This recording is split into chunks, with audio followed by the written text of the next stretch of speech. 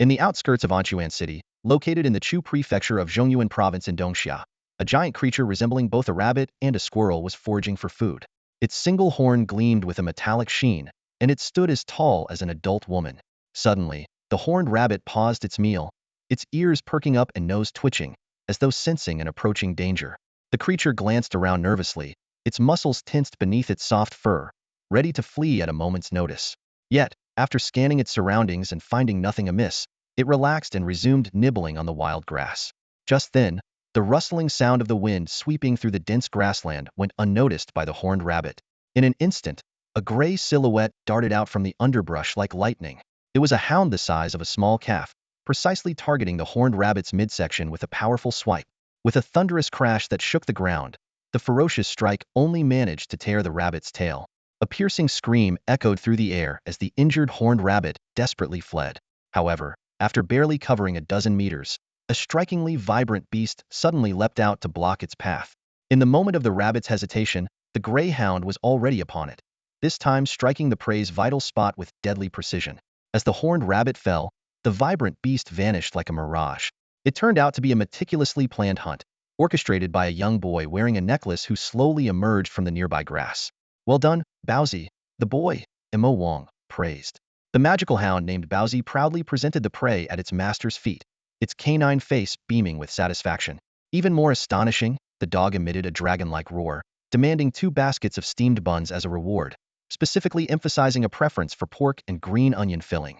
Mo Wang skillfully processed the prey, extracting a bronze-colored source pearl from the horned rabbit's head. Meanwhile, Baozi used the tip of its claw to emit a pale blue flame, effortlessly severing the valuable horn. With their task completed, the boy gazed towards the towering city walls in the distance, the last refuge for humanity. City. Over a century ago, mysterious realms emerged, and powerful source beasts nearly obliterated human civilization, forcing the survivors to rebuild their homes behind high walls. "The day is getting late, let's call it a day, Baozi. It's time to head back," Mo Wang said. On the way, Baozi suddenly sensed something and let out a low growl.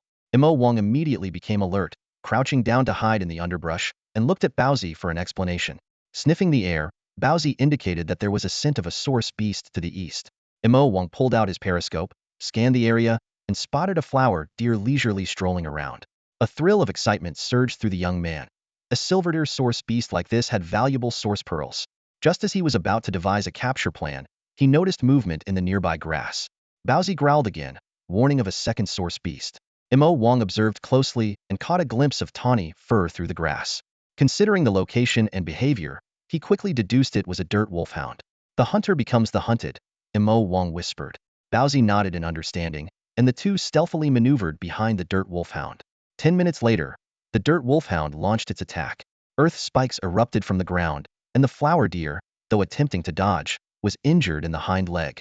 As it fled, it tried to use its natural healing, leaving withered plants in its wake. Relentless, the dirt wolfhound pursued it, continuously pressing the prey with earth spikes. Finally, it leapt and fiercely bit the flower deer's neck. The two beasts wrestled, kicking up dust. The flower deer struggled desperately, but was overpowered by its adversary. With a sudden move, the dirt wolfhound flipped its prey onto the ground and unleashed another source technique. Razor-sharp earth spikes pierced through the flower deer's body, pinning it to the spot. Blood splattered, and life quickly ebbed away. A few minutes later, the flower deer lay motionless in a pool of blood, completely lifeless. The coyote hound finally released its grip, panting heavily with its tongue hanging out. At that moment, a figure shot out from the bushes like lightning. Baozi, with claws ablaze and green flames, targeted the coyote hound's head. Bang! With just half of its strength, the attack knocked the sturdy coyote hound to the ground, leaving a shallow crater where its head had been.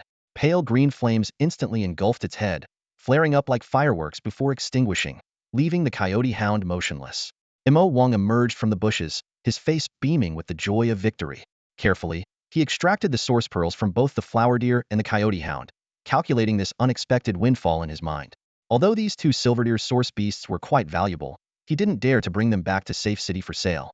After all, a bronze-tier kid suddenly possessing 2 silver deer source beasts would surely attract attention. The young man packed the source beast bodies into a specially designed waterproof bag and closed his eyes to recall the terrain around Safe City in Chuzhou. He decided to hide his catch at Base 29 and later contact the buyer to retrieve the goods themselves. With the plan set, Imo Wang gently patted Baozi's head and smiled. It's getting dark. We need to hurry over there. Let's go, Baozi. By the time Imo Wang and Baozi finished their tasks and returned to Safe City East District, the sun had already dipped behind the mountains, leaving its last rays behind. Chuzhou Safe City is divided into the original district and the expansion district, separated by a high wall. The original district houses the wealthy and powerful, living in comfort, while the expansion district is crowded and dirty, with residents struggling to make ends meet. This disparity has created a distinction between inner wall people and outer wall people. 16-year-old Imo Wang is an outer wall person and has lived in the expansion district for 8 years. Returning to the city with his catch, he is greeted by the guard, Li Zhiheng, who smiles at him. Imo Wang hands him a bag of rabbit meat, and Li Zhiheng pretends to have a stomachache and leaves, tacitly allowing Imo Wang to pay less tax. At the ATM, Imo Wang completes his transaction and receives a text message confirming his tax payment. He can't help but reflect on the large amount of tax he pays, which seems to have little impact on improving people's lives. By the time Li Zhiheng returns, Imo Wang has already left. Li Zhiheng mutters about Imo Wang's honesty and then falls silent. He takes out a necklace from a spatial fluctuation, similar to Imo Wang's. As he looks at the necklace, a mix of sadness and relief appears in his eyes. Time flies. It's been 8 years, sister. The seal that the Jean family placed on this child is almost wearing off on its own. I haven't intervened to help him. I really hope you can see this. This is the path he has chosen. Not far behind the East District's Gate 13 lies a spacious plaza. Around this time, hunters returning from their expeditions fill the area. The solar-powered streetlights illuminate numerous small food stalls offering everything from barbecue and fried rice to ramen, filling the air with mouth-watering aromas. Imo Wang strolled leisurely through the plaza, carrying a package the size of a young calf on his back, with a unicorn pine rabbit perched on his shoulder. Though there is an official source beast materials purchasing station near the gate, the prices are low, and Imo Wang apparently has other avenues. Hey Wang, got some good stuff today? Don't sell to old Chen, consider me instead, called out a skewer vendor as he sprinkled seasoning over his grill. Really? Old Chen's got a pretty daughter, you know? Someone playfully teased from the side. Imo Wang smiled and politely declined the enthusiastic invitations from the stall owners until he stopped in front of Uncle Lee's ramen stand. Imo, come over here. I need to talk to you. Uncle Lee beckoned mysteriously. Imo Wang leaned in, and Uncle Lee lowered his voice. The Black Tiger Gang has a new leader, rumored to be of silver rank. You need to be careful. Imo Wang was momentarily taken aback, but quickly resumed his relaxed demeanor. Don't worry, Uncle Lee, I'll be cautious. Uncle Lee grew more anxious. A silver rank? Surely you've got some connections in the city guard? If things get tough, don't hesitate to ask for help and try to handle it alone. Imo Wang nodded seriously. I'll reach out if necessary. Thanks for your concern, Uncle Lee. That's good to hear. You're young and promising, so take care of yourself. Uncle Lee sighed with relief. The usual, 5 large bowls of ramen to go? Yes, add eggs to all, but no cilantro. After buying ramen, Imo Wang walked with a slight frown, as if deep in thought. He wasn't too concerned about the new leader of the Black Tiger Gang, as the opponent was just an ordinary silver rank. Even though Imo Wang was stuck at the bronze rank due to a seal, dealing with such an opponent would only take a couple of minutes. What really troubled him was that the seal on him was about to break, and he still needed about 10 more silver source pearls, or 1 gold source pearl to gather enough source energy. Imo Wang considered his resources: 1 bronze source pearl, 2 silver source pearls, and over 20,000 in savings. This was far from enough. Bronze source pearls started at 100, silver ones at 1,000, and gold source pearls were priced at over 10,000. And those were just the lowest quality prices, with questionable quality. He sighed inwardly, thinking about how source pearls could also unleash the innate abilities of source beasts, in addition to replenishing source energy. For instance, his flower deer source pearl could perform natural healing, though the effect was greatly reduced. It was enough to heal minor injuries. However, frequent use would degrade the quality of the pearl, and there were plenty of such inferior pearls on the market. Imo Wang found himself in a dilemma. School would start soon, entering his senior year, leaving no time to hunt in the wild. It was unlikely he'd get lucky in the next 3 days either. After weighing his options, he decided to sell the flower deer source pearl he had intended for personal use to raise funds. Just then, Baozi growled softly and reminded him, "What about those 2 source beasts' bodies?" Imo Wang had a sudden realization and immediately took out his communicator to log into the dark web, contacting a source beast materials buyer. He briefly described the situation and attached photos of the hidden location. Soon, the buyer replied with an estimated price of 4 to 5,000 and asked if he wanted to pay taxes. After a brief thought, Imo Wang decided to pay the taxes. He was a government-certified enthusiastic taxpayer, receiving rewards every quarter. It wasn't worth ruining his reputation over such a small amount. The buyer seemed a bit surprised but politely confirmed the transaction details. Mo Wang decided that he would sell the remaining flour deer source pearl through a legitimate business, avoiding such gray channels. Presumably, the customer service on the other end found it odd as well. Isn't the point of trading with them to avoid taxes? Why would someone with the nickname Inc. insist on paying taxes? If that's the case, why not sell it directly and earn more? Mo Wang didn't head straight home. Instead, he made his way to a place called Chin's Meat Shop with Baozi in tow. He still needed to deal with the unicorn pine rabbit. As he pushed open the shop door, Mo Wang was greeted by a faint aroma of meat. The small but tidy shop was illuminated by white lights, and a black-clad young woman sat with her eyes closed. She was Chin Eason, the beauty of East Zone 1 and a beacon of hope for the future. Last month, during the official origin ceremony at Chuzhou Safe City, she made a name for herself by unveiling a Grade A origin map with 24 source marks using a golden source orb. Sensing someone entering, Chun Eason opened her eyes. Seeing it was Mo Wang, she smiled slightly. "Old Mo, you're back late. What happened?" Mo Wang's face darkened. Despite being a stunning beauty, this girl had the demeanor of a big sister. He replied casually, "Nothing much, just got delayed chasing a source beast." "Where's your dad?" "This unicorn pine rabbit's hide is quite valuable." As he spoke, he found 2 metal bowls, served Baozi some noodles, and began eating heartily himself. "My dad had something to attend to, so he asked me to handle things for now," Chin Eason explained as she skillfully weighed and priced the meat. 72 pounds, $10.80. How about 230 for the hide? Mo Wang swallowed a mouthful of noodles. 150 is fine. The tail's broken, so the quality's a bit lacking. Chun Eason nodded and transferred the money. Watching Mo Wang devour his food, she suddenly said, "Old Mo, I think you're right. Someone like me should indeed find some backing." "It's you, not us," Mo Wang corrected without looking up. "Don't forget, my lousy origin map only has 11 source marks." After a pause, he asked, "So, which faction are you thinking of joining?" "None of them." "Want to guess again?" Mo Wang mumbled. "You're not thinking of joining the Recovery Corps, are you? That's dangerous." "Still wrong." Hearing this, Mo Wang was momentarily stunned. He lifted his face from the bowl, swallowed his noodles, and asked in disbelief, "Secret Realm Legion?" The spirited young woman raised an eyebrow with a smile. "Congratulations, you got it right." Mo Wang scratched the back of his head, at a loss for words. After pondering for a moment, he half-jokingly said, "Have you written your will?" Chun Eason spat out, "Oh Mo, your mouth. The Secret Realm Legion is dangerous, but it's not that extreme. I checked. The annual death rate is 15.14, and the injury rate is 35.26. On average, half the people come out unscathed each year." Mo Wang's eyes widened. "Auntie, isn't that high enough?" Chun Eason shrugged nonchalantly. "These days, where isn't there danger? I want to grow stronger and turn my talent into strength. The Secret Realm Legion may be risky, but it offers the best resources and benefits." Mo Wang wanted to persuade this stubborn girl, even though he knew it might be in vain. If you're looking for resources quickly, you could join those large private organizations, like Jinshan Trading Company or the City Lord's Mansion. They would definitely value your potential and invest plenty of resources. Chen Eason replied calmly, "I received offers the day I succeeded in my initiation. The benefits are indeed high, and resources up to the platinum level are guaranteed. But there are 2 reasons I can't accept." She paused.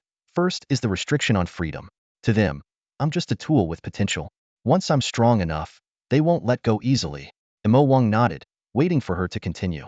"The second reason is more crucial," she said expressionlessly. "I despise these private organizations." Mo Wang remained silent. He knew this was related to Chun Eason's background. She was supposed to have the surname Liu, being a descendant of a prominent family in the inner city. Her biological father, a scoundrel, abandoned her mother after exploiting her. Eventually, her current father, Chun Yuanzhong, took them in despite the rumors. Mo Wang got up to get himself and Baozi another bowl of noodles, then asked, "Why do you want to become stronger? Do you crave power?" Chun Eason countered, "Don't you?" Mo Wang gave an awkward smile. If he didn't crave it, he wouldn't have spent 8 years hunting source beasts in the wild to exchange for source pearls. "We're getting off topic," Mo Wang said. "I mean, there are many ways to pursue power. There's no need to rush. For example, you could join the Guard Legion for some training before entering the Secret Realm Legion." Chun Eason shook her head. "That's too slow. Besides, I can't stand the corruption in the Guard Legion." Mo Wang shrugged, knowing she had made up her mind. "Do Uncle Chun and Aunt Yu know?" "They do," Chun Eason answered briefly, lowering her eyes to say no more. It was clear convincing her parents had not been easy. After a moment of silence, Mo Wang asked, "Have you contacted the Secret Realm Legion?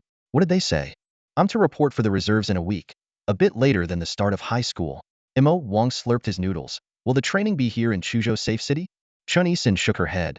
"They seem to value me. They didn't specify the location, just said someone would pick me up. I see. Mo Wang swallowed his noodles. I'll see you off when you leave. Will there be a gift?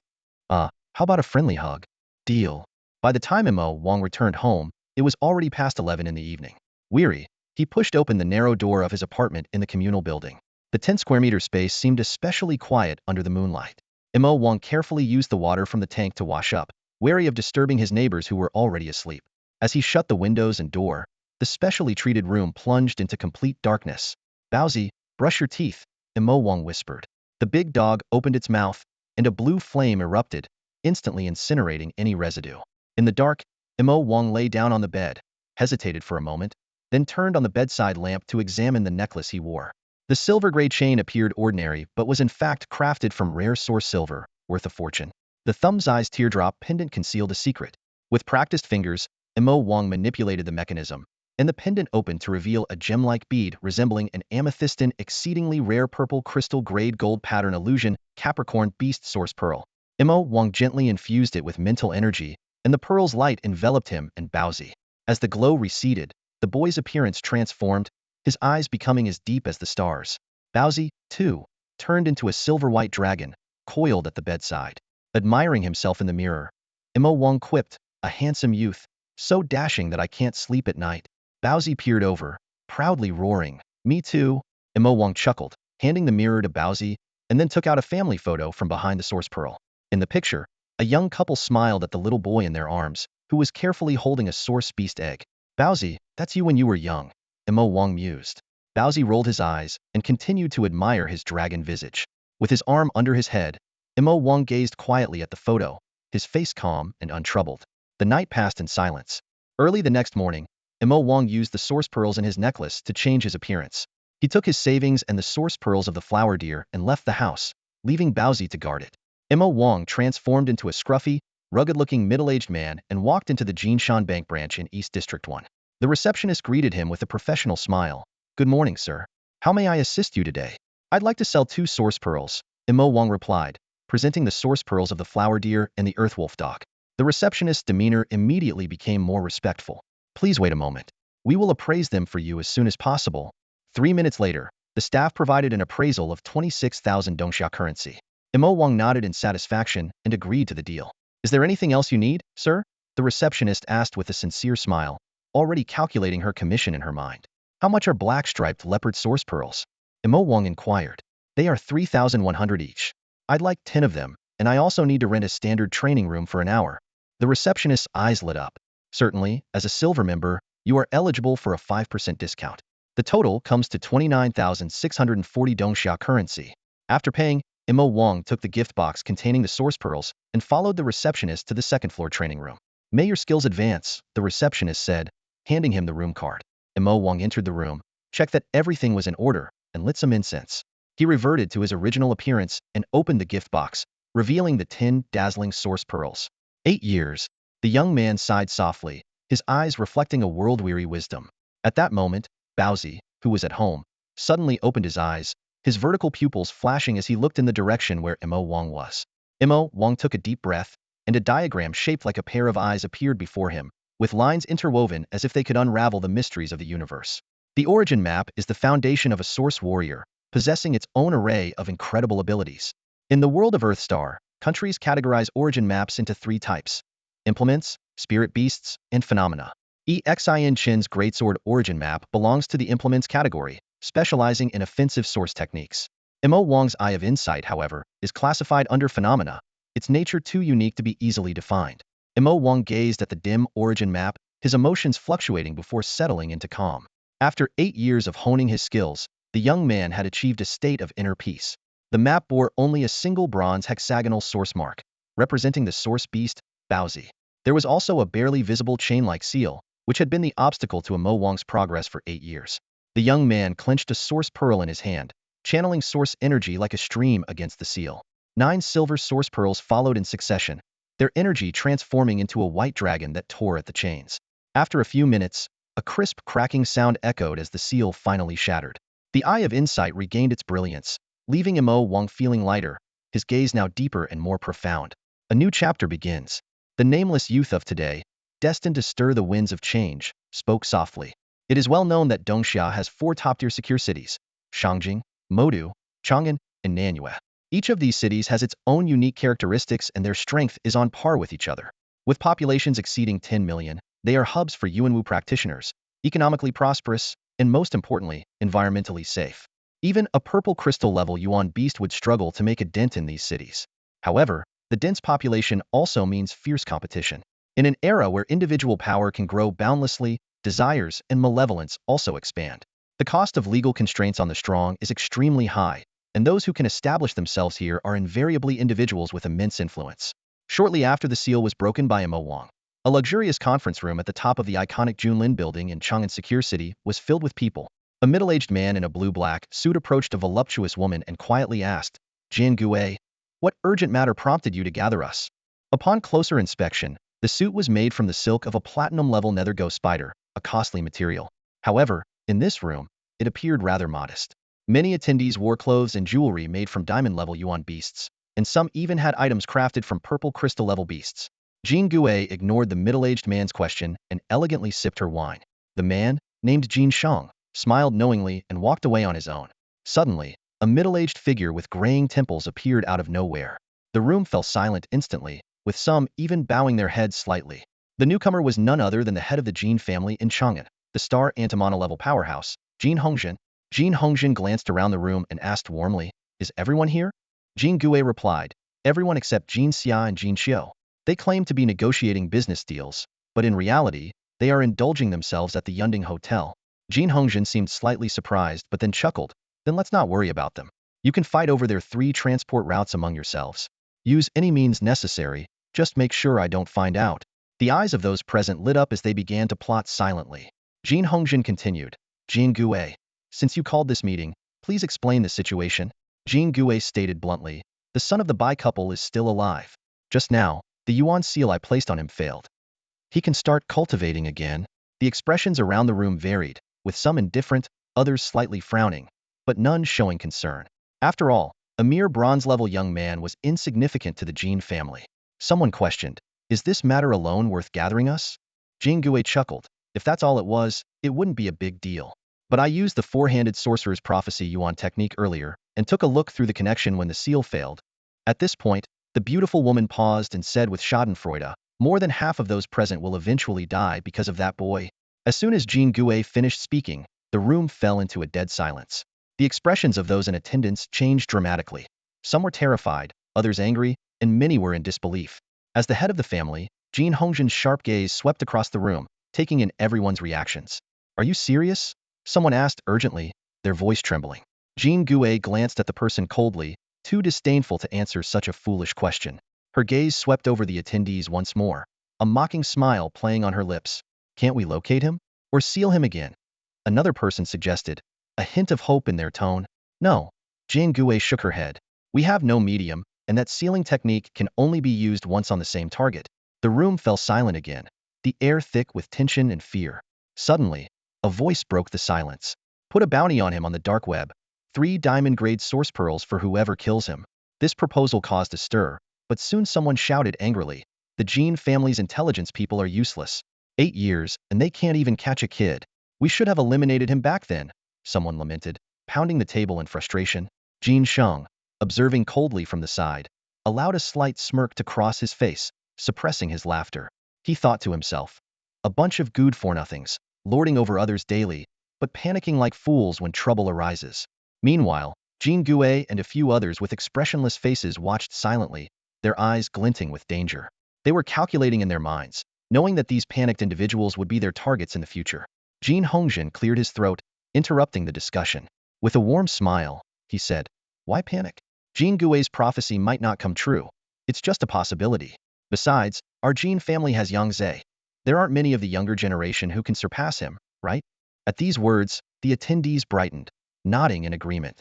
Some began to secretly plan how to support Jin Yangzhe, hoping to secure their own futures. Seeing this, Jin Hongzhen chuckled inwardly. He turned to the crowd, his smile unwavering. "The core industries of the Bai family that we took over are still not fully integrated. There's bound to be some loose ends. Why not consolidate these industries under one person? And if that boy causes trouble, we can just hand it over to him. So, who among you is willing to take on this responsibility?" As soon as he finished speaking, The room fell silent once more. Everyone lowered their heads in thought, reluctant to be the first to step forward. At that moment, Jin Shang, who had been silent all along, suddenly spoke up. Family head, give it to me. Everyone turned to look, but Jin Shang remained unfazed. As an illegitimate child, Jin Shang was long accustomed to the disdainful glances of others. If not for his exceptional talent, the Jin family might not have even acknowledged his existence. Even so, he was often given the toughest tasks. Take, for example, the compensation duties. With the worsening situation and rampant secret realms and source beasts, the number of family employees injured or killed in exploration and combat was increasing daily. Dealing with grief-stricken families and negotiating compensation amounts was truly a headache. Jin Shang's eyes flickered as he calculated his next move. Taking over the Bai family's business was risky, but the benefits were substantial. If he could use this opportunity to climb higher and reach the Xingti rank, what was there to fear? Even if the worst-case scenario meant death, at least he could live lavishly without having to endure others' disdain. With this thought, a slight smile appeared on his lips. Jin Hongzhen's smile was warm, yet his gaze was as sharp as a knife. Does anyone have any objections? If not, Jin Shang will take over. Everyone quickly shook their heads and congratulated Jin Shang. Both sides exchanged pleasantries, each harboring their own hidden agendas. Once Jin Hongzhen's figure disappeared, the atmosphere instantly became lively. People gathered in small groups, whispering to one another. Jin Shang stood alone, unnoticed. He watched Jin Hongzhen's departing figure, silently admiring the family head's tactics. A simple meeting not only filtered out the capable members of the family, but also set a test for the future head and preemptively identified potential crises. Jin Shang glanced at two people preparing for a private conversation nearby, feeling a sense of disdain.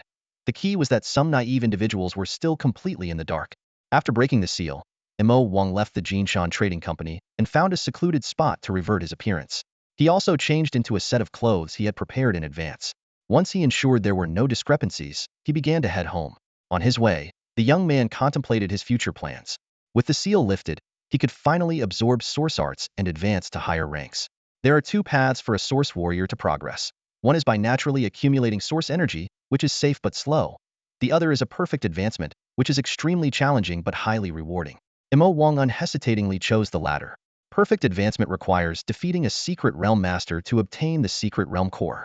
However, with his current blank source map, he was powerless against a secret realm master. His immediate priority was to acquire high-quality source beads and absorb powerful source arts. There are three ways to obtain high-quality source beads: buying them, defeating powerful source beasts yourself, or joining an organization and waiting for rewards. Mo Wang, short of money, couldn't afford to buy them. While he could potentially defeat a silver source beast, he aspired for the more powerful golden source arts. The last option seemed most suitable for his current situation. Tomorrow marks the start of his senior year in high school, with the city's joint military training about to commence. In previous years, those who excelled in the training received high-quality source bead rewards. This was undoubtedly an excellent opportunity. Mo Wang made up his mind to give his all during the training, laying the groundwork for obtaining powerful source arts. Pursuing this path seemed like a very promising choice. Imogo! Imogo! Mo Wang was walking home when he suddenly heard someone calling out behind him. He turned around and saw it was Chen Yisen's 9-year-old brother, Chen Wenhan. The young boy looked anxious and was panting heavily as he ran up to Mo Wang. What's wrong, Wenhan? Shouldn't you be having lunch at home around this time? Mo Wang asked, puzzled. Catching his breath, Chen Wenhan exclaimed, Imogo. I came home from school and saw members of the Black Tiger Gang beating people in our shop. Mo Wang frowned. Although the Black Tiger Gang had recently gained a new leader of silver rank, why would they suddenly cause trouble at the Chen family's store? If they wanted to make a statement, shouldn't they come to him first? Don't worry, Wenhan. Where's your sister? Mo Wang inquired. My sister's hurt. Mom and Dad were beaten too. Chen Wenhan's little face scrunched up, tears threatening to fall. Imogo, you have to help us chase those bad guys away. Mo Wang thought to himself. Didn't the Black Tiger Gang know about Chen Yisen's top-tier talent? Picking a fight with the Chen family seemed unwise. Regardless, he had to help. Don't worry, I'll help you, Mo Wang said gently, patting Chen Wenhan's head. Let's talk as we walk. How many of them were there? Did you get a good look?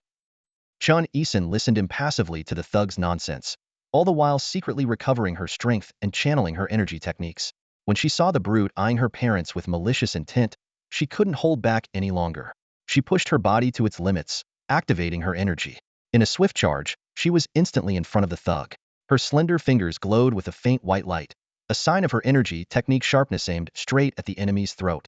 If that strike had landed, the burly man, despite being at the silver level, would have been doomed with a slashed throat. However, a look of disdain flashed in Luo Jiaming's eyes.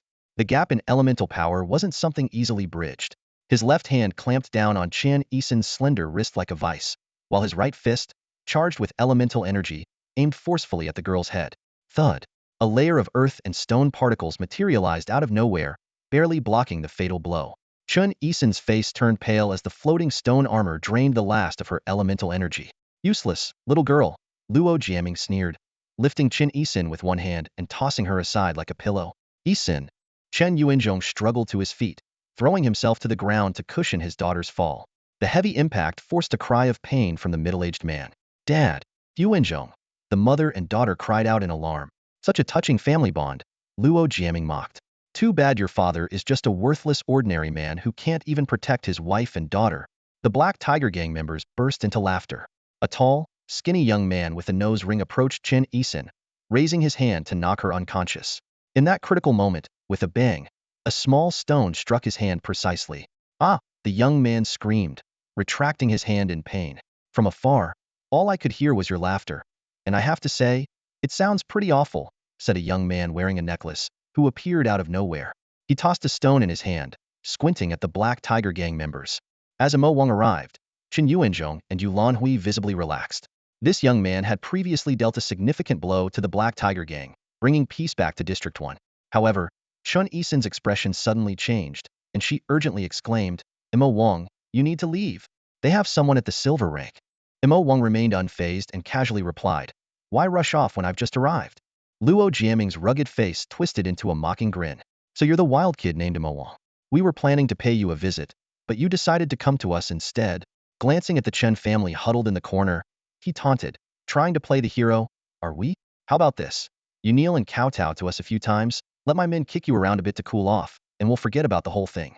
How does that sound? You little orphan. The members of the Black Tiger Gang burst into laughter. Mo Wang nonchalantly picked at his ear and earnestly asked, are you done? Why'd you stop laughing? I was curious to see how long you could keep it up.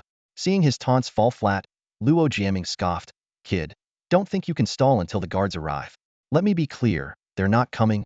Mo Wang's eyes lit up. Oh, is that so? So, if I were to beat all of you to a pulp here, no one would stop me? A little over an hour earlier, at the East District Guard Bureau branch, Operator Zhao Tian had received a distress call from Yu Lanhui. He assured her that the guards were on their way. After hanging up, he hesitated, considering contacting someone named Hai Xiao. Just then, his colleague Huang Guangji entered, informing Zhao Tian that his leave had been approved, allowing him to take his sick daughter to the inner city for some fun. After Huang Guangji left, Zhao Tian received a video call from his daughter. Xiao Wen, dressed in a hospital gown, wore a bright smile on her pale face. Daddy, I miss you. Suppressing his heartache, Zhao Tian smiled and reassured her. Don't worry, sweetheart. Daddy's found a doctor. This afternoon, I'll take you for treatment, and soon you'll be playing with your friends again. Xiao Wen nodded happily, blew her dad a kiss through the screen, and shyly ended the call. The communicator returned to the desktop, and Zhao Tian gazed at the wallpaper. It was a picture of a little girl with a round face and rosy, healthy cheeks, being held by his wife. She was holding a small pinwheel. Her lips puckered happily as she blew on it in the spring sunlight. Zhao Tian stared at this heartwarming scene, his eyes gradually becoming more resolute. That was his child. As a father, he was willing to sacrifice everything, even if it meant facing the pangs of conscience or being captured and executed by his colleagues. He had to save his daughter. Taking a deep breath, Zhao Tian reopened the dark web chat interface. His fingers trembled slightly as he sent a brief message to Hai Xiao. I agree. The message vanished the instant it was sent, as if it had never existed. Moments later, a reply came. Deal? Your daughter will be back to normal within 3 days. This message also disappeared as soon as Zhao Tian read it, along with the entire conversation history. With a calm demeanor, Zhao Tian left his workstation, picking up a 2-liter bottle of mineral water at his feet. He walked steadily toward the communications base of the security bureau, engaging in casual conversation with the staff, and using the excuse that his child was curious to take a tour, he easily gained access to the signal equipment room. His old colleague was unsuspecting and was about to introduce the equipment when Zhao Tian suddenly struck, knocking him out with a swift chop. This scene was captured entirely by surveillance cameras, and the alarm was immediately raised in the security office. Moving quickly, Zhao Tian dragged his colleague aside and tossed the bottle filled with highly flammable gasoline into the equipment room.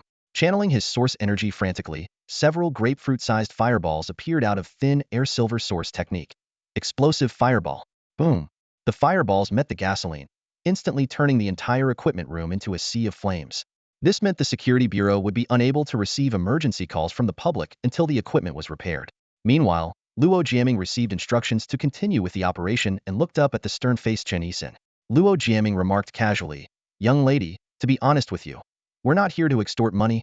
Mo Wang's eyes lit up with a hint of excitement as he scanned the members of the Black Tiger gang. "So, even if I were to take you all down right here, no one would stop me, huh?" he taunted. The gang members who had previously been beaten by him instinctively touched their scars, as if they were starting to throb again. They had to admit, this Mo Wang kid was ruthless. During the last confrontation, 4 of their bronze-level warriors were nearly incapacitated, and their leader, Chao Renjia, had spent a week in the ICU. Ordinary members had their limbs broken and were left by the wayside. Since then, the Black Tiger gang had been lying low. Of the 9 who showed up this time, only 3 were lightly injured veterans, and the rest were new recruits. One of the older members, wearing an earring, stammered, "Don't be too cocky. Brother Luo is a silver-level warrior. Taking you down will be a piece of cake." Luo Jiaming frowned, wondering if this guy was trying to sound tough. But why was his voice getting weaker? A young man who had been hit on the hand with a rock by Mo Wang before was hot-tempered and didn't bother with words. He pulled out a fruit knife and activated his source technique, swift charge rushing straight at Mo Wang. Luo Jiaming, wanting to gauge Mo Wang's strength, did not intervene. With the source technique boosting him, the young man with the nose ring moved at an incredible speed, reaching Mo Wang in the blink of an eye, his right hand aiming to stab straight at Mo Wang's face. Mo Wang sneered. With the help of the inside eye source diagram, every move of his opponent was clear to him. He could even see that this fierce attack was just a feint, and the real threat was the spring-loaded knife in the opponent's left hand. Mo Wang pivoted on his toes, easily dodging the attack. As his opponent lost balance, Mo Wang tripped him, throwing him off completely, and followed with an elbow strike to the neck. The young man with the nose ring cried out, landing face first and skidding 2 meters before stopping. Mo Wang clicked his tongue, shaking his head. "Brave, I'll give you that." The young man got up, face covered in blood, and charged again, this time swinging his weapons with both hands. Mo Wang chuckled softly, swiftly reached out, hooked the nose ring, and yanked hard. "Ah!" The young man let out a blood-curdling scream as blood streamed down his chin.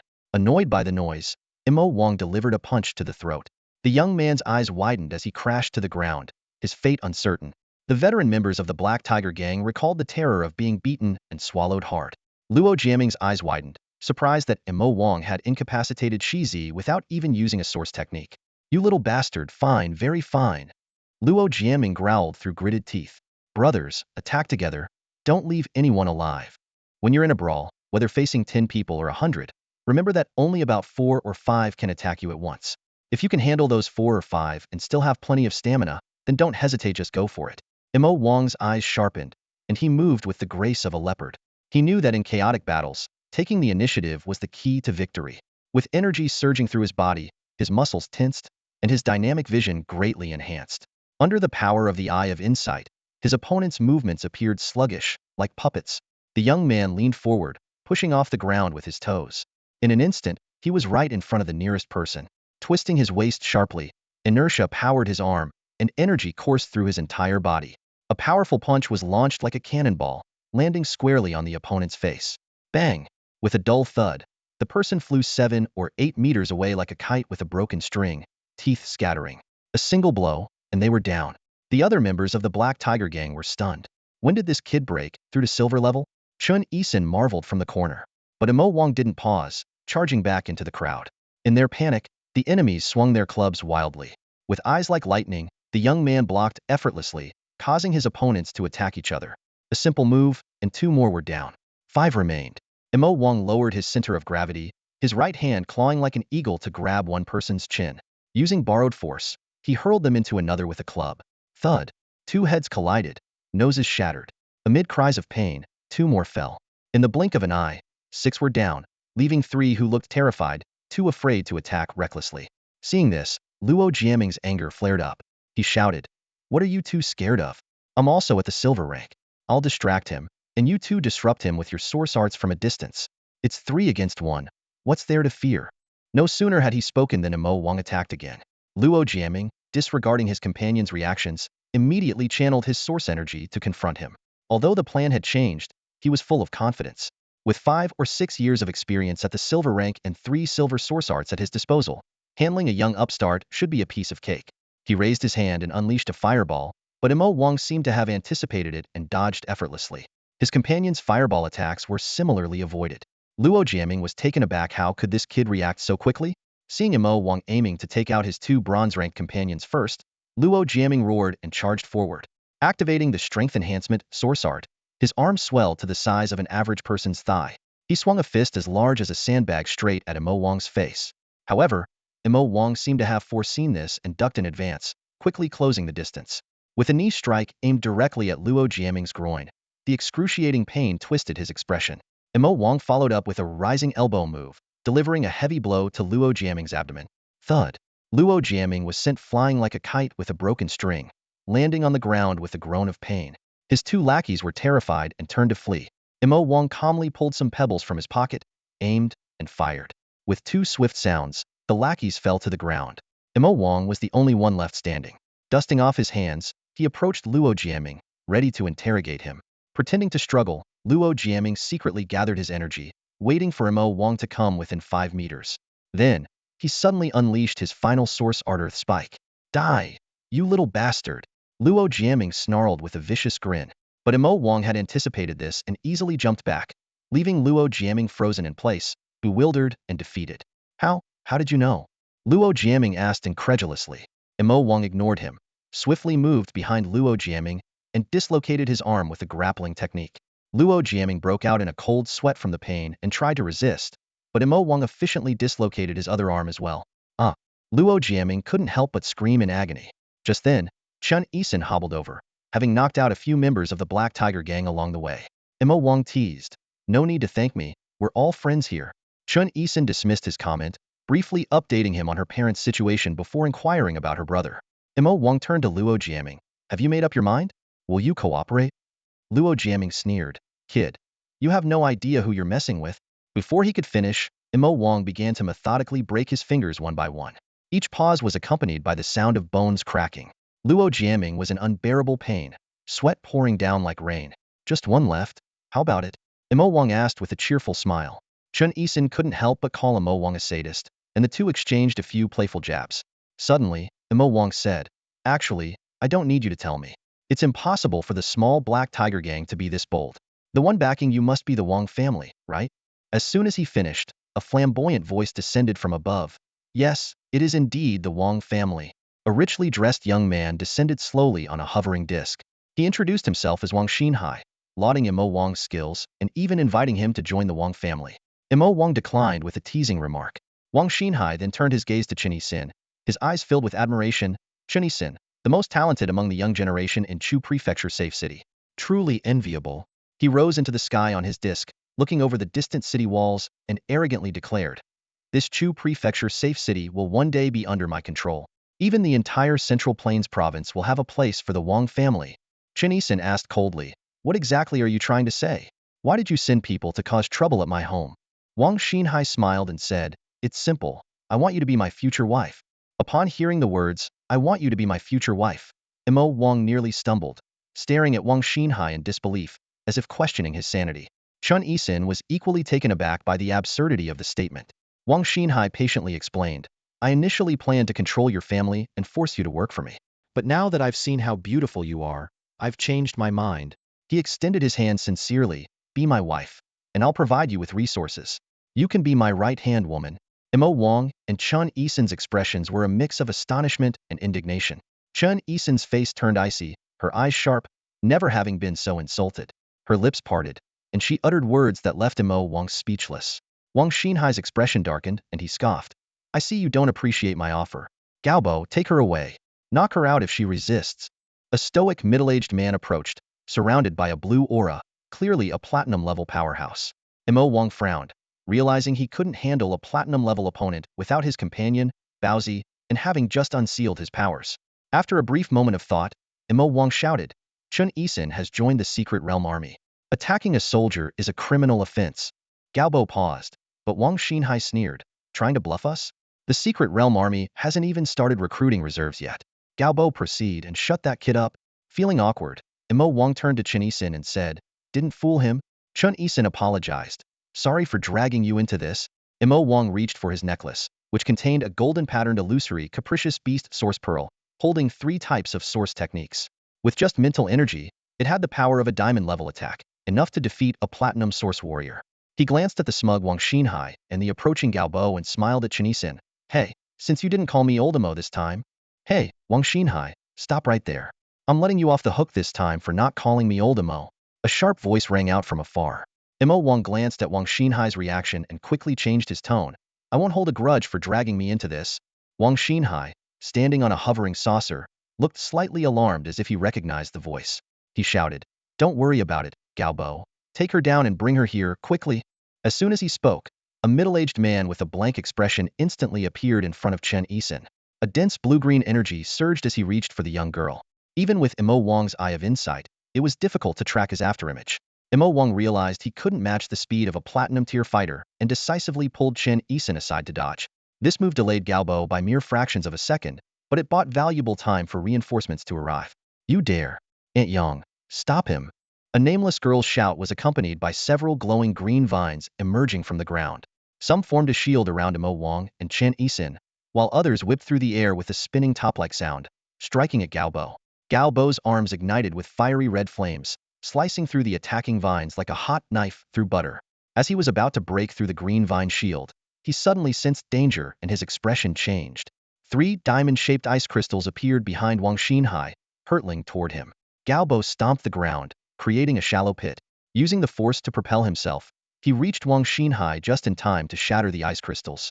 Tiny ice shards fell to the ground, and cold sweat broke out on Wang Xinhai's back, realizing he had narrowly escaped death. Lu Xinxin, are you crazy? Wang Xinhai shouted angrily. You nearly killed me. Do you want to start a feud between the Lu and Wang families? Not far away, a petite girl walked over. She was wearing a tight white t-shirt and denim shorts, perfectly showcasing her figure and delicate features. Behind her was a slightly plump woman, presumably the so-called Aunt Yang. Lu Xinxin nonchalantly replied, You're still alive and kicking, aren't you? What's all the fuss about? Wang Xinhai gritted his teeth, cursing this madwoman in his heart. He suppressed his anger and asked, I haven't provoked you. Why are you stopping me? Lu Xinxin raised an eyebrow and retorted, Wang Xinhai, don't play innocent with me. I don't believe you haven't investigated and know that Chen Yixin is my cousin. She winked playfully at Chen Yixin inside the vine shield. Don't worry, cousin, with me here, he can't do anything to you. However, Chen Yixin remained silent in the face of Lu Xinxin's goodwill. Wang Xinhai sneered, evidently aware of Chen Yixin's identity. He mocked, So what if she's your cousin by blood? Why didn't your Lu family acknowledge her earlier? You only come forward now that she's shown exceptional talent, pretending to care. He feigned a realization. Oh, I get it. You probably didn't even know she existed until you heard about a genius with 24 source marks in Safe City. You wanted to recruit her, but upon investigation, found out she should have been a Lu all along, cast aside after your family's spoiled brats ruined her mother. A genius who should have led the younger generation of the Lu family and all of Chuzhou Safe City ends up as a butcher in the outskirts, selling meat to survive. Ha ha ha. Wang Xinhai, shut your filthy mouth. Lu Xinxin's eyebrows arched in anger. Do you really think I wouldn't dare do something to you, given our differences in status? Wang Xinhai glanced at Gao Bo, who confirmed there were no ambushes nearby, and arrogantly said, Stop acting tough like a kid, Lu Xinxin. Since you're here today, I'll give you face and won't do anything to them. He smirked, his eyes heatedly fixed on Chen Yixin. But how long can you protect her? Even if she joins the secret realm army and becomes powerful, she has family. How long can you protect them? She will eventually be mine. Hearing such shameless remarks, Lu Xinxin seethed with rage. Wang Xinhai, you're a shameless scoundrel. Lu Xinxin, compared to your cousin's sharp tongue, you're still lacking. Wang Xinhai smiled slightly, knowing that with the Lu family present, today's plan couldn't succeed. He cast a final glance at everyone and said, Let's go, Gao Bo. Until we meet again. With that, he turned and left on the hovering saucer, drifting away. Lu Xinxin watched Wang Xinhai's leisurely figure with gritted teeth, muttering a few curses under her breath before heading towards Chen Yixin and Imo Wang. With a light step, Lu Xinxin approached Chen Yixin, a flicker of concern in her eyes. She spoke softly, Cousin, don't take that jerk's words to heart. If we had known what second uncle was up to, we would never have stood by. Chen Yixin remained expressionless, simply nodding in acknowledgement.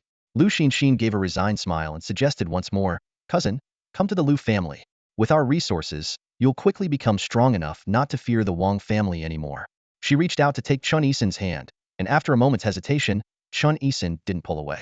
Lu Xinxin's eyes lit up, and she continued to persuade her, Once you're strong enough, you can leave whenever you want, or stay and we won't treat you poorly. Think it over, okay? Chen Yisin pondered for a moment and then said slowly, give me some time. I'll give you an answer in a day or two. Lu Xinxin nodded excitedly. This was a promising sign. She recalled her grandfather's anger upon learning about Chen Yisin's situation, almost expelling second uncle from the family. A genius with 24 source mark engravings, even stronger than the city lord. If nurtured earlier, she could become a diamond-level expert within 30 years, perhaps even reach amethyst. Unfortunately, due to second uncle's actions, her cousin harbored resentment towards the Lu family. Lu Xinxin could understand, but for the sake of the family, she had to find a way to win over this talented individual.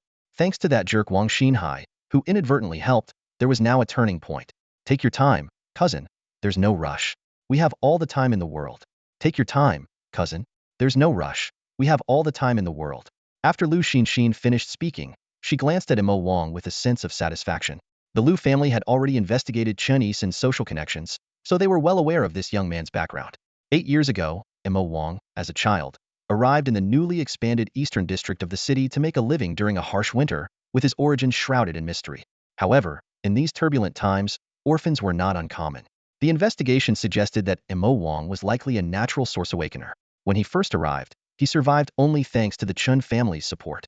Soon, he displayed extraordinary hunting skills, often partnering with greyhounds to hunt source beasts, providing meat for the Chen family's butcher shop. It wasn't until he clashed with Chao Renjia, the former leader of the Black Tiger Gang, that his identity as a source awakener was revealed. Lu Xinxin pondered quietly. This young man is loyal and powerful with a close relationship with my cousin. He is worth befriending.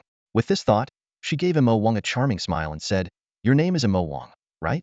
Thank you for protecting my cousin. This is a small token of my gratitude. She extended her fair hand, and the blue ring on her index finger glowed briefly before a golden source pearl appeared in her palm, adorned with patterns of bird feathers and flames. This is a fire crow source pearl, equipped with the source arts of fire blast and hot wind, suitable for both single and group attacks. I hope you will accept it. Lu Xinxin's generosity was evident, as fire crow was a rare golden source beast. Its pearls typically monopolized by large powers and priced at a minimum of 10,000. It was exactly the high-quality source pearl Imo Wang needed. Imo Wang accepted the pearl with a serious expression and said, Miss Lu, you are generous. I will certainly speak well of you to my brother Chen and persuade her to return to the Lu family soon. Chen Yisin's face darkened at these words, but Lu Xinxin merely covered her mouth and laughed, finding the young man's plain appearance contrasted with his interesting personality. Afterward, Lu Xinxin arranged for everyone's injuries to be treated and contacted the city guards to deal with Luo Jiaming and his group. Following some negotiations, everyone went their separate ways. A few hours later, in a private tea room belonging to the Wang family in the inner city, Wang Xinhai, whose plans had been thwarted, showed no sign of panic as he leisurely sipped his tea. He clicked his tongue in distaste, saying, this stuff tastes odd. I don't get why the old folks like it. Nearby, the reserved Galbo savored his tea, clearly enjoying it. Second young master, these are specially crafted leaves from the secret realm, meant to calm the mind and clear the heart. You can't buy them outside. Wang Xinhai frowned and asked, Galbo, you mentioned that young man is unusual? Galbo replied solemnly, before the Lu family arrived, I sensed a hint of threat from him. Wang Xinhai pondered, interesting. Have someone look into his background. Just as he finished speaking, Wang Xinhai's communicator lit up. He glanced at it and smiled. Finally, a response. Let's go, Galbo. It's time to wrap things up. When Imo Wang got home, he had just closed the door with a bag of steamed buns when Baozi eagerly bounded over to him. The dog's head nudged Imo Wang repeatedly, and an excited voice resonated in Imo Wang's mind. Imo Wang, your seal is finally broken. The youthful voice made Imo Wang smile knowingly. Previously, because of the seal, Baozi couldn't enter Imo Wang's source map or communicate telepathically through it. Now that the restriction was lifted, everything returned to normal. Yes, it's finally undone, Imo Wang said with a sense of relief, casually ruffling Baozi's head. He briefly explained the relationship between a source warrior and their contracted source beast. The contracting process is similar to absorbing source techniques, but success depends on mutual recognition rather than talent or luck. Once contracted, their minds and source energy are linked, and they can even share source energy. More importantly, they share each other's fortunes and setbacks, thriving or suffering together. Because of this, even though Baozi possessed a powerful bloodline, it had been limited by Imo Wang's seal for 8 years, unable to advance. Now that Imo Wang was unsealed, Baozi immediately sensed a breakthrough was within reach, like a thin layer of paper ready to be pierced. Imo Wang, when are we going to the Bronze Secret Realm? Baozi asked eagerly. Let's quickly take down the Realm Master, absorb the core, and achieve perfect advancement. Imo Wang tapped Baozi on the head, smiling. It's not that easy.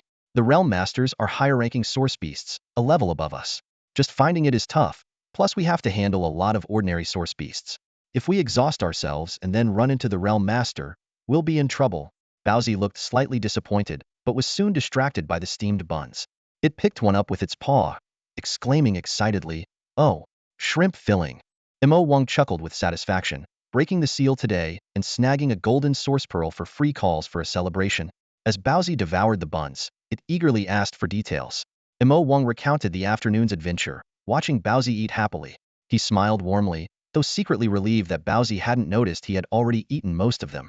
His conscience pricked him a little. In the evening, within the inner city of Safe City, Chuzhou, in the VIP suite of Chutian Hotel, Wang Xinhai sat on a plush sofa made from the hide of a rare platinum source beast. He held a communicator in his hand, frowning with a severe expression. His otherwise handsome face was even slightly contorted. Staring at the communicator screen, Wang Xinhai gritted his teeth and shouted, "Trash Jinli, aim better with your sniper. Li Qinglian, stop attacking the dragon and join the team. Support, don't clear the lane alone. They're going to ambush you." Gaobo silently approached Wang Xinhai and bowed slightly. "Second young master, the person you were expecting has arrived." "Just a moment, almost done." Wang Xinhai replied without looking up, continuing to curse. "A bunch of lovely teammates. Can't carry you. Forget it. I'm going AFK. You don't deserve to win." After finishing, he shut off his latest Pair 23 Pro Max communicator and tossed it into the trash can. Wang Xinhai stood up, took a deep breath, and his previously fierce expression became calm as water. He straightened his attire and went to open the suite door. "You're a bit late compared to the agreed time," Wang Xinhai said calmly. The visitor was Yang Yi, Lu Xinxin's bodyguard. She replied coolly. "Xinxin enjoys talking to her cousin and spent quite some time with her. I had to ensure her safety, so I couldn't leave." Wang Xinhai asked with interest, "Oh, really? I'm curious. Does Lu Xinxin know that it was your Lu family who asked me to put pressure on Chinesen?" Yang Yi shook her head. "Xinxin is straightforward and unaware of this matter." She glanced at Wang Xinhai. "Besides, aren't we in a cooperative relationship? You even initiated this cooperation. Yet now it sounds like our Lu family is the one seeking your help." "True enough," Wang Xinhai laughed heartily. "Although there were some hiccups in the plan and my people didn't manage to take away Chen Yisen's family, the result is more or less the same. After today's events, I'm sure Chen Yisen's attitude towards the Lu family will change significantly. So, where's the promised item?" Yang Yi took out a small box from her leather handbag and opened it, revealing a crimson lion head emblem. "Check it out." Wang Xinhai picked up the emblem and, feeling the unique source energy fluctuation within, couldn't help but smile. Indeed, it's the Blood Lion Mercenary Group's level token. He put the emblem away and smiled. "Your Lu family is quite generous, willing to hand over a bronze secret realm for a genius who holds a grudge against the family." Yang Yi remained calm. Yisen's potential far exceeds a bronze secret realm. Besides, it's just a token from an underground mercenary group, and whether it can defeat the realm's master is still unknown. Wang Xinhai crossed his legs and said somewhat gleefully, "Then I have some bad news for you. I just heard tonight that the secret realm army also values her highly. They've even sent a diamond tier expert to mentor her personally. Your Lu family's plans might just fall through." Yang Yi's expression remained unchanged. "We were aware of this from the beginning. Did you know all along?" Wang Xinhai was a bit surprised. "Then why did you go to such great lengths to win over Chen Yisen?" Wang Xinhai frowned slightly, a hint of confusion in his eyes. Aunt Yang chuckled softly, elegantly lifting her teacup for a sip. "We don't need Yisen to have any ties with the Lu family. We just want her to remember today's kindness and let go of any resentment towards the Lu family." Wang Xinhai stroked his chin thoughtfully. "Perhaps it's more than that. Given Chen Yisen's character, if the Lu family ever faces difficulties, she probably wouldn't stand by and do nothing. But for that, she needs to fully mature. Is it worth it for just a possibility?" Aunt Yang set down her teacup and gave Wang Xinhai a meaningful look. "Some things require power and status to understand. The Secret Realm Army dispatched a diamond-level expert, not just because of Yisen's talent." Wang Xinhai's eyes lit up. "Oh, is there more to it?" Aunt Yang replied slowly, "Highly talented source warriors will be increasingly valued, more than you can imagine. As for the reason, you'll have to find out yourself." Wang Xinhai pondered for a moment, then suddenly smiled. "One last question. Did your Lu family really not know about Chen Yisen and her mother before?" Aunt Yang gave him a deep look. "I'm not here to answer your questions. Besides, does it really matter?" "True, it doesn't matter." Wang Xinhai shrugged. "I was just curious." After Aunt Yang left, Wang Xinhai sat on the sofa, lost in thought. Butler Gao approached him. "Second young master, should we arrange treatment for that girl?" "What girl?" Wang Xinhai was puzzled. Butler Gao reminded him. "The daughter of Zhao Tian, the guard." "Oh, I remember now, Wang Xinhai said, suddenly realizing. Go ahead and make arrangements. Also, find an excuse to release Zhao Tian as well. Butler Gao hesitated. What if it's inconvenient? Wang Xinhai sighed. Then forget it. I was just thinking, if my father could be as devoted to his family as Zhao Tian, I wouldn't have to go through so much trouble. He swirled his wine glass and said self-deprecatingly, but I'm no saint. Butler Gao hesitated for a moment and said, if your father were really like Zhao Tian, you wouldn't have been born. While Wang Xinghai was in conversation with Aunt Yang, over in the Eastern Expansion District, at Chin's butcher shop, there was a rhythmic thudding sound. Mo Wang was crouched at the shop's entrance, using a chisel to dismantle the spikes left by Luo Jiaming. After delivering lunch to Baozi, he had come to help clean up the butcher shop that had been vandalized by the Black Tiger gang. With the final hammering, a 3-meter-long earthen spike crashed to the ground.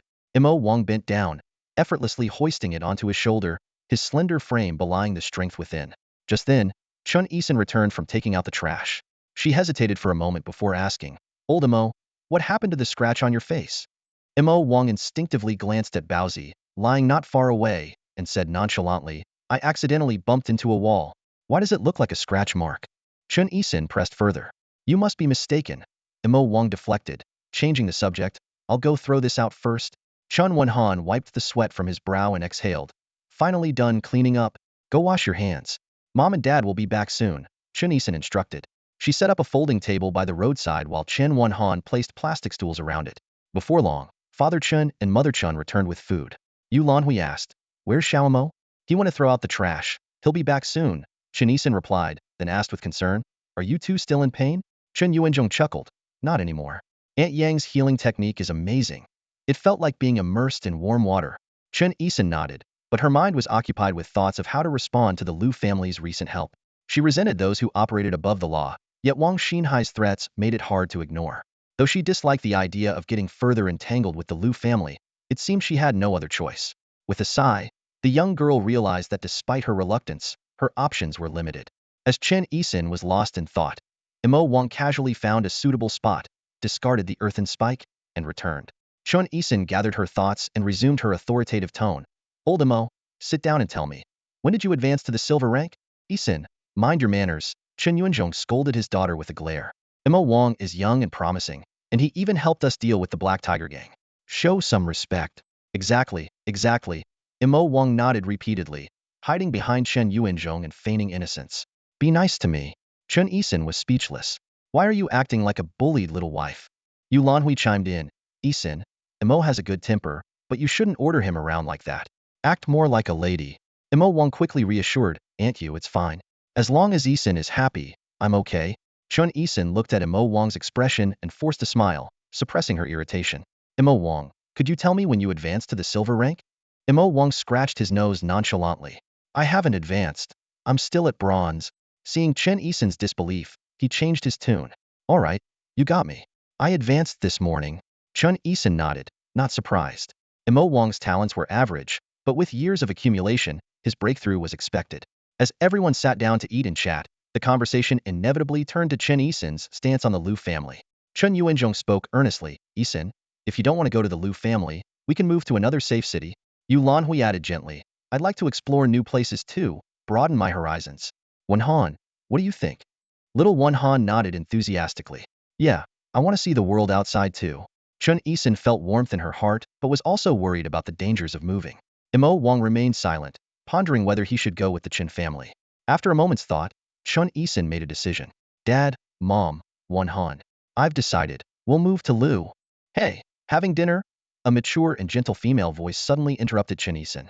Dad, Mom, Wenhan, I've made up my mind. We're moving to Liu. Before Chen Yisun could finish her sentence, a gentle female voice suddenly interrupted. Are you eating? Everyone turned towards the voice to see a tall woman approaching. She had long, wavy hair, wore a black trench coat uniform from the Secret Realm Army, and had a mask on, exuding a mature and capable aura. Chen Yuanzhong stood up to greet her with respect. Officer, may I ask what brings you here? The woman removed her mask, revealing a delicate face, and smiled. Hello, I'm Ai Su. I used to live in the northern 3rd district of the expanded city area. Upon hearing this, everyone present showed a change in expression, with a hint of admiration flashing in Chen Yisun's eyes. Ai Su, a legendary figure in Chuzhou's safety city. Not only was she the 18th place in the Dongxia Platinum Cup individual competition, but she also holds the highest ranking in Chuzhou's history. With 22 source imprints forming a snowflake source pattern, AI Su demonstrated terrifying ice-based source techniques, practically bulldozing her way through the competition. Although she was ultimately defeated by a fire-based expert, AI Su's performance still set Chuzhou abuzz. What's even more admirable is her humble beginnings, rising to her current stature through relentless effort. Shortly after the Platinum Cup, AI Su flawlessly advanced to the Diamond rank and was awarded the rank of Major General in the Secret Realm Army. Chen Yuanzhong, feeling a bit uneasy, said, "Major General AI, hello? May I ask what brings you here?" AI Su waved her hand with a smile. "Just call me AI Su." She turned to Chen Yisin. "I'm here to meet my new student." Chen Yisin, surprised, pointed to herself. "Me?" AI Su nodded in confirmation. She explained that she was originally responsible for the joint military training of senior high school source martial arts students, but was suddenly assigned to mentor a top-tier grade talent. Learning that Chen Yisin also hailed from the expanded city area and matched her aesthetic preferences, AI Su decided to meet her new student in advance. Chen Yisin was too excited to speak. AI Su gently reassured her, "Don't be nervous, I'm just here for a casual chat. What were you all discussing earlier? The atmosphere seemed a bit tense. Are you facing any difficulties?" After listening to the Chen family's account, Isu nodded and mused to herself, "I see. These family powers are still just as bothersome." Her sharp gaze turned to Chen Yisin, with a hint of amusement in her voice. "Is this why you joined the Secret Realm Army? To quickly gain strength and change such unfair social phenomena?" Chen Yisin was silent for a moment, her brow slightly furrowed. She admitted, "I never thought about changing it. It's not a matter of wanting to, but whether it's possible." After a pause, her expression became serious. "But I do feel that it's wrong." Isu nodded slightly, a glimmer of approval in her eyes. She didn't comment further, simply saying softly, "Not bad, you're quite a unique young lady." Then, Isu suggested, "Regarding your relocation, I have a good place in mind. I can recommend you to Base 3, a special safe city of the Secret Realm Army. With your talent and my recommendation, moving there shouldn't be a problem." Chun Isin's eyes lit up. This was exactly what she wanted. "Thank you, Teacher AI." Isu waved her hand and stood up. "All right, I need to go back and prepare for the military training. After it ends, I'll take you to Base 3. Take these few days to relax. The training in the Secret Realm Army is quite grueling." Before leaving, Isu handed Chun Isin a business card. "Contact me anytime if you have questions." After Isu left, everyone seemed much more at ease. Chun Yuanzhong beamed with joy. "We've truly met a benefactor." Yulanhui then looked at Imo Wang, asking gently, "Xiaomo, would you be willing to come with us when the time comes?" Yulanhui already regarded Imo Wang as a future son-in-law in her heart. Good character, capable and pleasant-looking, unlikely to be unfaithful. She believed he would be a family man. She knew many envied the Chen family's connection with Imo Wang. After all, the young man was a skilled hunter, able to take down a source beast every couple of days, which he then sold to the Chen family at a low price. The Chen family would then process it and resell it, making a decent income in the expanding city. "Oh, right. Now that my wife mentioned it," Chen Yuanzhong suddenly remembered that Xiao Mo was also here. He turned to Imo Wang and said, "Xiao Mo, from what Major General AI said, the conditions over there are top-notch. The education quality and living standards are much better than what we have here. Why don't you come with us? What do you think?" Upon hearing this, Imo Wang frowned slightly. He knew that base number 3 was filled with powerful individuals, and it would be difficult for him and Baozi to maintain their disguise. Unless he absorbed the golden pattern illusion, Jez Source Pearl, their identities might be easily exposed. Although they were not fugitives, being recognized would still be troublesome. More importantly, base number 3 was strictly disciplined, and Imo Wang disliked being constrained. Besides, Chun Isin's family would be safe there, and they wouldn't need his protection anymore. With these thoughts in mind, Imo Wang shook his head and politely declined. "Uncle Chun, Aunt Yu, I think I'll pass." "Why?" Chun Yuanzhong asked, puzzled. Imo Wang replied seriously, "Actually, I've discovered some clues about my parents and want to look for them. I've been secretly investigating these past few days and have made some progress. If I leave now, all my efforts will be in vain." Chen Yuanzhong questioned, "Didn't you say your parents passed away from illness?" "Oh, did I?" Imo Wang forced a sheepish smile, realizing he'd told the lie so often he forgot it himself. He quickly covered up a him. "I misspoke earlier. I meant my grandparents." Chen Yuanzhong was about to press further, but his wife and daughter pinched him simultaneously. Yulanhui gave him a look, indicating that Xiaomo had his reasons and shouldn't be questioned further. She turned to Imo Wang warmly and said, "Xiaomo, when you're done with your business, remember to visit us." Chen Wenhan grabbed Imo Wang's hand, his eyes full of anticipation. "Brother Imo, you have to come, and don't forget to bring Baozi." Chun Isin patted Imo Wang on the back, her voice full of confidence. "Imo Wang, when I become strong enough, I'll come back to find you. Until then, take care of yourself. Emma Wang was pushed forward by the pat but still smiled and responded, I will, I will. You all take care of yourselves too when you get there. The next day, Emma Wang woke up promptly at 7. Sitting up in bed, he assessed his understanding of the Fire Crow source pearl through his source map and realized he was ready to absorb it. He took the source pearl out of his pocket, its golden light shimmering across the surface, with intricate patterns of bird feathers and flames creating a beautiful tapestry. Emma Wang felt a surge of anticipation. This would be his first source technique. With a focused thought, streams of light burst from the pearl, enveloping him. Emma Wang's source map, the Eye of Insight, appeared, with only one of its 26 source marks occupied. The bronze-hued map seemed capable of unraveling the mysteries of the universe, both profound and enigmatic. The remaining 25 marks emitted a soft glow, as if welcoming the arrival of a new source technique.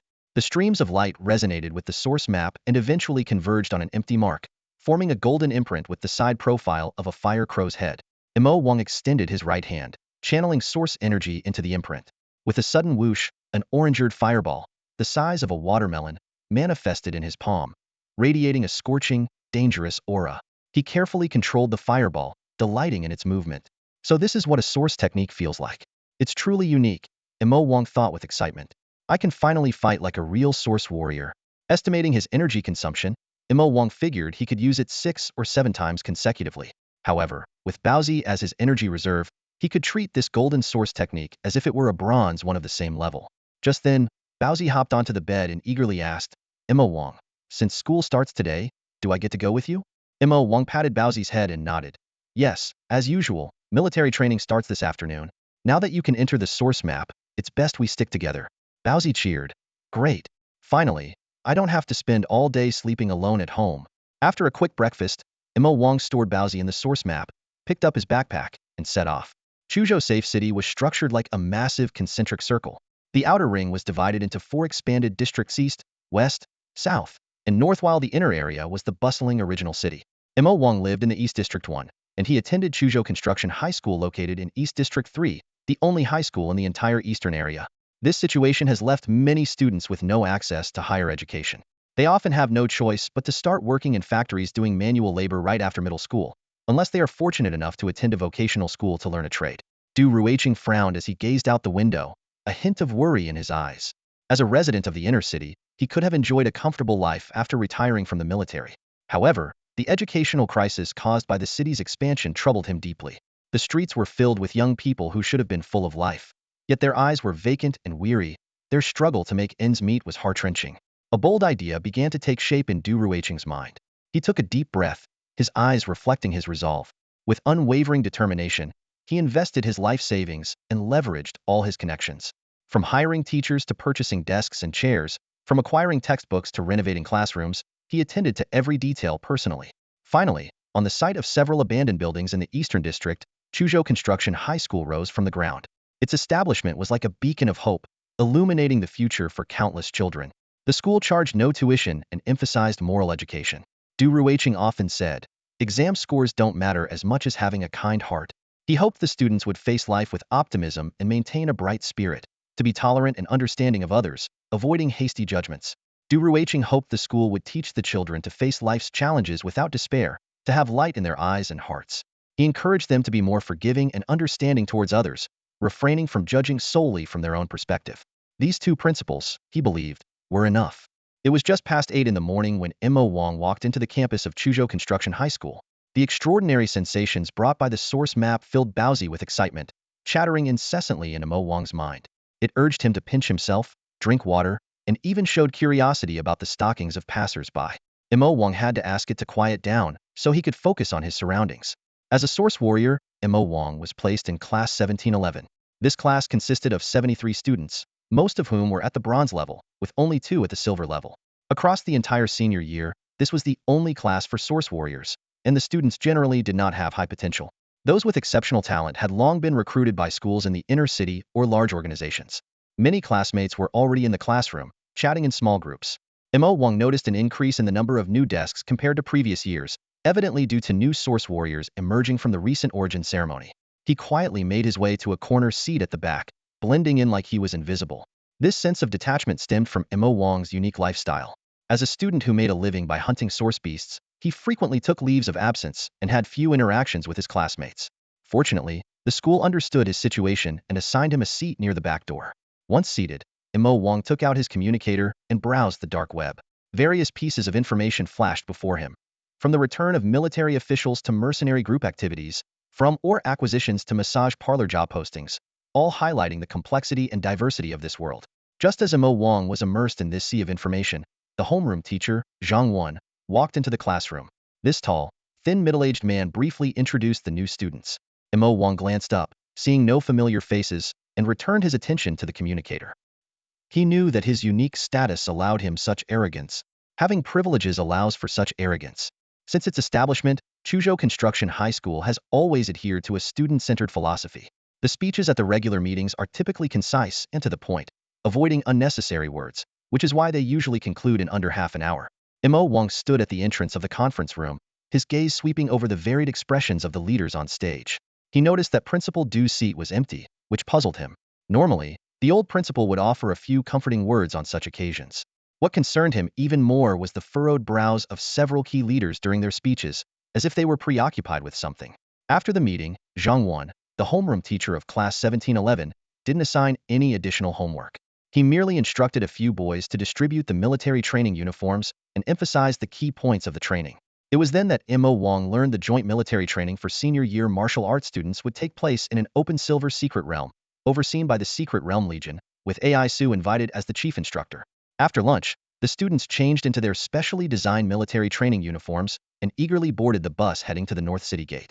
The bus was abuzz with discussions as everyone speculated about the training, modeled after the Dongxia Platinum Cup team survival competition. Mo Wang listened quietly, already contemplating strategies to tackle the challenges ahead. However, the school leaders seated at the front of the bus appeared worried. Zhang Wen noticed this unusual behavior, but refrained from inquiring due to the setting. He resolved to find an opportunity to learn more about the situation. Mo Wang leaned back in his seat and closed his eyes to rest, when he suddenly felt a wave of dizziness.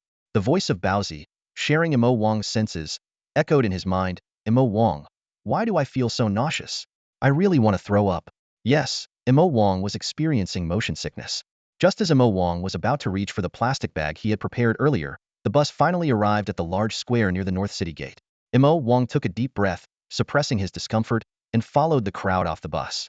The fresh air instantly revitalized him. He looked around and noticed that many students from various schools had already gathered on the square. They were all in identical green military training uniforms, with their school emblems shining brightly on their chests. Students from the original city area appeared confident and spirited, while those from the newly expanded areas seemed noticeably more reserved. The students from Jianzhong quietly followed teacher Zhang Wan, lining up and waiting for instructions. As the last few buses arrived, approximately 1,000 senior students from the safety city of Chuzhou had gathered. The educational resource gap between the original city area and the expanded area was evident. The former enjoyed small class sizes, while the latter had larger classes. Suddenly, someone in the crowd exclaimed, "Look at the sky!" Everyone looked up to see a massive creature swooping down with its wings spread wide. Those with keen eyes had already identified it. It's Major General Ai Su. Accompanied by an earth-shaking roar, a white-feathered, double-horned griffin the size of a 6-story building landed at the front of the square. It was none other than a diamond-class source beast, the dragonhead snow griffin. Standing firmly between its horns was a tall woman in a black trench coat, Ai Su, the goddess of ice. The entire square fell silent, and all eyes focused on the striking figure. Ai Su's expression was stern, her presence commanding like a drawn sword. Her gaze swept across the crowd, her voice not loud but clearly heard. "Students of Chuzhou Safety City, hello, I am Ai Su." With that simple greeting, applause erupted across the square. Ai Su spoke concisely for about 10 minutes, then with a wave of her hand, the dragonhead snow griffin soared into the sky. The North City Gate slowly opened, and Ai Su, standing aloft, solemnly commanded, "All troops move out." After an hour of brisk marching, all the students arrived at the entrance to the Silver Secret Realm. It was Mo Wang's first time venturing so far from the city. Before him stood a 15-meter-wide silver vortex, quietly swirling. Around him, there were murmurs of excitement, with some discussing source beasts and others anticipating their military training results. Mo Wang remained calm. He had a clear goal for this trip, to earn the rare Source Pearl reward after the training. Although he had the help of the Fire Crow Source technique and Baozi, he knew he needed even greater strength to challenge the realm's master. Near the entrance to the secret realm, the temporary military camp was orderly. Military personnel organized the students to enter in groups. When it was Jinzhong's turn, Zhang Wen repeatedly emphasized key tactical points. Nearby, the vice principal wore a worried expression, hesitant to speak. Once the students from Jinzhong had all entered the secret realm, Zhang Wen was about to ask the vice principal what was happening when the latter gestured for him to follow. The two of them walked to a secluded corner, where the vice principal spoke with a grave expression. Mr. Zhang, there's something I must tell you. He took a deep breath and said heavily, we've been informed that Jinzhong will not be allowed to enroll new students starting next year. Zhang Wen's pupils contracted sharply. Although he had sensed that the school leadership was troubled, he hadn't anticipated something so serious. He looked up abruptly, his voice trembling. Does this mean Jinzhong is going to close? The vice principal nodded slowly and asked in return, Mr. Zhang, do you know how many students we've been enrolling each year on average? Zhang Wen thought for a moment, about 2,000 or so, right? To be precise, it's over 2,300, the vice principal said meaningfully, looking at him. This means that each year, more than 2,300 children don't have to enter the workforce prematurely. Zhang Wen suddenly understood, his eyes widening. Could it be those companies? Because we're taking in students who would otherwise work for them, thus increasing their labor costs, or pressuring us to stop enrolling? The vice principal sighed. It's not just that.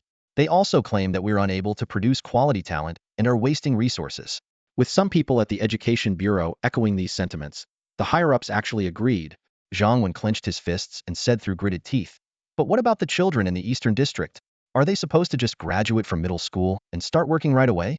The vice principal shook his head helplessly. Mr. Zhang, I understand how you feel, but some things are beyond our control, and we can only accept them. Rewind to this morning, in the principal's office at Chuzhou Construction Middle School. An elderly, short man with white hair was holding a communicator with a mechanical arm. Principal Du Ruiqing hung up the phone with a sigh. He put on his reading glasses and opened his phone book to search for numbers. The small crosses next to many names indicated unsuccessful attempts for help. After a quick scan, he remembered he had already contacted these people yesterday, which brought a wry smile to his face. The cheerful voices of students could be heard outside. Du Ruiqing paced back and forth in the room. Suddenly, an idea struck him, and he quickly walked over to the desk. Relying on his memory, he dialed a number one belonging to a life-and-death friend from his days in the recovery corps. Hello, Oldly? It's your brother, Ruiqing. On the other end came a voice filled with surprise, followed by a teasing remark, nonsense. I saved you from a pack of black-striped leopards, so I'm the elder brother. Du Ruiqing chuckled. Did you forget who shielded you from the ambush of a forest lizard? After some pleasantries, Li Kaixian got straight to the point. Old Du, you're calling about Chuzhou Construction Middle School stopping enrollment, aren't you? You know, I'm in the Education Bureau, so of course I'm aware. Li Kaixuan's tone turned to one of resignation. To be honest, it's not because your teaching quality is poor. Everyone acknowledges the contribution Chuzhou Construction Middle School has made in expanding urban education. Du Ruiqing calmly replied, Oldly, are you saying that someone has to make sacrifices, right? That's right, Li Kaixian sighed. In this era of resource scarcity, we need more blue-collar workers who can immediately contribute to society, rather than students sitting in classrooms. It's a time fraught with danger, and we need more people to build higher and stronger walls, not to understand how the machinery of society works. Just like migrant workers of the previous century, we need people willing to make sacrifices. After hearing this, Du Ruiqing didn't immediately speak. He remained silent for a moment before slowly saying, Oldly, I've actually seen through all of this more than 20 years ago. A complex look flashed in Du Ruiqing's eyes. Back then, I had just retired from the military. I saw so many 16 or 17-year-olds in the expanding urban areas going to work in factories and even starting families. I was shocked and couldn't understand why there were only 2 high schools built. Clenching his fists, his tone grew more passionate. As I faced obstacles at every turn during the school construction process, I realized it wasn't that they couldn't build more schools, but that they didn't want to. They needed cheap labor. They needed sacrifices. Du Ruiqing let out a cold laugh. But in the end, I still succeeded in building it. Do you know why? Without waiting for Li Kaixian to answer, he continued. Because the children in the Eastern District wanted to go to school. Their parents were willing to use their savings to build a school. The construction in Chuzhou Construction Middle School signifies the joint efforts of the people from the Eastern District. Du Ruiqing's eyes burned with anger. Oldly, why should the students in the expanding urban areas have to fight tooth and nail for a bit of educational resources? Why should they sacrifice their future for the future of the safe city? Why must they endure discrimination from those with vested interests? I can't accept this. Li Kaixian remained silent for a long while before slowly speaking. Old Du, I know that telling you to consider the bigger picture is just nonsense to you. I'll ask you one thing. Do you want to keep the middle school? Du Ruiqing took a deep breath, struggling to suppress the urge to hit someone. That's still a load of nonsense. Li Kaixian said, since they've been notified not to enroll students anymore, and the official reason given is the poor quality of education at the middle school, then accordingly, if you can improve the teaching quality and achieve some outstanding educational results, I can use that as leverage. Even if it means losing face, there's a good chance I can get them to change their decision. Upon hearing this, Du Ruiqing didn't immediately respond. Instead, he pondered for a long time before finally sighing and saying, "Forget it, I'll think of other solutions." His brows furrowed deeply, and his eyes were filled with helplessness. Li Kaixian noticed his unusual demeanor and couldn't help but ask, "What's the matter?" Du Ruiqing slowly lifted his head, a hint of bitterness in his gaze. "I understand Jianzhong's situation better than you do. The method you suggested isn't just difficult, it's downright impossible." His voice was low, almost as if he were talking to himself. Jianzhong has only one class of source warriors, with 89 students who just successfully started their source paths this year. Among them, only 2 are at the silver level. The rest are bronze, and their talents are all rated as C, D, or E. As he lightly tapped his fingers on the table, he continued, not to mention comparing them to strong inner-city schools like Chuzhou No. 1 High School or Chuzhou Experimental High School, where over a fifth of the students are silver level. Even against the other 2 high schools in the expanded district, we lag behind. Hoping to achieve good results in military training is almost like a fantasy. Li Kaixian, after listening, frowned slightly and advised, even so, you should at least let the students try. What if they succeed? Du Ruiqing gently shook his head, his eyes filled with deep concern. I know my students. If they become aware of the challenges Jianzhong is facing, they will surely give everything to earn more points during military training. Although there are some safety measures in place, accidents aren't unheard of, and injuries or even fatalities are possible. He paused, his tone growing heavier. Moreover, the most crucial thing is, I don't want my students to know that the way to save their alma mater is right in front of them, only to realize after all their efforts that they can't do anything. That sense of powerlessness can crush a person. Some gaps just can't be bridged by effort alone. Du Ruiqing took a deep breath, a trace of pain flashing in his eyes. One of the hardest things in the world is giving someone hope, only to be powerless to prevent it from slipping away. Li Kaixian sighed and shook his head. You're just worried about putting too much pressure on the students? Perhaps, Du Ruiqing replied sincerely, a hint of gratitude in his eyes. Anyway, oldly, thank you. I'll think of another way. As the students from Jianzhong entered the Silver Secret Realm for military training, Mo Wang looked around, taking in the sight of a dense forest and numerous steep peaks in the distance. The air was filled with the fragrance of grass and trees, and faint roars of primal beasts could be heard from afar. Students from other schools gathered in small groups, whispering about their strategies. Lu Jin, the class leader of Jianzhong and a tall, resolute-looking boy at the entry level of the silver rank, surveyed the area and spoke in a deep voice. This is a safe zone. Let's rest here first. Exploration team, follow me to find a base. Jianzhong had a plan. First, find a secure location to establish a base camp, then divide tasks for hunting, building, and cooking. Although this method might yield fewer points compared to scattered hunting, it was safer, and the injured could stay at the camp to help. Aside from a few confident schools like Chuzhou No. 1 High School, most adopted this approach. Jianzhong also had no intention of venturing deep into the secret realm, where dangers lurked. Mo Wang stood in the group, pondering for a moment, then said to the classmate next to him, "Could you please inform the class leader that I prefer to act alone?" The classmate nodded in agreement, reminding him to stay safe. Mo Wang smiled in thanks and then headed deeper into the secret realm. Not far away, Zhuzhua from Chuzhou No. 2 High School was whispering with his companion. The confident boy with a buzz cut claimed he had memorized the scent of Jianzhong's leader, but Zhuzhua was puzzled by the orders to target Jianzhong. Shaking his head, Zhuzhua said, "I don't know the exact reason, only that it has something to do with the sponsorship. But dealing with these weaker ones shouldn't be a problem." After leaving the crowd, Mo Wang picked some soap-scented leaves, crushed them, and rubbed them on his body to mask his scent. He mentally asked Baozi if he sensed any primal beast presence, only to remember that Baozi was sharing his senses through the source map. Feeling a bit awkward, Mo Wang explained, "I really miss having you around when I'm hunting." Due to military patrols and surveillance in the secret realm, Mo Wang didn't dare to release Baozi, fearing he'd reveal his trump card. He discussed with Baozi how to excel in the military training by continuously hunting powerful primal beasts as usual. Mo Wang explained, "Those drones will record our actions. As long as we hunt enough strong primal beasts, we'll naturally perform well. So, we need to head to the more beast-dense areas of the secret realm." "Oh, I see," Baozi said eagerly. "Let's hurry up and keep moving." As soon as Baozi finished speaking, Mo Wang nodded in agreement. The two quickened their pace, heading towards their destination. Meanwhile, the secret military camp was bustling with activity. A large dragon-head snow griffin was resting on the ground, its eyes closed, yet it could sense the footsteps of people bustling around it. A soldier holding some documents passed by, involuntarily glancing at the majestic creature with awe and envy in his eyes. The soldier quickly entered a nearby tent and called out, "Report, Major AI. The documents you requested have been compiled." Inside the tent, AI Sue was focused on writing a report. Her long hair was tied back in a neat ponytail, and the documents spread out on the table bore the title Exploration of Azure Gold or Secret Realm. "All right, bring them over," AI Sue replied without looking up. After the soldier left, she continued writing for a while before putting down her pen. She took a sip from her teacup, then opened the file and sat back in her chair, crossing her legs as she began to browse through it. Imo Wong, male, 16 years old, arrived in the eastern district of the expanded city 8 years ago. AI Sue murmured, recalling the events of the previous night. She had intended to use a high-level perceptual source technique to assess Chun Isen's level, but unexpectedly, she detected source energy fluctuations from Imo Wong and Baozi as well. What surprised her even more was that the images and levels of this master-servant pair appeared blurry in her perception, as though pixelated. This piqued AI Sue's interest. She was using a platinum-level perceptual source technique, which ordinary illusions and disguises could not evade.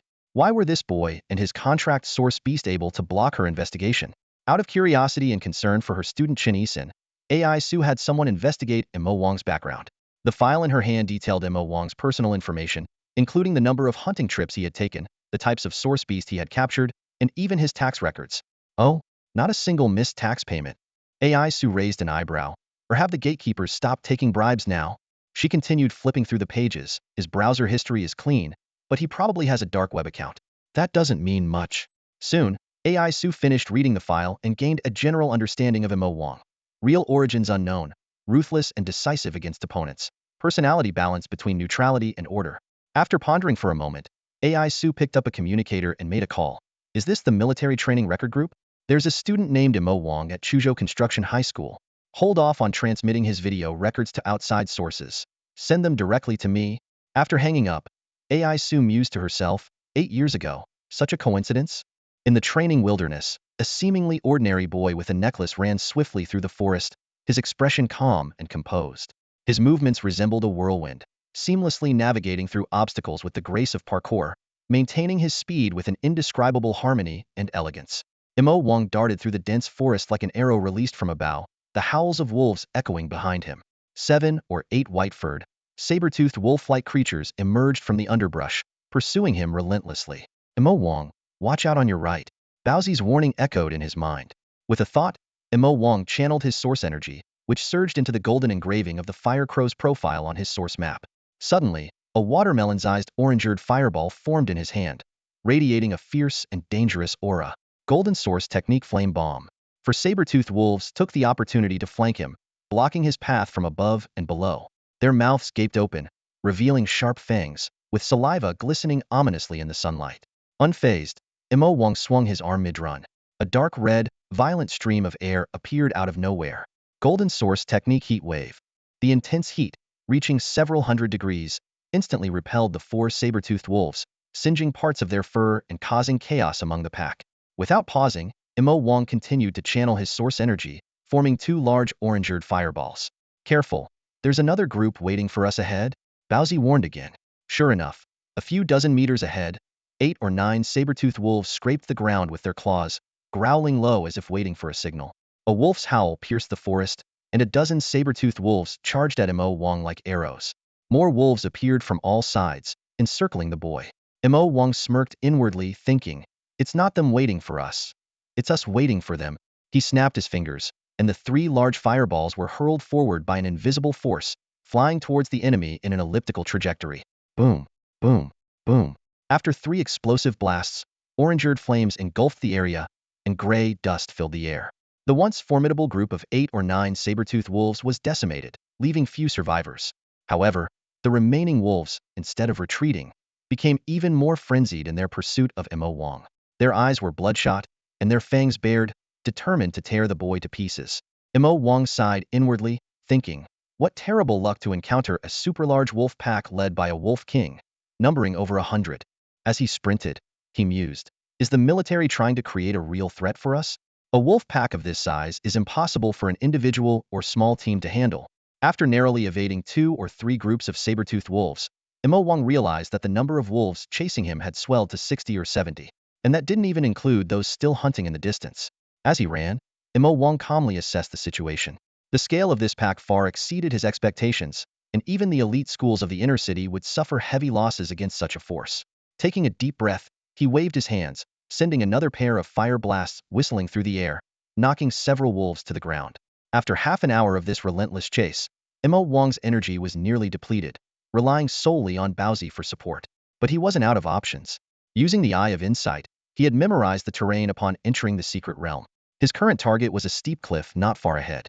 The wolves behind him seemed to sense something was amiss. The Wolf King let out a howl, and the entire pack, eyes blazing red, surged forward, with the Wolf King leading the charge. Unfortunately for them, it was too late. Mo Wang dashed to the cliff's edge, executing a nimble sidestep to stop right at the brink. He quickly surveyed the cliff below, a smile playing on his lips, and shouted at the pursuing wolves, "Think you're smart, huh? I may not fly, but I sure can climb." Before the words had fully left his mouth, Mo Wang flipped off the edge. Skillfully employing his elemental technique, he used the updraft to control his descent and direction, eventually securing a grip on a protruding rock. The wolves crowded at the cliff's edge, pacing frantically but unable to reach him. A few clever ones attempted to push rocks over the edge to hit Mo Wang, but he easily deflected them with small gusts of wind. Just as Mo Wang was about to continue his descent, he noticed the wolves had fallen silent.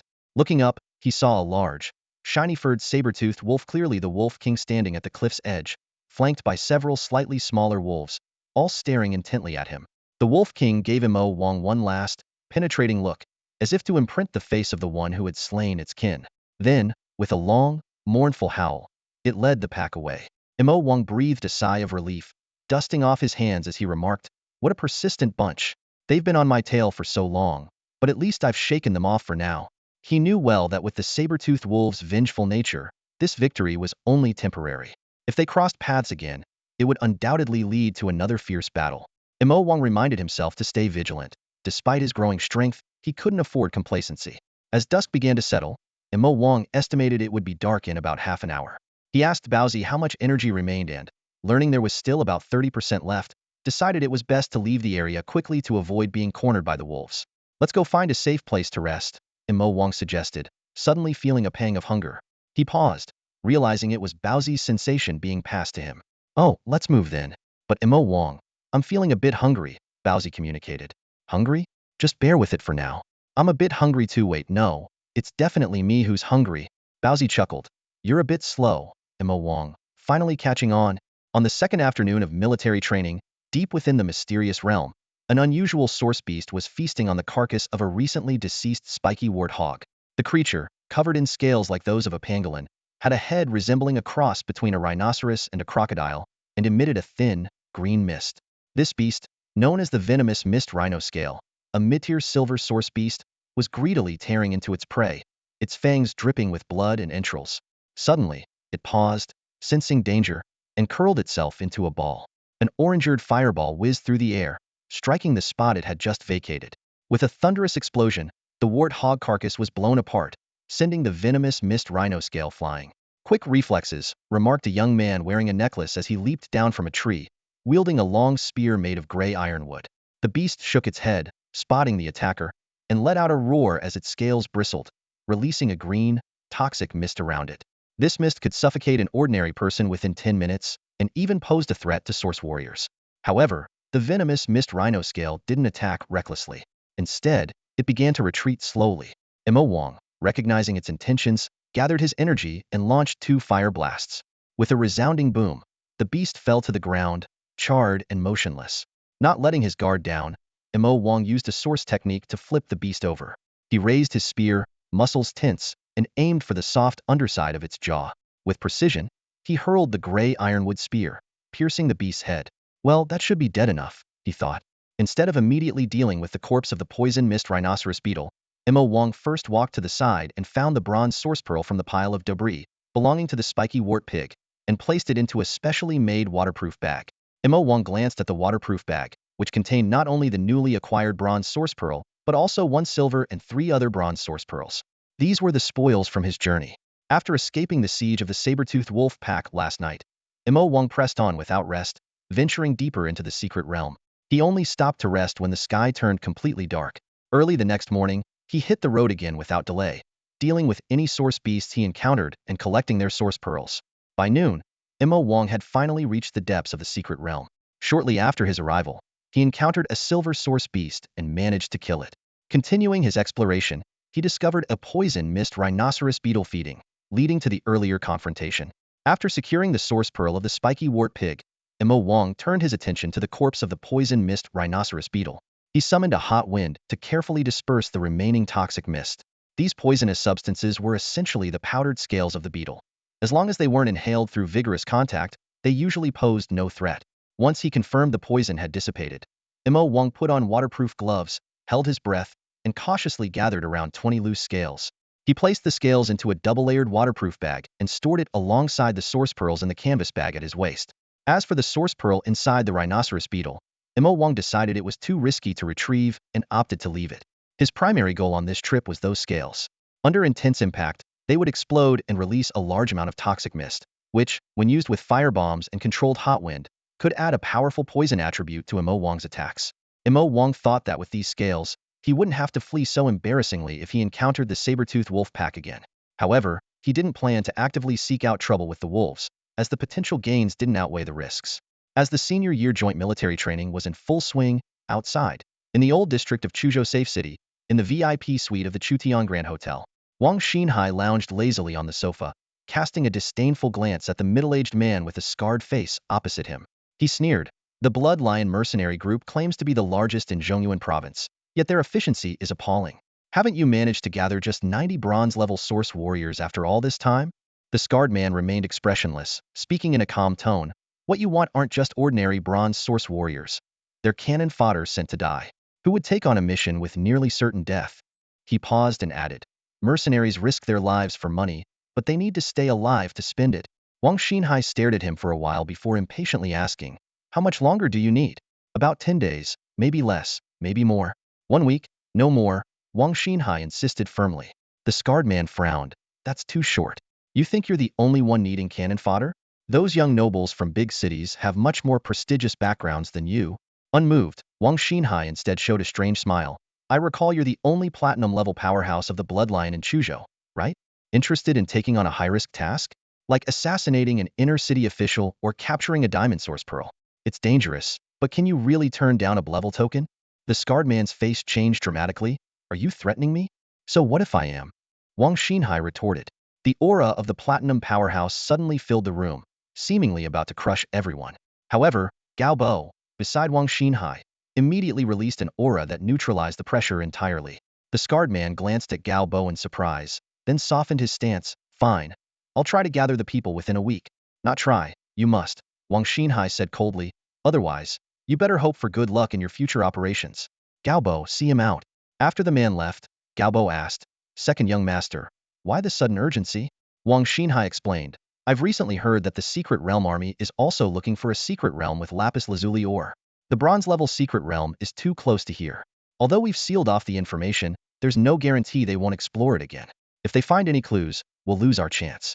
We need to act quickly. Gao Bo nodded in understanding. Indeed. If the Secret Realm Army discovers it, we're finished. Lapis lazuli ore is extremely rare in lower-level secret realms, and its value is so high. The two discussed the plan details further. Finally, Wang Xinhai instructed, by the way, Gao Bo, keep an eye out for any high-quality gold source pearls recently. I'm close to advancing to the silver level and need to prepare in advance.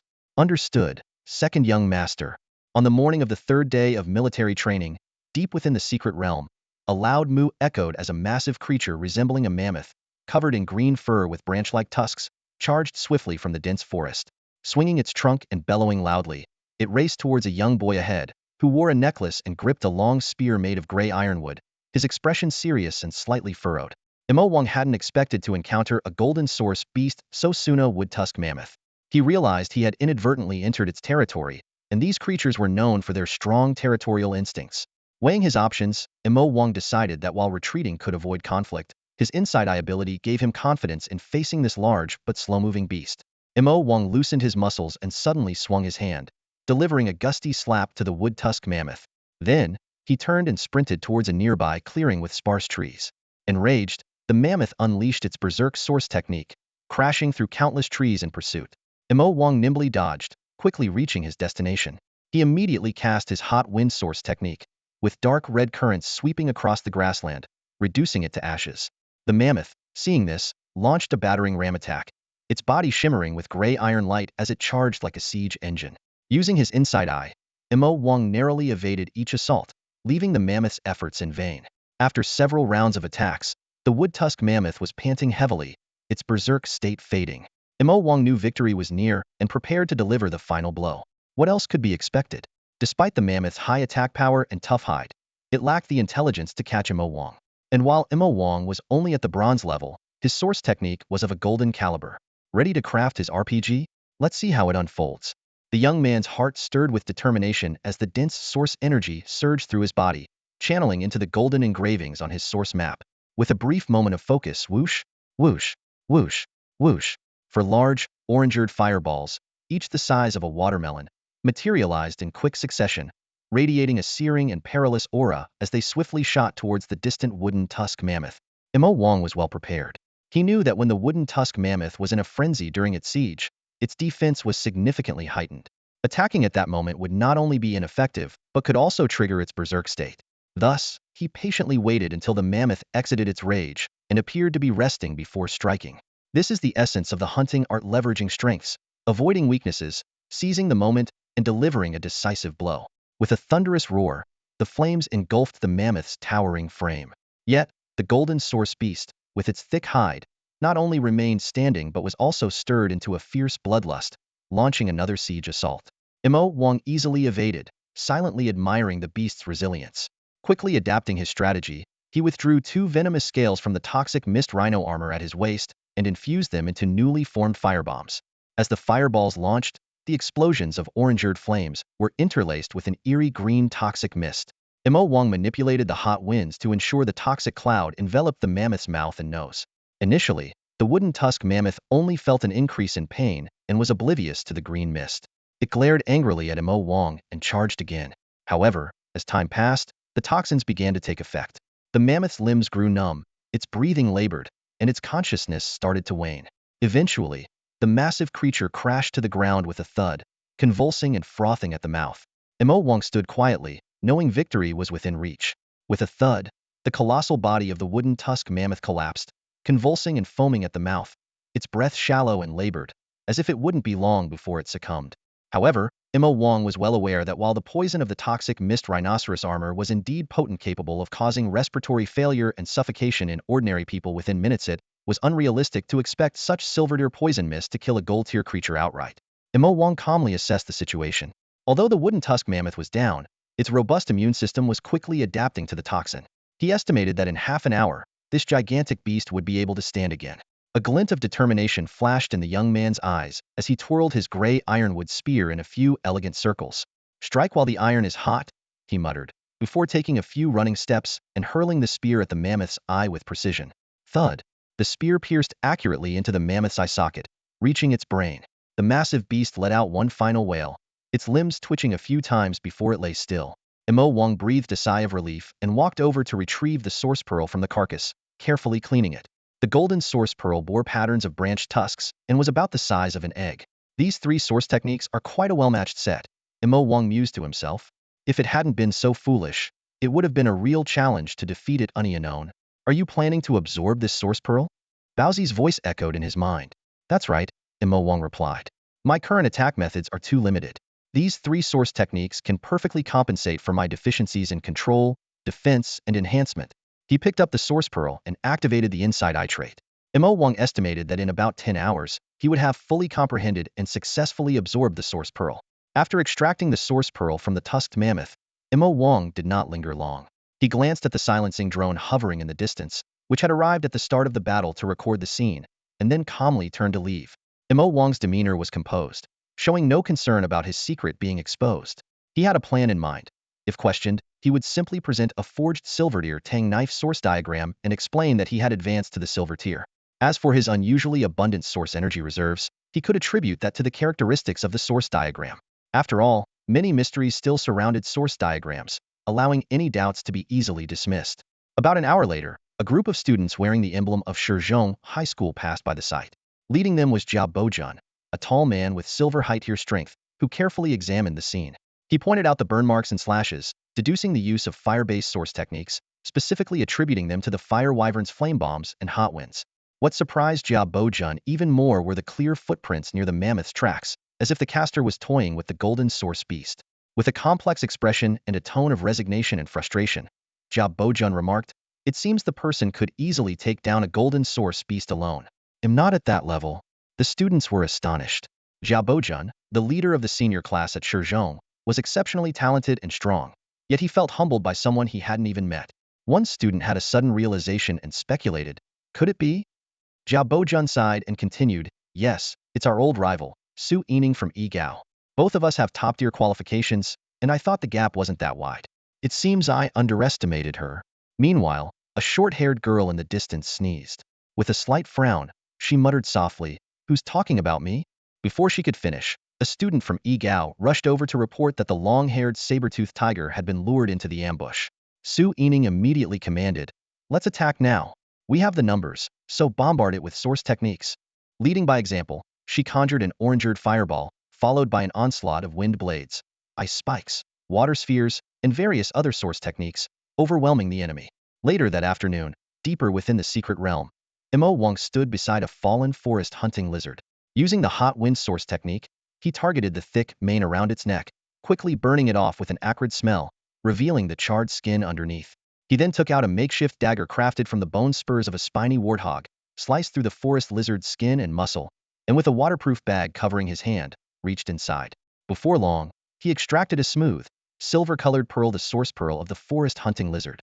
As the students from the woods drew closer, or rather, as they were attracted by the commotion caused by Mo Wang hunting lizards in the forest, they noticed him about to leave, alone, with a bulging canvas bag at his waist.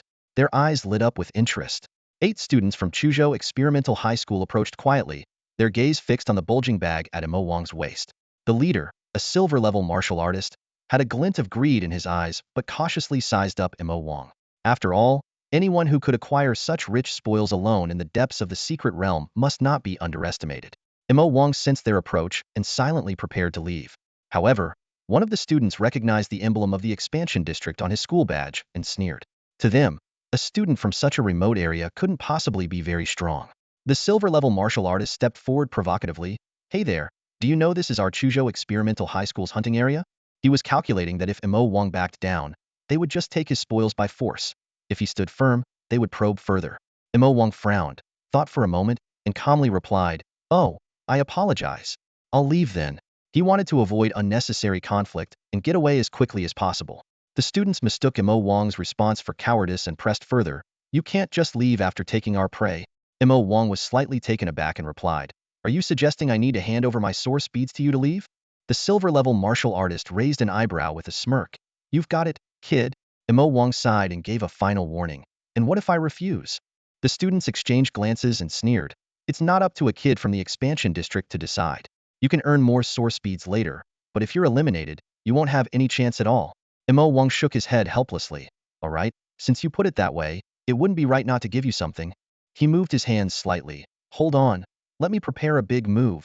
Before the students could react, for watermelon-sized, orange-eared fireballs formed around Mo Wang, radiating intense heat. The fireballs whizzed toward them and exploded instantly. The students' protective talismans activated just in time, enveloping them in a translucent shield. As the dust settled, 7 bewildered students were trapped inside the shield, unable to believe they had been eliminated in a single strike. Mo Wang turned to look at the suddenly appearing military personnel, who quickly confirmed the students' safety and then used source techniques to teleport them away, leaving only the bag of source beads on the ground. Mo Wang picked up the bag, opened it, and shook his head. 7 people had only managed to hunt 2 silver-level source beasts and 8 bronze-level ones in all that time? In terms of points, it didn't even match what he had earned alone. No wonder they couldn't withstand a single blow from him. After Mo Wang eliminated the students from Shizhong, more than half an hour passed before Jia Bojun arrived at the scene with his team. Jia Bojun, with a furrowed brow, stared at the familiar explosion marks on the ground. As the leader of the military training team from Experimental High School, he had noticed through his tactical watch that the signals of 7 teammates had vanished, prompting him to rush over to investigate. Jia, this looks like the aftermath of a firebomb, one teammate said gravely. It seems our people were taken out before they could even fight back. It must be Su Yining, another person exclaimed angrily. Who else would dare attack us? Only she possesses the fire wu source technique and the skills to pull this off. The group quickly agreed, suspecting that Yi Gao was trying to suppress Shi Zhong. After pondering for a while, Jia Bojun finally said, "If Yi Gao sees us as prey, let's return the favor. Don't hold back if you encounter someone from Yi Gao." The news spread rapidly. A day later, when Su Yining heard that Shi Zhong had taken the offensive against Yi Gao students, she was initially surprised but quickly understood. She instructed her companions, "If you come across anyone from Shi Zhong, strike first. Let's show them who truly deserves to be number one." The students from the two schools engaged in fierce clashes deep within the secret realm. Mo Wang witnessed several large-scale confrontations, even seeing Jia Bojun and Su Yining face off directly. Techniques flew through the air, guardian talismans lit up repeatedly, and students were continuously teleported away. This scene was captured by drones and quickly sparked widespread discussion. Speculation ran rampant. Some claimed Shi Zhong wanted to overshadow Yi Gao. Others suggested Yi Gao initiated the provocation. A few even fabricated a romantic entanglement between Jia Bojun and Su Yining. Regardless, the incident swiftly climbed into the top 10 trending topics locally. Meanwhile, at Chuzhou Construction High School, a somber atmosphere prevailed on campus. In the cafeteria, a display screen showcased the performance of students from various schools during the joint military training, and the footage concerning Chuzhou Construction High School students was not promising. "Why are you students from Ergeo High targeting us from Jinzhou?" In the secret training realm, Lu Jin was on one knee, covered in wounds but with eyes burning fiercely. He glared at Zhu Zhuo, the long-haired leader from Chuzhou Ergeo High. Only fewer than 10 of Lu Jin's comrades remained, all injured. The other Jinzhong students had already been transported away by the protective talisman. Zhu Zhuo looked down at Lu Jin with an expressionless face and said, "Your name is Lu Jin, right? Even though you're only of crate aptitude, you've advanced to the silver rank faster than many grades. You just took down 2 of our silver rank companions by yourself. Impressive, I quite admire you." Lu Jin didn't respond. He just stared at Zhu Zhuo with an intense fury. It was the 5th day of the joint military training. The morning had started normally, with Lu Jin leading an elite team out for hunting while the others stayed back at the base. However, by noon, Lu Jin noticed a rapid disappearance of signals from the base through his tactical watch. He immediately led his team back, only to find 30 to 40 Ergeo students waiting for them. A battle with a foregone conclusion broke out. Chuzhou Ergeo was powerful and outnumbered them, resulting in heavy casualties for the Jinzhong students. Zhu Zhuo was indifferent, focused only on completing the task assigned by the principal. An Ergeo student reported to Zhu Zhuo, "Brother Zhuo, we've confirmed it. Jinzhong had 89 students participating in this training. Only one is unaccounted for." Zhu Zhuo raised an eyebrow. "Weren't all of you here? I didn't see anyone trying to escape." Lu Jin recalled someone reporting Mo Wang leaving to act alone on the first day, but he didn't inform Zhu Zhuo. Zhu Zhuo didn't care either, believing one straggler wouldn't make a difference. Another Ergeo student reported on the warehouse situation. "Brother Zhuo, the warehouse contains 123 bronze source beads and 21 silver source beads." Zhu Zhuo frowned. "That's it? You don't have another hidden stash, do you?" Lu Jin snorted in disdain, ignoring him. Zhu Zhuo shook his head. "Forget it. I overestimated you. If I'd known, I'd have eliminated you on the second day." Just as Zhu Zhuo was about to activate the protective talisman, he noticed Lu Jin's palms on the ground. The earth spike technique was triggered instantly. Zhu Zhuo thought his high-level silver rank would allow him to dodge easily, but nothing happened beneath his feet. He quickly turned his head to see 2 Ergeo students beside him with protective shields glowing, bewildered. Zhu Zhuo's eyes narrowed. "Damn, you crafty guy." Several green wind blades whistled towards them but were blocked by the mountain god's protection. Lu Jin laughed as he and his comrades vanished in the teleportation light. Zhu Zhuo snorted, careless, letting them take a bite before leaving. But no matter, the principal's task is still considered done. As the names of Lu Jin and others were displayed on the cafeteria screen, signaling their elimination, the students of Chuzhou Construction High School gathered around let out a collective sigh. The students appeared dejected, murmuring softly among themselves. They were unaware that next year the school would stop admitting new students, and they were even less aware of the secret conversation between Principal Du Ruiqing and his comrade Li Kaixian. At this moment, they only felt regret and frustration, not expecting their school to be the first to be entirely eliminated. Someone mentioned that Mo Wang was still in the game, but the comment was quickly drowned out by sighs. Mo Wang had such a low presence that hardly anyone knew him. Strangely, no one blamed Lu Jin and the others for lacking skill. Everyone understood that the gap between their school and the second high school was vast. A single class there had 5 or 6 silver-level students, more than the entire Chuzhou Construction High School. With such a disparity, how could they even compare? The screen switched to a fierce showdown between the students from the experimental school and the first high school, with the brilliance of elemental techniques on full display. During lunch, many were drawn to watch the spectacle. Meanwhile, Lu Jin and his team were transported to the military camp's medical tent. After being checked and confirmed unharmed, they exited the tent to find their homeroom teacher, Zhang Wan, and other classmates waiting. Lu Jin hung his head in shame, saying, "I'm sorry, classmates and Mr. Zhang." As the team leader, he felt responsible for their loss. Zhang Wan patted his shoulder, indicating that he had done his best. Other classmates also offered comfort, praising his last stand where he single-handedly took out 4 silver-level opponents from the second high school.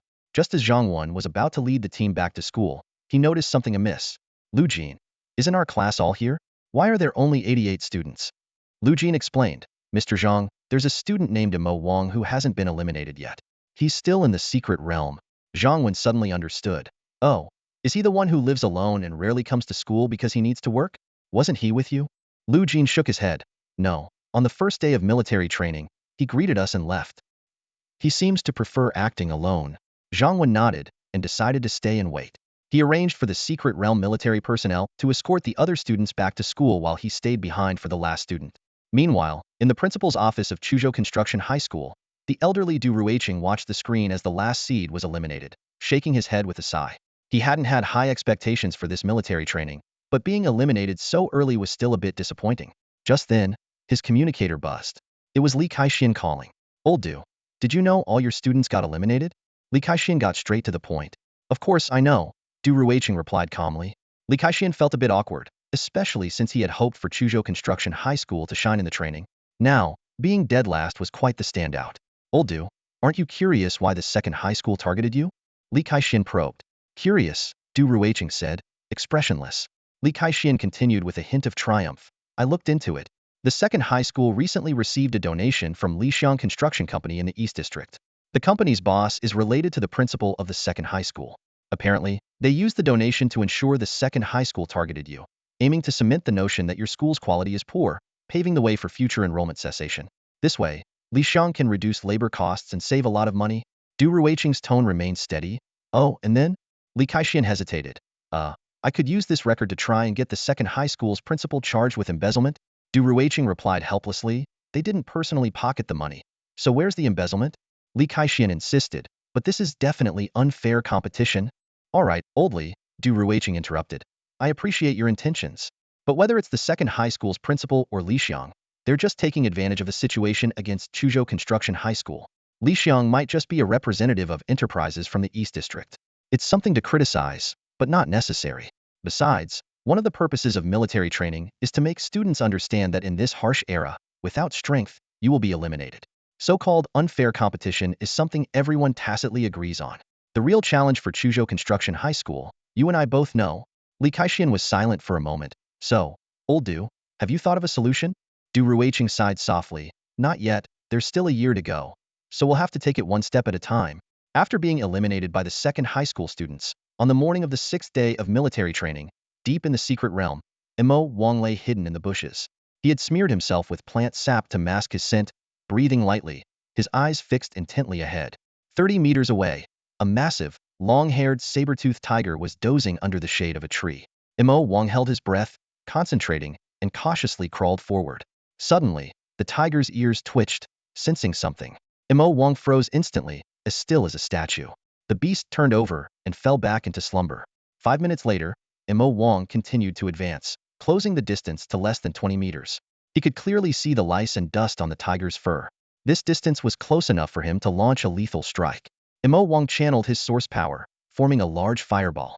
Swiftly, the fireball flew towards the soft belly of the beast.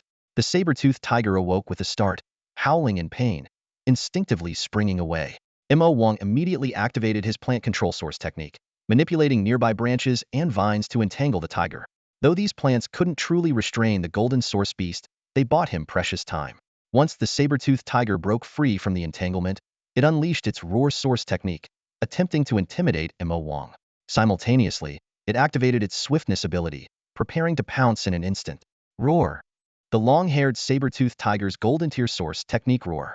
Its specific effect was to intimidate the enemy's mind, forcibly inducing a state of fear and disorientation, essentially a form of mental attack and control skill.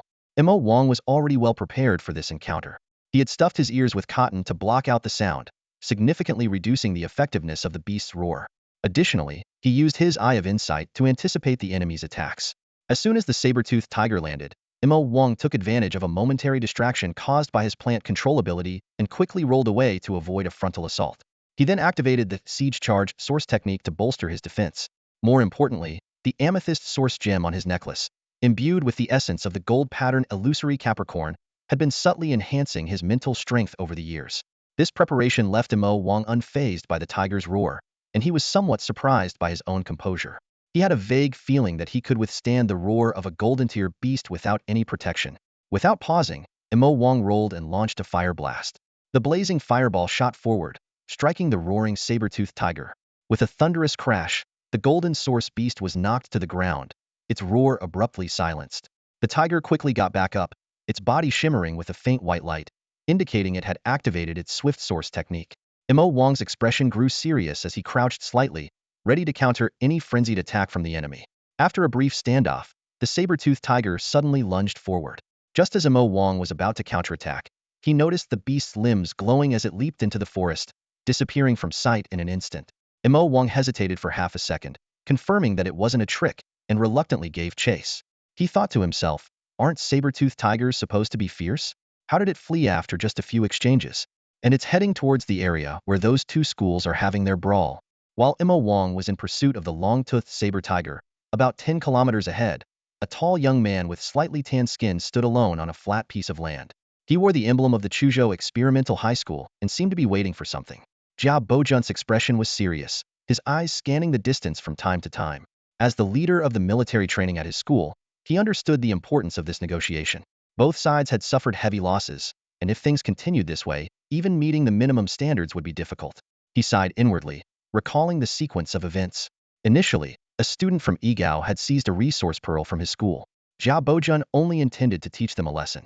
However, the situation spiraled out of control, escalating into a full-blown conflict.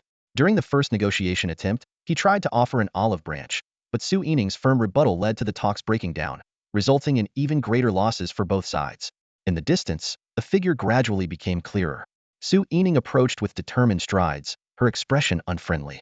She internally cursed this dark lump for being unreasonable. It was clearly their side that started the fight, and now that they were losing, they wanted to negotiate peace. If it weren't for the bigger picture, she wouldn't have bothered to meet this person again. Their eyes met, and sparks flew. Su Yining let out a disdainful snort and got straight to the point. So, how do you plan to negotiate a ceasefire? Let me make it clear. If your school can't provide a satisfactory explanation, we at Igao are more than willing to continue this conflict to the bitter end. Regardless of the response from the other side, maintaining this uncompromising stance was crucial. Upon hearing this, Jia Bojun paused for a moment before saying, Su Yining, let's talk privately. His gaze was serious as he looked at the short-haired girl.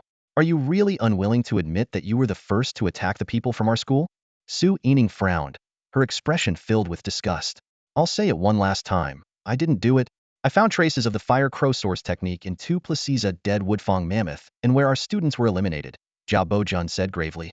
Who else but you has the power to do that? Just because the fire crow source technique is rare doesn't mean others can't have it, Su Yining scoffed.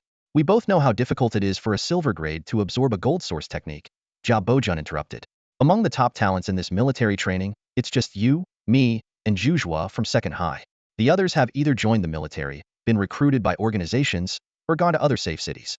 As for those from influential families, they're all attending private schools. The Fire Crow Source Pearl is monopolized by large organizations. I suppose the one you have was a benefit from First High? At these words, Su Yining became furious.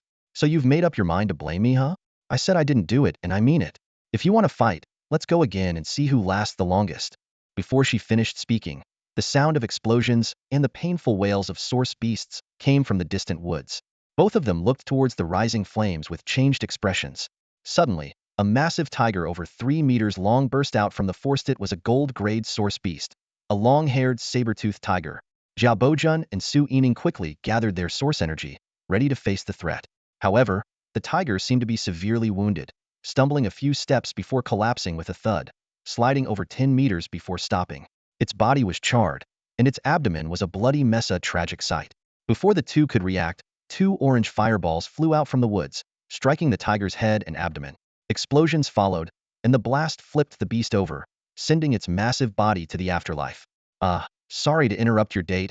A plain-looking boy with a necklace emerged from the forest, looking slightly embarrassed. I'll be on my way. You two carry on. Oh, sorry to interrupt your date, Mo Wang said apologetically to the young couple in front of him. I'll be on my way now. You two carry on. The pursuit of the long-haired saber-toothed tiger by Mo Wang was like a thrilling hunt.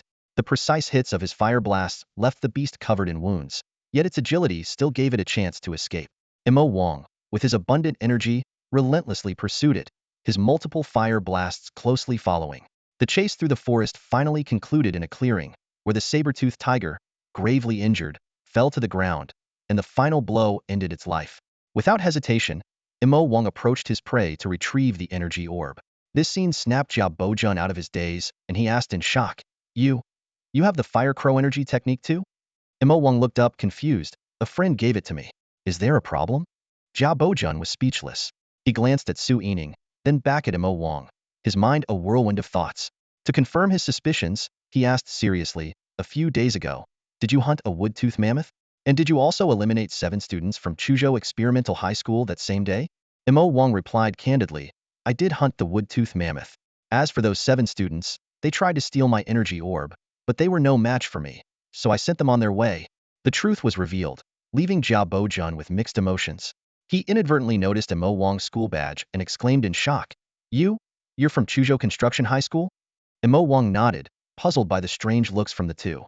He quickened his pace in retrieving the energy orb, eager to leave this awkward situation. Jia Bojun couldn't calm his thoughts.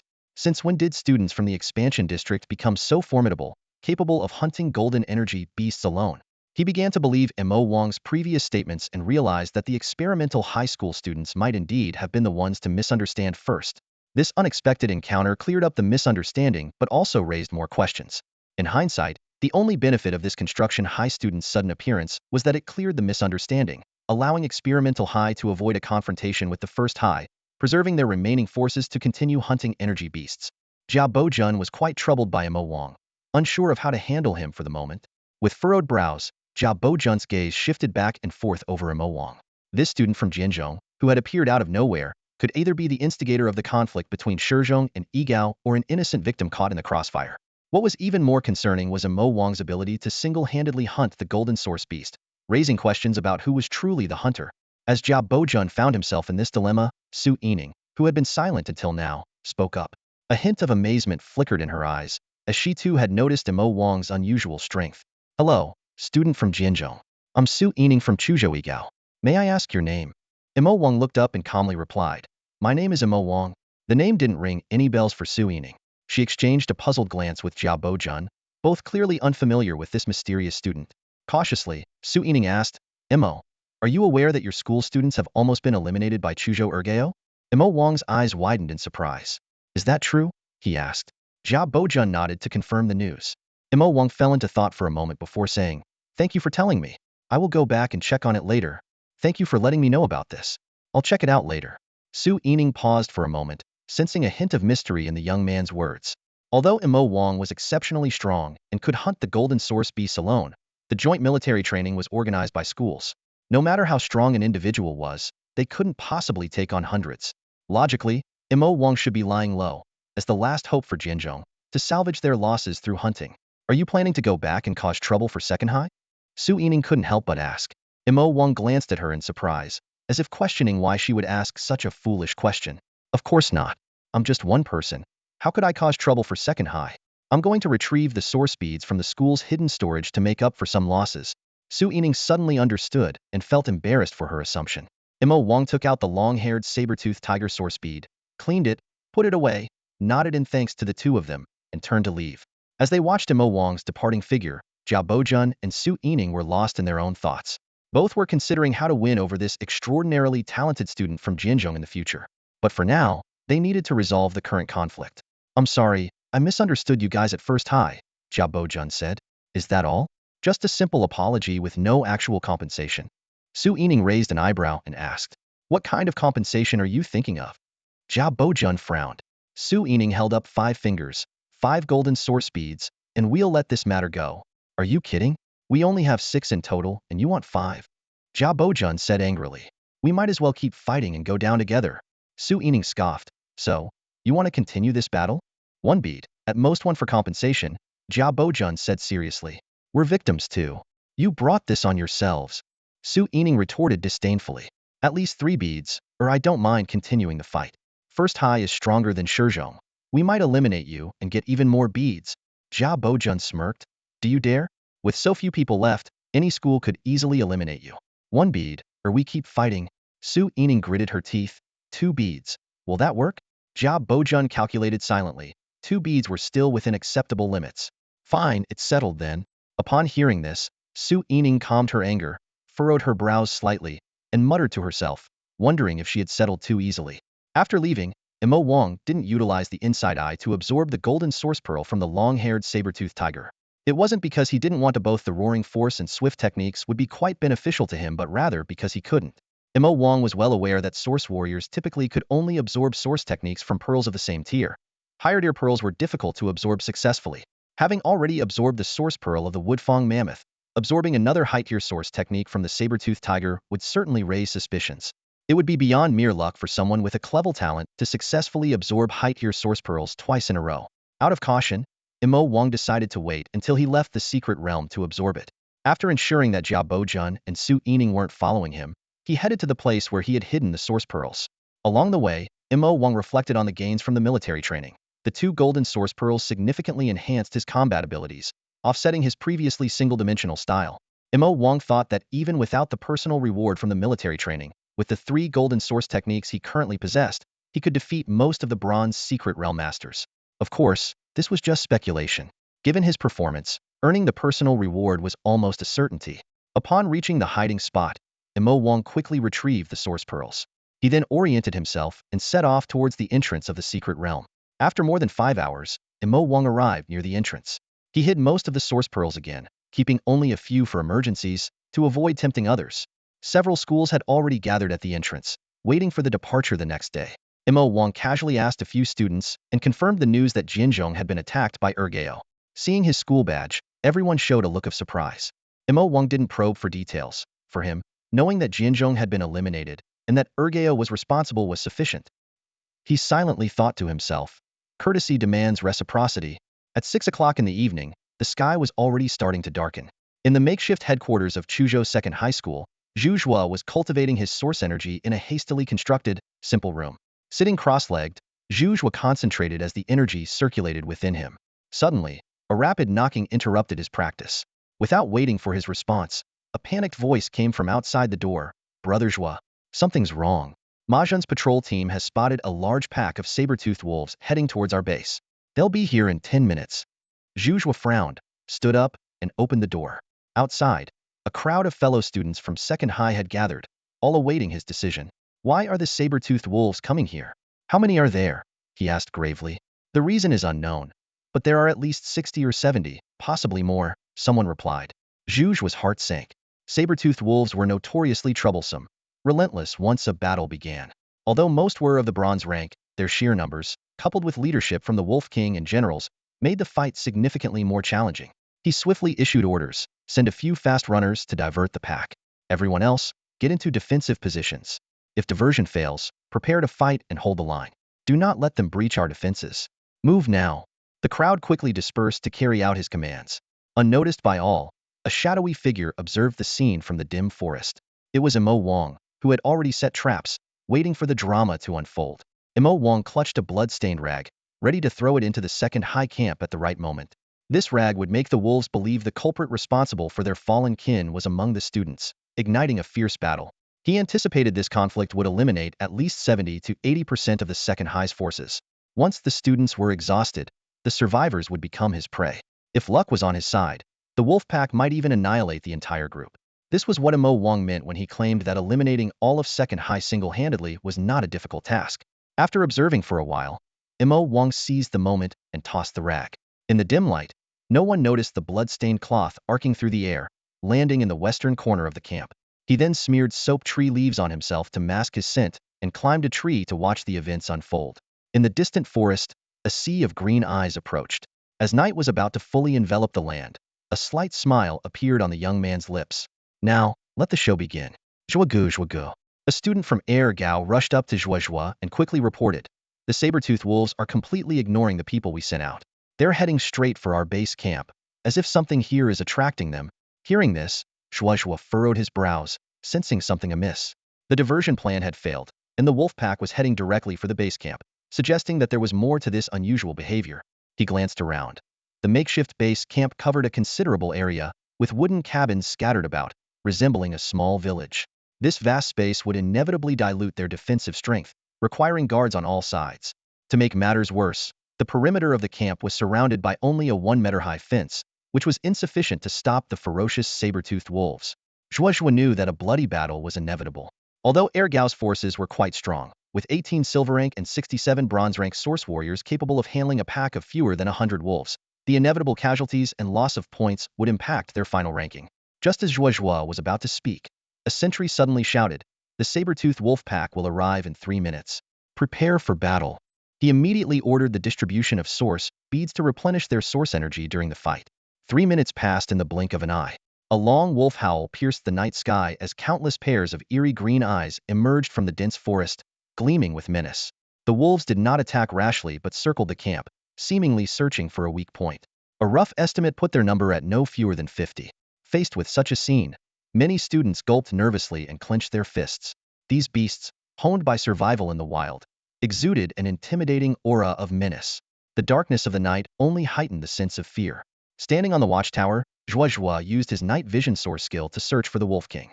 If they could kill the leader, the pack would surely disperse. Unfortunately, the Wolf King was exceptionally cunning and remained hidden in the rear. Zhuozhua's brows knitted tighter, realizing that a fierce battle was unavoidable. It seems there's no avoiding a tough fight. As both sides stood in a tense standoff, suddenly, a chilling howl echoed through the dense forest, a signal from the Wolf King. It seemed that the saber-toothed wolves had gathered their intelligence and launched the first attack. Zhuozhua stood atop the watchtower, his gaze piercing through the distance. From the western woods, 20 to 30 saber-toothed wolves burst forth like arrows from a bow, galloping wildly toward the main camp. He issued a firm order, his voice amplified by source energy to reach the entire camp. Defend the west. Ranged units, fire at will. Defensive units, form the front line. Melee fighters, stand by. The students on the west side quickly took their positions. Streams of energy flickered as they shot out like arrows. Defensive students formed a human wall, their source energy shields shimmering. The melee fighters braced themselves, ready to counterattack. Zhuozhua analyzed calmly, "This might be a probe. Don't let your guard down in other directions." No sooner had he spoken than another wave of dozens of saber-toothed wolves surged from the western forest, bringing their total to over 60. Zhuozhua frowned deeply. This was no mere probe, but a full-on assault. The western defense line was on the brink of collapse. Injured students were continuously carried to the center for treatment, while wooden plaques lit up, signaling teleportation out of the field. Zhuozhua's expression darkened as he silently cursed the Wolf King's lack of tactical knowledge. With no other choice, he decisively adjusted the strategy. Focus all efforts on defending the west. Leave 1/3 of the forces in each of the other directions. At that moment, a flash of white light appeared. A silver-ranked wolf general emerged. The situation grew increasingly dire. Zhuozhua took a deep breath, his eyes resolute. He knew that this fierce battle was just beginning. Inwardly, Zhuozhua couldn't help but curse. But faced with the escalating onslaught, even spotting the presence of a silver-ranked wolf general, he had no choice but to shout, "Attention everyone, concentrate all defenses on the west. Leave only 1/3 of the forces in each of the other 3 directions on standby." After another 6 or 7 minutes, nearly 100 saber-toothed wolves appeared from the west. Zhuozhua stood on the watchtower, his face as grim as iron. Among the wolf pack, over a dozen silver-ranked wolf generals were leading the ordinary wolves in a coordinated attack. Their seamless cooperation and organized maneuvers allowed them to control the pace of the battle. Although the students from the second high school were individually stronger, they were steadily pushed back under such a siege. In just 20 minutes, nearly a quarter of the students had been eliminated. Even the lightly injured in the rear were forced to rejoin the fight. The western defense line was in disarray and on the verge of being breached. Gritting his teeth, Zhuozhua knew they couldn't wait any longer. He ordered, "Everyone, head to the west. Leave no one in other directions." With that, he leapt down from the watchtower and rushed to the battlefield. In his hands, green wind blades formed, and with a few flashes of cold light, the nearby bronze wolves fell. Using the wind, he propelled himself into the air, quickly targeting a silver wolf general. The wind blade howled through the air, catching the wolf off guard, and its head fell to the ground. Zhuozhua moved through the battlefield as if no one could stop him. Reinforcements from other directions had also arrived, and the situation was gradually improving. As victory seemed within reach, No one noticed the disturbance in the eastern forest. A massive white wolf, as large as an adult bull, emerged slowly. It was the long-hidden saber-toothed Wolf King. For silver wolf generals followed closely, ready to strike. The Wolf King let out a long howl, and the Western Wolf Pack launched a frenzied attack, determined to hold back the second high school students. Hearing the howl, Zhuge's mind was on high alert. However, faced with the ferocious wolf pack, he found it difficult to break away. After issuing the command, the Wolf King surged forward on all fours, leading its elite guards like a missile skimming the ground. It burst into the midst of the second high students, wreaking havoc. The Wolf King moved like lightning, each strike carrying the terrifying might of a silver peak. Its claws sliced through the air, and its fangs gleamed menacingly. Unless protected by a guardian token, both bronze and silver rank students were shattered like paper. This was the primal technique of the saber-toothed wolf, simple yet devastating bites and pounces, wielded by the Wolf King with incredible power, rivaling even golden techniques. On the battlefield, the protective shields of the Secret Realm army flickered, and students hit were instantly whisked away to a safe zone for treatment. The assault by the Wolf King and its wolves was relentless, with a student being eliminated every few seconds. In mere minutes, the second high contingent had lost more than half their numbers, with only 2/5 struggling to hold on. Zhuge watched all this with mounting anxiety. The ferocity of the Wolf King far exceeded expectations. Bronze rank source warriors were quickly eliminated, and even silver rank ones struggled to last more than 2 rounds. Although the saber-toothed wolf pack suffered heavy losses, under the Wolf King's command, they seemed to lose their fear of death, fighting with bloodlust. What worried Zhuge more was noticing that after eliminating each student, the Wolf King consumed the supply source speed bags left behind. With its energy continuously replenished, the Wolf King's aura grew increasingly fierce, as if it could break through the silver peak and enter the golden rank at any moment. Zhuge suddenly realized that this might be the Wolf King's true goal in this attack. This couldn't continue. If the Wolf King did advance to the golden rank, it would become nearly impossible for the second high side to contain it. They needed to lure the Wolf King away. After making his decision, Zhuge took out 3 silver source beads to absorb and replenish his energy. He then shouted to his companions, "Keep a few source beads for yourselves and throw your supply bags to me.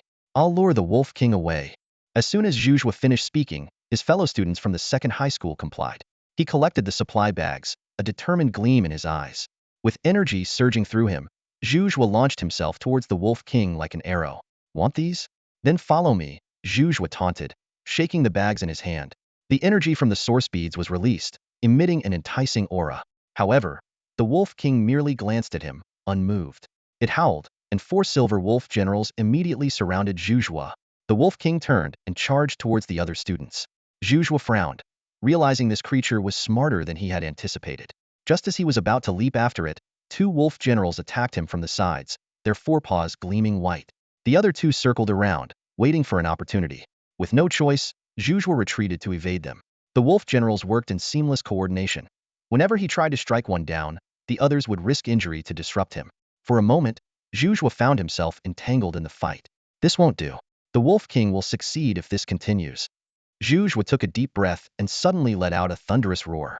This was his source technique, Mighty Roar. The deafening sound swept across the battlefield, causing all creatures to momentarily lose focus.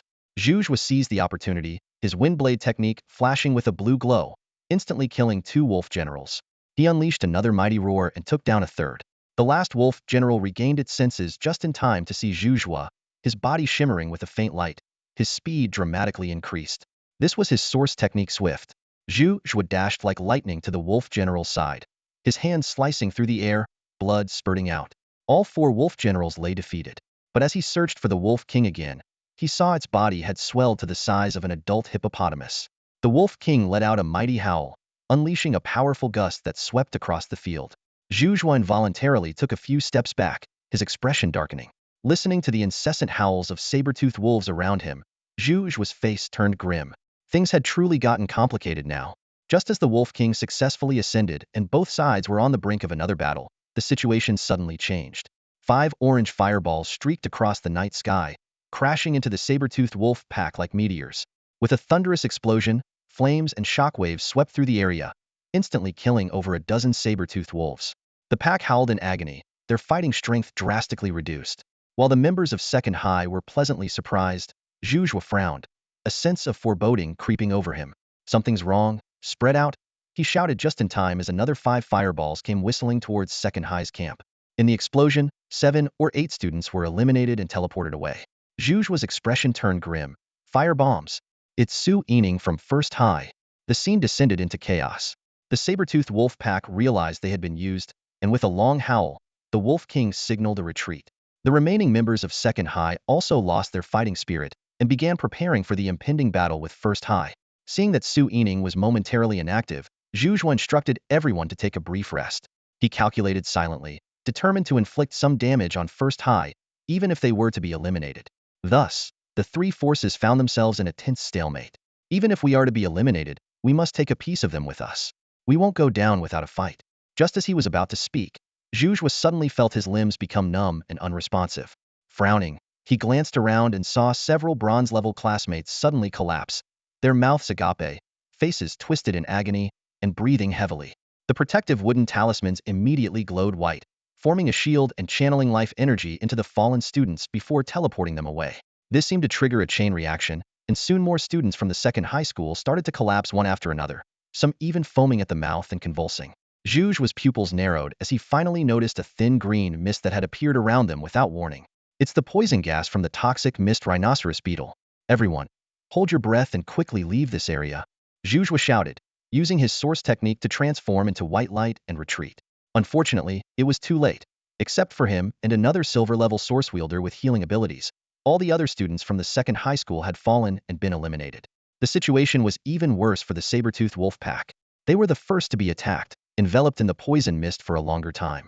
Unaware of what was happening, the wolf pack merely adopted defensive stances.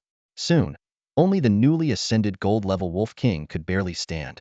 Clutching his chest and half-kneeling on the ground, Zhuge felt his body grow increasingly numb and his breathing more labored. He raised his head and roared angrily, Su Yining, aren't you the leader of the first high school? If you've got the guts, face me unknown. What's the point of hiding and playing dirty tricks? The other side seemed not to hear him, as another fireball shot out, eliminating the second high school student with healing abilities. Then, a strange male voice emerged from the dense forest, who's Su Yining? You've got it wrong. Stunned, Zhuge looked up to see an ordinary-looking boy wearing a necklace slowly walk out. From a distance, he addressed the kneeling Zhuge with a slight smile. My name is Imo Wang. As he looked at the distant, unfamiliar young man, Zhuge was puzzled, feeling the same question that Jia Bojun had at the time. Was there someone else besides Su Yining who possessed the fire spirit art during this military training? Zhuge squinted, scrutinizing the unfamiliar youth. Just as he was about to ask, a familiar school emblem caught his eye. His pupils contracted as he blurted out in disbelief, You're a student from Jianzhou? The only one left? Imo Wang didn't answer directly. Instead, he pointed at the fallen saber-toothed wolf pack in the distance, a playful smile on his lips. It's only polite to return the favor.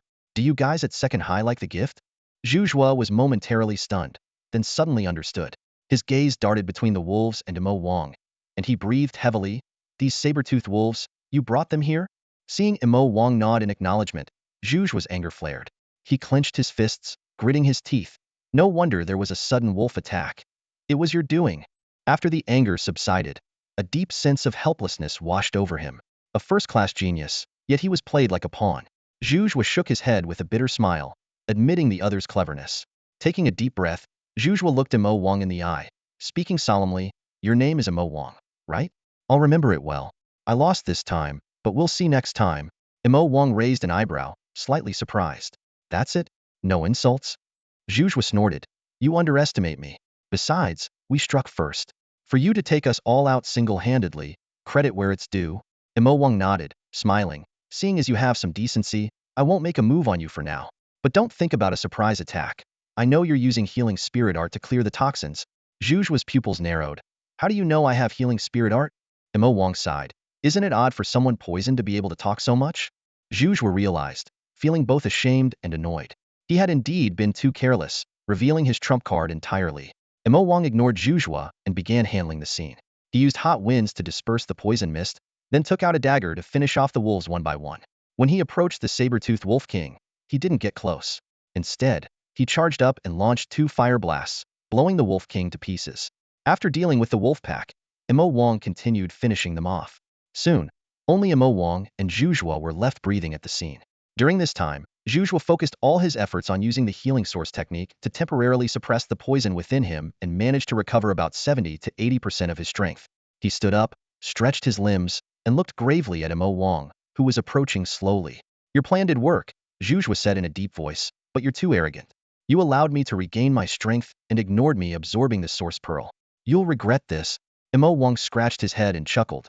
I think you're pretty weak. This comment instantly ignited Zhuzhua's anger. Without further words, he unleashed his source power, sending a green wind blade howling towards Mo Wang. Mo Wang quickly countered, and a fireball collided with the wind blade, the explosion obscuring their vision. As the smoke cleared, Zhuzhua had vanished. Mo Wang scanned the surroundings warily. Visibility in the darkness was less than 20 meters. Suddenly, a wind blade descended from above. Relying on sound, Mo Wang dodged, flipping backwards several times. Just as Mo Wang regained his footing, a tiger's roar exploded above him. Zhuzhua was somehow suspended in midair, less than 5 meters away. Mo Wang seemed momentarily stunned, eyes shut tight. Zhuzhua smiled smugly as he landed gracefully, intending to wait for Mo Wang to regain his senses and witness his own defeat. However, a strange smile curled at Mo Wang's lips. He opened his eyes, filled with a wild, crimson fury. Alarm bells rang in Zhuzhua's mind. He realized too late that he was the arrogant one, recklessly closing in without understanding his opponent. Mo Wang, wielding a dagger, swiftly lunged at Zhuzhua's throat. The protective amulet activated, blocking the lethal strike. Zhuzhua was eliminated, filled with regret and unwillingness. The battle concluded, and Mo Wang was somewhat surprised at how easily his opponent fell for the trap. He deactivated his berserk state, the red fading from his eyes. With this, Mo Wang single-handedly eliminated every student from second high participating in the joint military training. He deactivated his berserk mode, and since it hadn't been active for long, he didn't feel any weakness. He touched the pendant on his necklace and whispered to himself, confirming his earlier hypothesis. With his current mental strength, he could withstand a golden tier mental attack like the roar without any preparation. After being eliminated by Mo Wang, Zhuzhua was first transported to a medical tent in the Secret Realm's military camp. After receiving treatment and confirming there were no issues, he was released. As he stepped out of the tent, a scene of gloom and despair unfolded before him.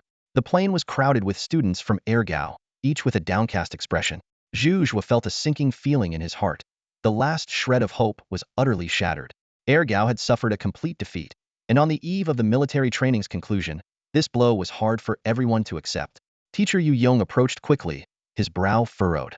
Zhuzhua, did you see clearly? Was it really someone from Yigao who attacked us? Zhuzhua shook his head and replied through gritted teeth. It wasn't Yigao, it was someone from Jianzhong. At these words, the surrounding students erupted into a flurry of discussion. How could it be Jianzhong? Weren't they all eliminated? Yu Yong pressed on seriously. Are you sure you didn't see wrong? Was it really a student from Jianzhong? Zhuzhua nodded. There was only one person, who claimed to be a Mo Wang, and he was wearing a Jianzhong badge. He was also the one who led the pack of saber-toothed wolves. The moment he said this, the scene fell silent again, only to break out into even more intense debates. It was hard for everyone to believe that a single Jianzhong student could defeat all of Ergao. Yu Yong sighed and raised his hand to signal for silence. He said gravely, the situation is what it is, and arguing won't change it. If the opponent has this strength, we should show respect. Now, line up by class and prepare to return to Chuzhou Safe City. Rest well and prepare for the closing ceremony tomorrow. His words carried a deep sense of helplessness. Not only was Ergao completely eliminated, but they were also defeated single-handedly by a Jianzhong student.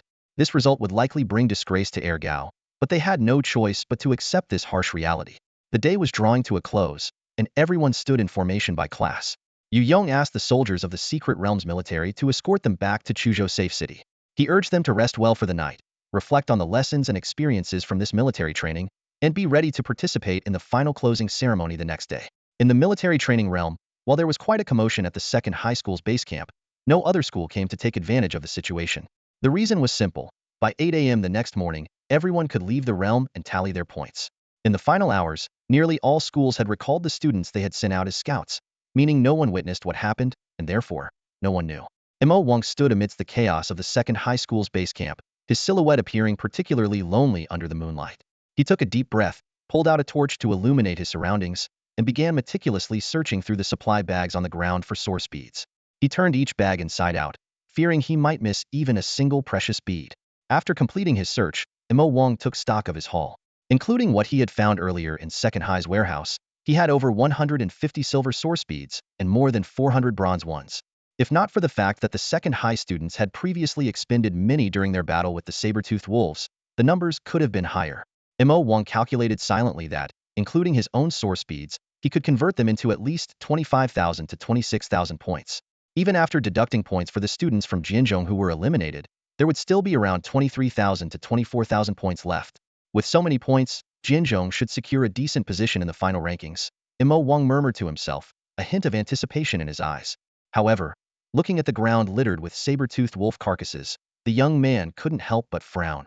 How long would it take one person to collect all the source beads? Moreover, the night was deep, and visibility was poor. Reluctantly, Imo Wang decided to find a hidden spot to rest, planning to continue at dawn. As for whether the carcasses would attract other source beasts, Imo Wang wasn't concerned. With the golden-ranked Wolf King already slain, what other beast would dare come here for food? With this thought, the young man gradually drifted into slumber. The next morning, the temporary square outside the military training realm was bustling with activity. After 8 a.m., students from various schools began exiting the realm and handing over their acquired source speeds to the military for point calculation. Once their average scores were computed, the students, led by their teachers, headed to the rest area. Many parents arrived with food to visit their children. Some of the more delicate students couldn't help but shed tears while devouring the food and recounting the hardships of the past 7 days to their parents. After all, this military training was akin to a collective wilderness survival exercise, where they had to manage all aspects of living while facing various dangerous source beasts. Although their lives were not at risk, enduring hardship was inevitable. However, as source warriors, in an era when humanity faced great crises, they must shoulder their responsibilities. For instance, if the safe city of Chuzhou ever faced a major crisis requiring evacuation, these trained students would lead ordinary citizens in surviving in the wild, seeking refuge in other safe cities, or, once powerful enough, rebuilding a new safe city in Chuzhou. By 1 p.m., aside from Chuzhou No. 1 High School and Chuzhou Experimental Middle School, all schools participating in the joint military training had left the realm and gathered completely. Those students previously eliminated had also returned to their respective schools and stood in formation. Notably, the news of Second High's complete elimination the previous night had caused quite a stir in Chuzhou Safe City after spreading overnight. Many people searched for the live broadcast footage recorded by silent drones at that time, eager to uncover what had happened and which school was so formidable as to eliminate the entire third-ranked public high school in Chuzhou Safe City. After all, the conflict between No. 1 High and Experimental Middle, where they eliminated many of each other's students, was known to the public, so it was unlikely to be the work of these two schools. The live replay showed that Second High first encountered a large group of saber-toothed wolves and fell into a tough battle. Both sides exhausted each other, and the Wolf King even advanced in rank during the fight. Just as both sides were at a standoff, someone in the dense forest threw 2 fireballs, causing chaos. Then, people from both sides suddenly collapsed, and Second High students were transported away one by one. Eventually, only one Second High student remained, and a person emerged from the forest. Unfortunately, as it was getting dark, the footage was blurry, making it impossible to discern any features, or even the person's gender. This person seemed to exchange a few words with the Second High student, then turned to finish off the wolf pack before engaging in a fight with the remaining student, quickly eliminating them. The footage ended there. Many viewers were left puzzled. Why did the saber-toothed wolves attack Second High's base camp? The power of the fireballs resembled flame bombs. Could it have been No. 1 High's doing? But if No. 1 High had acted, why did only one person emerge from the forest? All questions pointed to the mysterious person who emerged from the forest. If this person's identity could be confirmed, the truth about which school eliminated Second High would naturally come to light. Naturally, Second High wouldn't publicize the incident, as it was not something to be proud of. Only some rumors circulated, claiming that a Jinzhong student, utilizing the saber-toothed wolves, single-handedly wiped out Second High. Such rumors were naturally dismissed as fabrications by those who disliked Second High's previous bullying of Jinzhong students, or as Jinzhong's own attempt event. After all, given the average level of Jinzhong students from the expanded urban area, how could they possibly achieve such a feat? Even sending just one person from Second High would pose a challenge. At Jinzhong, seeing that Second High students were also entirely eliminated, it was hard to deny a sense of satisfaction, as if justice had been served. As for the rumors, although they did indeed have one student remaining in the realm, as previously mentioned, how could it be possible? They themselves didn't believe it either. According to the military training regulations, students from all schools are required to bring the source beads they've acquired out of the secret realm for point calculation by 3 p.m. on the 7th day. Currently, it's just past 1 p.m. At the entrance of the secret realm, students from Yigao and Shizhong coincidentally returned from the depths, creating a subtly tense atmosphere. The memories of their clashes over the past few days were still fresh, and students from both sides eyed each other warily. It was only yesterday that they discovered the misunderstanding was caused by a third party using the Huo Wu source technique, and Shizhong's apology helped to resolve the conflict. Each group of students gathered to tally their source beads. The rule prohibiting competition on the last day allowed everyone to breathe a sigh of relief. Soon, the results were in. Upon learning the average points of Igao, Su Yining looked displeased. She approached the Shizhong group and called out to Jia Bojun, "Hey, big guy, what's your average score?" Jia Bojun frowned. "My name is Jia Bojun, not Big Guy da." He paused and answered honestly, 213 points. "What about you?"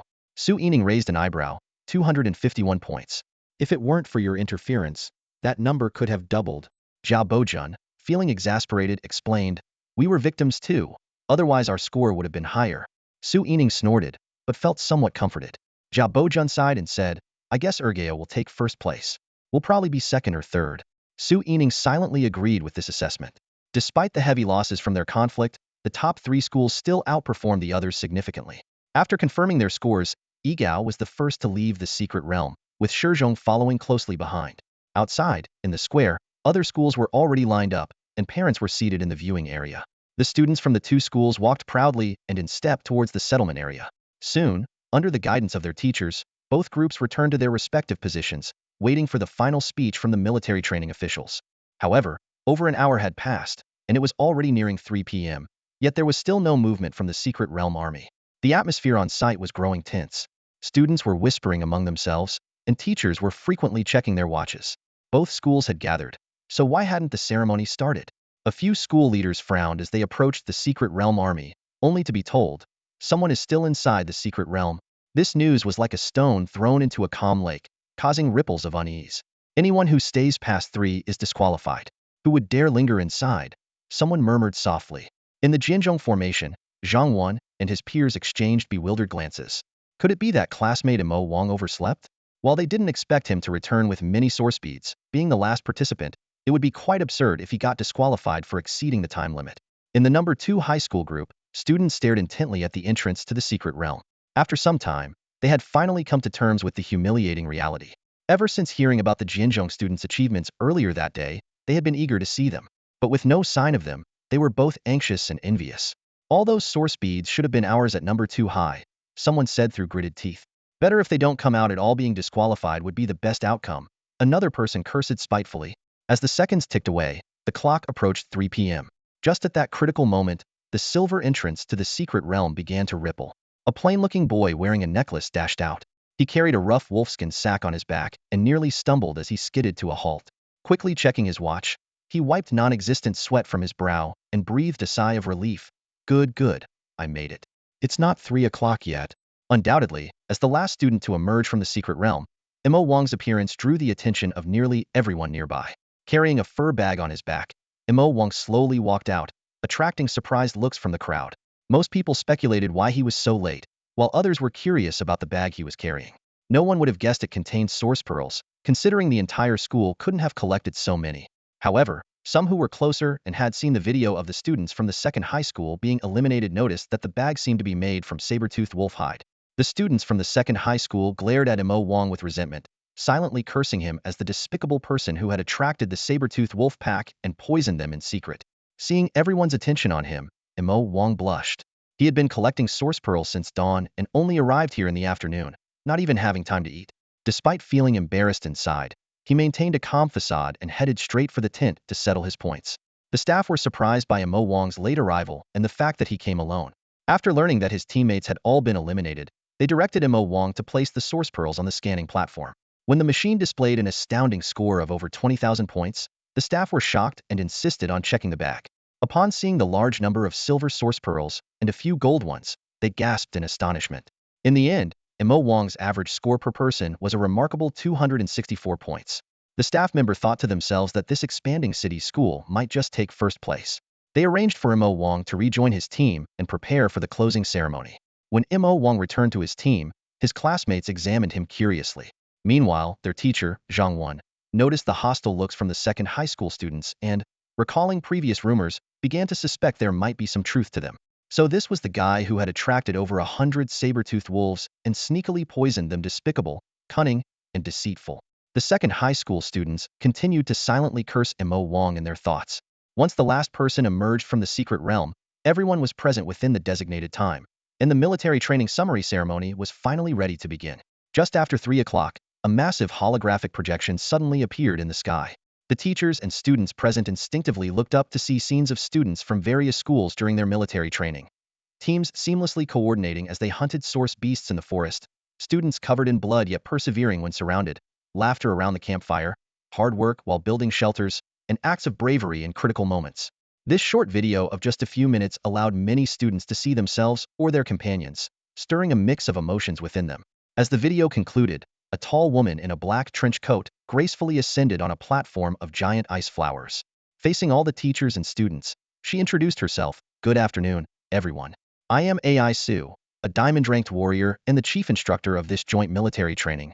As her words fell, thunderous applause erupted. AI Sue looked around confidently and said, "7 days of arduous training, and not one person voluntarily withdrew. Each of you persevered to the end. This is the spirit of the students of Chuzhou." She waved her hand to summon 3 specially designed medals for the Secret Realm training: gold, silver, and bronze, and announced the start of the award ceremony. With celebratory background music playing, AI Sue announced the rankings of the outstanding schools. Chuzhou Experimental High School and Chuzhou No. 1 High School took 3rd and 2nd place, respectively, with their representatives coming forward to receive the bronze and silver medals. When AI Sue announced that Chuzhou Construction High School had won 1st place, the audience was initially stunned, then erupted in astonishment. Chuzhou Construction High School? Isn't that the school from the expanded district? Weren't they eliminated on the first day? How did they get such a high score? The murmurs of disbelief spread through the crowd. Students from No. 1 High and Experimental High exchanged bewildered glances, and both Su Yining and Jia Bojun simultaneously thought of the student named Mo Wang. Meanwhile, the students from Construction High wore expressions of confusion, as if they had misheard something fantastical. Only the homeroom teacher, Zhang Wan, seemed to consider something as he glanced at Mo Wang, who was yawning. With a composed demeanor, he walked onto the podium and accepted the slowly descending golden medal. Soon, the confusion and shock among the crowd were resolved as the video clips began to play through the holographic projection. The video started with scenes of Jianzhong students routinely hunting source beasts. Suddenly, the scene shifted to a pack of saber-toothed wolves charging through the dense forest. The camera panned upwards, revealing that the wolves were heading straight for the 2nd High School's base camp. What followed was an intense battle between the 2nd High students and the wolf pack. Finally, a mysterious figure emerged slowly from the forest, and the camera lingered on them for several seconds. As the video concluded, the room fell into a stunned silence. The implications were clear: this mysterious figure had led the wolves to the camp, and they were a student from Jianzhong. The truth behind Jianzhong's high scores was unveiled, as was the mystery of 2nd High's complete elimination. Recalling 2nd High's previous actions against Jianzhong, the onlookers couldn't help but admire the cunning and skill of this Jianzhong student. With sheer determination, they not only avenged their school but also caused 2nd High to suffer from their own missteps. Su Yining and Jia Bojun exchanged glances, already convinced that the mysterious figure was Mo Wang. They were astounded by Mo Wang's ability to not only follow through on his promise, but also to orchestrate such a brilliant plan, single-handedly taking down the entire 2nd High. While the wolves seemed to take the credit, those with experience knew that attracting an entire wolf pack required immense skill. The students from 2nd High, faced with the surrounding judgmental stares, could only maintain a stoic facade and pretend not to notice. In the Jianzhong faction, everyone looked at Mo Wang with admiration, eager to celebrate the hero who had turned the tide in their favor. Meanwhile, in the principal's office at Chuzhou Jianzhong School, Du Ruiqing was watching the live broadcast. His expressions ranged from disbelief to sheer delight. The phone rang. It was Li Kaixian calling to congratulate him. The 2 old friends chatted happily, and Du Ruiqing finally felt at ease. After some thought, Du Ruiqing declared, "I plan to award that medal to this student." While Du Ruiqing and Kaixian were conversing, the closing ceremony outside the training realm continued. Isu waved her hand to summon 5 small black boxes, announcing the commencement of the individual excellence awards. A holographic display flickered to life, showcasing the awardees' impressive performances within the realm. The 5th place winner, Zhang Zihao, drew cheers with footage of him single-handedly holding the rear and defeating the source beast. Blushing, he accepted a golden tier blood-patterned bear source pearl and returned to his group. Gon Kaiwei secured 4th place, receiving a short-eared griffin source pearl as her reward. As each student stepped forward to claim their prize, all eyes fixed on the final box, speculating it was destined for the mysterious individual who had helped Jianzhong clinch victory. The atmosphere grew increasingly electric, with many imagining what this expert might look like. Finally, Isu announced, "First place in overall evaluation goes to Mo Wang from Chuzhou Construction High School, awarded a golden tier grass wolf source pearl." Amidst thunderous applause, a boy wearing a necklace and of unremarkable appearance stepped onto the stage. The crowd was taken aback to realize he was the same student who had appeared slightly awkward with his fur bag earlier. Many whispered in disappointment. Is this the mysterious expert? He looks so ordinary. Some girls felt their crushes in before they even began. Meanwhile, students from Igao, Shizhong, and Ergao stared at Mo Wang with mixed emotions, knowing their rankings had suffered due to this seemingly average boy. School leaders in the audience quietly plotted how to recruit this potential asset. Although Mo Wang attended a school in a developing district and might not be exceptionally gifted, his current abilities were impressive enough to serve as a valuable representative. Unaware of everyone's thoughts, Mo Wang was simply delighted, holding the box with the grass wolf source pearl. He eagerly anticipated the end of the ceremony, so he could begin absorbing this precious pearl. He hadn't expected the realm's competition to offer such a generous reward. The value of this pearl even surpassed that of a typical platinum source pearl. Mo Wang was overjoyed, knowing that the grass wolf source pearl not only granted forest perception but also possessed a second source technique. The second technique of the golden source, known as the leaf of life, is the primary reason why the grass wolf source pearl is so highly valued. This technique generates energy-infused leaves that are brimming with life force, significantly healing the user's physical injuries. The healing power of the leaf of life is nothing short of miraculous. For a golden tier source warrior, a single leaf can regenerate a lost finger. For an ordinary person, it can even regrow a severed limb. This technique is not bound by environmental conditions, can be used anytime, and can be pre-consolidated for storage. It's akin to a health potion in a game, providing rapid healing during critical battles. The only drawback is its high consumption of source energy. An average golden tier source warrior can only consolidate 3 leaves with full effort. Mo Wang, despite his insufficient source energy, can produce around 4 leaves with the help of Baozi's shared energy. This grass wolf source pearl perfectly compensates for his shortcoming.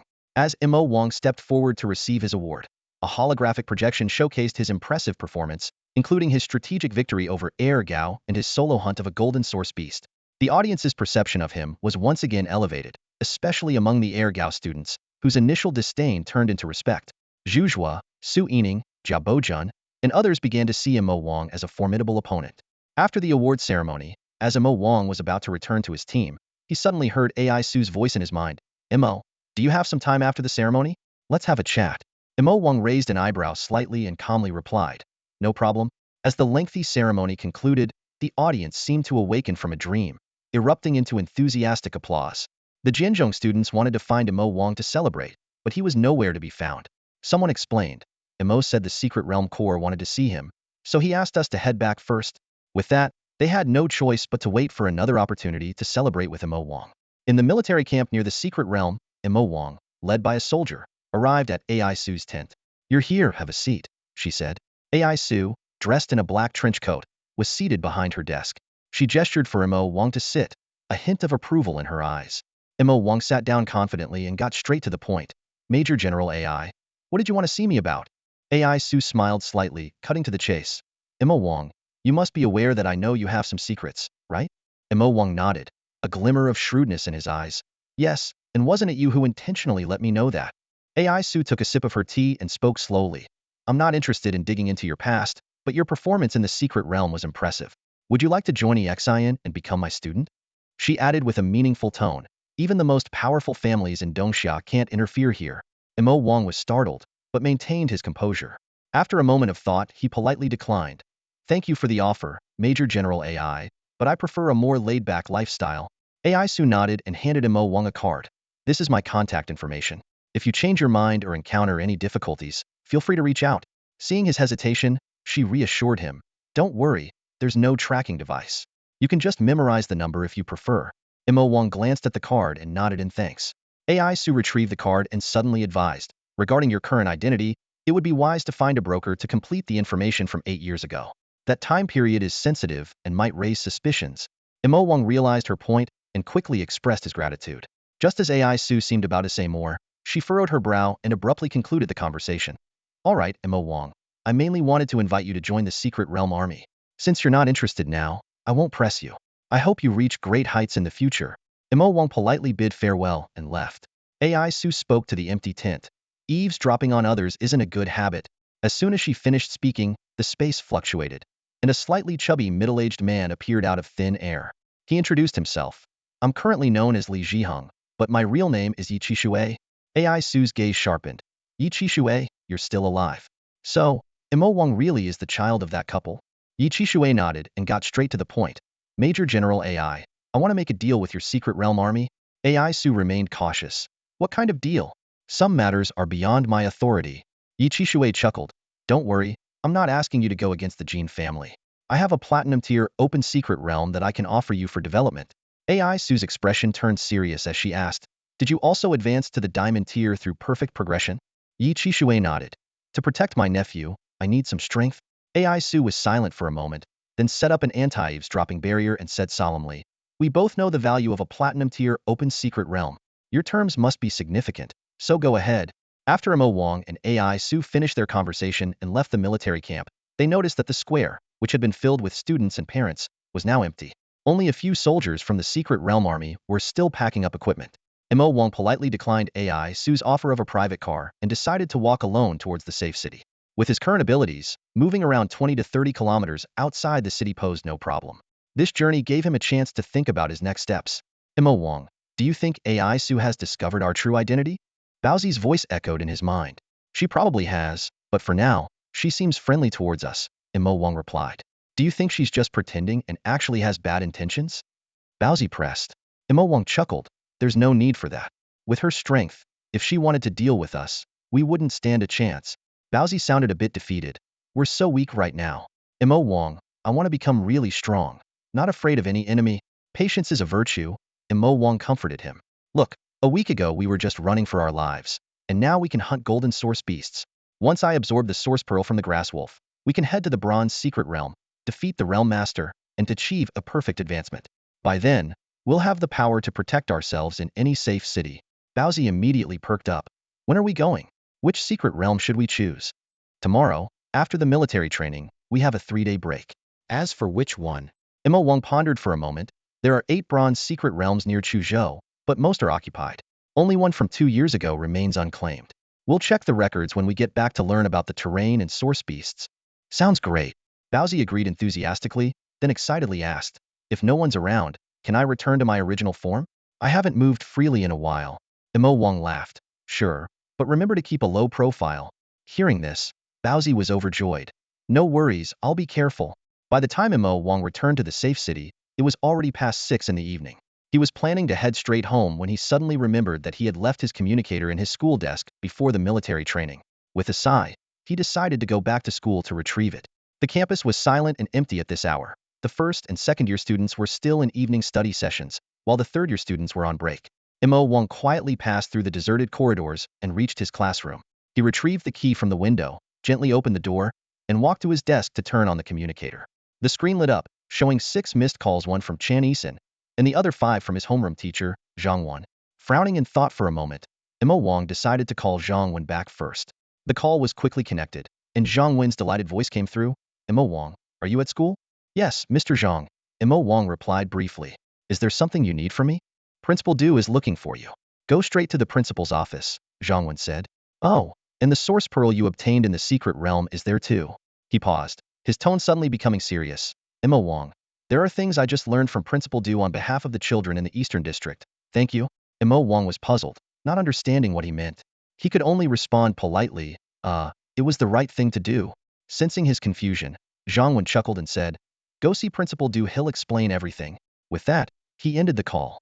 Mo Wang raised an eyebrow, wondering if he had inadvertently done something good without realizing it. In the principal's office at Jianzhong, Du Ruiqing, wearing reading glasses, was reviewing the procurement plan for the student cafeteria's menu for the upcoming month. There was a knock at the door. Come in, Du Ruiqing said. Looking up, Mo Wang entered the room, his eyes falling on the elderly man with gray hair and reading glasses. He noticed Du Ruiqing's right arm was a mechanical prosthetic, which surprised him. Principal Du, I'm Mo Wang. Teacher Zhang Wan said you wanted to see me? Du Ruiqing's eyes showed a hint of approval as he gestured to a nearby chair. Please have a seat. Once Mo Wang sat down, Du Ruiqing closed the file he was working on and asked warmly, did Xiaozhang tell you why I wanted to see you? Mo Wang shook his head. No. She said you would explain it yourself. Du Ruiqing poured Mo Wang a cup of tea and then shifted the conversation. Xiao Wang, what role do you think Jianzhong plays in the East District? Mo Wang appeared slightly puzzled and ventured a response. To educate people and improve the cultural quality of the East District's residents. Du Ruiqing neither confirmed nor denied, and pressed further. And why improve cultural quality? Mo Wang admitted, I haven't really thought about that. Du Ruiqing smiled gently and explained, education requires significant societal resources. From a utilitarian perspective, It's to make the educated individuals useful to society, creating value greater than the resources invested. He sighed and continued, in the past, before the source beasts, we had ample time and resources to nurture the next generation. Now, humanity is forced to retreat into safe cities, losing vast lands and populations, and we no longer have as many resources. Suddenly, Du Ruiqing posed a question. Imagine a pair of twins, and their parents can only afford to send one to college while the other must work to share the burden. Or they both stop at junior high and work, but the family might always remain at the bottom. What do you think the parents would choose?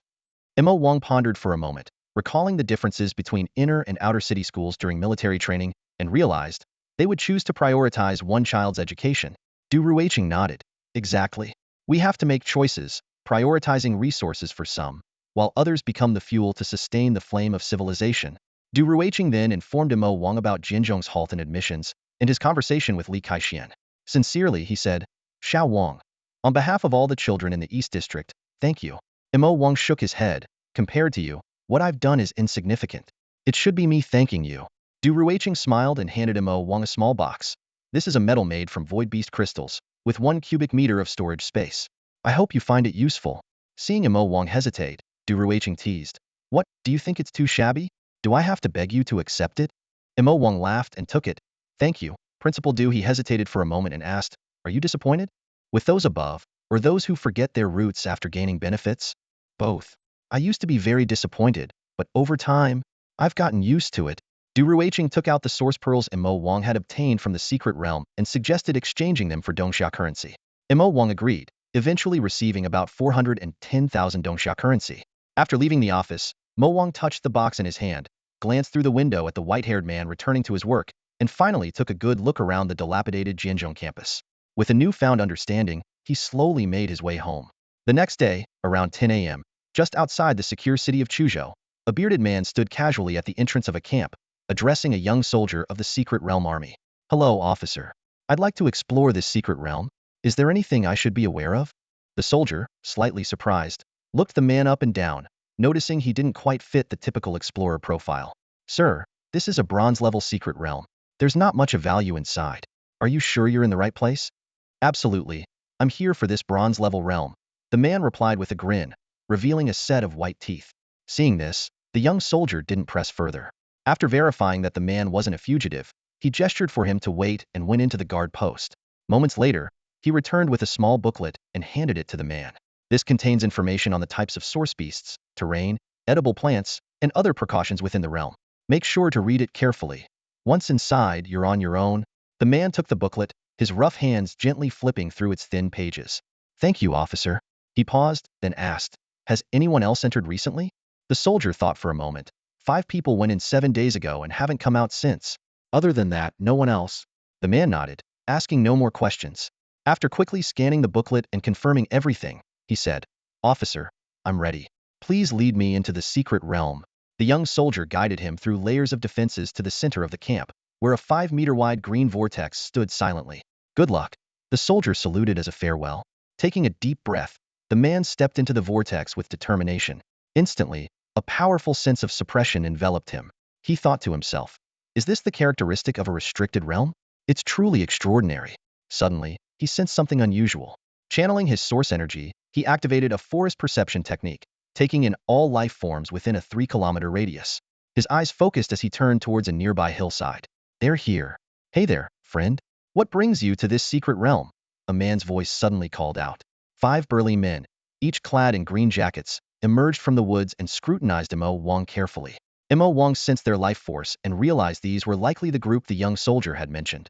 He thought to himself that their presence near the entrance was certainly not without a purpose. Mo Wang decided to test the waters. He disguised himself as a bearded man and grinned obsequiously. Gentlemen, I'm just here to hunt some source beasts and earn a little extra cash. What brings you guys here? The bald leader, Wang Lei, didn't answer directly. Instead, he glanced at a companion flipping through a small album. That companion quickly confirmed that Mo Wang was a nobody and nodded. Wang Lei dropped the pleasantries and said coolly, you've got some nerve. Why not head out into the wild instead of coming into the secret realm for extra cash? Feigning helplessness, Mo Wang explained about the fierce competition, but Wang Lei mocked him for not daring to venture deeper. Mo Wang continued to feign ignorance, expressing fear of encountering high-level source beasts. Wang Lei raised an eyebrow and asked, are you looking to join us? Imo Wang nodded eagerly. There's strength in numbers, right, brother? The bald man gave a knowing smile. Then come on over. Imo Wang pretended to be overjoyed and approached them. Meanwhile, the other four men quietly circled behind him, trapping him in their midst. Once Imo Wang was away from the entrance, Wang Lei couldn't help but burst into laughter. You're not young anymore, yet still so naive. In this lawless land, you dare trust others so easily? Consider this a lesson. Imo Wang feigned panic. What do you plan to do to me? Wang Lei sneered. Relax, we won't kill you. At most, you'll be bait. If you're lucky, you might survive the realm master. With that, Wang Lei made the first move. His arms seemed to swell as he swiftly closed in on Imo Wang, aiming a punch at his head. However, Imo Wang easily dodged, grabbed Wang Lei by the neck, and threw him over his shoulder to the ground. He then placed a foot on Wang Lei's chest and chuckled. I was hoping for a peaceful encounter, but you guys are a bit too hasty, aren't you? Barely a word exchanged and you attack? I haven't even gathered any information yet. Imo Wang smiled slightly, but no matter, since you made the first move, getting you to talk shouldn't be too hard. The remaining four were clearly caught off guard by Imo Wang's sudden attack. What was going on? Just a moment ago, this guy was as helpless as a fish on a chopping board, and now he had suddenly become so formidable, taking down Brother Wang with a single move and pinning him underfoot. Imo Wang sneered, his gaze sharp as lightning as it swept over the four men. Their faces were filled with shock and uncertainty, their movements hesitant. How had the once submissive weakling turned into a fierce tiger in an instant? Not giving them time to think, Imo Wang took a deep breath and let out a thunderous roar. Roar! The Golden Grade technique Mighty Roar surged forward like a tidal wave. The four men were instantly overwhelmed, their minds blank, as if they were facing the gaping maw of a saber-toothed tiger. The intense fear left them trembling and paralyzed. Seizing the opportunity, Imo Wang struck swiftly, knocking out all four in a matter of moments. He dusted off his hands and looked at the fallen adversaries with a smirk. Mere bronze-level warriors were no match for him. Half an hour later, Wang Lei groggily awoke to see Imo Wang's large, smiling face. He shivered and retreated in panic, stammering, Who are you? What do you want? Imo Wang stroked his chin, half smiling. It seems you're the captive now. Shouldn't I be the one asking questions? Wang Lei swallowed hard, realizing his predicament, and quickly submitted. Ask whatever you want. Just promise not to kill me, and I'll tell you everything truthfully. Oh, so cooperative. Imo Wang narrowed his eyes. I thought I might have to resort to some persuasion to get you to talk. Why are you here in this bronze secret realm? Don't even think about lying. If your story doesn't match the others, I doubt you'd like the consequences. Wang Lei spilled everything like beans from a bamboo tube. After listening, Imo Wang thoughtfully stroked his chin. It seemed that Wang Xinhai had his eyes on this secret realm, wanting to claim it for himself. But since he had arrived first, Imo Wang had no intention of giving it up. Imo Wang turned to Wang Lei and continued questioning. Do you know if there's anything special about this secret realm? Or why your young master is interested in it? Wang Lei shook his head with a pained expression. Sir, I'm just a servant. I honestly don't know. Imo Wang's expression remained unchanged as he asked again. Do you know when Wang Xinhai will be coming? Wang Lei was even more troubled. Sir, I'm just a lowly servant. How would I know that?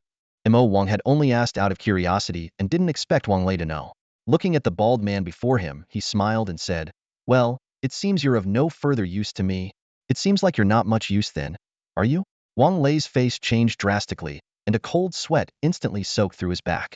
He saw Imo Wang's lips curl into a cold smile, and it felt like he was plunged into an icy abyss. In a panic, Wang Lei stumbled backward, his voice trembling. Big brother, please, I am useful. I can be your assistant, help you defeat the master of the secret realm. Once we're out, I'll be your loyal follower, always at your service. I have a family to support, both young and old. Imo Wang watched indifferently, waiting for Wang Lei to finish his incoherent pleading before he calmly said, The way you five-faced death is quite similar. He paused, his expression steady. I just wanted to teach you a lesson. You must bear the consequences of your actions. When you tried to use me as bait, you should have considered the outcome of such vile deeds. If I weren't strong enough, our roles might have been reversed. With that, Imo Wang said no more, swiftly drawing a dagger and stabbing it cleanly into Wang Lei's temple. In Wang Lei's despairing gaze, he was killed instantly. Imo Wang then quickly dug a pit and buried the 5 bodies. In his mind, he heard Baozi's eager voice, Imo Wang, Imo Wang. Now that the secret realm is empty, can I come out? Imo Wang smiled and replied, Sure. Before he finished speaking, a silver light separated from his body, transforming into a 3-meter-long divine dragon. Baozi joyfully circled around Imo Wang, pretending to be profound. Speak, mortal. What is it you wish to ask of me? Mo Wang played along, feigning shock. Are you the legendary divine dragon? Can you grant any wish? Baozi, full of pride, replied. Exactly. Mortal, state your wish. Mo Wang put on a serious face. Divine dragon, I have encountered a formidable enemy here. I need your help. Baozi nodded in agreement, then couldn't help but laugh. Mo Wang, your expression was so funny just now. Mo Wang raised an eyebrow and lightly tapped Baozi. What's so funny? Let's go. Hey, Mo Wang, don't walk so fast, wait for me. While Mo Wang and Baozi were searching for the master of the secret realm, a tense conversation was unfolding in the private villa of the second son of the Wang family, located in the inner city of Chuzhou's safe city. Wang Xinhai lounged lazily on the sofa, his gaze amused as he studied the middle-aged man with a scarred face sitting across from him. He spoke with a casual air. Today is the final deadline we agreed upon. Are the 90 bronze-level martial artists ready? The scar-faced man suppressed his anger and replied coldly, they've been gathered. The remaining few will arrive this afternoon. Tomorrow, you can handle the exchange at the Blood Diamond Tavern. Wang Xinhai dismissed the concern. Just send them in batches. What's the big deal? The scar-faced man snorted. Do you think the secret realm army are fools? Wang Xinhai smirked, revealing the truth. You and I both know the authorities turn a blind eye. They're eager to trade resources with underground organizations. The scar-faced man was left speechless and left in frustration. Wang Xinhai turned to Gaobo. Any news from Wang Lei and his group? Gaobo hesitated. Are 5 people really enough? Wang Xinhai was confident. I've asked around. No one is aiming for a perfect advancement anytime soon. The secret realm army won't pay much attention. 5 people are enough, and I've given them instructions. Gaobo nodded and reported. All the high-quality golden source pearls have been snatched up. Wang Xinhai frowned. Even the Wang family can't get any? Gaobo replied with a knowing look. The Wang family has its ways, but you are just the second son, after all. Wang Xinhai instantly understood what Gaobo meant and couldn't help but sneer. Is it my dear brother's doing again? Gaobo nodded gravely and explained. Although the eldest young master is studying in the Magic City, he has sent trusted aides to infiltrate the Wang family, constantly obstructing you, the second young master. Most of the family still leans towards supporting him. Upon hearing this, Wang Xinhai unconsciously clenched his fists, a flicker of anger in his eyes. After a moment of silence, he gritted his teeth and said, if I had top-tier qualifications, the Wang family would be begging me to take over, just like the Liu family did with Chen Yixin. Instead, I'm constantly hindered, struggling to even get a few good source pearls. Gaobo hesitated for a moment before cautiously suggesting, second young master, there is another way to obtain high-quality source pearls. Wang Xinhai raised an eyebrow and asked, what way? In the joint military training that ended yesterday, the secret realm army awarded high-quality golden source pearls to those who performed exceptionally well, Gaobo said in a low voice. Wang Xinhai frowned slightly, pondered for a moment, and then asked, are you suggesting we snatch the source pearls from these people? He shook his head. No, the risk is too high. Those who excelled in the training likely have powerful backgrounds. It's unwise to offend major forces for a few source pearls. Gaobo nodded in agreement and added, you're right, second young master. However, you might not know that the first-place winner of this training was Mo Wang, whom we encountered during the expansion of the urban area. He received an extremely rare grass wolf source pearl, which is considered top tier in the golden rank. Oh, a grass wolf source pearl? Wang Xinhai raised an eyebrow in surprise. The secret realm army is indeed generous. That Mo Wang. Isn't he the peculiar guy we met? As I recall, he's only of grade qualification, with no backing, yet he managed to take first place. Gaobo then pulled up a video of the military training closing ceremony online and explained Mo Wang's performance in detail to Wang Xinhai. After listening, Wang Xinhai commented with interest, I see, he's cleverly using source beasts. This kid has some skills and knows how to use his head. He paused and then asked, Gaobo, has he joined any faction afterward? According to my investigation, not yet.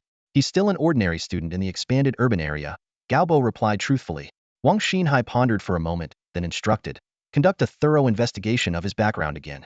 If it's confirmed that he has no major backing, he smirked, hire a few golden rank source martial artists from the dark web to bring him in and inquire about the grass wolf source pearls whereabouts. With his grade qualification, he probably won't use it until he reaches the silver rank to increase the absorption success rate. Gaobo expressed concern, second young master. That young man made even me feel a slight threat. He might be hiding powerful source artifacts or other trump cards. Sending just a few golden rank source martial artists might not be enough to subdue him.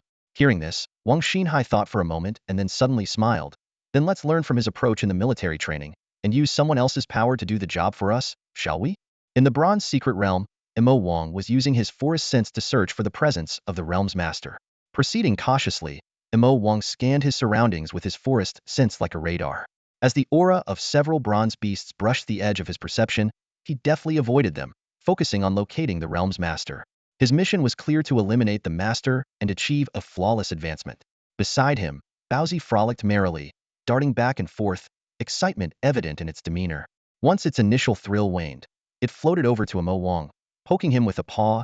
Mo Wang, is the master of this realm tough? Mo Wang chuckled, patting Bowsy. I told you to read the materials with me yesterday, but you didn't. Now you're asking? Those dense texts made me dizzy and sleepy, Bowsy defended. It's easier if you just tell me. Patiently, Mo Wang explained. According to online sources and the Secret Realm Army's booklet, the master here is called the Earth-Lin Beast. Though it's a high-level silver, its strength rivals that of a high-level gold, far surpassing the gold initial stage beasts we hunted during training. He continued. It has two known source techniques. The defensive, Earth Rock Skin, which enhances defense by harnessing earth power and transferring some damage, and the offensive, Rock Crystal Cannon, which hurls hardened rock crystals at high speed with formidable power. As for other techniques, due to a lack of thorough investigation, we must be cautious. Bowsy nodded earnestly. Got it? It then curiously asked, why doesn't the Secret Realm Army come in and kill the Realm Master to make this an open realm? Mo Wang pondered for a moment. Because it's not worth it. Every time a new realm is discovered, the army assesses its value and development difficulty. High value, low difficulty ones are quickly developed, while others are left alone, with personnel stationed only based on level and proximity. Entering restricted realms is dangerous, and it's not worth sacrificing many soldiers for a resource-poor realm, so there's probably nothing good here? Bowsy inquired. Most likely, Mo Wang nodded. Investigations show the resources here are average and the beasts unremarkable. But that's irrelevant to us. We just need to defeat the Realm Master to complete our advancement. Just then, Mo Wang paused. An unusually intense life force entered his sensory range. What is it? Bowsy asked, puzzled. Mo Wang grinned. It seems the forest sense of the grass wolf is indeed effective in this terrain. Let's go, Bowsy. I think I've found the Realm Master. Bowsy was eager, rubbing its paws together. Haha, I was so restrained during training. Now it's time for that Realm Master to see the might of this divine dragon. Deep within the hidden realm, a creature resembling the Qilin from the legends of Dongxia lay lazily at the entrance of its den. This beast, known as the Earth-Lin Beast, had a body length of 3 to 4 meters, earth-brown skin, grayish-white fur, and a few flowing whiskers. Suddenly, the Earth-Lin Beast opened its eyes, scanning its surroundings with vigilance. Rising to its feet, it roared towards the distant forest. 200 meters away, Mo Wang and Bowsy were stealthily approaching. The young man was taken aback, surprised by the beast's keen senses. The Earth-Lin Beast whipped its tail, its fur billowing, and charged towards them. Mo Wang decided not to hide any longer, anticipation flickering in his eyes. He patted Bowsy on the dragon horn and said with a smile, you go first. I'll back you up any time. Bowsy nodded excitedly, its source energy boiling, and silver scales glittering. It darted forward like an arrow, heading straight for the Earth-Lin Beast. They quickly reached the riverbank, less than 50 meters apart. The Earth-Lin Beast roared, its whiskers changing color and extending. It opened its mouth, gathering rocks, and suddenly launched them. Bowsy nimbly dodged, and the rocks smashed into the blue stones behind, shattering them. Seeing this, Mo Wang's expression turned serious. The power of that strike was comparable to 2.5 firebombs, not to be underestimated. He prepared to intervene at any moment, keeping a close watch on the battle. After dodging the attack, Bowsy kept his eyes fixed on the Dylan Beast, maintaining his speed as he charged towards it. As he flew, blue patterns flickered across Bowsy's body, gathering source energy in his mouth. Rising up, he opened his jaws wide and unleashed a deafening roar, spewing a high-temperature blue fire pillar. Wherever the fire passed, the river water evaporated instantly, shrouding the area in white mist. Sensing danger, the Dylan Beast swiftly dodged. The fire pillar struck the mudflat, scorching and cracking the ground within a 10-meter radius. Stunned by the power, the Dylan Beast no longer underestimated its opponent. It quickly deployed its source technique, enveloping itself in an earth-toned glow, forming a rocky skin. Seizing the opportunity, Bowsy closed the distance, lashing his tail like a whip towards the Dylan Beast's head. The beast turned its head and raised a claw to block, sparks flying from the impact. Bowsy's strength prevailed, shaking off its foreclaw. He followed up with a powerful punch, but it felt like striking solid ground. The Dylan Beast remained unshaken, instead opening its mouth to form a crystal of rock, which it fired at close range. With no time to evade, Bowsy crossed his arms to block. The crystal struck his dragon arms, pushing him back several meters. Glancing down, Bowsy saw his scales shattered and felt intense pain in his arms. Watching the scene, Emo shook his head with a light chuckle, channeling source energy to form a green leaf in his hand. Through his source diagram, he transferred life energy to Bowsy, quickly healing his injuries. Bowsy felt a bit embarrassed, but soon regained his confidence. Looking at the Dylan beast, he declared confidently, "All right, no more playing around." The Earth Scale beast initially felt a sense of triumph, believing that its attack had hit Bowsy hard, potentially crippling its arms at the very least. Just as it was about to seize the opportunity to launch another assault, it was taken aback to see Bowsy, seemingly unaffected, shaking its hand as if it were completely unscathed. Perplexed, the Earth Scale beast couldn't understand why its attack had no effect. Before it could make sense of the situation, Bowsy's azure patterns began to glow once more, its gaze intensely focused on the creature. The silver-white dragon took a deep breath, its chest swelling, and suddenly unleashed a torrent of blue flames from its mouth. As the flames surged forward, steam rose, enveloping the area in a thick white mist. In an instant, visibility on the riverbank dropped to less than 2 meters. The Earth Scale beast's pupils contracted as it quickly activated its rocky skin, the earthy glow intensifying around its body. It leaped and sprinted to narrowly evade the oncoming blue flames. Within the mist, the Earth Scale beast remained on high alert. It finally realized that the white fog was Bowsy's true strategy. The silver scales were nearly invisible in the mist, whereas its own earthy glow stood out like a beacon. Bowsy moved stealthily through the fog, occasionally spewing flames to maintain the vapor, keeping the Earth Scale beast wary. Suddenly, 5 grapefruit-sized blue fireballs came hurtling from all directions. Unable to dodge them all, the Earth Scale beast leaped to the right, but one fireball struck its body, burning its skin severely. It roared in pain, even its rocky skin charred with a gaping hole. Bowsy, observing the situation, did not rush in.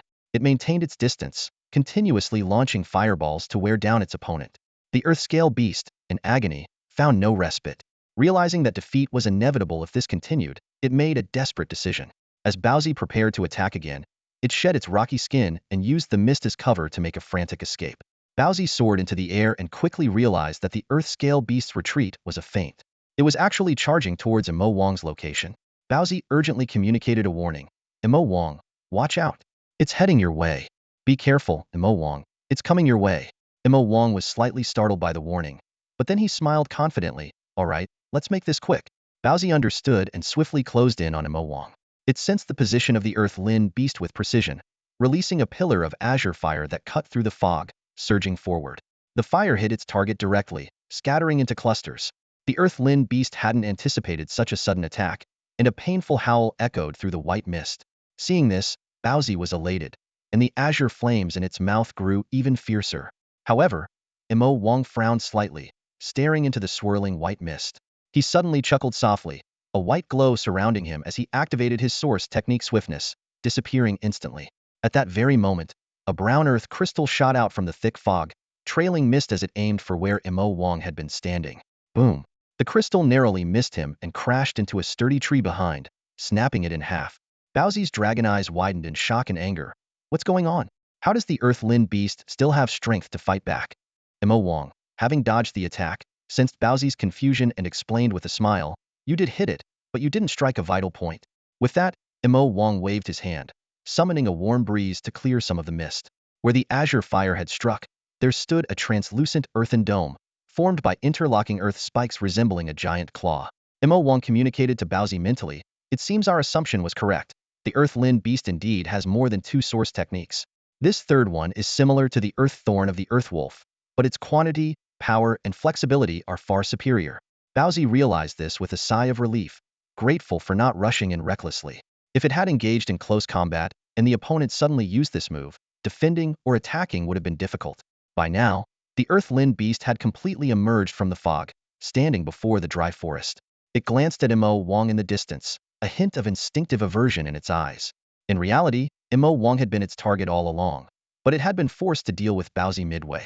Earlier, within the white mist, the Earth Lin beast had deliberately endured several azure fire attacks, hoping to lure Bowsy in. When Bowsy didn't take the bait, it switched targets, using earth spikes to block the fire while pretending to be injured, all the while using ground vibrations to pinpoint Emo Wong's location. This explained how it sensed Emo Wong approaching from over 200 meters away. Sensing the Earth Lin beast's hostility, Emo Wong taunted, "What, don't like the look of me? The earth-lin beast couldn't understand human speech, but the taunting tone was clear. Its eyes grew cold, and its four whiskers glowed, summoning several thick earth spikes to shoot up from beneath Mo Wang. Prepared for this, Mo Wang felt the tremor beneath his feet and used swiftness again to evade easily. He then conjured several orange-eared fireballs, hurling them at the earth-lin beast. The beast was unimpressed, summoning a row of earth spikes to form a sturdy wall. Boom! The fireballs exploded against the wall, raising dust, but the beast remained unharmed. From above, Baozi also unleashed a stream of azure flames, but they lacked the penetrating power and were similarly blocked by the beast's earth spikes. The standoff continued, with both sides locked in a stalemate. Mo Wang coordinated with Baozi to wear down the earth-lin beast while quickly strategizing. The fire crow source technique was ineffective, the wood fang mammoth source technique was currently useless, and the grass wolf supportive abilities were irrelevant in this situation. Now, all that's left is the long-haired saber-toothed tigers. A glint of determination flashed in Mo Wang's eyes as a plan quickly formed in his mind. He conveyed his idea to Baozi, who looked slightly worried. "Isn't this a bit too risky?" Baozi asked. Mo Wang chuckled softly. "Don't worry, it's not a big deal." After a moment's hesitation, Baozi nodded. "All right then," it said, before releasing a stream of blue flame that transformed into a white light and flowed into Mo Wang's body. Mo Wang clapped his hands to attract the attention of the lin beast. Seeing it look his way, he grinned. With a flash of faint white light and a powerful push from his legs, he shot towards the lin beast. The lin beast's whiskers flared slightly. Though unsure of the silver dragon's whereabouts, it wouldn't miss the opportunity of a human approaching willingly. It stayed alert to its surroundings while keeping a close eye on Mo Wang. As four glowing whiskers summoned a cluster of thick rock spikes from the ground, forming a conical cage around him. Unfazed, Mo Wang activated his source technique. His pupils turned blood red, and a gray metallic sheen flickered across his body. With the dual boost of ferocity and siege impact, his speed surged as he leaped high, stepping on the rock spikes to escape the cage. The lin beast's eyes gleamed with satisfaction as it opened its mouth to unleash a basin-sized earth-yellow crystal, while more rock spikes shot up from the ground. Faced with such an attack from both front and back, it seemed impossible for Mo Wang to escape unscathed. However, Mo Wang merely smiled. "Good beast, you've timed it well." He waved his hand to summon a hot wind, deliberately moving closer to the rock crystal. The lin beast sneered internally, thinking that this human, feeling the pain of being pierced by rock spikes, had chosen to collide with the rock crystal instead, believing it would result in a quicker, less painful death. The earth-lin beast's eyes widened in shock as the basin-sized rock crystal suddenly vanished just half a meter away from Mo Wang. The beast was stunned, its eyes scanning the surroundings in confusion. Mo Wang, however, didn't give it time to think. As soon as his feet touched the ground, he sprinted forward. 50 meters, 40 meters, 30 meters. The distance closed rapidly.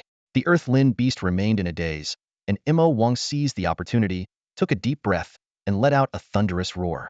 The roar blasted like a clap of thunder, the sound waves transforming into an invisible tiger that lunged at the earth-lin beast. Even the master of the secret realm would struggle to withstand such a close-range golden source technique.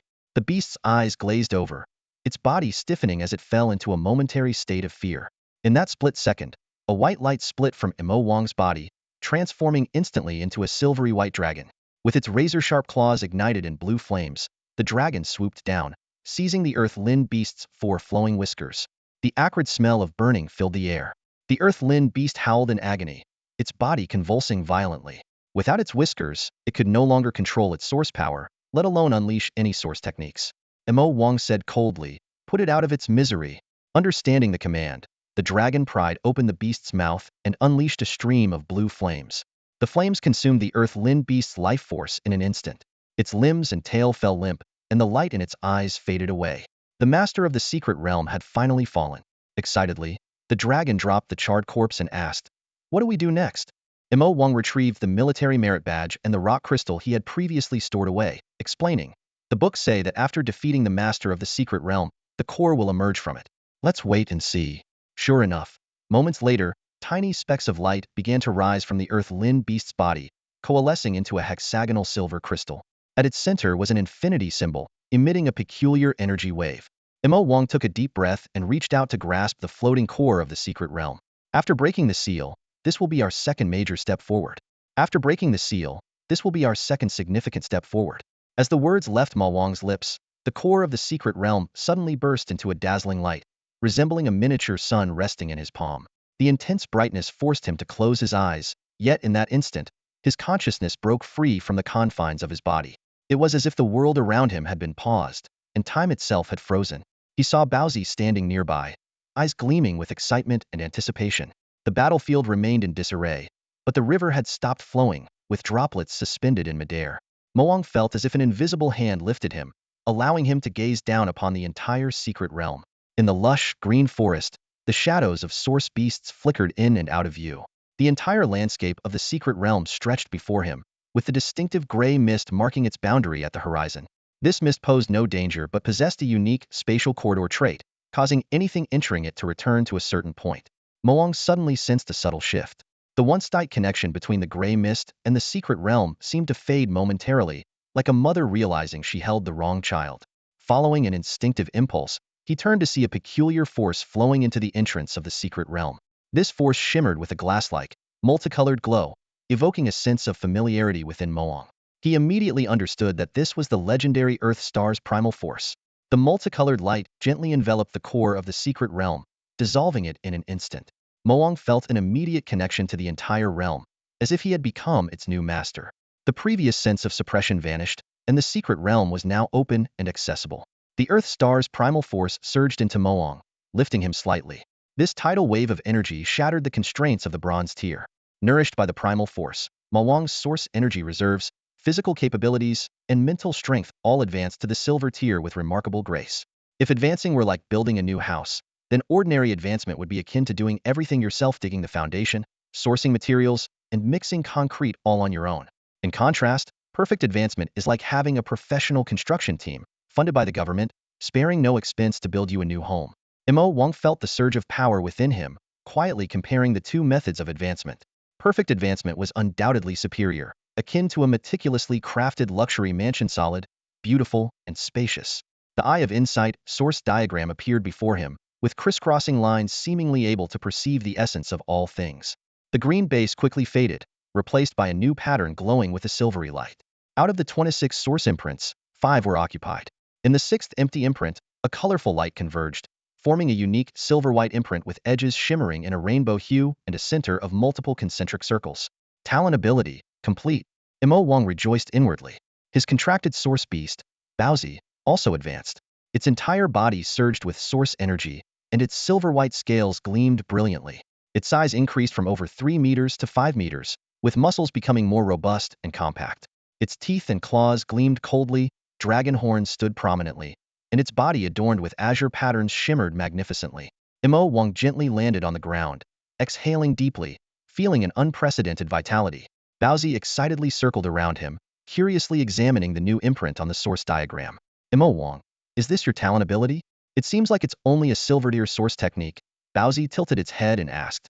Mo Wang smiled and explained, it is indeed a silver source technique, but the talent ability will grow stronger as my level increases, far surpassing ordinary source techniques. What exactly does it do? Baozi asked, blinking its large eyes. Mo Wang said nothing more, merely pointing to a large blue stone nearby. Under Baozi's astonished gaze, the nearly half-done boulder began to float slowly, moving left and right as if controlled by an invisible hand. What kind of ability is this? Baozi scratched its head, looking puzzled. Psychic power, Mo Wang thought with satisfaction. A very impressive talent ability indeed. After carefully testing his newly advanced abilities, Mo Wang discovered that his strength, speed, reflexes, and internal energy reserves had increased more than 5 or 6 times compared to before. Clenching his fist, he felt the surge of power within him. A casual punch could now deliver a force of 600 kilograms, equivalent to a high-level silver rank source warrior. If he focused his strength for a single strike, he could easily overturn a small car, matching the power of a mid-level gold rank warrior. Mo Wang also tried out several source techniques and noticed their power had increased by only about 30%. He understood this was because the quality of the techniques was fixed, much like the upper limit of a car engine cannot be changed. After completing his assessment, Mo Wang looked across the riverbank at the cave and said to Baozi, I've heard that the lair of the secret realm's master might contain rare treasures. Shall we take a look? Excited by the suggestion, Baozi dashed into the cave and began rummaging through it. He kept asking Mo Wang about the value of various items, only to be repeatedly disappointed. Eventually, Baozi lay on the ground, dejectedly scraping the earth with his paws. Mo Wang comforted him, saying, Don't be discouraged. Although this secret realm is rather barren, as the ones who defeated its master, we are entitled to claim 20 to 40% of the resources. By partnering with a development organization, we could earn at least 100,000 Dongsha currency annually. Baozi's eyes lit up again, but he was still dissatisfied. Why do we risk our lives and end up with less than half of the shares? He asked.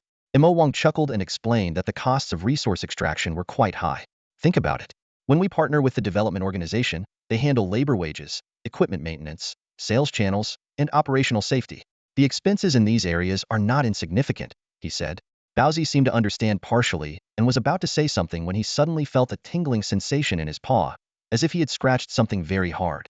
Looking down, Baozi dug out the object that was pressing against his paw. A dark greenish stone lay between his claws, its surface glinting with a metallic sheen. Imo Wang, what is this? It's really hard. I can't even scratch it, Baozi asked, puzzled, as he looked at Imo Wang. Imo Wang had already noticed when Baozi unearthed the stone. He raised an eyebrow and stared intently at the stone on the ground, his expression odd, as if he couldn't believe his eyes. You said you can't scratch it? Baozi nodded and started to doubt whether his dragon claws had dulled. He swiped his claws across a nearby pebble, easily leaving deep marks. But when he tried the same on the dark green stone, it only left a faint white scratch. Seeing this, Imo Wang picked up the stone and activated his elemental technique, fortifying himself. His skin briefly shimmered with a gray iron-like glow, significantly boosting his defense. Amazingly, the stone in his hand also emitted the same glow.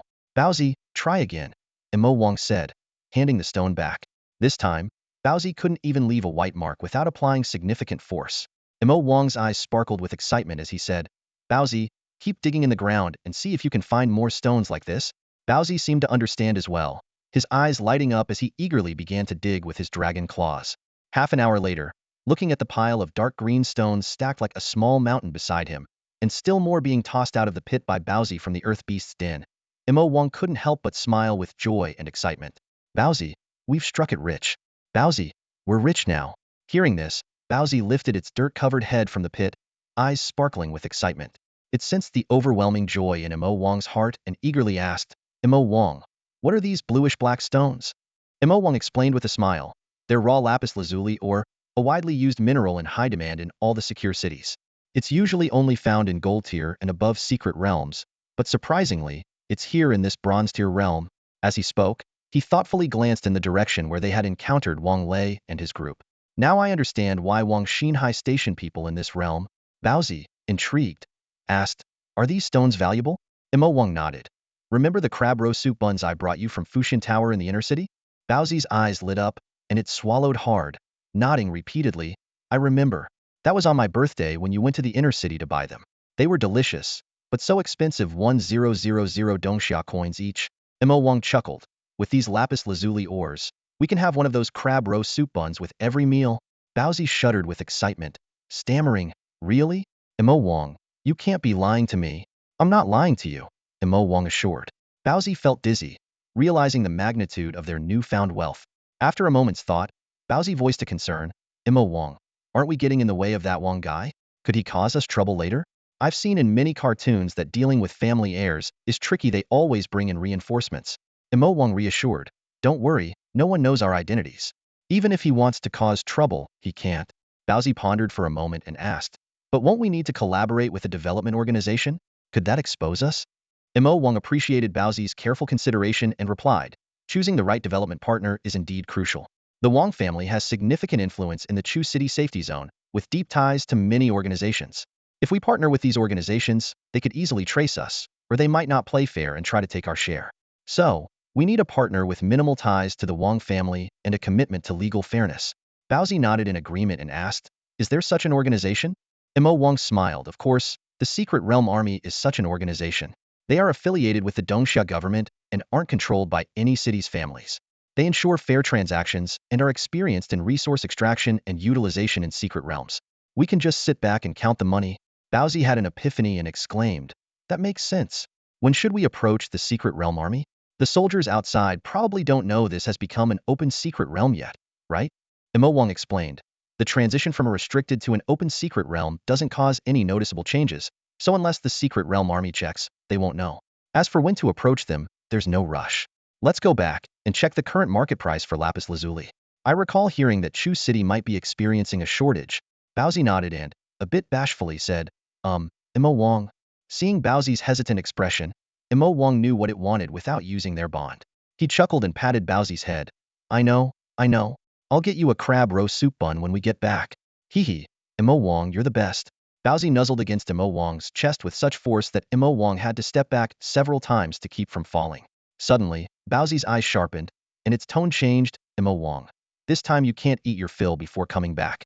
I want to go with you. Imo Wang looked embarrassed and mumbled. The shrimp dumpling incident was just a joke.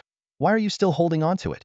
After that, Imo Wang and Baozi tidied up their surroundings and began their journey back to the secret realm entrance. The trip was uneventful. Upon exiting, they encountered the young soldier who had guided them earlier. The soldier was surprised to see Imo Wang and asked, You're back already? How was the harvest? Imo Wang shook a small pouch, making a noise with the source beads inside collected from a few bronze-tier source beasts along the way to avoid suspicion. He smiled and said, Thanks to your good wishes, I had great luck today and caught several source beasts near the entrance, so I came back early. My wife and kids are waiting at home, so it's best to get back and reassure them. That's true. Peace of mind for the family is important in this line of work. The young soldier, seemingly reminded of something, softened his expression and saluted. Safe travels, comrade. Imo Wang returned the salute with a smile and left the secret realm army camp, heading towards the safety zone.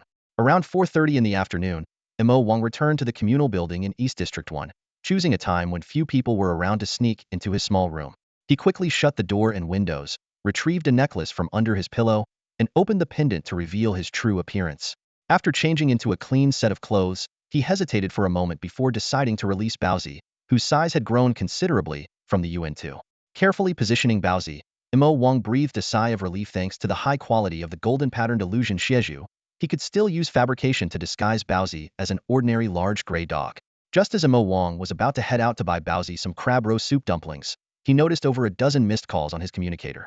All were from Chen Yisin, with the most recent one just 10 minutes ago. He suddenly remembered that on the last day of military training, he'd forgotten to reply to Chen Yisin because he was busy researching secret realm information. Imo Wang quickly called back, bracing himself to be scolded. As expected, as soon as the call connected, Chen Yisin's sharp voice came through. Old Imo, you've got some nerve, haven't you? Ignoring calls from your sister Chen? Not even a message. Imo Wang hastily replied with a grin. Chunjia, calm down. I was busy with something and it just slipped my mind. Unexpectedly, Chen Yisin didn't press further. She got straight to the point.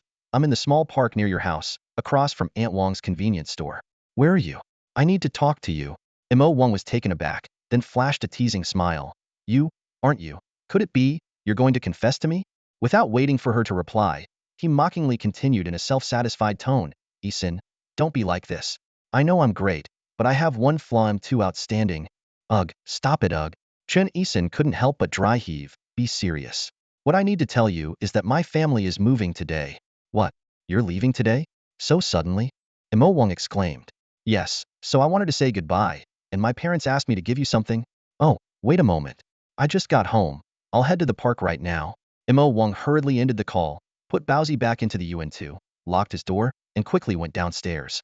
Halfway there, he remembered something, dashed back to grab a small gift box, put something inside, and then left again. A few minutes later, Imo Wang arrived at the small park. He spotted a beautiful young woman in a black casual outfit sitting on a worn-out bench. Her delicate features, fair skin, and long legs made her stand out in the dilapidated surroundings. Many passers-by glanced her way, and some even tried to strike up a conversation, but she politely declined them all. When Imo Wang approached, the onlookers were surprised, as the young woman scooted over and gestured for Imo Wang to sit down. Due to the bench's poor condition, they ended up sitting very close, almost like a young couple. They chatted naturally and exchanged gifts. From a distance, those witnessing the scene couldn't help but wonder, where did I go wrong? As for the truth of the matter, it's not as these people think. When Imo Wang arrived at the small park, he spotted Chen Yisin from a distance and walked towards her. Why was she suddenly leaving today? Imo Wang hurried over, and seeing him approach, Chen Yisin shifted to the side to make room for him. Imo Wang sat down without hesitation, as they were as close as siblings. To be precise, it was 4 days ago, Chen Yisin explained. While you were still in military training, Major General Ai Su informed us that we could start packing. The paperwork for Base 3 has been completed, and once she's done with the joint military training, she'll take our family there. The Secret Realm Corps departs tomorrow night, so we need to move everything by 6 p.m. tonight. Imo Wang scratched his head and asked, It's already past 4. Why are you still here? Where's Uncle Chun and the others? Chen Yisin gave him a look. They're already waiting at the military camp. We wanted to have a final meal with you at noon, but you didn't respond to any messages. I looked for you several times, but you weren't home. They had to go ahead. If you hadn't called just now, I would have left after 5. Mo Wang gave an embarrassed smile. Sorry, I've been so busy these past couple of days that I didn't check my communicator. Chun Yi-sin didn't press further, knowing he could be secretive at times. She handed him a small box. This is for you. Inside is a bank card with 50,000. The password is your birthday. Don't think it's too little. I wanted to give you the house, but figured you wouldn't bother moving, so I sold it for cash. Buy whatever you need. She paused and added sincerely, Mo Wang. Thank you so much for all you've done for our family over the years. Mo Wang was silent for a moment, knowing he couldn't refuse, and accepted the box with a soft, thank you. If it weren't for Uncle Chun and Aunt Yu taking me in back then, I wouldn't be here. He handed her a gift box. I knew you were leaving, but didn't have time to prepare much. What's inside? Chun Yi-sin asked curiously. Can't say. Open it when you get to your new home. Mo Wang replied with a mysterious smile. Chun Yi-sin raised an eyebrow and accepted it without further questions. She suddenly laughed. Old Mo, you did well in your military training, ranked first overall. Mo Wang humbly replied, it was just okay. The competition wasn't tough. If you had participated, the top spot would definitely be yours. Chun Yi-sin shook her head, amused by his unserious demeanor. Old Mo, what are your plans for the future? Study hard and improve every day. Chun Yi-sin raised an eyebrow. Tell me the truth. Mo Wang thought for a moment. I haven't planned too far ahead, but I might leave Chuzhou Safety City in a few days. Where to? Luodu Safety City, to figure something out. Seeing that Mo Wang didn't want to elaborate, Chun Yi-sin didn't press further. She suddenly spoke softly. Mo Wang, I know what you're carrying. When you first came to my family, you were quiet, with lifeless eyes, sometimes sitting in the yard staring at the sky all day, not moving, unlike any 80-year-old. Over the years, I've often seen you alone, going back and forth between the wilderness and the safety city, as if something was driving you. Mo Wang remained silent, his eyes deep. Suddenly, he grinned. Ah, I hardly remember things from back then. Why bring it up now? Chun Yi-sin said seriously. Mo Wang, I just want to say, if you ever face difficulties and need help, remember to come to me. She then dropped the serious act and slapped him on the back. After all, your sister Chun here is a genius with 24 source mark imprints. I might be weak now, but once I grow stronger, I'll have no problem looking out for you. Mo Wang was pushed forward by her slap, grinning through gritted teeth. All right, Sister Chun is mighty. I'll remember. His face held a genuine smile. After chatting a bit more, Chun Yi-sin stood up. Guess that's it then. Mo Wang stood up too. Take care in the secret realm core, and look after Uncle Chun, Aunt Yu, and Wanhan. I'll visit you at base 3 in the future. Chun Yi-sin suddenly stepped forward and gave Mo Wang a gentle hug. Don't worry, you take care of yourself too. Mo Wang was momentarily stunned, catching the scent of her hair. Realizing what was happening, he smiled and returned the hug briefly, without any other thoughts. I will. So, goodbye, my friend. Yes, goodbye. There was no lingering sentimentality or reluctance between them. Both had their own paths and goals. After seeing Chun Yi-sin off, Mo Wang turned and walked for half an hour to the East Zone 2 transit station. He boarded a bus heading to the inner city, thinking about buying crab roe soup dumplings for Baozi. The streets of the expanded district were narrow and maze-like, making it impossible to hail a cab. Only the inner city offered such a service. Over an hour later, Mo Wang arrived at the original East Station of the old city. The inner city was bustling as always in the evening, starkly contrasting with the dilapidated and crowded expanded district. Colorful shop signs, well-dressed pedestrians, a constant stream of vehicles, and neatly trimmed parks all showcased the prosperity here. Silently, Mo Wang mused. Limited resources, huh? He hailed a cab, and the middle-aged driver, noticing his modest attire, kindly warned him that dining at Zuixinlu was quite expensive. Mo Wang brushed it off casually and reached his destination half an hour later. Upon entering Zuixinlu, Mo Wang was informed that a reservation was required. He was taken aback. Last time, there was no need. The receptionist, barely concealing her disdain, explained that business was booming now, with bookings extending to the next month. Mo Wang was at a loss when suddenly a familiar voice came from behind. Mo Wang, what are you doing here? Didn't you go to see off my cousin in them? Lu Xinxin descended the stairs slowly, looking at Mo Wang in surprise. She knew he had performed well in the joint military training, but his source map was of low quality, which was somewhat unfortunate. Seeing him alone at the Haiyan Zuixin piqued her curiosity. They've already left. I'm here to buy a bit of food, Mo Wang replied honestly. A hint of surprise flashed in Lu Xinxin's eyes. What do you want to eat? Oh, I didn't make a reservation, so I can't eat. Upon hearing this, Lu Xinxin didn't say anything. She simply glanced at the receptionist, who had been maintaining a respectful demeanor ever since Lu Xinxin arrived. The receptionist immediately understood and respectfully said, "Miss, I'll inform the kitchen to prepare an additional table." She then turned to Imo Wang, offering a beautifully crafted menu with a smile. "Sir, what would you like to eat? Our specialty at Zui Xian Lu is Chinese cuisine, featuring the four major styles: Sichuan, Shandong, Cantonese, and Jiangsu. Our renowned chefs ensure authenticity." Imo Wang raised an eyebrow, surprised by the sudden enthusiasm. Lu Xinxin explained, "Don't worry about the cost. Zui Xian Lu is owned by my family, so feel free to order whatever you like." She handed Imo Wang an ink-painted card. "This is our family's membership card. You'll get discounts at all Lu family businesses, and you won't need reservations at Zui Xian Lu." Imo Wang accepted it with a smile. "Thank you." He turned to the receptionist. "I'd like 3 crab roast soup dumplings to go." Lu Xinxin was curious. "Aren't you going to order anything else? There are other great dishes here. Would you like me to recommend some?" "No, thank you." Imo Wang politely declined. "I want to get home early to eat. It's hard to carry too much." Lu Xinxin didn't press further. She glanced at the now silent receptionist, smiled at Imo Wang to bid farewell, and then exited to a waiting luxury car. In the driver's seat, Aunt Young asked, puzzled, "Xinxin, why were you so courteous to that boy from outside the city? Isn't his aptitude only rated as C?" Lu Xinxin pondered for a moment. "Maybe it's his calm demeanor. He neither flatters nor acts arrogantly. He seems confident, treating me as an equal. I quite admire that." Aunt Yang remained noncommittal and changed the subject. "Xinxin, did your cousin contact you before she left?" Lu Xinxin smiled. "Yes, she sent a message this morning to let me know that her family is moving to Base 3. After Lu Xinxin left, Imo Wang turned to the receptionist and asked, "Could you tell me approximately how long it will take?" The receptionist's demeanor immediately became more respectful, fearing Imo Wang might hold a grudge against her previous indifference. She slightly bowed and replied politely, "Around 20 minutes or so, sir. If that seems too long, I can try to expedite the process, or you can wait comfortably in a private room." Imo Wang noticed the change in her attitude, but didn't mind. He smiled lightly and said, "No need to rush. I'll take a walk and be back soon." With that, he turned and left Zui Xianlu.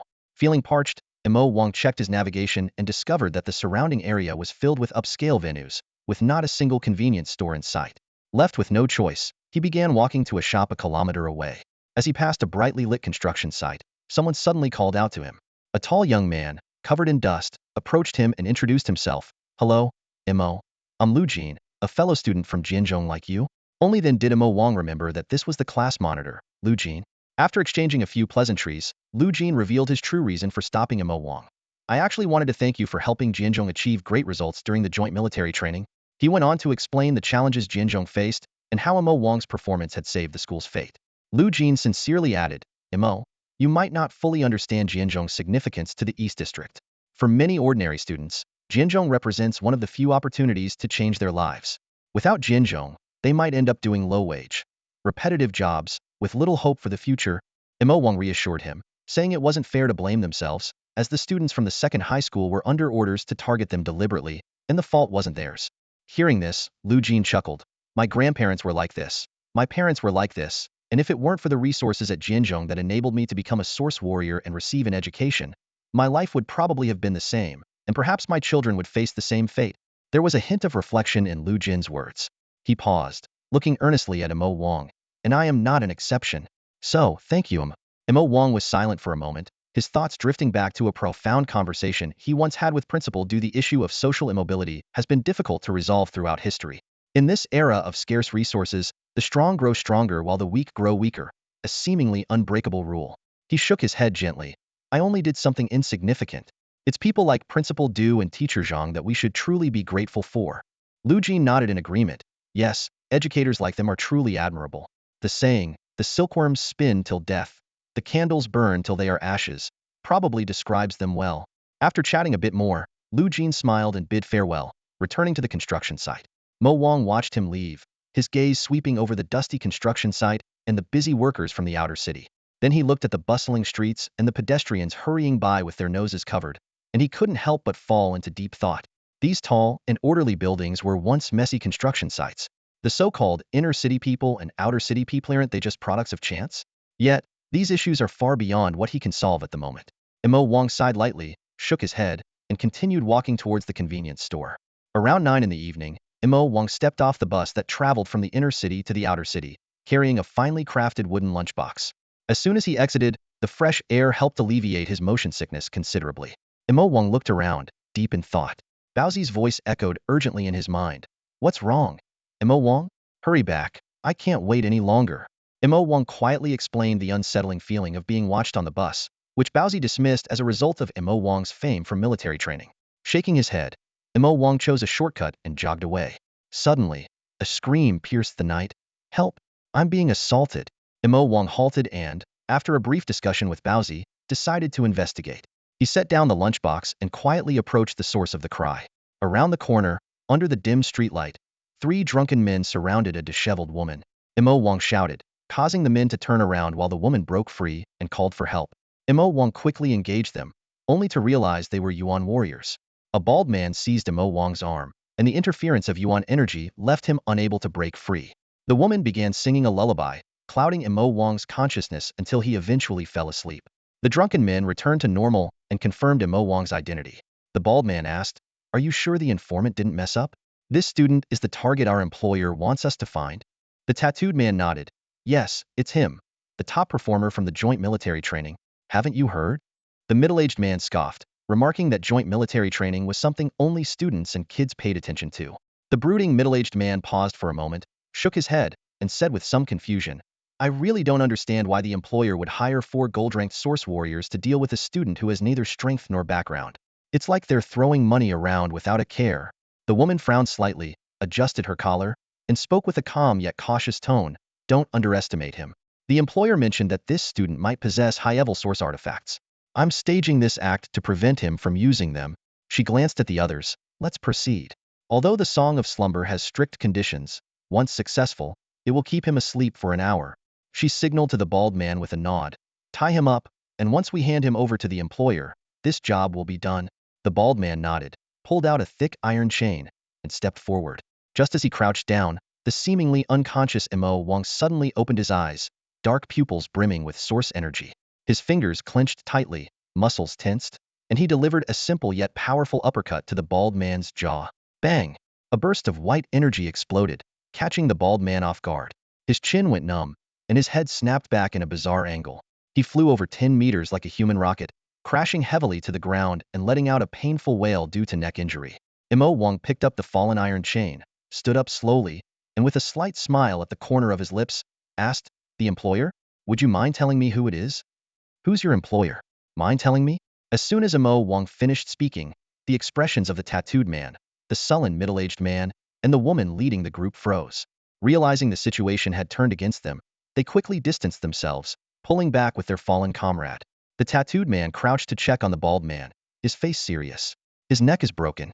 We need to treat him immediately, or he'll be confined to a wheelchair."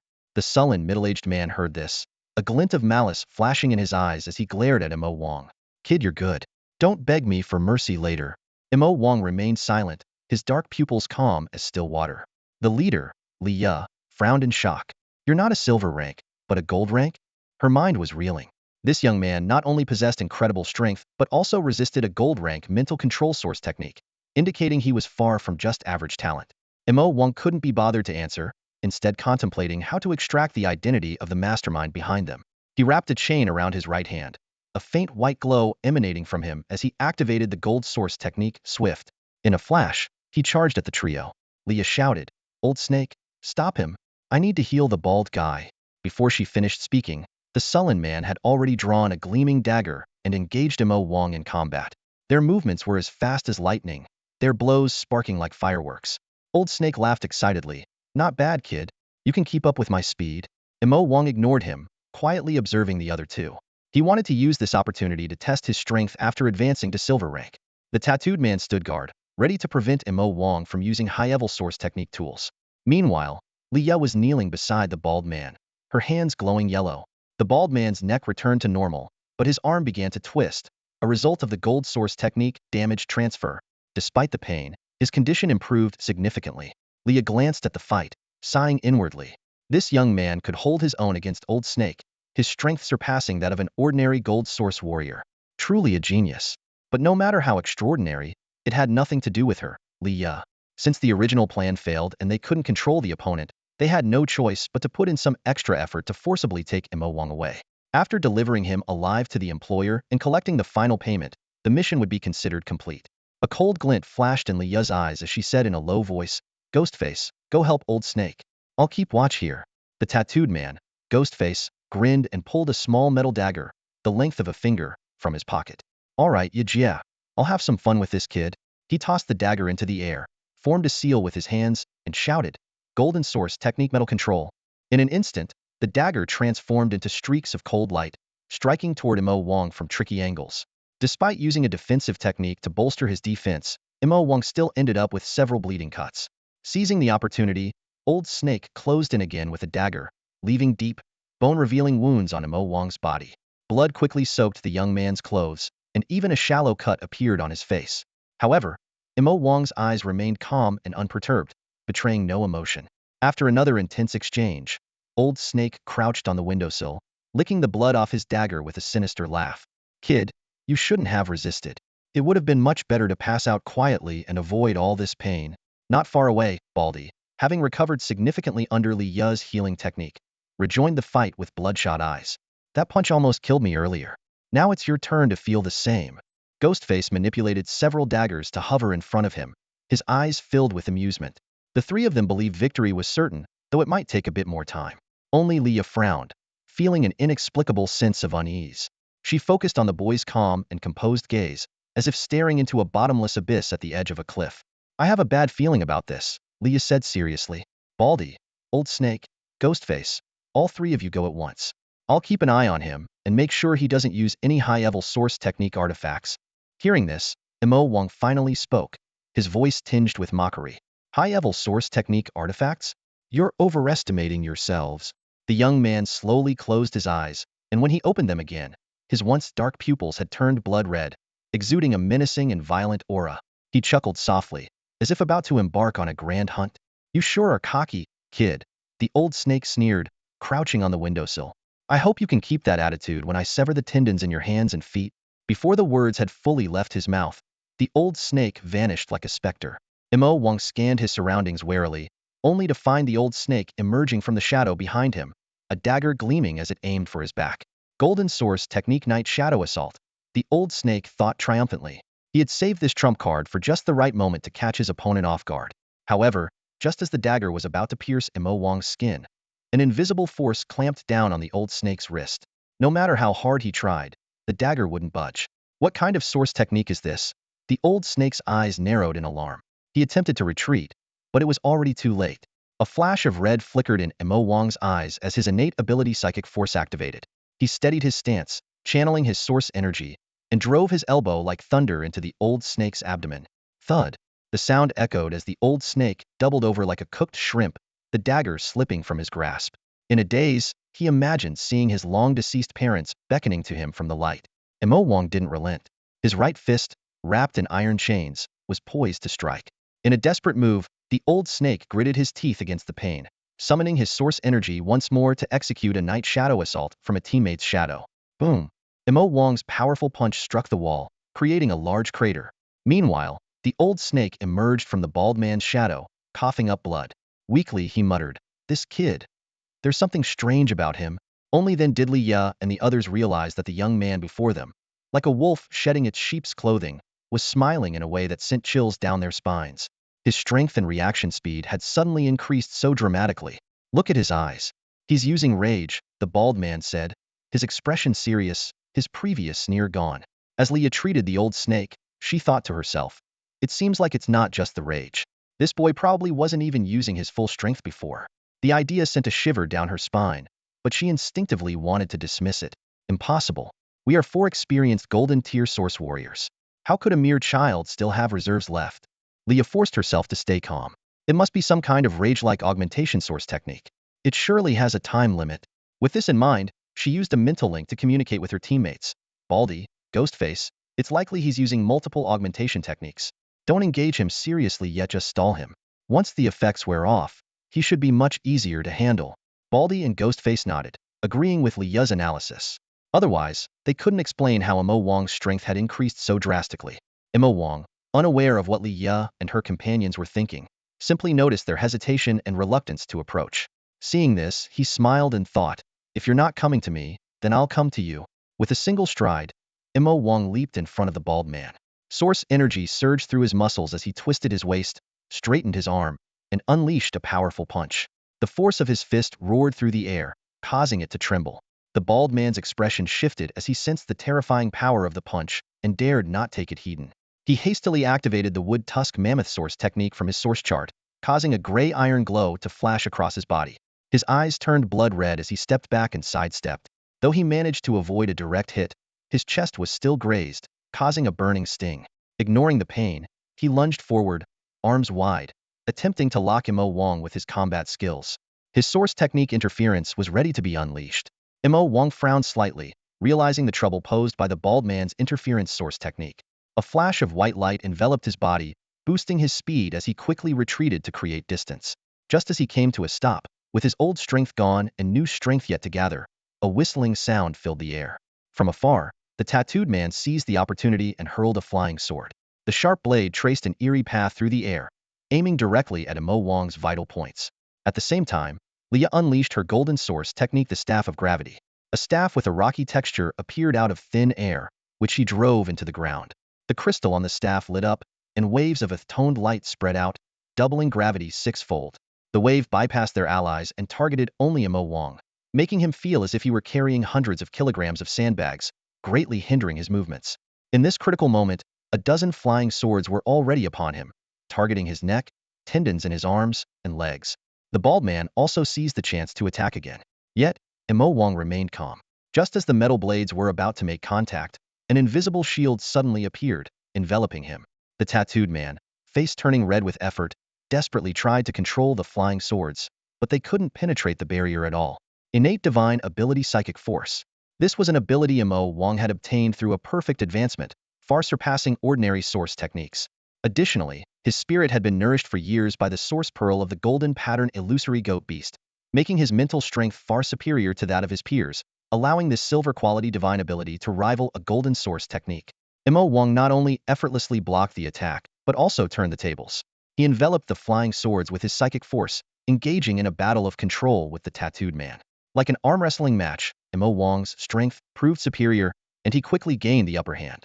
Innate divine ability, psychic force. It's important to note that compared to source techniques derived from source beasts, innate divine abilities obtained through perfect advancement are undoubtedly more suitable for human source warriors, almost as if tailor-made for the individual. Furthermore, Mo Wang's mental strength, enhanced over the years by the golden pattern illusory goat beast source pearl, was already extraordinary, far exceeding his peers by an unknown magnitude, providing a significant boost to his use of psychic force. Ghostface was shocked to discover that the flying sword he controlled was not only unable to advance, but had suddenly stopped obeying him, flying straight toward the bald-headed man. Ghostface's eyes widened as cold sweat formed on his forehead. He desperately tried to regain control of the sword, only to find that his powers were completely ineffective. The sword charged like a wild stallion directly at the bald man. Just as he was about to attack Mo Wang, the bald man sensed something was wrong. He quickly withdrew his hand to protect his vital areas, shouting, "Ghostface, are you trying to switch sides at the last minute?" "It's not me," Ghostface frantically explained. "My metal control suddenly stopped working. The opponent has some strange power." Mo Wang's lips curled into a slight smile as he gently pointed with his left hand. The sharp sword immediately danced around the bald man like a nimble silver fish. The sound of blades slicing through flesh echoed repeatedly. In the blink of an eye, numerous lines of blood appeared on the bald man's body. Before they could react, an invisible force lifted the bald man into the air. Panicked and flailing his limbs, he cried out, "What's happening? Get me down from here." Liya and Ghostface exchanged bewildered glances, unable to comprehend what kind of power Mo Wang was using. They hurriedly launched their silver-deer ranged attacks, trying to distract Mo Wang. However, with the enhancement of his insightful eye, Mo Wang easily dodged all their attacks. "It's time to wrap this up," Mo Wang said with a smile. "If we take too long, the soup dumplings will get cold." Channeling his power into the source diagram, 3 orange-eared fireballs materialized. With a snap of Mo Wang's fingers, the fireball shot toward the airborne bald man. Boom! The searing flames erupted, resembling fireworks in the sky. A charred, broken body crashed heavily to the ground, sending a tremor through the hearts of Li Ya and the others. The boy with blood-red pupils turned, looking at the 3 slightly pale figures nearby. With a light chuckle, he said, "I'll be asking you some questions shortly. I hope you'll be honest with your answers." The situation changed dramatically in an instant. The bald man was decisively killed by Mo Wang. Ghostface's main source technique inexplicably lost its effect, and Old Snake was nearly knocked out by a fierce elbow strike from the opponent, leaving him half-laying on the ground and struggling to catch his breath. Leah was immediately filled with deep regret and fear. She regretted taking on this dark web mission and was terrified of the boy's seemingly invincible strength and mysterious source techniques. Imo Wang approached unhurriedly, each step echoing with her heartbeat. Ghostface, don't hesitate any longer. If we don't use our trump card, we're done for today. Leah anxiously transmitted her thoughts. Ghostface looked conflicted. The trump card was a treasure he had saved up to buy, but given the dire situation, he had no choice but to agree reluctantly. Sister Ya, using the trump card will definitely kill this kid, but we won't get the final payment. Baldy's savings are all yours. Old Snake and I won't take any. Leah understood his implication. Stop wasting time. In a moment, the two of us will hold him down, and you find the right moment to strike. She exchanged a glance with Old Snake, who nodded and used a secret technique to suppress his injuries.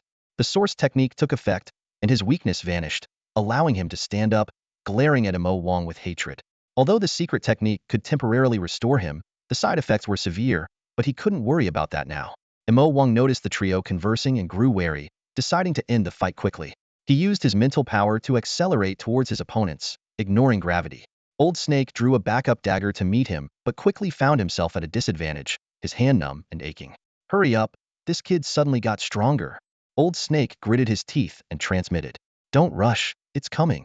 Leah frowned, channeling source power into the gravity staff, causing its gem to glow blindingly and even crack. She slammed the staff down heavily, and Imo Wang felt the pressure on him multiply, as if he were carrying a boulder. The ground began to sink, and his movements slowed significantly. Old Snake seized the opportunity to engage in close combat, blocking Imo Wang's vision. Although Imo Wang had a mysterious source technique protecting him, he was briefly held back. Leah, her face pale, signaled to Ghostface, now's the time.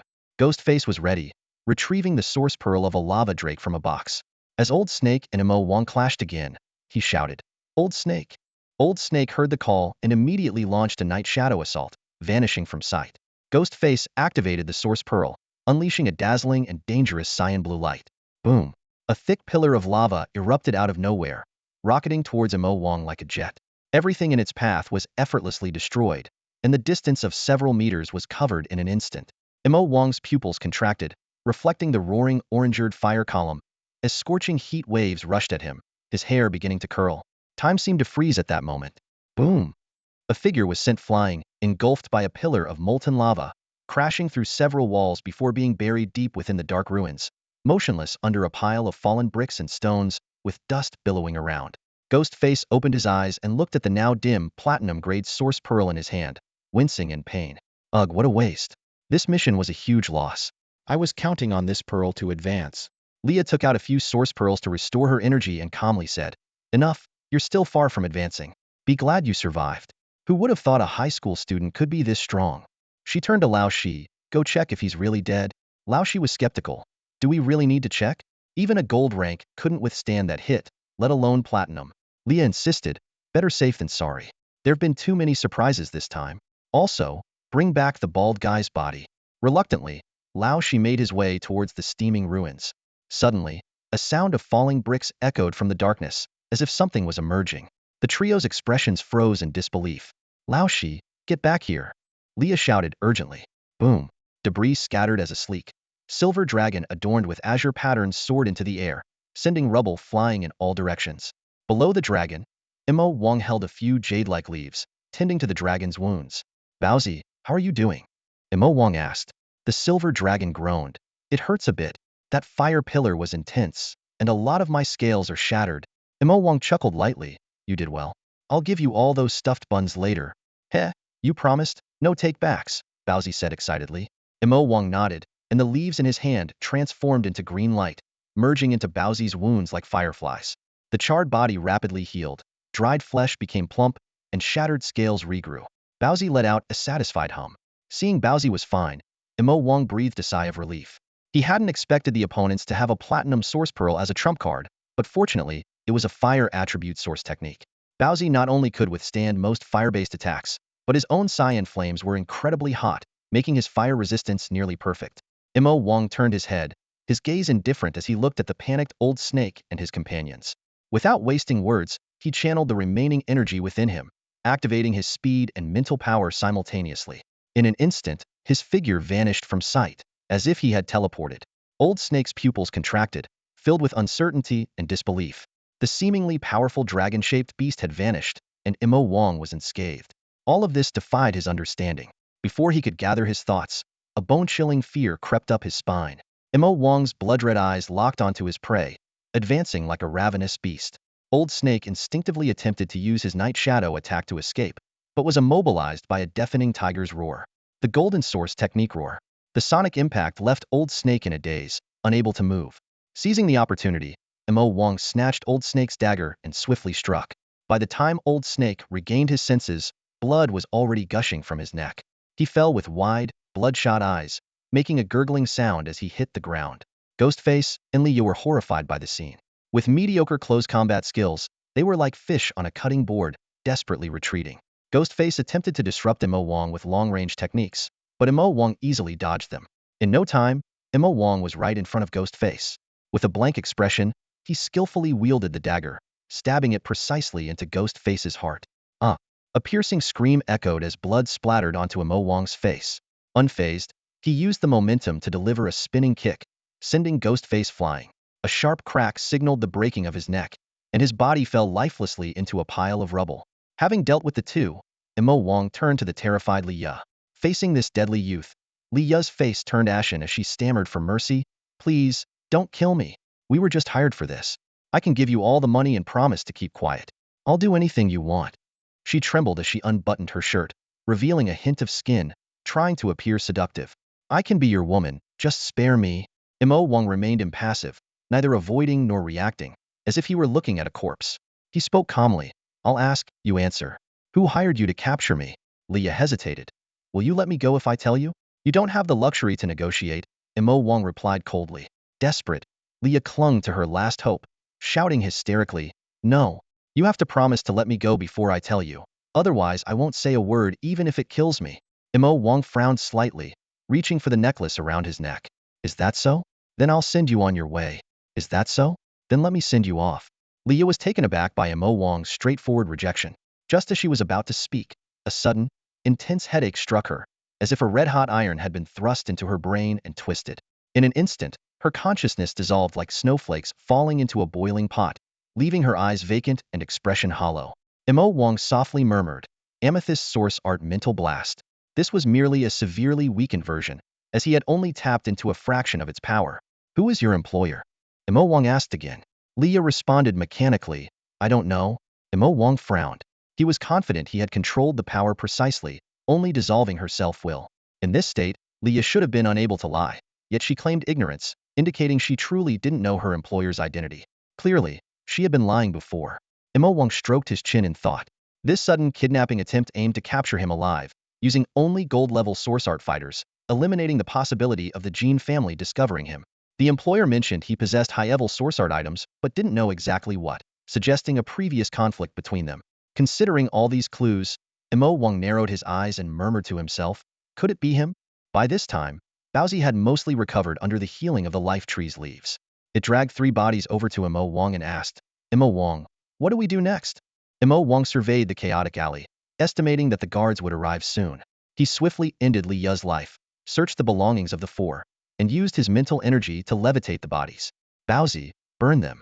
I'll place the ashes and weapons into the Void Beast crystal. Then we'll leave." That platinum-level source art attack was a big help, so there's no need to cover up the battle traces. However, after tonight, we'll have to expedite our plan to change identities. Baozi nodded and aimed at the 4 corpses. A torrent of blue flames poured from its mouth, and even Imo Wang, standing nearby, could feel the terrifying heat. The blue flames spewed by Baozi surged like lava, instantly engulfing the 4 bodies. Imo Wang, standing a few meters away, could still feel the intense heat. Without the protection of their life force, the flesh of the bodies quickly vaporized in the high temperature, leaving only a pile of white ash suspended in the air within seconds.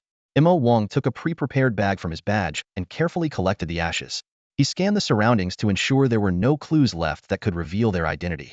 Seeing Imo Wang's tattered clothes and injuries, Baozi poked him with concern. "Imo Wang, are you in pain? Use the leaves from the Tree of Life to heal yourself." Imo Wang rubbed Baozi's head and smiled, shaking his head. "These are just minor injuries, nothing serious. This battle took a lot out of us, so let's save the remaining life force for now." in case the enemy has more tricks up their sleeve. With that, he put Baozi back into the source map and began to collect the scattered flying swords and daggers. As he tidied up the battlefield, Missouri Wong replayed the battle in his mind. Overall, it went smoothly, except for the unexpected appearance of a platinum source orb. Fortunately, Baozi countered it. Otherwise, it would have been troublesome. This battle also gave Mo Wong a clearer understanding of his own strength. After making sure the site was properly handled, Mo Wong returned to where he had left his dumplings, picked up the lunchbox, and prepared to leave. However, he hadn't gone far when he suddenly frowned and paused. "What's wrong?" Baozi asked in his mind. "Someone's approaching, and there are a lot of them," Mo Wong replied quietly. He pressed against the wall and carefully peeked out. At the corner not far away, he saw 2 or 3 dozen guards in combat uniforms setting up a perimeter, cautiously moving in his direction. Many of them were holding firearms. Mo Wong was puzzled. The guards? How did they get here so fast? And in such numbers? He sensed something unusual. Looking at his own tattered clothes and blood-stained appearance, Mo Wong realized they were unlikely to believe he was just passing by to buy food. After a moment of thought, he removed the necklace from his neck and placed it into the Void Beast crystal badge, then swallowed the badge. Using his control over his body, he managed to keep it safely in his stomach, ready to retrieve it when needed. Having done all this, Mo Wong picked up the lunchbox and staggered out, feigning injury. "Stop! Don't move!" Several guards quickly surrounded him, with more aiming their guns from behind. Mo Wong looked startled and then somewhat relieved, cooperating as he said, "Don't shoot. I'm just a student." The guards moved in to restrain Mo Wong, placing special handcuffs on him. A middle-aged officer of high rank approached and said, "We received a report of a fight involving several high-level source users here. Please cooperate with our investigation." Mo Wong nodded eagerly. "I'm so glad you're here." Before they could ask questions, Mo Wong hurriedly explained, "My name is Mo Wong. I live at 107 Mingda Street in District 1. Tonight, I was buying a late-night snack at Drunken Immortal House in the inner city when I heard a loud bang in the alley as I passed by. Before I knew it, I was attacked by a man covered in blood with a skull tattoo on his face who could control metal flying swords. All my injuries were caused by him." The officer's expression turned serious, interrupting, "Hold on, besides him, were there 2 men and a woman nearby?" Mo Wong thought for a moment and replied uncertainly, "I think so. I was focused on staying alive, so I didn't pay much attention. But I did hear someone calling that tattooed man Ghostface from afar." The officer's expression changed slightly as he picked up a radio. "Attention all units. The Yellow Flower Squad from the dark web may be operating nearby. They have 4 gold-level source users. Report immediately if encountered. Do not engage alone." He then turned back to Mo Wong. "What happened next? Please elaborate." Mo Wong continued, "That Ghostface seemed pretty injured and didn't pay much attention to me. I'm fairly capable at the silver level, so when he couldn't kill me quickly, he ran off. I rested for a bit and was about to report to the authorities when I ran into you." The officer considered for a moment, not fully convinced by Mo Wong's story. "For safety reasons, we need to take you to the guard bureau temporarily. Once we verify your innocence, you'll be free to go. I hope you understand." Mo Wong nodded. "Of course, officer, I understand." The officer then instructed, "Team 3, take this student back and isolate him first." Several guards escorted Mo Wong into an armored vehicle heading for the East District Guard Bureau. The officer turned to the remaining personnel. "The rest of you, follow me deeper in." A young soldier excitedly said, "Uncle Chen, you really have foresight. The Yellow Flower Squad from the dark web is here, and capturing these 4 gold-level criminals would be a major achievement." The officer shook his head. "It's not foresight. It's because Director Ma instructed me to bring people here." "Director Ma?" The young soldier was surprised. How did he know there would be an incident here? Seeming to realize something, he added in a low voice, "And Uncle Chun. I've heard his reputation isn't very good. Xiao Sun, be careful what you say." The officer glanced at the young soldier. "Do you know why you were transferred from the information department to the criminal department? It's because of your mouth. Remember, there are many things above us that we can't casually discuss." Over an hour later, at the East District Guard Bureau, in the interrogation room, Mo Wong sat handcuffed and somewhat bored, yawning in his chair. After being thoroughly searched and locked in the interrogation room, Mo Wong maintained his claim through 6 rounds of tricky questioning that he was merely an unlucky passerby. He calculated that since even a high-level source martial artist's fight didn't cause significant damage, the guards should soon release him. In the source map, Baozi was sulking over not being able to enjoy his crab roe soup dumplings. Mo Wong apologetically promised a feast once they were out, but Baozi politely declined, saying that good things are precious when enjoyed occasionally. Mo Wong felt gratified by Baozi's wisdom. Just as the two were chatting, the interrogation room door opened. Instead of an interrogator, 3 strangers entered. A chubby guard officer, a taciturn middle-aged man, and a young man dressed in luxurious attire. Mo Wang squinted at the last person, Wang Xinhai. The chubby officer obsequiously reported the arrest to Wang Xinhai, who, satisfied, promised to help him secure a position in the inner city. Once the officer left, content, Wang Xinhai sat down at the intercom, looking at Mo Wang with amusement. Mo Wang, isn't it? We meet again. Mo Wang, is it? We meet again. Mo Wang frowned, thinking for a moment before tentatively asking, are you that guy from the Wang family last time, Wang Xinhai? Wang Xinhai sneered. Ha, did that woman Lu Xinxin tell you? Yes, I am Wang Xinhai. Mo Wang looked puzzled. How come you're here? Wang Xinhai didn't answer directly. Instead, he crossed his legs and asked casually, did you kill those 4 golden source warriors? Mo Wang's pupils contracted slightly, and he replied quickly, what golden source warriors? I have no idea what you're talking about. I'm just a silver tier student. How could I possibly kill 4 golden tier ones? You're overestimating me. Wang Xinhai smirked. On your own, of course not. But I know you have high-level source artifacts. You tried to use one against me in East District before. The alley on Tianqing Street, that was your doing with that artifact, wasn't it? Mo Wang's expression turned anxious. I don't know what you're talking about. Stop slandering me. Wang Xinhai toyed with him. Slandering? Those were wanted criminals. If the guards knew you killed them, they might even commend you. Mo Wang was silent for a moment before finally admitting. So, you sent those 4 to capture me? What exactly do you want? Wang Xinhai was straightforward. Simple. Where is your grass wolf source pearl? Hand it over, and I'll let you go. Mo Wang scoffed. The source pearl has already been absorbed by me. Even if I wanted to give it to you, I couldn't. Wang Xinhai raised an eyebrow, eyeing Mo Wang's battered form. A golden source pearl that even I find precious, and you, with your mediocre talent, dared to absorb it at the silver tier? Do you think you're some chosen one? Or do you take me for a fool? Mo Wang maintained a defiant demeanor. Believe it or not, I've already absorbed it. Wang Xinhai leaned forward, smiling. You don't seriously think that just because you haven't broken the law, I can't touch you, do you? Being locked up here, you're already in the lion's den. Your future is entirely in my hands. He continued to threaten. I can easily fabricate charges against you: robbery of elderly people, assaulting a minor, murdering a single mother. All I need are some actors to play the victims, bribe the media, and you'll soon be disgraced, your name tarnished forever. Seeing Mo Wang's expression darken, Wang Xinhai added fuel to the fire. Mo Wang, I've looked into your background. Unfortunately, apart from Chen Yisin and her family, you don't have any close ones. Otherwise, there might be more people to be heartbroken by your heinous acts. Wang Xinhai's eyes gleamed with a hint of cunning as he paused briefly before speaking with a teasing tone. I've heard some new developments. Your school, Chuzhou Construction High, has been ordered to stop enrolling students next year. However, thanks to your outstanding performance during the joint military training, the City Education Bureau is considering rescinding this decision. He deliberately waited to observe Mo Wang's reaction, then continued, but if at this critical moment, you, the star student, commit such an offense, what do you think the consequences will be? Mo Wang's face turned pale, and panic flashed in his eyes. He gritted his teeth, his voice trembling slightly. You're talking nonsense. You can't do that. What do you take the law for? He took a deep breath, trying to steady himself. Besides, those who know me understand that I'm not that kind of person, and I would never do what you're accusing me of. Wang Xinhai laughed mockingly. Huh? You're right. Those who know you. But how many truly understand you? The keyboard warriors online? The trolls? Do you think they care to know the real you? Leaning in, his gaze sharp as a knife, he added, these people crave excitement and entertainment. The truth? It's irrelevant to them. They won't take responsibility for their words. With a sudden shift to a condescending tone, Wang Xinhai continued, as for the law, do you think it's some kind of righteous beacon? It's merely a tool and a fig leaf for the upper class to control the lower. Mo Wang was left speechless, trembling with anger. Yet beneath it all lay a deep sense of fear and helplessness. Seeing he had achieved his aim, Wang Xinhai understood the importance of knowing when to stop. He stood up, looking down at Mo Wang. I'll be back in 2 days. I hope by then you'll make the right choice. With a final meaningful glance, he turned and left the interrogation room with Gao Bo. Outside, Director Ma was waiting anxiously. Seeing Wang Xinhai emerge, he hurried over. Young Master Hai, did you achieve your goal? Wang Xinhai replied coolly, patience is a virtue, Director Ma. Keep a close watch on him these next few days. I have matters to attend to tomorrow, but I'll be back.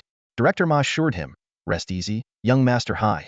With my men on it, nothing will go wrong. Wang Xinhai nodded and left the precinct, accompanied by Director Ma, before getting into the luxury car waiting at the entrance. Gao Bo, acting as the driver, started the engine and drove away. On the road, Gao Bo hesitated before asking, second young master, If Mo Wang actually hands over the grass wolf source pearl, will we really let him go? Wang Xinhai leaned against the car door, casually replying while planning his trip to the secret realm. Of course not. Another enemy is a future threat. Better to eliminate him now than let him grow into a problem. Once I have the pearl, take care of him, Gaobo. Gaobo nodded with approval. You're right, second young master. With enemies, there's no need for mercy. Annihilation is the answer. Wang Xinhai nodded, saying nothing more. Soon, the car entered the inner city. While stopped at a red light, he noticed a night flower shop still open, with discounted carnations displayed outside. After a moment of silence, he asked, Gaobo, does this road pass by Derlin Cemetery? Yes, second young master. Then stop by. I'll buy a bouquet. It's been nearly 2 years since I visited my mother. Gaobo was surprised. Are you missing the second madam, sir? Wang Xinhai's expression remained indifferent, as if discussing someone unrelated. Not really. That woman approached my father for money and power, foolishly thinking her looks and carrying me would secure her place in the Wang family. After I was born, I was just a tool to her. She was dealt with by the first madam when she overstepped. He continued. When she was alive, she spent less time with me than the nanny. She preferred to focus on makeup, shopping, and keeping my father infatuated. Giving her flowers is just a passing thought. Gaobo listened without comment, though he wondered why the first madam hadn't eliminated all threats. Wisely, he kept silent, and Wang Xinhai said no more. After parking, Wang Xinhai approached the flower shop. His expression turned complex, a mix of a smile and a sneer. Half-price carnations, fitting indeed. In the interrogation room of the guard bureau, Mo Wang watched as Wang Xinhai left. He glanced at the surveillance camera nearby, but didn't rush to change his expression, continuing to feign anxiety and indignation. Internally, Mo Wang remained calm, though his eyes showed just the right amount of nervousness. He knew this act was far from over.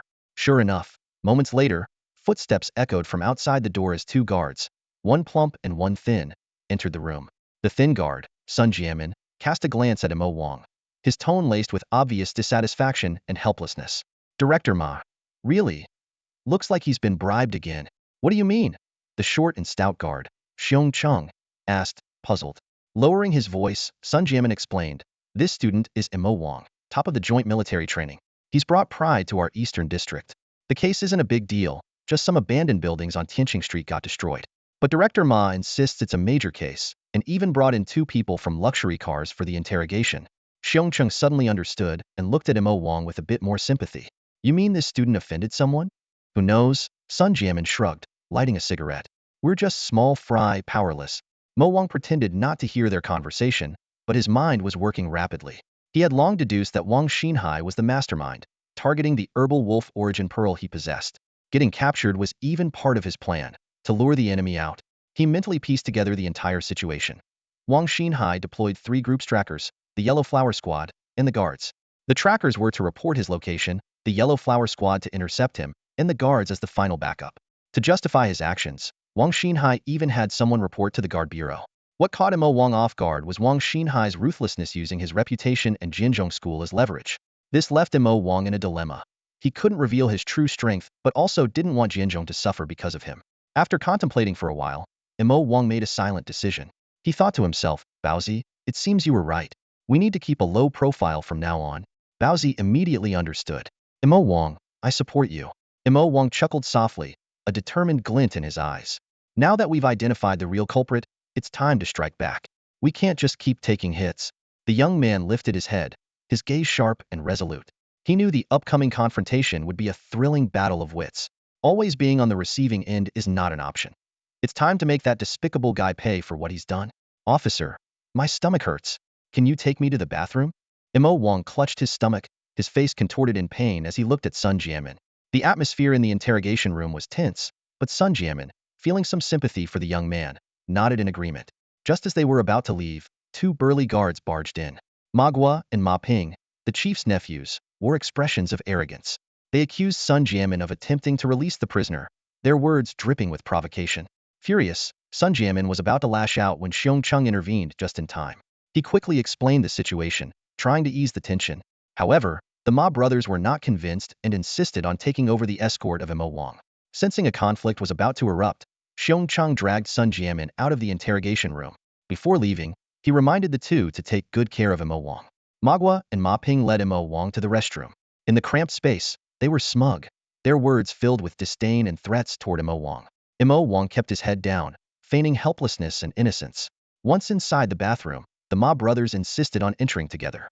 Just as they were feeling triumphant, they suddenly felt an invisible force pinning them in place, unable to move. Mo Wang shook the handcuffs that suppressed his powers with a resigned look and said, "Officer, I'm just an ordinary person with a bit of strength now. What tricks could I possibly pull? Please take me to the bathroom. My stomach really hurts. What's going on?" Ma Gua and Ma Ping stared wide-eyed, completely clueless about what had just happened. Mo Wang glanced at the source-suppressing handcuffs on his wrist and smirked slightly. This was one of the reasons he had allowed himself to be captured. While the cuffs could suppress the source power within a source martial artist, Mo Wang had Baozi, and their source power was interconnected. Ma Gua and Ma Ping, bound by psychic force, wanted to shout but found they couldn't open their mouths, only managing to produce muffled sounds. At that moment, the flushing of a toilet conveniently masked their voices. Mo Wang moved swiftly, delivering quick punches that knocked the two of them out in seconds. He quickly retrieved a necklace from his badge and activated his mimicry ability. First, he shrunk his hands to slip out of the cuffs, then transformed to take on Ma Gua's appearance and changed into his clothes. After adjusting his voice, Mo Wang straightened his attire and casually walked out of the restroom. It was late at night, and the few guards he encountered couldn't be bothered to engage with Ma Gua, allowing Mo Wang to easily reach the entrance of the guard station. There, he unexpectedly ran into Sun Jiamin, who was smoking. Sun Jiamin considered asking a question but, recalling how annoying Ma Gua usually was, decided against it, merely giving Ma Gua a disdainful glance. Even as Mo Wang exited the guard station and disappeared from sight, Sun Jiamin didn't pay him any attention, instead spitting a thick wad of phlegm in the direction of Mo Wang's departing figure. A little over 2 hours later, in the Eastern District Guard Bureau, Chief's office. "Are you two idiots?" Chief Ma, dressed in pajamas with bloodshot eyes, glared furiously at Ma Gua and Ma Ping, spitting as he shouted, "You let a high school student at the silver level who can't even use his source power escape? Do you have pig brains?" Ma Gua, wearing only shorts with a large bump on his head, tried to explain tearfully, "Uncle Ma, it's not that we weren't careful. We followed him everywhere, even to the bathroom. But that kid is strange. His source power wasn't suppressed at all. As soon as he entered the bathroom, we were like statues, unable to move, and before we knew it, we were knocked out." Ma Ping nodded repeatedly in agreement. Chief Ma, still furious, kicked them both. "Damn it. If it's not your fault, is it mine? Useless." Just as Chief Ma was about to give them another scolding, there was a timely knock on the door. A guard wearing glasses entered, reporting that the surveillance footage was ready. Chief Ma snorted and led the two men to the monitoring room. Staring at the screen, Chief Ma watched as Mo Wang entered the bathroom, and less than 5 minutes later, Ma Gua casually walked out. As he looked at the camera, Ma Gua even smirked, full of mockery. He then strolled through the guard bureau without anyone stopping him. Chief Ma's face turned ashen, his fingers drumming on the table.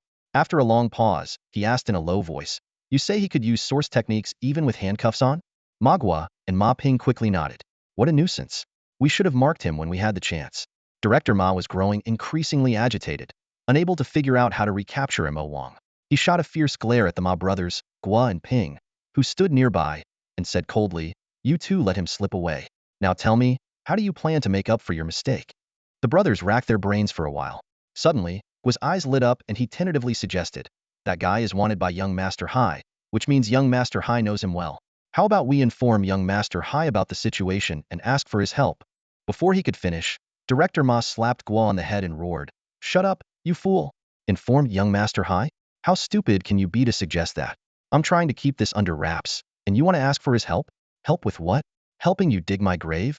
Seeing his brother getting slapped, Ping quickly tried to mediate, "Then maybe we should keep it from young Master Hai and investigate on our own." Unexpectedly, Director Ma gave Ping a slap on the head too, glaring and shouting, "Keep it from young Master Hai? How long do you think you can keep it a secret? He's coming to check on the situation the day after tomorrow. Do you think you can capture that shapeshifter in just one day? Investigate on your own? How exactly?" The brothers shrank back, staying silent.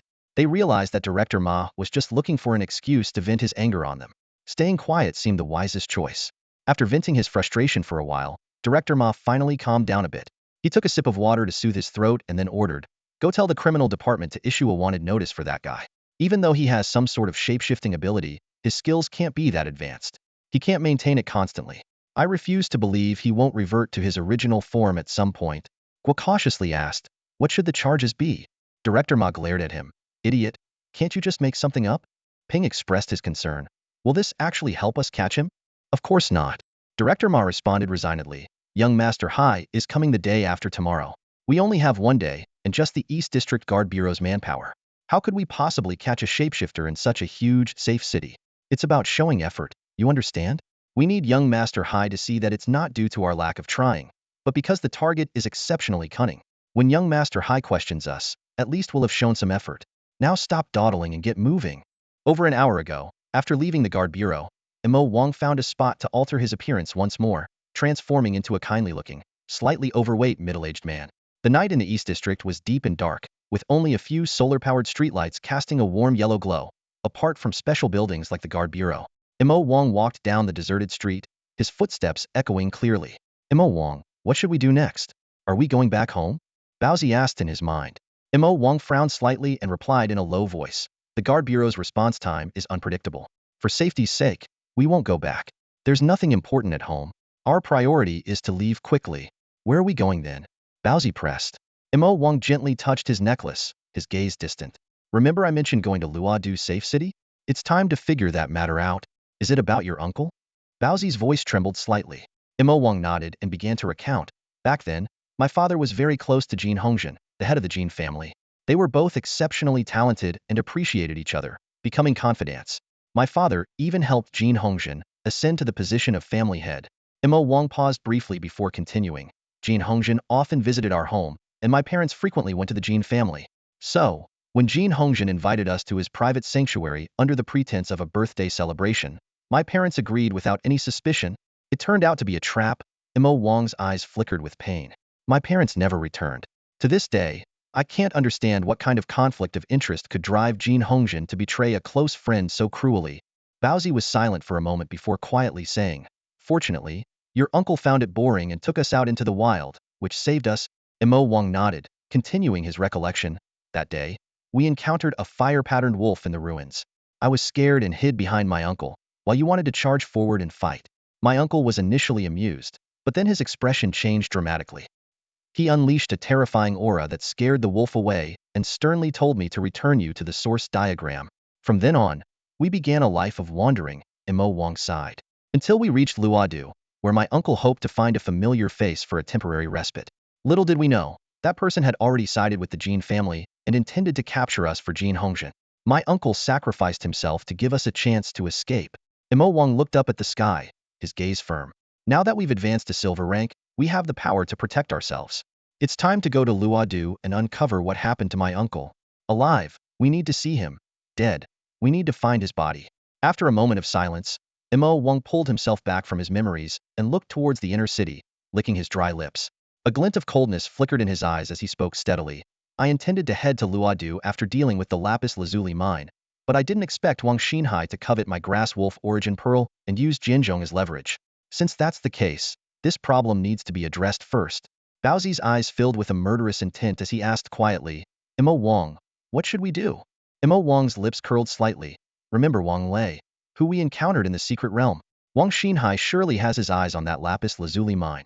He won't expect that we just achieved a perfect advancement there. We can set an ambush in the secret realm and let him walk right into our trap. Baozi's eyes lit up with excitement. So, should we go now? Mo Wang shook his head. No rush. The city gates are closed. Let's head to the inner city to change clothes and have a meal, then get a good rest. It's more prudent to set out tomorrow morning. Also, we need to prepare some provisions and spices. Too much source beast meat can be cloying. Baozi rubbed his stomach, asking eagerly yet sheepishly. So, what are we eating later? Mo Wang chuckled. After we change, let's check out Drunken Immortals Pavilion. A high-end place like that should be open all night. Baozi grinned sheepishly. Heh, Mo Wang, you're the best. Ew, cheesy. Mo Wang said with feigned disdain, then added thoughtfully, Oh, and we also need to make a deal with Major AI Su.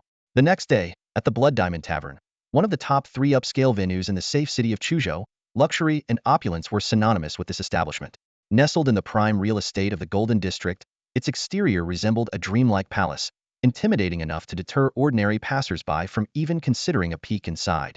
Inside, the tavern was lavishly decorated, with red-striped marble floors reflecting the array of expensive liquors adorning the walls. It was 8 in the morning, and the spacious hall was empty, save for a well-dressed, handsome young bartender standing behind the counter, meticulously polishing a crystal glass. Suddenly, the door swung open. A young man, dressed in extravagant attire with an arrogant demeanor, strode in, followed by a middle-aged man with a blank expression. They were Wang Xinhai and Gaobo. Without looking up, the bartender said blandly, "Sorry, we open after 6. Ignoring him, Wang Xinhai walked straight to the bar and sat down. "I'm here to see your boss." The young man continued to focus on the glass, responding nonchalantly, "That would be me. What do you want?" Wang Xinhai frowned and glanced at Gaobo, who nodded slightly, indicating that the bartender was nothing special. Narrowing his eyes, Wang Xinhai spoke with a hint of menace. "Your attitude reminds me of some unpleasant memories. Did that platinum-ranked Scarface give you the nerve? Acting so arrogantly without the strength to back it up usually doesn't end well." The bartender finally paused, looking serious. "You're right. But you stepped in with your left foot first, and that annoys me." Before finishing his sentence, he suddenly hurled the glass at Wang Xinhai. To Wang Xinhai, the glass seemed to become the center of the universe, hurtling towards him with an unstoppable force. His pupils contracted as he desperately tried to summon his energy to dodge, but he felt paralyzed, like in a nightmare. Just as the glass was about to hit, Gaobo managed to break free from some invisible restraint and kicked Wang Xinhai aside. Gaobo's body erupted with a blue-green aura of energy, simultaneously employing multiple enhancing techniques. Crossing his arms to shield himself, there was a sharp crack as his bones shattered, and he was thrown back, crashing heavily into the wall. "It's quite impolite to probe someone's abilities without permission," the handsome young man remarked, folding the cloth he used to polish the glass with a smirk. "And even more foolish to trust what you think you've discovered." Gaobo's right forearm was completely shattered, hanging limply like overcooked noodles. He stood up silently, exchanging a glance with Wang Xinhai, their expressions grave, as if ready to face death. Wang Xinhai slightly shook his head, stopping Gaobo's intention to stay behind and cover their retreat. He turned to the handsome young man, a wild grin forming on his lips. "Haha, so this is what it feels like to be close to death? Terrifying yet exhilarating." The handsome young man responded calmly. "Want to experience it again? I can arrange that. Thanks for the offer, but I'll pass," Wang Xinhai replied, suppressing the tremor in his voice. "Lord Yuan Zilu, I didn't expect to see you in Chuzhou Safe City. I sincerely apologize for my earlier offense." Yuan Zilu raised an eyebrow. "Oh, how did you know I held back?" "As the third young master of the Blood Lion mercenary group and a diamond-ranked expert, killing me would be effortless for you. I am aware of my own limits," Wang Xinhai admitted. Yuan Zilu chuckled lightly, removing his disguise. "Interesting. So, what brings you here?" Wang Xinhai produced a Crimson Lion head badge. "This is a level token from your group. I previously ordered 90 bronze-ranked source warriors. Are they here yet?" After a quick inspection, Yuan Zilf casually replied, "So, they were meant for you. Planning a perfect advancement?" "Yes, indeed." Yuan Zilu tossed him a blood-red lion token. "Head to the Changtai Hotel in East District 4. They're all there. The token is valid for only 3 days, so act quickly." Just as Wang Xinhai was about to take his leave, Yuan Zilu added, "Wait, clean up the mess on the ground." Wang Xinhai removed his luxurious clothing, using it to gather up the debris by hand until the floor was spotless. Only after leaving the Blood Diamond Tavern and walking 2 streets away did Wang Xinhai finally relax. He tossed the debris-filled clothing into a trash bin and laughed maniacally. "Haha, I almost died." Gaobo asked worriedly, "Second young master, are you all right?" A chilling intent flashed in Wang Xinhai's eyes. "I'm fine, just overly excited." He glanced back toward the Blood Diamond Tavern, licking his lips with a peculiar smile. "That Scarface guy set me up by sending me to find the Blood Diamond Tavern's boss. Very well. Once I finish dealing with the secret realm and gain more influence and status within the Wang family." Wang Xinhai paused, emphasizing each word.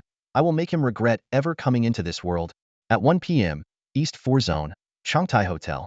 Wang Xinhai stood in the hotel lobby, his gaze sweeping over the 2 or 3 dozen bronze-grade source warriors gathered there. His face still carried a hint of defiance, as if it wasn't him who had narrowly escaped death that morning. "Final equipment check. The armed bus arrives in 10 minutes, Wang Xinhai ordered concisely. Gaobo hung up the phone and approached quickly. Wang Xinhai raised an eyebrow, and the two moved to a corner. "Second young master." Gaobo lowered his voice. "The kid from the guard bureau has escaped." "Escaped?" Wang Xinhai frowned and dialed Ma Cheng's number. The person on the other end answered impatiently. "Who is this? Make it quick." "Wang Xinhai." Ma Cheng's tone immediately changed. "Ah, young master, hi, what can I do for you?" "I heard someone ran off." There was a brief pause before Ma Cheng hurriedly explained. "That kid has a contracted source beast and can use disguise source techniques." "We." "Hold on," Wang Xinhai interrupted. "Are you sure he has a contracted source beast?" "Absolutely." The source power suppression handcuffs were intact, yet he could still use source techniques. Wang Xinhai fell into thought. This Mo Wang, first possessing a tool capable of killing a gold-grade source warrior, and now having a contracted source beast. His luck is like winning the lottery every time he steps outside. It's important to note that source beasts are naturally hostile to humans. Forming a contract usually requires raising them from a young age. However, acquiring a source beast egg or a young beast is no easy task. It was no surprise to Wang Xinhai that Imo Wang had managed to contract a source beast. He simply attributed it to luck. He didn't envy Imo Wang, though. The reason was simple. He assumed Imo Wang had just stumbled upon a young cub outside the safe city, and its aptitude and potential were likely insignificant. Wang Xinhai sneered, a trace of disdain flashing in his eyes. In his opinion, a small fry like Imo Wang could only contract with something as mundane as a unicorn pine rabbit or a red-feathered wolf. Such ordinary source beasts were more of a burden for those with potential as source warriors. After all, once a contract was made, the source beast and the source warrior shared their fate. They thrived and suffered together. This was precisely why someone like Wang Xinhai, a child of a wealthy family, hadn't rushed into contracting a source beast. They preferred to wait for an opportunity to contract with a higher-tier source beast cub. Wang Xinhai could have his family prepare one for him at any time, but he wasn't in a hurry. What did you do after he escaped? Wang Xinhai asked coolly, tapping his fingers on the table. Director Ma quickly replied, Young Master Hai, I pinned a charge on that student and mobilized all the East District guards to capture him. However, he has a disguised source technique. So we haven't received any updates yet? What charge? Wang Xinhai raised an eyebrow. Director Ma moved his communicator aside and whispered to Ma Guo beside him, What charge did you fabricate against that kid? Uncle Ma, I said it was attempted murder, Ma Guo whispered back. Director Ma turned back to the communicator and said, Young Master Hai, the charge is attempted murder. Wang Xinhai sneered again. That's not enough. It's not sensational enough. Change it to say he committed an inhumane act by murdering a single mother and also assaulted and killed her underage daughter. Director Ma was taken aback and then hesitated. But young Master Hai, if we charge him with something that severe, the investigation will definitely draw widespread public attention. The East District Guard won't be able to handle it, and the Inner City Guard will likely take over the case. Wouldn't it easily expose us? Don't worry, that's exactly the effect I want. Wang Xinhai smirked coldly. I'll give you a number later. The person on the other end is mine, and will help you find 2 suitable corpses to fabricate evidence, and will also engage some media for propaganda. Within half a day, this matter will be the talk of the safe city. The Inner City Guard, pressured by public opinion, will naturally issue a citywide manhunt for Imo Wang. Director Ma still had concerns, but it's hard to explain the motive for the crime. The Inner City Guard isn't foolish. Wang Xinhai raised an eyebrow, his tone filled with contempt. Do I need to teach you this? Since the dead can't testify, all you need to do is insist that Imo Wang did it.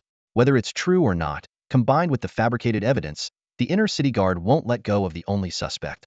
They'll definitely capture him for questioning. Once he's caught, things will be simple. Even if it's eventually revealed to be a setup, a high school student without background or power can't change anything. You can just find a scapegoat or have him meet with an accident to resolve it. Meanwhile, I'll have enough time to get what I want from him. A glint of ruthlessness flickered in Wang Xinhai's eyes as he continued. As for the public, they're just a bunch of ignorant rabble, merely fuel to amplify the incident. They're not worth worrying about.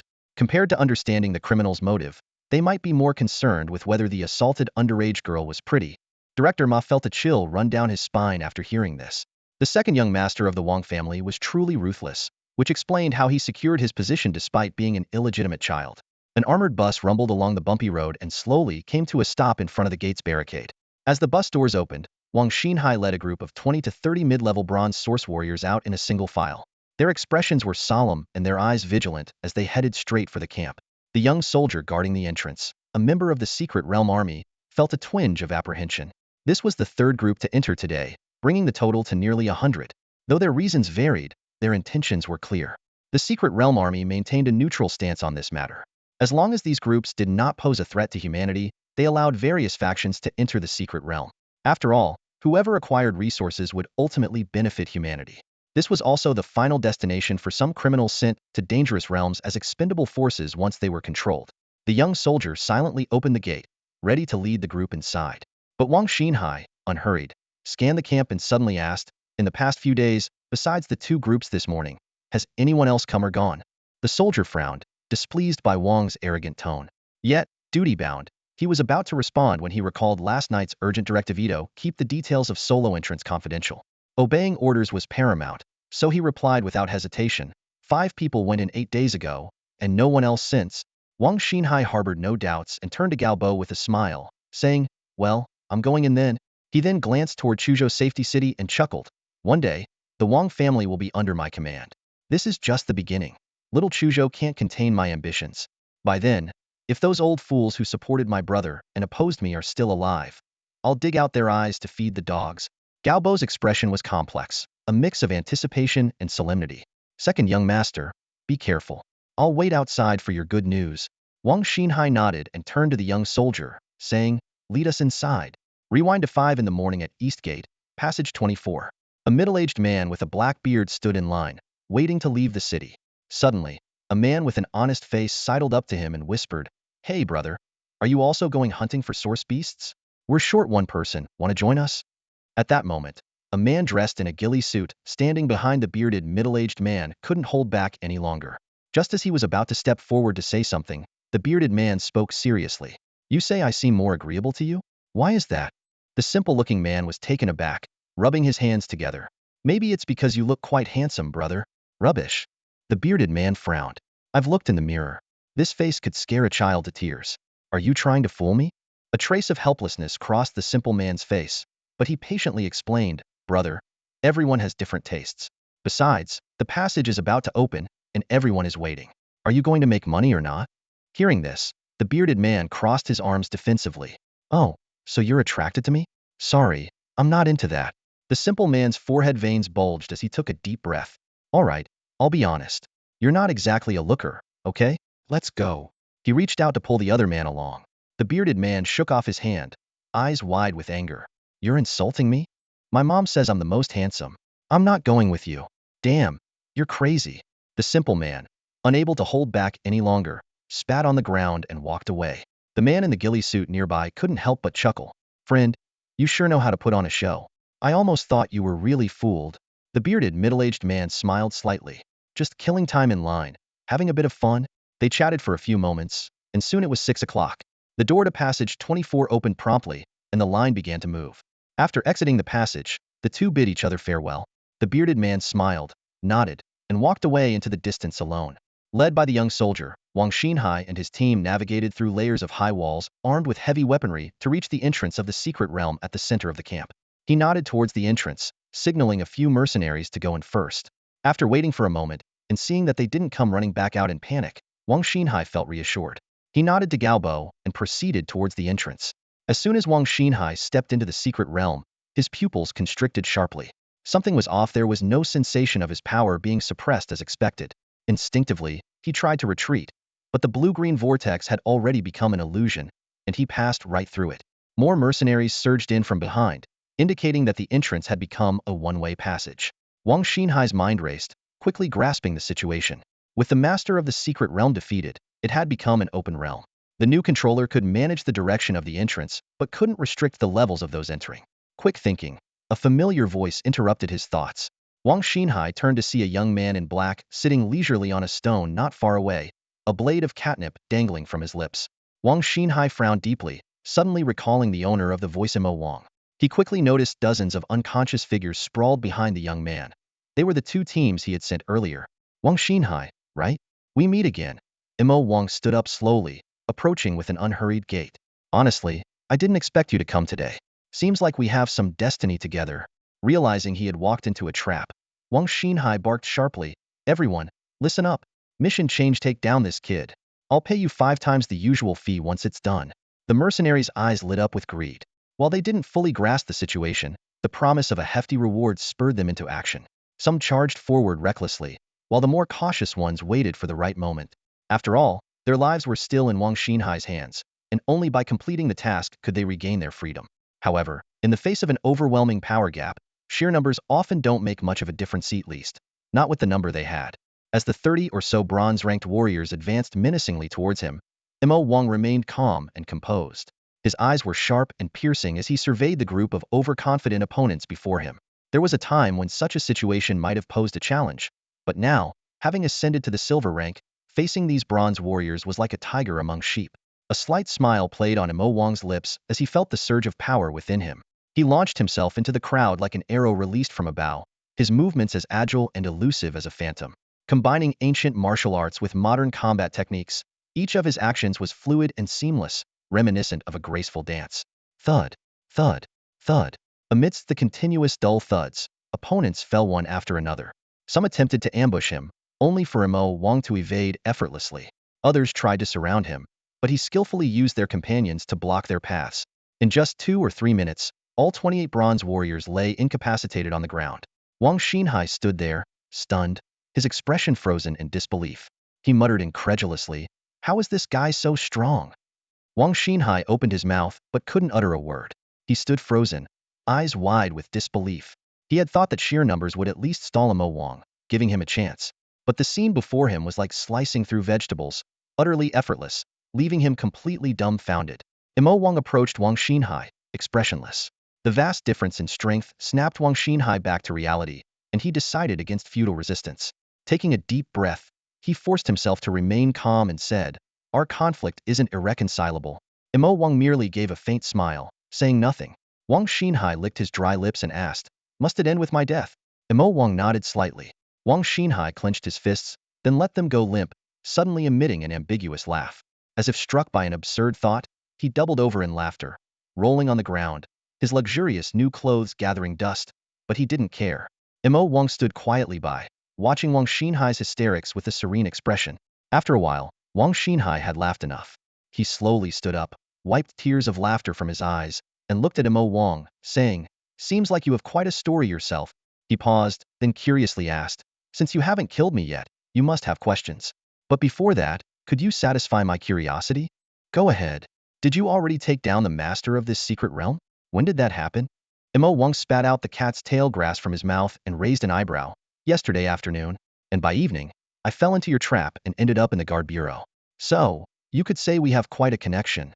Wang Xinhai nodded with a smile indeed. "But if possible, I'd rather avoid such connections. Fate is a tricky thing. Who can say for sure?" Wang Xinhai mused. "So, you took down the secret realm master alone yesterday? Otherwise, my men would have reported back." "Yes." "In that case, I guess you handled those 4 golden source warriors last night without any external help. The alley being destroyed might have been caused by them using high-level implements, right?" "Your guess is spot on." Looking around at the fallen crowd, Wang Xinhai remarked, "Mo Wang? That probably isn't your real name, but it doesn't matter anymore. I must say, you hide your talents well. With this level of power at the silver stage, you're a prodigy even by Dongxia's standards. Yet, you've chosen to live incognito in a small place like the expansion district for 8 years. Is there a reason you can't share?" Mo Wang chuckled softly. "If it's a secret, it's better left unsaid. Don't think you can get information from me. Our conflict is beyond reconciliation. Why can't it be reconciled?" Wang Xinhai smiled. "We don't have any fundamental conflict of interest, aside from me trying to take your plant wolf source pearl earlier. In this dog-eat-dog world, I think you understand my actions. Besides, if you're worried about me exposing your secret, you could leave me near death and take me out of the secret realm, using source arts or devices to control my life, making me serve you. Honestly, seeing your true power and potential, I wouldn't mind working for a future big shot.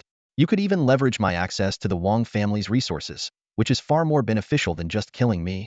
Mo Wang shook his head. "You make a good case. But I don't trust you, nor do I need subordinates." He paused. "Have you finished your questions? It's my turn now. Your approach at Chun Isen's house was too aggressive. I've looked into your background. You're a smart man and wouldn't usually do something so self-damaging. Since only the Liu family benefited from the whole incident, I suspect you struck a deal with them.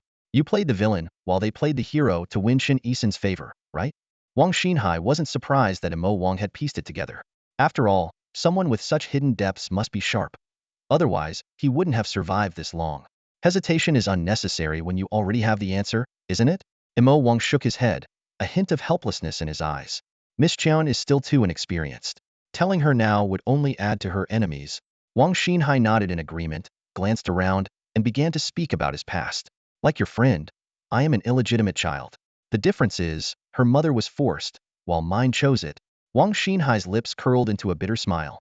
"I was merely a bargaining chip to increase her value." He briefly recounted his mother's death and his own struggle to survive in the Wang family. At this point, Wang Xinhai shook his head in self-mockery. "The past is too painful to recall." Pausing, he looked at Mo Wang, his eyes reflecting a complex emotion. "I barely clawed my way to the position of the second young master, hoping to use the lapis lazuli mine in this secret realm for more gains." Seeing no reaction from Mo Wang, Wang Xinhai's eyes showed resignation. "Seems there's no way out for me."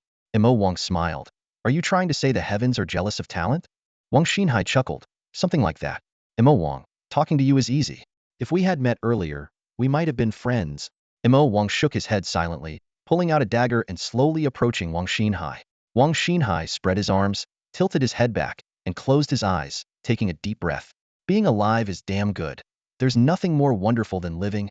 He opened his eyes and requested, "Can you bury me near my mother? Although she showed me no motherly love in life, she died saving me. I still can't understand why." Mo Wang had reached him, speaking coldly, "Regardless of whether what you say is true, why should I risk helping you? We're enemies, not friends." "True," Wang Xinhai sighed. "Today has been unlucky. Almost died this morning, and now there's no almost about it." He looked at Mo Wang. "Do you have any last words?" "I do." Wang Xinhai smiled. "All right, you can do it now." Mo Wang raised an eyebrow, the dagger in his hand flashing coldly. Wang Xinhai fell slowly, with a peculiar smile, as his blood spread. Meanwhile, Gaobo, resting outside the secret realm, seemed to sense something. He looked at his palm, where a small white dot gradually disappeared. Gaobo's eyes widened in disbelief as he stood up, looking towards the secret realm. Second young master is dead? After dealing with Wang Xinhai, Mo Wang searched through his clothes. Perhaps because Wang Xinhai was there to kill the secret realm master today, he didn't carry anything valuable, which left Mo Wang slightly disappointed. Mo Wang shook his head, inwardly sighing that scavenging loot wasn't as lucrative as novels often portrayed. He summoned Baozi and cremated Wang Xinhai's body along with the 4 golden source warriors from last night, burying them deep within the secret realm. Reflecting on Wang Xinhai's actions, Mo Wang couldn't help but comment, "Sharp mind, strong tactics, but too ruthless." As for Wang Xinhai's claim that they could have been friends if they had met earlier, Mo Wang merely scoffed. Different paths, different pursuits. Glancing at the 90 unconscious bronze source warriors on the ground, Mo Wang pondered for a moment and used plant control to release the vines binding them. Earlier interrogations had revealed their stories. Some had sold themselves to save family, others were forced to join due to gambling debts, and some simply took the risk for high commissions. Mo Wang wasn't being soft-hearted. He just saw no need for unnecessary killing. He decided to hand these people over to the secret realm military, trusting the authorities to handle them appropriately. Once everything was settled, Mo Wang began carefully disguising himself. He chose to impersonate a mercenary skilled in speed enhancement, adopting the person's appearance, donning dirty clothes, altering his voice, creating wounds, and smearing blood and dirt, even sticking grass into his hair. Using the precise control over his body as a source warrior, Mo Wang made his complexion pale and covered himself in sweat, presenting a pitiful image of a defeated soldier. With a face full of terror, Mo Wang dashed out of the secret realm entrance at the peak speed of a bronze rank, then pretended to collapse from exhaustion. The surrounding secret realm military immediately rushed to assist him, and a middle-aged captain urgently inquired about the situation. Mo Wang, panting heavily, glanced around as if ensuring safety, but was secretly observing Gaobo's position. "The secret realm master. It's just beyond the entrance." Mo Wang spoke with a tone of agitation, his pupils trembling slightly. "We were attacked as soon as we went in. The previous 2 groups and the employer are all dead. Only I escaped because I ran fast." Hearing this, the expressions of the surrounding secret realm military changed dramatically. The middle-aged captain promptly pressed a device, causing several heavy alloy walls to rise rapidly, sealing the secret realm entrance tightly. He then opened military surveillance software to closely monitor the situation inside the pyramid. After completing these actions, the secret realm military began a serious discussion. What happened? That earthling beast usually doesn't come near the entrance, does it?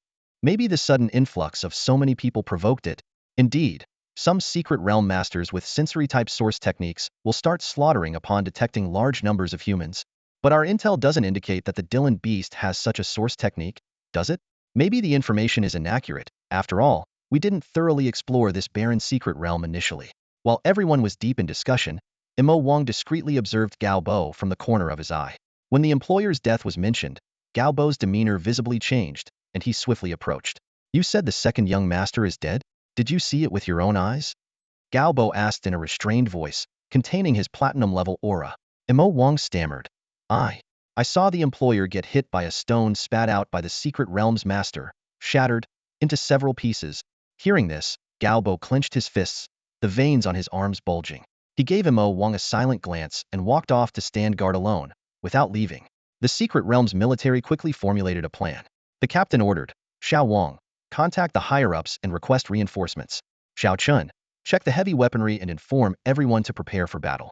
Old Li, inventory the ammunition and report back in 7 minutes." Turning to Mo Wang and Gaobo, the captain said. Gentlemen, I'm sorry, but we can't enter the secret realm to retrieve our comrade's body right now. We'll investigate the cause of the upheaval once reinforcements arrive. Until then, we'll adopt a defensive strategy, and I ask for your understanding. Galbo remained silent, while Mo Wang nodded repeatedly. I understand. I understand. Is there anything else I can do for you, sir? No, thank you for the information. You can leave or rest here if you wish, the captain replied with a smile. Mo Wang expressed his gratitude. Then I won't disturb you further. He glanced at the still silent Galbo and slowly left the camp. As the camp vanished from view, no one followed him. Mo Wang breathed a sigh of relief, thinking the hardest part was over. Now, he just needed to return to the safety city of Chuzhou to trade with Ai Su, and then find an opportunity to go to the safety city of Luodu, leaving behind the place he had lived for 8 years. However, what Mo Wang didn't know was that shortly after he left the secret realm's military camp, Galbo, who had been sitting quietly in the corner, suddenly stood up, his expression wooden, and began to follow Mo Wang's trail. After planning his next move, Mo Wang found a secluded spot with dense vegetation to retrieve a necklace from his badge and change his appearance once more. Cautiously, Mo Wang scanned his surroundings to ensure he was alone. Carefully, he extracted the necklace from the void beast crystal. Just as he was about to touch it, a cold voice sounded behind him. You killed the second young master. Why? Mo Wang's pupils constricted, and his hair stood on end. Instinctively, he rolled to the side, narrowly avoiding a fierce chop. Quickly getting to his feet, he saw Galbo standing there with a blank expression, yet his eyes blazed with fury. What are you talking about? Mo Wang feigned calmness. My life is in the employer's hands. How could I possibly kill him? Galbo was silent for a moment before speaking. Have you heard of the sensation parasite, a type of source beast? Mo Wang's heart raced, his body tensed, and source energy surged through him. He silently cursed Wang Xinhai's cunning, while activating his Eye of Insight to closely monitor Galbo's every move. Galbo seemed lost in thought, muttering to himself. I watched the second young master grow up, from a despised, illegitimate child to his current status. It wasn't easy. He's smart, capable, and naturally suited for this era. Given time, his achievements would have been limitless. At this point, Galbo suddenly looked up, his eyes filled with confusion and anger. But such a promising young man was killed by an unknown nobody like you? Are you an assassin sent by the eldest young master? Do you know how hard it was not to take you down right there in the camp? Mo Wang didn't respond, but inwardly he sneered. To him, Wang Xinhai was just a self-serving schemer. Even if he rose to power, he would only be a tyrant or a menace. With his eyes slightly narrowed, Mo Wang focused intently on every move Galbo made, mentally preparing himself for the battle ahead with utmost vigilance. He quickly weighed the pros and cons in his mind. Although he had once defeated a gold-tier source beast, while still at the bronze level, now, having just advanced to the silver tier, his chances against the platinum tier Galbo were less than 30%. The disadvantages of source technique effectiveness, the challenges of fighting across tiers, and the inability to promptly use the golden pattern illusionary Capricorn beast source pearl as a trump card were all significant drawbacks. However, the fact that Galbo was unaware of his true capabilities might be his only advantage. Mo Wang understood that he needed to unleash his full power before Galbo could assess his abilities, aiming for a decisive, lethal strike. This battle would be determined in an instant. Mo Wang's thoughts flashed through his mind like lightning, and his gaze grew even more intense. Seeing him remain silent, Galbo spoke coldly. Not willing to speak? I hope you'll still have this much backbone in a moment. Not willing to explain? Let's see if you can keep up that bravado in a moment. As soon as Galbo finished speaking, he moved with lightning speed, closing in on Mo Wang. His left arm shot out like a bolt, aiming for Mo Wang's throat. However, Mo Wang, with his insightful eye already activated, was prepared. He shouted. Wang Xinhai left a message. This statement seemed to cast a spell, causing Galbo's movements to falter momentarily. Mo Wang seized this fleeting opportunity, unleashing his inner power. His eyes turned crimson, and his body glowed with a mix of pale white and gray iron hues, as if pulled back by an invisible force. Simultaneously, Mo Wang waved his sleeve, releasing 4 orange-eared fireballs. Galbo was surprised that a bronze-tier source martial artist could wield so many gold-tier source techniques, but he reacted swiftly.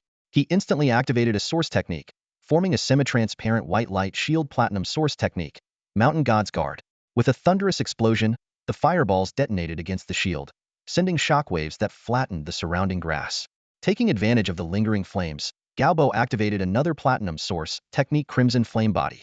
He transformed into a figure of fire, crossing dozens of meters in an instant to confront Mo Wang.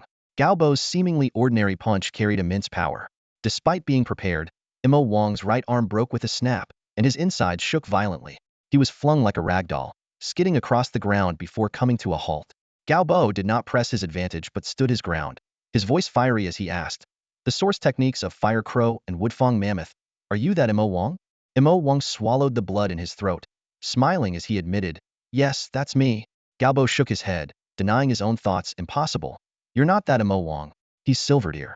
How could he enter the Bronze Realm?" He suddenly realized, wait, Gold Tier source techniques, you're Silverdeer too. That Bronze Realm is now an open realm? Mo Wang squinted with a smile. Not too early, the transformation was completed just yesterday. The scene fell silent for a moment as Gao Bo seemed to piece together his thoughts. With eyes blazing, he stared at Mo Wang and said in a deep voice, "Mo Wang, it seems you have many secrets, but I don't care. If you don't want to suffer more before you die, you'd better tell me what the second young master said before he died. Otherwise, you'll die a horrible death." Mo Wang raised an eyebrow, his tone relaxed. "Since you want to know, I don't mind telling you." He paused briefly, then laughed. Gao Bo was silent for a moment before speaking slowly. "Very well, you asked for this? Don't blame me for being ruthless in a moment." With that, Gao Bo, enveloped in flames, applied slight pressure with his feet, causing the ground beneath him to crack. In an instant, he accelerated towards Mo Wang, reaching out with his left arm to grab him. Mo Wang's eyes narrowed slightly. A majestic dragon's roar suddenly echoed as a silver-white dragon emerged from within Mo Wang, its scales shimmering and azure patterns swirling. Baozi stepped forward, surging with source energy, and launched a dragon punch straight at Gao Bo. Although surprised by the extraordinary nature of Mo Wang's contracted source beast, Gao Bo remained calm. He deftly turned his palm into a fist, skillfully evading Baozi's attack before delivering a powerful punch at it. Bang! The intense flames caused no harm to Baozi, but the immense strength of a platinum-tier source warrior shattered its scales, leaving a deep imprint on the dragon's body. Baozi cried out in pain as blood flowed freely. Mo Wang had anticipated this and instantly cast the grass and wood wolf source technique. For emerald green leaves appeared in his palm, 3 of which transformed into healing light for Baozi, while 1 nourished himself. He secretly communicated, "Baozi, entangle his left hand. I need time." Mo Wang keenly observed that Gao Bo consistently used his left hand to attack. Recalling their initial encounter, Gao Bo seemed more accustomed to using his right hand. Earlier mental probing revealed a slight tremor in Gao Bo's right arm.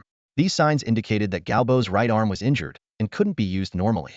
If he could restrict his left hand, he could seize the opportunity. Mo Wang had a plan in mind, just waiting for the right moment. With a command from Mo Wang, Baozi let out a fierce roar, his powerful muscles tensing as he gripped Gao Bo's left arm with his dragon claws, preventing him from retracting his fist. Baozi's dragon body twisted agilely, wrapping around Gao Bo like a rope, locking him tightly in place. Despite Gao Bo's fierce struggle, the flames on his body intensified, distorting the air around him with the heat. He hoped to scorch the silver dragon, unaware that Baozi was immune to fire, rendering his efforts futile.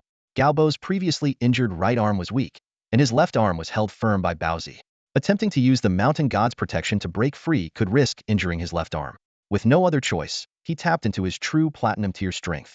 Baozi felt the strain and urgently called out in his mind, "Mo Wang, this guy's strength suddenly increased a lot. I can barely hold him." To prevent losing grip, he dared not even use his blue flames. Mo Wang quickly responded, "Thank you, Baozi, that's enough. You can release him now." As soon as Baozi relaxed his grip, Gao Bo seized the opportunity.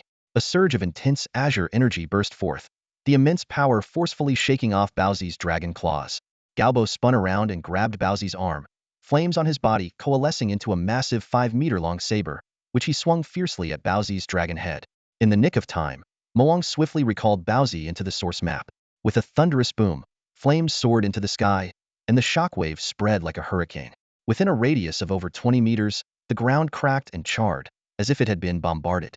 As the dust settled, Gao Bo looked at Mo Wang and said calmly, "Your contracted source beast is strong. It seems you have quite the background."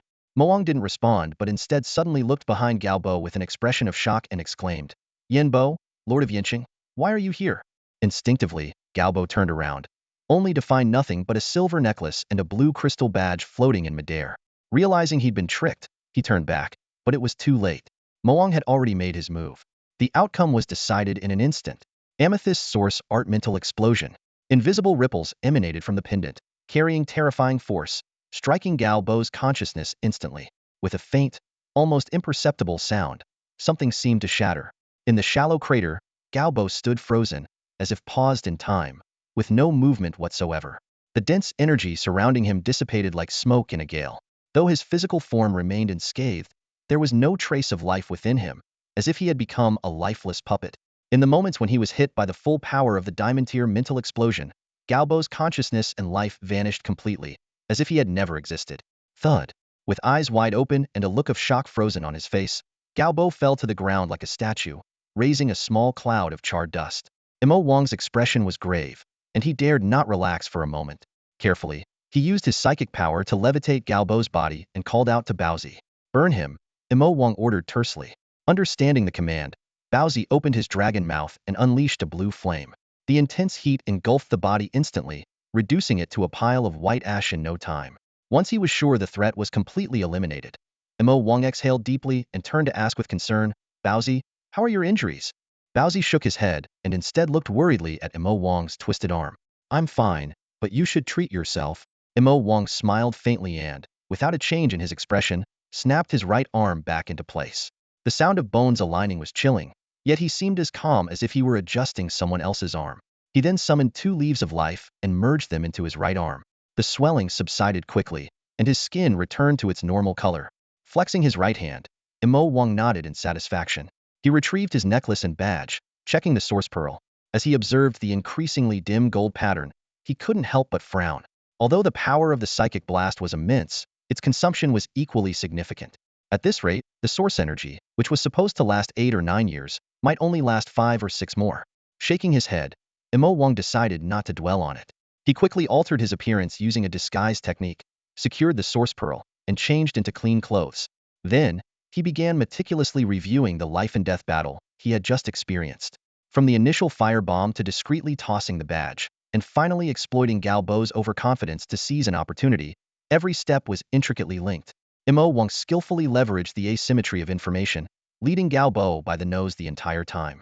In the end, it was a momentary decision that determined life and death. Placing Galbo's ashes into the badge, Imo Wang planned to bury them at a distant location later.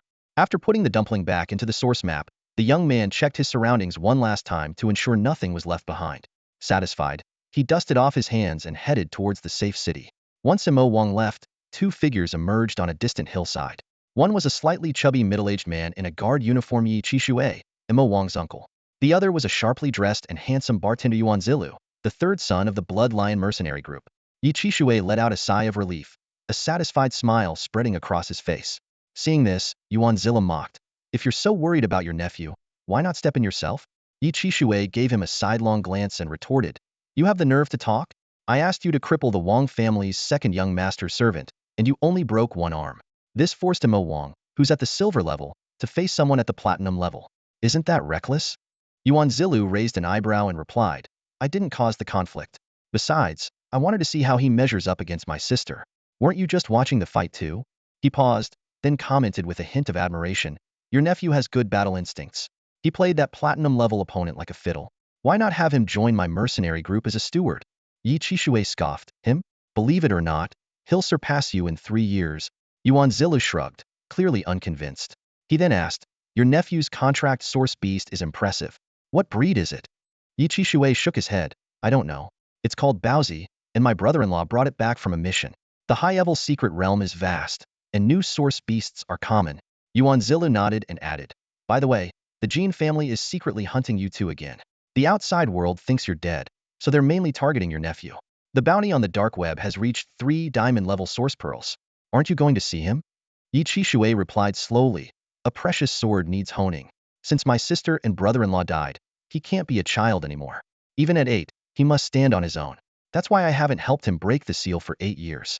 If he can't overcome this difficulty, it'll be even harder later. Yuan Zilu teased, you talk tough, yet you follow him around every day? Yi Chishui snorted, that's to prevent old fools from bullying the young. I don't interfere with disputes among peers. After sending his message, Yi Chishui turned and headed down the mountain. Yuan Zilu invited him to the tavern, but he declined.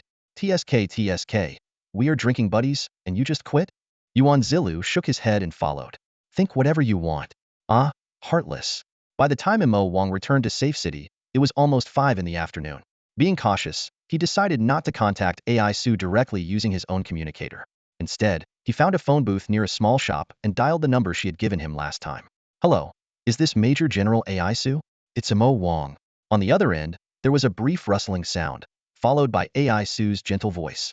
Mo Wang, it seems like you've completed your task? AI Su said while setting up a protective barrier inside her tent. She was busy with the final preparations before departure, as her unit from the Secret Realm Army was about to return to headquarters. Mo Wang briefly reported on the mission and expressed his gratitude for AI Su's assistance. AI Su, however, smiled and waved it off. No need to thank me. Although helping you conceal information isn't exactly by the book, those aristocratic families have indeed become quite uncontrollable. There was a hint of helplessness in her tone. The Wang family is a prime example. If they were to acquire that lapis lazuli secret realm, they'd likely just indulge in even more luxury. She paused, her tone carrying a note of approval. In contrast, your decision to use the shares for educational donations truly benefits the people. The citizens are the ones we, as the Secret Realm Army, are here to serve. They tacitly avoided discussing the origin of the secret realm, focusing instead on the subsequent arrangements. AI Su reminded him, as you mentioned last night, you're now wanted by the guard army. People online are also criticizing you, clearly manipulated by someone behind the scenes. What am I accused of? Mo Wang asked curiously. The murder of a single mother, and the insult and murder of her daughter. AI Su replied with a touch of disdain in her voice.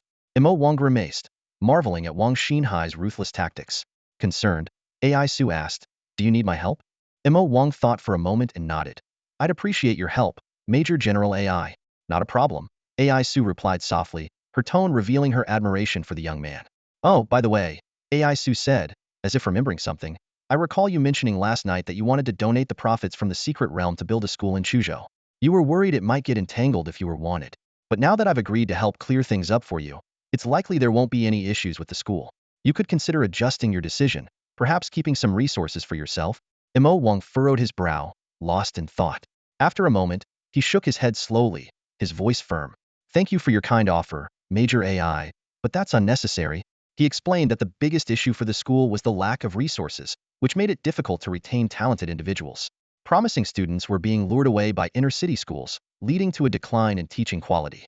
What Mo Wang didn't explicitly say was that he had advanced to the silver rank and could harness the powers of a platinum source pearl. A single platinum source pearl was worth tens of thousands, not a huge amount for him, but it was of immense significance to the teachers and students at the school. This money could be used to acquire urgently needed resources, support underprivileged students, build more classrooms, and expand enrollment, thereby easing the educational pressure in the Eastern District. AI Su nodded in approval. Mo Wang, with such dedication, you'd be a great fit for the Secret Realm Army.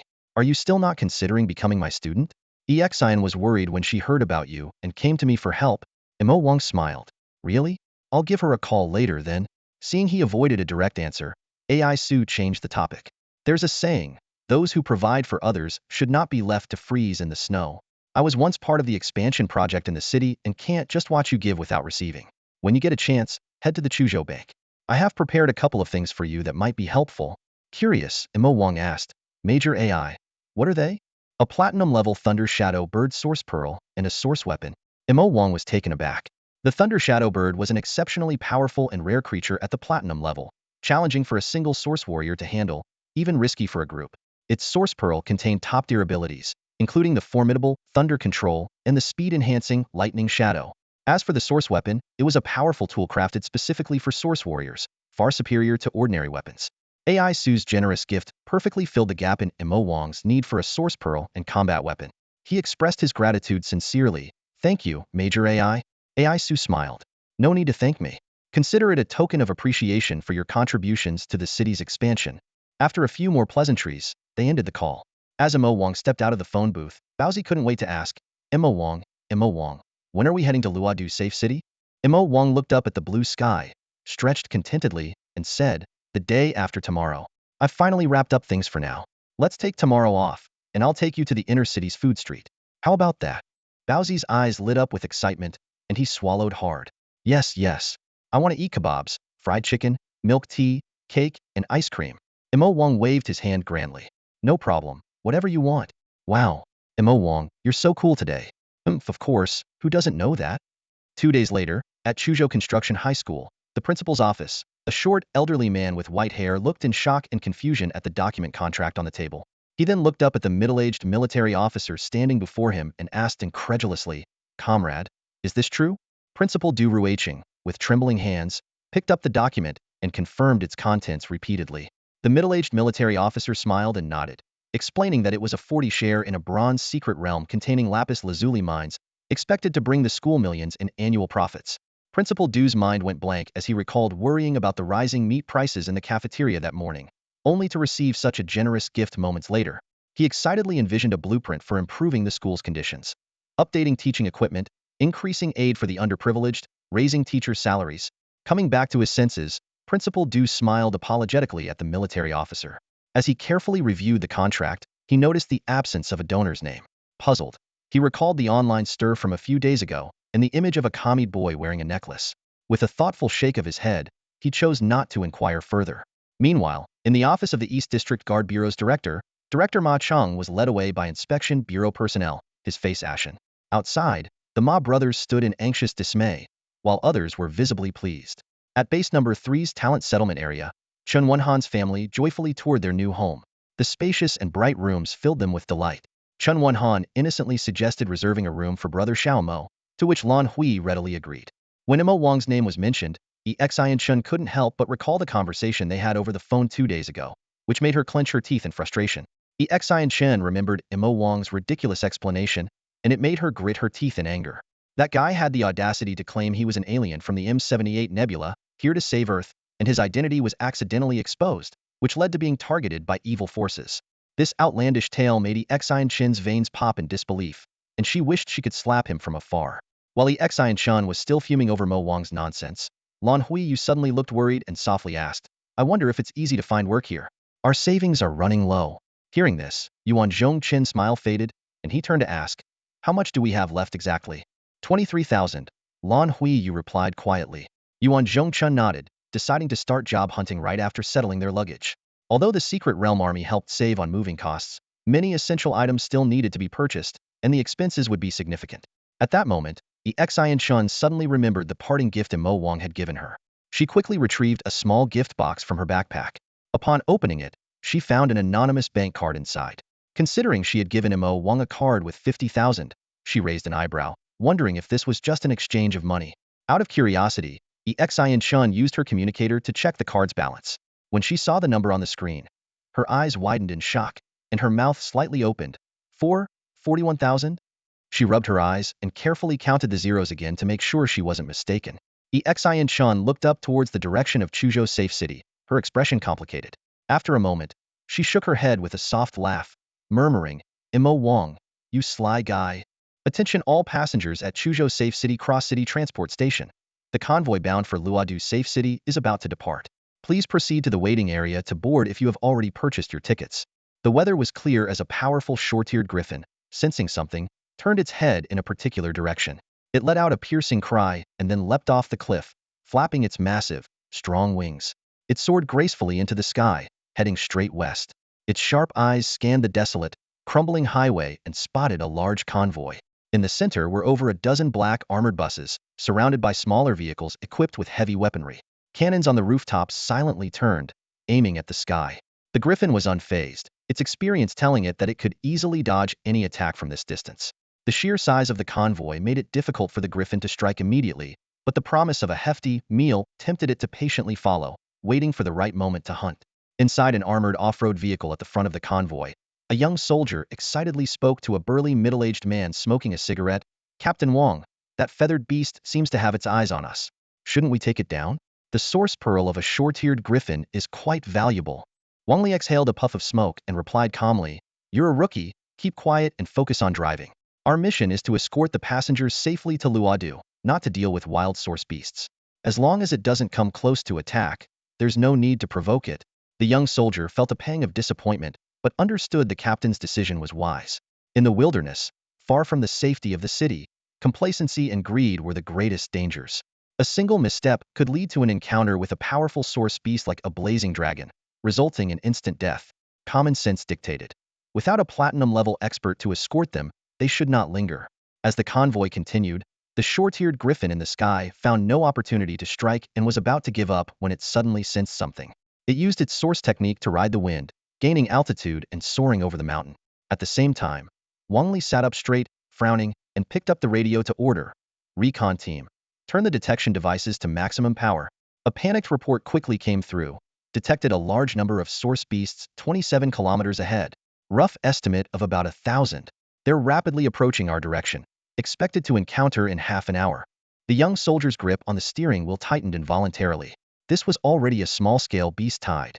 Source beasts naturally viewed humans as enemies and would even temporarily set aside their differences to cooperate against them. Their reinforced company had only about 200 people, meaning each person would have to kill 5 source beasts on average.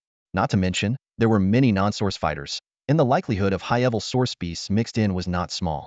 Wang Li calmly inquired about communication status and, upon learning they couldn't reach Luodu, swiftly issued a series of orders. Deploy drones for reconnaissance, connect data, inventory ammunition, and lay mines. He glanced at the pale-faced young soldier, leisurely lighting a cigarette, and asked with a smile, "What's wrong, rookie? Scared?" Reporting, "Captain, no." The young man replied, trying to appear calm. Wang Li chuckled softly, his gaze shifting to the short-eared griffin still circling above. In the next moment, his figure disappeared, and shortly after, he returned to the vehicle, tossing a freshly blood-stained golden source pearl to the young soldier. "Here you go. Hope it helps you survive the upcoming fight." Due to the unintentional or intentional damage caused by the primordial beasts to the highway, the road became riddled with potholes, as bumpy and uneven as a country dirt path. The armed bus trudged along the bumpy road with difficulty. Mo Wang, pale-faced, leaned back in his seat with his eyes closed, trying hard to suppress his dizziness. He silently chanted to himself, "I'm just lying in a rocking chair," in an attempt to self-hypnotize. Baozi noticed Mo Wang's discomfort and couldn't help but chuckle. "Mo Wang, you're already a silver-rank source warrior. How can you still get carsick?"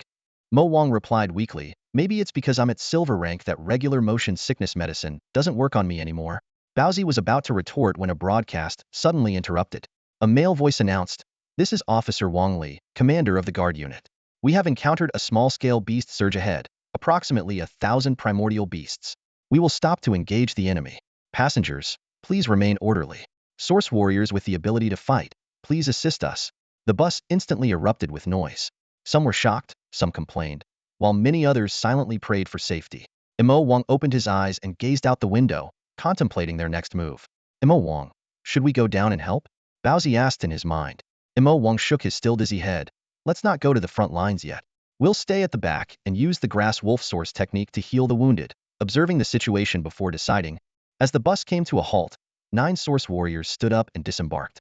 Mo Wang noticed a short-haired woman in the front seat and, judging by her movements and calloused hands, concluded that she was an experienced fighter. Just before getting off, a little girl timidly handed Mo Wang a lollipop. "Thank you for protecting us." Mo Wang smiled warmly, accepting the candy and putting it in his pocket. "And thank you for the lollipop, little one." Stepping off the bus and breathing in the fresh air of the countryside, Mo Wang felt as if he had come back to life, his body immediately feeling more at ease as the gentle breeze swept over him. Surveying the scene, 16 armored buses were lined up in perfect order, with over a dozen source warriors disembarking from each one. The group instinctively gathered at the front of the convoy, awaiting instructions from the recovery troops. At the head of the convoy, recovery soldiers swiftly sprang into action, deploying portable superalloy barriers, planting anti-source beast mines, and checking the onboard heavy weaponry. Mo Wang followed the crowd to the front, where he saw a burly middle-aged man standing atop an off-road vehicle, cigarette in mouth, directing operations. Once everyone was in place, he nimbly jumped down, extinguished his cigarette, and saluted the group. "Comrades, I'm Wang Li. Thank you for your willingness to help, but I must warn you. This mission is extremely dangerous," Wang Li said gravely. "Drones have spotted 2 platinum-level source beasts, and there may be more. Our current ammunition can eliminate at most 60 to 70% of the beast horde. After that, close combat will be necessary. The battlefield is unpredictable, and some may not make it back." He scanned the crowd, his voice serious. "You are not soldiers, and you still have time to back out. But if you desert once on the battlefield, causing the line to break, you will be severely punished as deserters. You have 1 minute to decide." Silence fell over the group as they furrowed their brows in thought. Unexpectedly, after a minute, no one backed down. A scruffy middle-aged man laughed heartily. "Officer, no need to wait. Since we got off the bus, we're ready to face death." A bespectacled white-collar man chimed in. "In a fallen nest, no egg is left intact. Rather than waiting for disaster, we might as well fight with everything we've got." The short-haired woman who had shared the bus ride with Mo Wang impatiently asked, "Officer, what do we do next? Can we be equipped with weapons?" Wang Li looked slightly surprised by her question, then straightened up and saluted with respect. "Let's not waste any more time. Please line up in 10 rows." We will record each of your source warrior levels, source technique specialties, and weapon needs to organize task groups. The group quickly formed lines, and 10 recovery soldiers stepped forward to interview each person. When they reached the second row, and it was Imo Wang's turn, a young soldier was about to speak when Imo Wang preemptively replied, Chin Ping, gold level. My combat skills are average, but I have gold level healing source techniques, so I don't need a weapon. When the young warrior heard that Imo Wang possessed the rare golden tier healing source technique, his eyes lit up with excitement. What a talent! The young warrior's eyes gleamed with delight as he quickly noted down the information and nodded in acknowledgement to Imo Wang. He continued to gather details from the others and soon completed everyone's registration. The recovery unit assigned tasks based on each individual's abilities, and Imo Wang, with his rare golden tier healing source technique, was placed in the medical support team. Wang Li lit a cigarette, his gaze fixed on the screen displaying a cluster of approaching red dots. The atmosphere was tense as everyone stood ready. Time seemed to stretch, and suddenly someone noticed a faint tremor in the ground. A strange roar echoed from afar as a bizarre lion with bat wings and a scorpion tail came into view. A platinum source beast, the scorpion-tailed lion. It charged towards the group with excitement, a cloud of dust trailing behind it, followed by a horde of source beasts of various forms. Thousands of source beasts thundered and roared, causing even the smallest stones to tremble. The group swallowed hard, gripping their weapons tightly, their knuckles turning white. The cigarette in Wang Li's mouth had burned down to the end, and as the ash fell, the source beasts moved into optimal firing range. The burly middle-aged man spat out the cigarette butt, his eyes wide with determination, as he roared, Open fire! Open fire! The words barely left Wang Li's lips before the waiting soldiers pulled the triggers with determination. The machine guns roared to life, spitting out tongues of fire. A deadly stream of scorching metal bullets surged towards the oncoming horde of source beasts. Shell casings flew through the air, quickly littering the ground. Following closely, vehicle-mounted grenade launchers unleashed 120mm custom grenades that whistled through the sky, transforming into brilliant fireballs amidst the beasts' anguished cries. Rocket launchers, submachine guns, and other infantry weapons joined the fray, pouring relentless firepower into the beastly ranks. Under this fierce barrage, the advance of the source beasts suddenly stalled. Blood splattered as flames reached skyward. Even the platinum-tier scorpion-tailed lion at the forefront had to retreat momentarily, shielding its vital parts with its wings. Occasionally, a source beast broke through the wall of fire, only to trigger hidden anti-source beast mines, which obliterated them. From the rear, Imo Wang observed calmly, noting that human firearms were indeed effective in slaughtering the lower-tier source beasts. However, he also noticed the beasts were loosely positioned, with many bullets hitting nothing but air. Some cunning beasts used corpses as shields or hid behind larger creatures. More concerning was a mountain god bear, the size of an elephant, activating its mountain god shield, rendering bullets and grenades ineffective. In the brief skirmish, nearly 100 source beast corpses littered the field, mostly low-tier fodder. Mid to high-tier beasts either evaded or were undeterred, giving humans an apparent advantage, which was merely an appetizer. The real battle was yet to come. Standing atop a vehicle, Wang Li squinted at the beast horde's movements. Suddenly, his gaze sharpened, focusing in one direction. There, a one-metal red insect-like source beast stood atop a long-haired saber-toothed tiger, glaring menacingly at the humans. Platinum source beast demon mantis spider.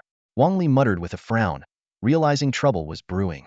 Initially, the two platinum source beasts were already a handful, and now with the addition of the demon mantis spider, known for its outstanding close combat prowess, the situation became precarious.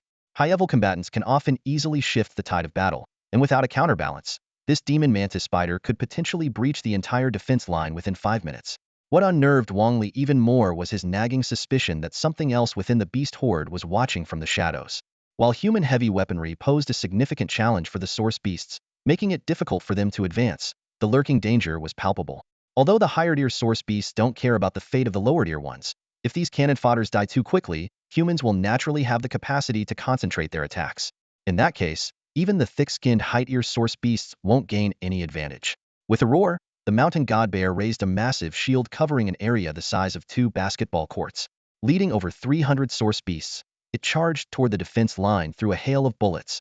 The demon mantis spider licked its claws, signaling the long-haired saber-toothed tiger to follow closely behind. Wang Li furrowed his brows, a growing sense of unease gnawing at him. But the situation left no room for hesitation, so he ordered, Fire team, focus your firepower after the mountain god bear crosses the minefield. Source weapon teams 235, prepare for close combat. Turning to his deputy commander, Tian Lin, he said, I'll handle those 2 platinum-tier beasts, you take command. Tian Lin expressed his concern. Commander, are you sure you can handle it alone? Wang Li grinned and retorted. Enough with the doubts, man. Whether I can or not, I have to. Yet he quickly became serious again. We've taken this route many times before and never noticed any source beast gatherings.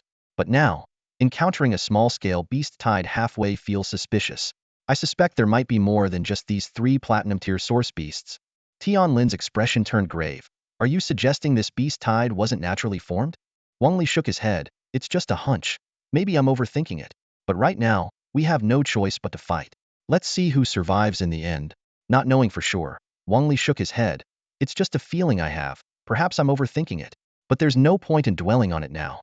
Since we're already here, in the middle of nowhere, we have no other option but to fight. It's a matter of who will outlast whom, us or these source beasts. Roaring in fury, the mountain god bear let out a thunderous cry. Its shield offered no protection beneath its feet, so as it traversed the minefield, even though cannon fodder source beasts had previously crossed, it inevitably triggered a few anti-source beast mines. While not fatal, these mines left its paws bleeding profusely, fueling its immense rage. Having crossed the minefield, the mountain god bear was about to charge towards the human defenses in a fit of anger when suddenly, a figure appeared overhead. This person held a red short-handled hammer, with source energy surging, causing the hammer's head to burst into flames. Without a word, Wang Li raised his muscular arm high and brought it down like a meteor, aiming for the base of the mountain god bear's horn. Boom! With a resounding thud, a fiery shockwave swept across dozens of meters. The mountain god bear let out a heart-wrenching howl as one of its massive horns fell to the ground. Wang Li, well-versed in source beast studies, knew that the horns were critical for storing the mountain god bear's source energy. As expected, the bear immediately felt a significant drop in its internal source energy, and its anger intensified. Just as it was about to invoke the mountain god's protection, Wang Li had already anticipated this move. He instantly flashed beside a nearby wood-tusk mammoth. Swinging his hammer again, he struck a vital point with precision, killing the gold-tier source beast instantly. This entire sequence took only 2 to 3 seconds, and the source beast horde led by the mountain god bear was still several hundred meters from the defensive line. With only one horn left, the mountain god bear's eyes burned red, roaring skyward to signal other source beasts to stand aside. Determined to personally eliminate this detestable human, Wang Li, observing this, did not attempt to stop the lower-tier source beasts, but instead gripped his weapon tightly, watching the mountain god bear and the demon mantis spider with a grave expression. As a mid-tier platinum-ranked warrior, although Wang Li mastered 2 diamond-level source techniques, instant void and area teleportation, these auxiliary skills lack the power to instantly kill beasts of the same tier. Facing an assault from 2 platinum-tier source beasts, Wang Li understood that this would be a grueling and formidable battle. To be honest, Wang Li wasn't entirely confident deep down. However, just as he had told Tian Lin earlier, whether or not he felt ready, he had to act. It was his duty as a soldier to forge ahead despite uncertainty. The mountain god bear charged with a roar, but Wang Li teleported behind it, swinging his hammer with force against the shield. The resulting shockwave shattered the shield, causing the mountain god bear to bleed from its injuries. In retaliation, it struck back, sending Wang Li crashing into the ground. He barely evaded the subsequent attacks, and when he reappeared, he was already feeling his energy in turmoil. Despite his condition, he pushed himself to attack again, only to sense a chill creeping up behind him. In a split second, Wang Li turned and swung his hammer, narrowly avoiding the ambush of the demon mantis spider. The battle was changing rapidly. The mountain god bear lay gravely wounded on the ground, while the demon mantis spider watched intently. Wang Li knew that the real fight was just beginning. He quickly consumed a source pearl to regain his strength. Feeling slightly relieved, Wang Li couldn't afford to be complacent. As he retrieved a few golden source pearls to replenish his energy, he focused his attention on the sharpening claws of the demon mantis spider. He understood that the true battle was only starting now. In the medical post at the rear, with no injured soldiers to attend to yet, Mo Wang had some free time to observe the battlefront. He noted that the battlefield could be roughly divided into 3 distinct areas. Mo Wang's gaze swept across the battleground as he quickly analyzed the situation. In the main combat zone, the recovery forces were gaining the upper hand, and the source beast horde was steadily retreating. Wang Li was engaged in a struggle with 2 platinum-grade source beasts. Though the fight was evenly matched, he effectively kept the enemy's main forces occupied. Elsewhere, a fierce skirmish raged between 100 or so source beasts and a team of source warriors, with both sides locked in a stalemate. Deputy Company Commander Tian Lin was also closely monitoring the battle. Seeing that Wang Li was holding his ground, he breathed a sigh of relief and focused on directing suppressive fire. As time passed, the scales of victory began to tip in favor of the humans. The beast horde had lost over half its numbers, while the recovery forces had not suffered a single casualty, as if some unseen force was protecting them. Suddenly, the Source Beast horde changed tactics, abandoning their scattered formation to launch a concentrated assault. Tian Lin frowned slightly, sensing something unusual. While such a dense formation would increase their casualties, it would also speed up their advance. He made a decisive call, ordering concentrated fire to annihilate the enemy's main forces in one fell swoop. The battle reached its most critical phase, and if they could seize this opportunity to decimate a large portion of the Source Beasts, subsequent engagements would be much easier. Tian Lin kept a close watch on the battlefield, ready to adjust tactics as needed. Thinking along these lines, Mo Wang felt a slight sense of relief. This was indeed the best possible scenario. Tian Lin immediately stopped overthinking and used his source energy to shout a command.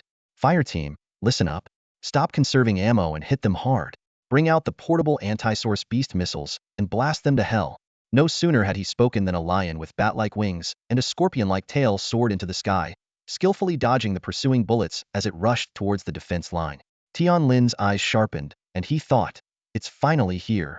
He handed over command to a seasoned warrior beside him and was preparing to unleash his platinum source art to confront the threat when an unexpected turn of events occurred. A deep roar echoed as a giant black panther, covered in green stripes, leaped from the shadows and swatted an unmanned vehicle loaded with ammunition aside. Tian Lin's pupils contracted sharply, and alarm bells rang in his mind. Platinum Source Beast, the Phantom Panther. Before he could regain his composure, another roar sounded. From the shadows within the defense line, a second Phantom Panther revealed itself. Tian Lin's face turned pale, and his heart nearly stopped. 3 Platinum Source Beasts. The scorpion-tailed lion in the air, along with the 2 highly stealthy Phantom Panthers, had somehow already breached the defense line. The full-scale assault by the beast horde had been waiting for this moment. Captain Wang, you really are a jinx. The entire recovery force was stunned when 2 ghostly leopards, at the platinum tier, emerged from the shadows with their night shadow strike. Their hearts skipped a beat, and their actions involuntarily paused. The gunfire abruptly ceased, and a tense silence enveloped the defensive line. The soldiers suppressed their fear, gripping their weapons tightly as they awaited orders. In the distance, terrified screams erupted from passengers aboard the armored bus. The beasts howled excitedly, launching a frenzied assault on the defenses. The 2 ghostly leopards strutted arrogantly, and the situation quickly turned dire. Tian Lin clenched his fists, his expression grave.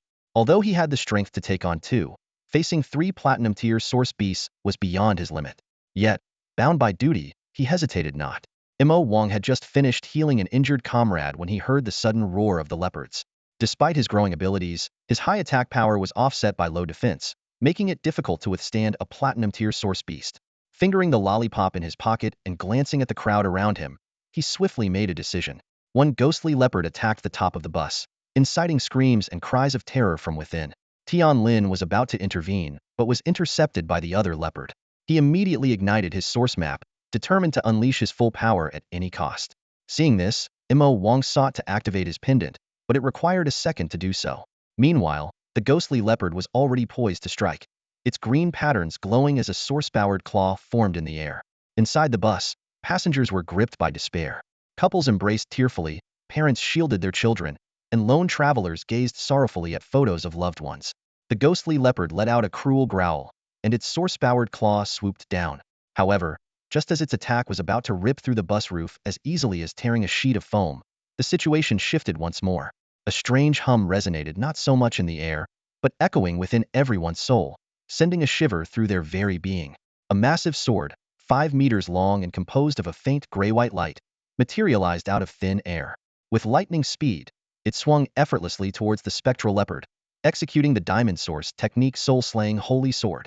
The gray-light sword sliced through the spectral leopard like an illusion, leaving no trace. Suddenly, the leopard shuddered, its source power dissipating. Its pupils dilated, its expression froze, and it collapsed silently to the ground. The sudden turn of events left everyone stunned. The other spectral leopard snapped back to awareness, trying to flee as its source power surged. But the gray light reappeared. The sword flashed, and the second spectral leopard fell just the same. Mo Wang and Tian Lin sighed with relief, still in shock. The gray-light sword, undispersed, turned its pursuit towards the scorpion-tailed lion in the sky. The sword's light swept past, and the lion lost control, plummeting to the ground. The sword transformed into white light, racing towards the mountain god bear and demon mantis spider engaged with Wang Li. Wang Li, covered in wounds, had a ghastly gash across his chest. At his moment of distress, The gray-light sword pierced through the two platinum source beasts in quick succession, causing them to collapse lifelessly. Despite his shock, Wang Li felt a surge of joy. He saluted the dissipating gray-light sword, and then teleported to the rear of the defense line. Seeing the fallen spectral leopard carcasses, realization dawned on him. Tianlin excitedly informed him that a diamond-tier warrior was aiding them. Wang Li surveyed the area, noticing that the high-tier source beasts were all down, and the beast horde was on the verge of collapse. Now, it's our turn to launch a full-scale attack. About 20 minutes later, the last remaining silver-tier black-striped leopard, unable to escape, let out a final wail as a gold-tier source warrior pierced its heart with a single strike. It collapsed on the ground, twitching and bleeding profusely, until it finally lay still.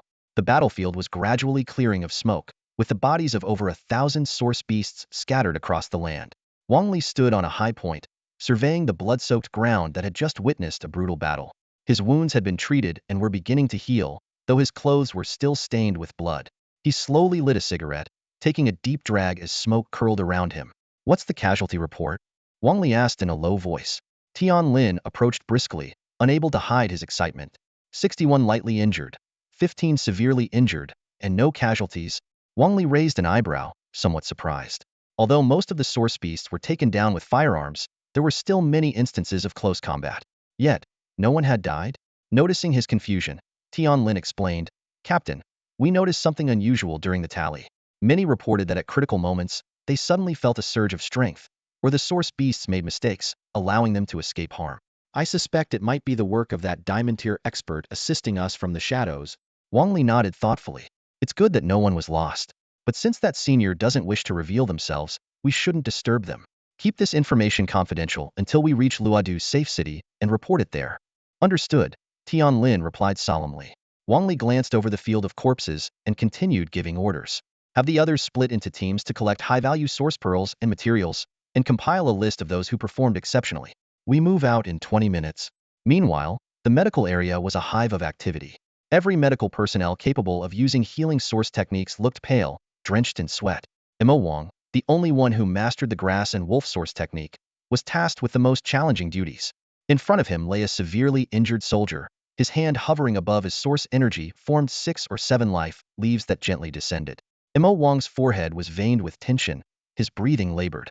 This was his 9th time replenishing his source energy from source pearls, and his body was nearing its limit. Yet, as he looked at the critically injured soldier before him, he gritted his teeth and continued to channel healing energy. "Hold on, just a little longer," Imo Wang murmured, as if encouraging himself. Though he was on the brink of exhaustion, the thought of these soldiers being wounded in their defense filled Imo Wang with warmth. He resolved that even if it meant using up his last ounce of strength, he would save every comrade in front of him. In the medical area, although the battle had ended, everyone was still incredibly busy. All medical personnel with healing source techniques, including Imo Wang, appeared pale, for a simple reason. Among the various types of source techniques at the same level, healing techniques were not only rare but also the most draining on source energy. In the makeshift medical tent, Imo Wang stood over a stretcher where a tall, thin, middle-aged man lay. Imo Wang examined the injured man with a serious expression. The man's right chest bore several gruesome claw marks, with broken ribs protruding outward, exposing his chest cavity. Blood flowed continuously, and the man's face was as pale as paper. Thanks to the extraordinary constitution of a Yuan warrior, he still clung to life despite his severe injuries. "Friend, this is going to hurt. Hang in there," Imo Wang gently reminded him. The man weakly acknowledged, a flicker of anxiety in his eyes. "I haven't asked your name yet," Imo Wang suddenly inquired, seemingly trying to distract him. The man was about to respond when a sharp pain shot through his chest, causing him to gasp. Imo Wang quickly realigned the fractured ribs and retrieved a silver Yuan pearl to absorb. Yuan energy flowed along his meridians to the Yuan diagram, and 4 jade-green leaves appeared in his palm. The green light fused into the wound, and pink granulation tissue grew visibly, expelling clotted blood and necrotic tissue. The cracks in the bone healed rapidly. Once the energy of the 4 leaves was depleted, the man's injuries had stabilized, leaving only a patch of differently colored new skin on his chest. "Thank you, doctor," the man said gratefully, his complexion much improved. Imo Wang shook his head with a smile. He was hardly a doctor. The nearby medical staff nodded in acknowledgement and moved to take the patient for further examination. So far, Imo Wang had treated over 30 injured individuals, nearly a quarter of whom were severely wounded.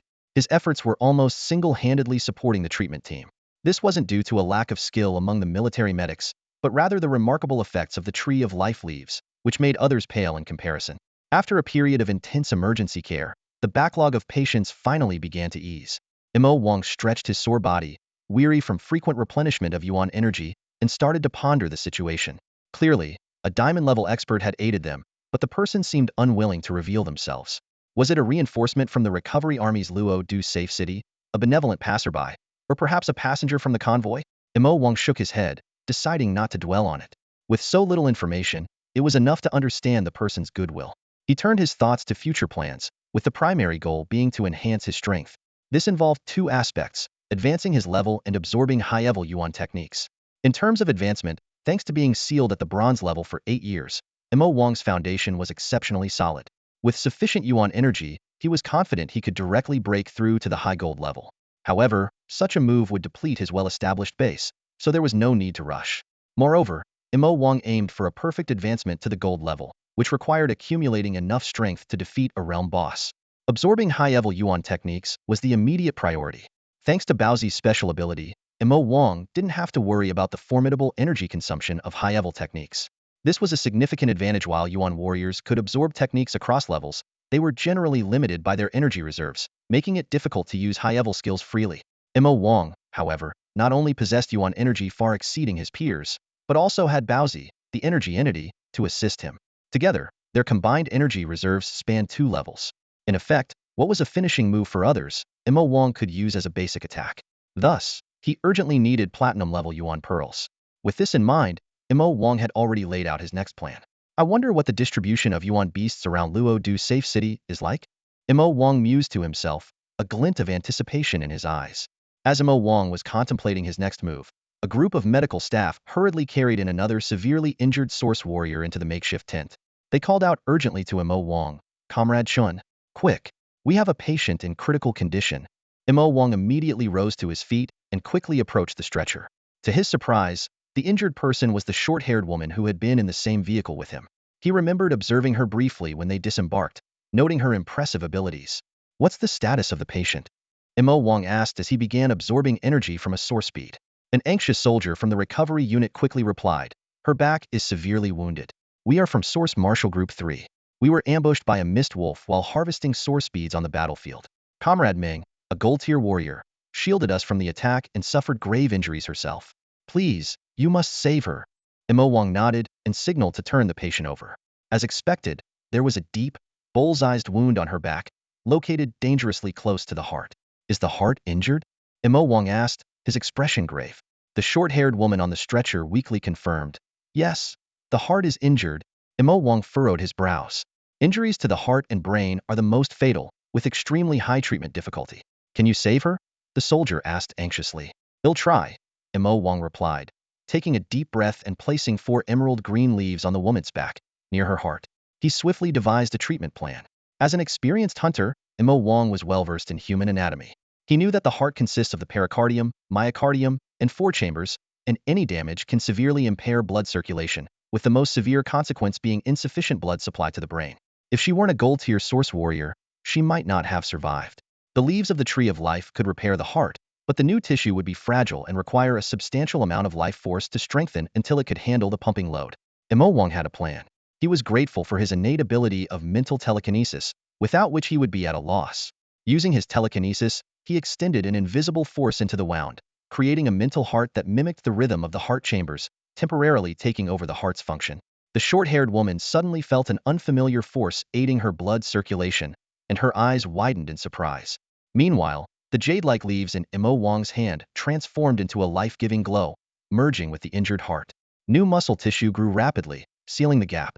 With the support of the mental heart, these delicate tissues were spared from direct strain, allowing ample time for life force infusion and strengthening.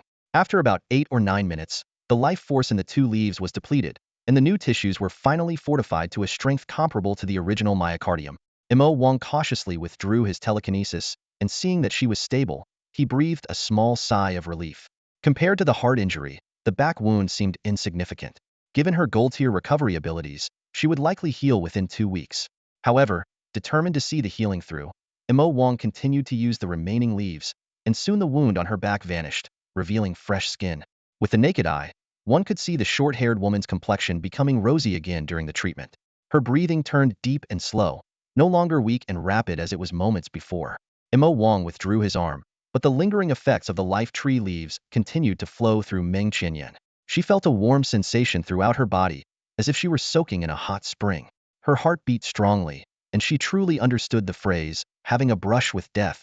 Thanks to her robust physique at the golden tier, Meng Qinyan managed to stand up shakily under the astonished gazes of those around her.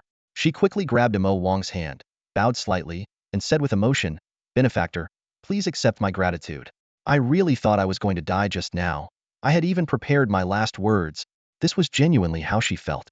With her heart injured, if it weren't for using source power to barely maintain blood circulation, she might have died halfway. Mo Wang had used only 4 leaves to heal her, but without the aid of mental power, even using all the leaves might not have saved her.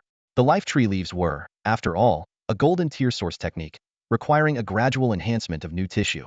This process took nearly 10 minutes, during which mental power was crucial to assist in pumping blood, allowing Meng Qinyan to hold on. Wiping the sweat from his forehead, Mo Wang smiled politely and said, "No need to thank me. If it weren't for you all risking your lives against the source beasts, we medical personnel wouldn't be safe either."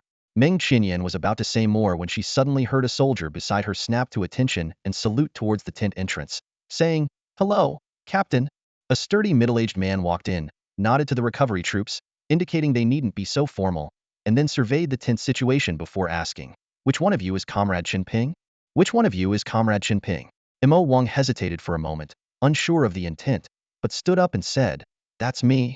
Officer Wang smiled appreciatively. "Comrade Chun, could we speak privately?" Mo Wang nodded at Meng Qinyan and followed Officer Wang to a quiet spot nearby. Before Mo Wang could ask anything, Officer Wang said, "I've heard you single-handedly treated nearly half of the wounded. On behalf of all those who fought, thank you. Without your help, the casualties would have been higher." Mo Wang replied modestly, "I was just doing my best." Officer Wang offered a cigarette with a smile. Although Mo Wang didn't smoke, he imitated others by placing the cigarette behind his ear. Seeing this, Officer Wang didn't light his own cigarette and instead asked, "Have you considered joining the recovery army? With your skills, the benefits are excellent, and you'd start with the rank of lieutenant with quick promotions." Mo Wang shook his head. "Sorry, I have no plans to enlist at the moment." Officer Wang didn't press further but continued, "Your contribution was the greatest, and a standard reward wouldn't be fair." With that, he produced a box radiating a strong energy. Inside are 5 platinum-grade source beast pearls. You can choose one as a token of gratitude. If you're not interested, you can exchange it for something of equal value. Mo Wang's eyes lit up. "I happen to need a platinum source pearl. What a coincidence. Which one would you like?" After a brief consideration, Mo Wang chose the mountain god bear pearl. Officer Wang took a smooth, egg-sized blue-green pearl from the box and handed it to him. Mo Wang thanked him sincerely and carefully put it away. It's worth noting that Officer Wang, despite his rough appearance, had high emotional intelligence.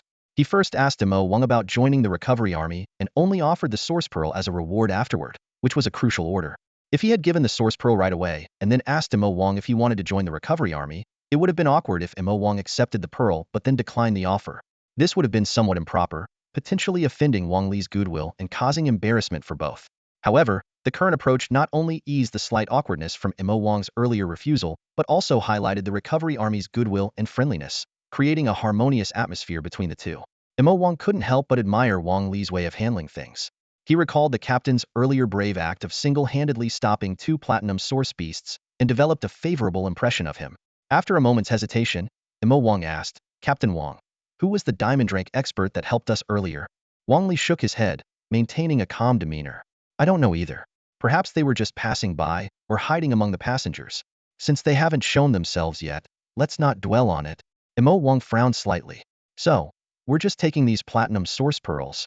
Wang Li interrupted with a smile. "Don't worry. Since that expert didn't take the pearls, it's clear they don't care about such small items. Diamond rank individuals have much broader perspectives." He paused. "Once we reach Luodu's safe city, I'll report this incident. If necessary, the person can claim their reward." Mo Wang nodded and asked no further questions. After a brief chat, they parted ways. Before leaving, Wang Li handed Mo Wang a business card and said meaningfully, "If you ever change your mind and decide to join the recovery army, feel free to contact me." Mo Wang accepted the card and nodded solemnly. Watching Wang Li's figure fade into the distance, he pondered. This encounter had given him a new perspective on the recovery army. Perhaps one day, he might indeed reconsider. Naturally, Mo Wang nodded in agreement. After some time had passed and all tasks like clearing the battlefield, Treating the wounded, gathering equipment, and inspecting vehicles were completed. Wang Li ordered everyone to return to their respective vehicles and resume the journey to Luodu's safe city. Mo Wang followed the crowd back to the bus, his eyes scanning the surroundings, and was surprised to spot Li Zhiheng among them.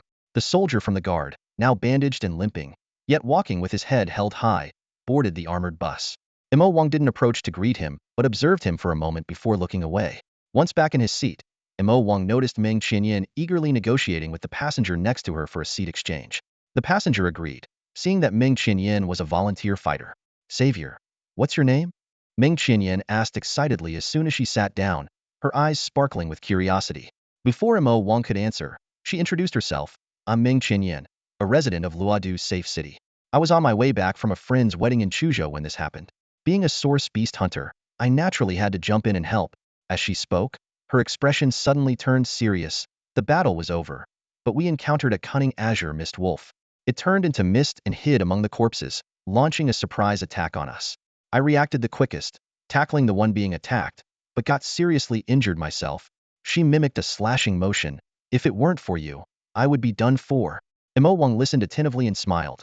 Miss Ming, please don't call me savior. It feels strange. Just call me Qinping. I'm here in Luodu's safe city, looking for opportunities to develop my career. Oh, Qinping, how do you plan to develop? Need any help? Meng Qinyan said, patting her chest proudly. I'm a member of a gold-tier team in the Hunters Guild. Our team is quite strong. Feel free to reach out if you need anything. Mo Wang pondered her words. He had initially planned to continue hunting source beasts to earn money for his desired platinum source pearl. Meng Qinyan's offer reminded him that having local support in a new city could be beneficial. So he asked, Miss Meng, I want to become a source beast hunter. Do you have any advice? You want to be a source beast hunter? Meng Qinyan exclaimed in surprise. Your healing source technique is so impressive. I thought you might open a clinic and become a source martial healer or something. Mo Wang shook his head, saying, that would require handling all sorts of paperwork, which is too much hassle. Besides, apart from my healing abilities, I don't know much about pharmacology. I can't just treat every patient with my powers alone. Meng Qinyan was slightly taken aback by his response, but then her eyes lit up with excitement. How about joining our team? My teammates are great, and we're in need of someone with healing skills. You saved my life, so they would definitely welcome you. Mo Wang pondered for a moment. As a loner, he had never considered joining a group. But now that he was in Luodu, it was time for a fresh start. With the dual protection of the Secret Realm Army and the Dark Web, the risks were significantly reduced. Joining a team could actually make things more convenient, even if it meant revealing some of his abilities. Moreover, if Meng Qinyan was willing to risk her life to save someone, her teammates were likely to be decent people as well. With that thought, Mo Wang smiled. Then I'll trouble you to introduce me, Miss Meng. Haha, don't call me Miss Meng, it sounds strange. Just call me Qinyan, Meng Qinyan said, visibly delighted. She quickly took out her communicator and opened the photo album. Let me introduce you to my teammates first. This serious-looking one is our captain, and the big guy beside him is... While they were chatting, the convoy moved away from the battlefield littered with the corpses of source beasts and continued toward Luodu. On one of the buses, Li Zhiheng, also known as Yiqishuei, gazed out the window at the passing scenery. His face was full of pride, yet a hint of inexplicable contemplation flickered in his eyes. Half an hour later, a pair of scorpion-tailed lion leather boots quietly stepped onto the now silent battlefield.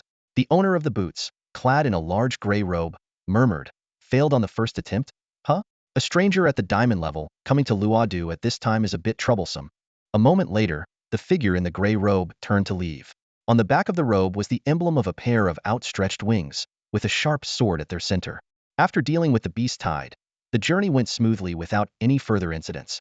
By a little past 4 p.m., the convoy safely arrived at the outskirts of Luodu's safe city. As the convoy slowly entered the jurisdiction of Luodu's safe city, Mo Wang gazed out the car window, taking in the grandeur of the city. Luodu's safe city consists of a main city and 5 satellite towns, resembling a giant 5-piece mahjong tile. The main city covers the largest area, with its towering buildings gleaming under the sun, while the 5 satellite towns encircle it like satellites. The convoy first entered satellite town number 5, which is the primary operational area for Meng Qinyan's team. When the vehicles halted in front of the 3rd city gate passage, Meng Qinyan signaled the driver, and then she and Mo Wang got off the car ahead of the others. Finally, we're here, Mo Wang said, stretching his stiff body with a look of relief on his face. Meng Qinyan couldn't help but chuckle. I didn't expect a mighty gold-rank source martial artist to get carsick. Doesn't your source technique help? Mo Wang shook his head with a wry smile. Healing source techniques are effective for physical injuries, but they don't do much for this kind of condition. As they walked and chatted, Ming Qinyan suddenly thought of something and asked curiously, by the way, how did you get the source technique of the grasswood wolf? That's a top-tier gold source pearl. Imo Wang pointed to his bargain bin clothes and raised an eyebrow. Do I look like a rich kid? It was pure luck. I stumbled upon an injured grasswood wolf in the wild. It was chasing a fire-patterned wolf that had just given birth, and they both ended up severely wounded. I got a good deal. 2 good deals. Ming Qinyan's eyes widened. You mean? Imo Wang nodded with a smile. That's right. I also managed to bond with the fire-patterned wolf's pup. Ming Qinyan looked envious. You're so lucky. I've been a source beast hunter for years and have never come across a suitable source beast pup. As they continued their conversation, they soon arrived at the satellite town. Seeing Imo Wang still carrying his suitcase, Ming Qinyan asked, You haven't found a place to stay yet, have you? Would you like to come to our team's villa? We have a spare room. Imo Wang hesitated. I'm not sure if that's appropriate. I haven't even met your teammates yet, and whether I can join you is still uncertain. Don't worry. Ming Qinyan waved her hand with a smile. Your skills as a healer are exactly what our team has been dreaming of. A glint of excitement flashed in her eyes.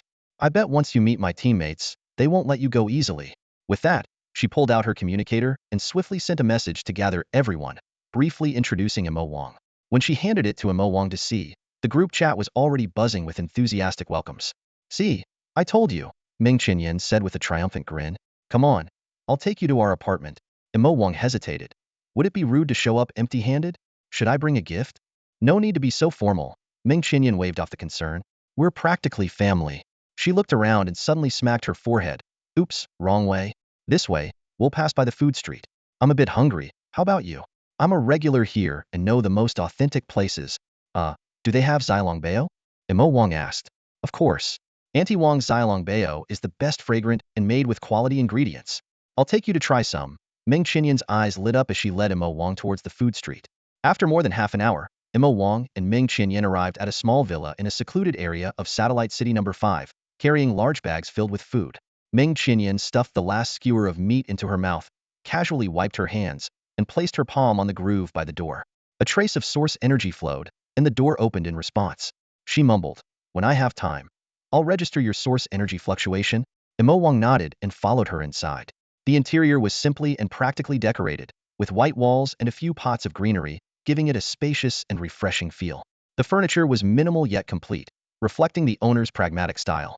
Ming Qinyan placed the food on the table and smiled. Though small, it's fully equipped. Our team often stays here when we're not on a mission. She led Imo Wang to a room on the first floor, pushed the door open, and cheerfully announced, Dear comrades, I'm back. Inside, a young man reviewing source beast information stood up, looking serious. Qinyan, welcome back. This was the team leader, Zhao Yinian. Beside him was a cool and elegant woman, Zhao Yinian's sister, Zhao Baiwei. She opened her eyes and smiled. Sister Qinyan, tell us about your encounter with the beast tide later. Zhao Yinian stepped forward to shake hands with Imo Wang. You must be Chunping. Thank you for saving Qinyan, and welcome to our team. Imo Wang responded politely and asked if any testing was needed. Zhao Yinian smiled slightly. No need. Qinyan has already filled us in. A gold-level source warrior with the grass wolf source technique, and a trustworthy character. Ming Qinyan looked around and asked in confusion, Where's Guangxing, that big guy? Zhao Yinian sighed and explained, His brother came. So Guangxing took him out first. Ming Qinyan frowned, looking exasperated. Guangxing is here to gamble again, isn't he? Guangxing always indulges him. Seeing Imo Wang's puzzled expression, Ming Qinyan pulled him aside and briefly explained the story of Guangxing and his brother. As she spoke, a hoarse voice suddenly came from outside the door. Guangxing, hurry up. There are people waiting for me at the casino. A large, burly man, reminiscent of a standing grizzly bear, squeezed into the lounge. He first cast an apologetic glance at Zhao Yinian and the others, then gave the newcomer Imo Wang a friendly, sheepish smile. Sorry, I forgot my wallet, he said. The bear-like man's voice was deep and imposing. Zhao Yinian nodded silently, while Ming Qinyan seemed hesitant to speak. Guangxing grabbed an old wallet from the table and quickly headed out the door, saying, Sorry, bro, I'm coming. Outside, a frail man sat in a wheelchair, extending his hand with irritation. What's taking so long? He demanded as Guangxing counted out 100 yuan bills. Just this much? Guangxing frowned. It's not enough for a few rounds of poker. Bro, I need to save money for your treatment, Guangxing said earnestly. Guangxing dismissed him with indifference. There's no cure for my condition. Might as well use it all for gambling. His eyes burned with intensity as he stared at the wallet. I've got a good feeling tonight. I can win back what I lost. If you really see me as your brother, just give me all the money. Guangxing shook his head firmly. No way. Guangxing snorted, turned his wheelchair around, and left. Guangxing stood there, stunned, before eventually returning to the lounge, apologizing. Sorry for the scene. Zhao Yinian patted him on the shoulder. It's okay. I'm sure your brother won't always be like this. Guangxing smiled gratefully, then turned to Imo Wang with a friendly demeanor. Hello, my friend. I'm Guangxing. Welcome to our team. Hello, my friend. My name is Guangxing. Welcome to our team. Imo Wang responded with a smile. Zhao Yinian glanced around the group, bypassing the earlier incident, and said seriously, now that everyone is here, let's introduce ourselves. I'll start. He looked at Imo Wang and said solemnly, Zhao Yinian, advanced gold rank, warrior. Meng Qinyan picked up the conversation, giving Imo Wang a slight smile. Meng Qinyan, mid-tier gold rank, assassin. Guangxing chuckled warmly. Guangxing, also mid-tier gold rank, tank. Zhao Baiwei, a bit shy, spoke softly. Zhao Baiwei, beginner gold rank, ranged mage. Zhao Yinian briefly explained the classifications of source warriors, emphasizing how the nature of one's source map determines their development path. After listening, Imo Wang introduced himself with a smile. Chun Ping, beginner gold rank, healing support. Zhao Yinian invited Imo Wang to stay with them, and Imo Wang nodded in agreement. Zhao Yinian, in a rare moment of humor, said, we're teammates now, no need to be formal. He arranged for Meng Qinyan to help Imo Wang choose a room and suggested a celebratory dinner. Meng Qinyan raised an eyebrow and asked, Captain, how about Shui Xianji? Zhao Baiwei also showed a delighted smile. Meng Qinyan teased, you usually only buy clothes on sale, and now you're being generous? Just a heads up, it's expensive there. So don't back out. Zhao Baiwei chimed in, brother. Don't regret it when it's time to pay. Guangxing didn't say anything, just patted his stomach with a hearty laugh, as he was feeling hungry too. Upon seeing the situation, Zhao Yinian couldn't help but twitch his mouth, sensing that he'd soon have to spend a significant amount of money. I usually save because those expenses are unnecessary, and it's wise to cut costs where possible. It's not about being stingy. Zhao Yinian defended himself, frowning slightly. Don't tarnish my reputation in front of the new team member. Meng Qinyan's lips curled into a smile, a sly glint in her eyes. It's not tarnishing. It's saving up for a dowry. No shame in that. Guangxing and Zhao Baiwei exchanged a knowing smile, making Zhao Yinian feel a bit awkward. He cleared his throat to hide his embarrassment. What dowry? Do you guys want to go eat at Shui Xianji or not? Yes, let's go. Meng Qinyan quickly replied, worried Zhao Yinian might change his mind. She grabbed Imo Wang and headed out. Qinping, let me show you to your room. Dragging his suitcase, Imo Wang followed behind Meng Qinyan, curiously asking, is Captain Zhao really saving for a dowry? Meng Qinyan gave a satisfied smile and lowered her voice. Even though he won't admit it, that's the truth. The team photo I showed you earlier was taken by the captain's girlfriend. Her family runs a business in the main city, and she only comes here on weekends. As she spoke, Meng Qinyan led Imo Wang into a room with a balcony. Imo Wang noticed a crack in the wall, and pointed it out with a puzzled look. Oh! Meng Qinyan exclaimed in realization, that's from the earthquake in Luodu 10 years ago, but it doesn't affect living here. Should we find another room? In the end, Imo Wang chose a room on the second floor. After unpacking, Meng Qinyan eagerly pulled him back to the lounge. Got it settled. Let's go, Captain. If we're late, Shui Xianji's limited edition braised colorful scaled carp will be gone. Zhao Yinian's mouth twitched again. The colorful scaled carp, known for its incredibly tender meat, cost thousands per pound. It seemed he'd have to dip into his savings a bit for this treat. While Imo Wang and his companions were having dinner in the main city of Luodu's safe city, at the headquarters of the recovery army, Wang Li stood upright as he reported to Lu Taihe about the encounter with a minor beast tied on the road. After listening, Lu Taihe pondered for a moment before inquiring about the diamond-ranked source martial artist. Wang Li detailed the assistance of a mysterious strong individual, and Lu Taihe decided to respect the person's wishes and not investigate further. Wang Li suggested that the formation of the beast tide was peculiar, and Lu Taihe explained that it was a result of the battle between the guard army and the diamond-ranked source beast. He promised to personally patrol and eliminate any threats and instructed Wang Li to go and rest. Lu Taihe, organizing his schedule alone, reluctantly had to cancel his plans with his daughter. Just as he was reviewing the eradication of source beasts in the wild, Zhou Liang unexpectedly visited. After setting up a source power barrier, Zhou Liang solemnly revealed the truth about his battle with the diamond-ranked source beast. It was the master of a platinum secret realm. Lu Taihe questioned this claim, and Zhou Liang explained that he deduced it from the creature's unique appearance and his own innate abilities. Lu Taihe pulled up a chair for Zhou Liang and said seriously, stop beating around the bush. Upon hearing this, Lu Taihe was momentarily taken aback, then realized, are you talking about that ability to sense the source energy flow within an opponent? Lu Taihe frowned, pondered for a moment, and then suddenly understood. You mean the ability to perceive the flow of source energy within an opponent's body? Zhou Liang pouted in dissatisfaction. What's with that ability? It's my trump card. It lets me anticipate when an opponent will strike and seize the initiative. Do you get it? Lu Taihe waved his hand, not dwelling on the topic. All right, impressive. But what does this have to do with discovering the secret realm's master? Zhou Liang smiled mysteriously. Old Lu, have you been stuck in the office so long that your brain's gotten sluggish? Have you forgotten that the secret realm's master lacks a source pearl? Lu Taihe slapped his thigh. Oh right, you're saying. Exactly. Zhou Liang nodded with satisfaction. While on a mission in the uninhabited zone, I stumbled upon an unknown diamond-grade source beast. Using source energy perception, I found its energy flow was unusual, completely different from the typical structure of a source beast pearl. I've only seen this in the master of a secret realm. Lu Taihe's eyes lit up. Are you suggesting it could be the master of a platinum-grade secret realm? Zhou Liang lowered his voice. Highly likely. Do you know what this means? We might obtain the resources of an entire platinum-grade secret realm at minimal cost. You know there are fewer than 60 open platinum secret realms in Dongxia. If it's true, it could lead to the birth of a new amethyst-grade powerhouse in Luodu Safe City, filling the void left by City Lord Li's death. Lu Taihe rubbed his hands excitedly. Then what are we waiting for? Let's notify City Lord Sun immediately. Zhou Liang shook his head. City Lord Sun has already gone to a secret realm to seek a breakthrough. That's why I came to discuss it with you. What about the secret realm army? Lu Taihe inquired. Zhou Liang scoffed.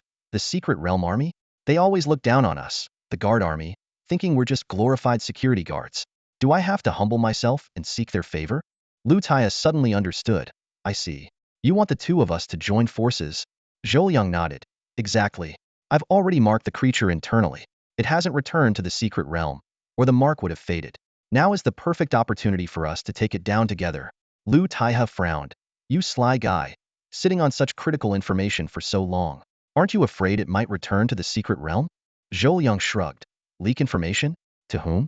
City Lord Sun is unreachable, and the secret realm army has its headquarters elsewhere, always looking down on us. They think we're just cowards who stay safe in the city. Do I need to go out of my way to flatter them? As for the 4 families in Luodu await, with the Zhang family's head losing his rank, it's 3 families with diamond-grade source warriors. Forget about them. They're only interested in their own gains. If they learn about this, they'd likely band together to kill the secret realm's master and split the resources, leaving us with only token taxes. Counting on them is less reliable than approaching the secret realm army. Lu Taihe sighed slightly, acknowledging that while Zhou Liang's words were somewhat biased, they were essentially true. He understood well that the secret realm legion, being the elite among the 3 legions, indeed had its pride. And the influential families in Luodu were indeed profit-driven. However, Lu Taihe still advised, Old Zhou, even though that's true, we're all human at the end of the day. Your approach might be a bit extreme. Zhou Liang waved his hand, a trace of helplessness in his eyes. Don't worry, I'm just venting. Besides, there's no platinum-level secret realm in Luodu, so the ruler of that realm must be an outsider. If it intends to leave, I'll inform the secret realm legion. His lips curled into a slight smile. But for now, it's been active in the northeast regions. Once I recover, I'll come find you. With experience on our side, the 2 of us can handle it easily. Lu Taihe didn't doubt him. Although the secret realm rulers are formidable, the gap among high levels is even greater. 2 diamonds against 1 give them a good chance of success. He said seriously, when are you planning to act? I can coordinate immediately. Zhou Liang wasn't in a hurry. No rush, it hasn't left these days. I need about a week to prepare, and I'll inform you then. He glanced at his watch. Today is Sunday, and if all goes well, we'll act next Sunday. Of course, if it decides to leave, I'll notify you in advance. Keep your communicator on. A week? What do you need to prepare? Lu Taihe asked, surprised. Zhou Liang smiled mysteriously. It's a trump card. You'll find out soon enough. Lu Taihe didn't think much of it, but he frowned slightly. Next Sunday, I was supposed to deal with the situation on Route 525. He briefly explained Wang Li's report. Zhou Liang pondered for a moment. It's likely the aftermath of our battles causing the beasts to migrate. I'll check it out later. Just wait for my update.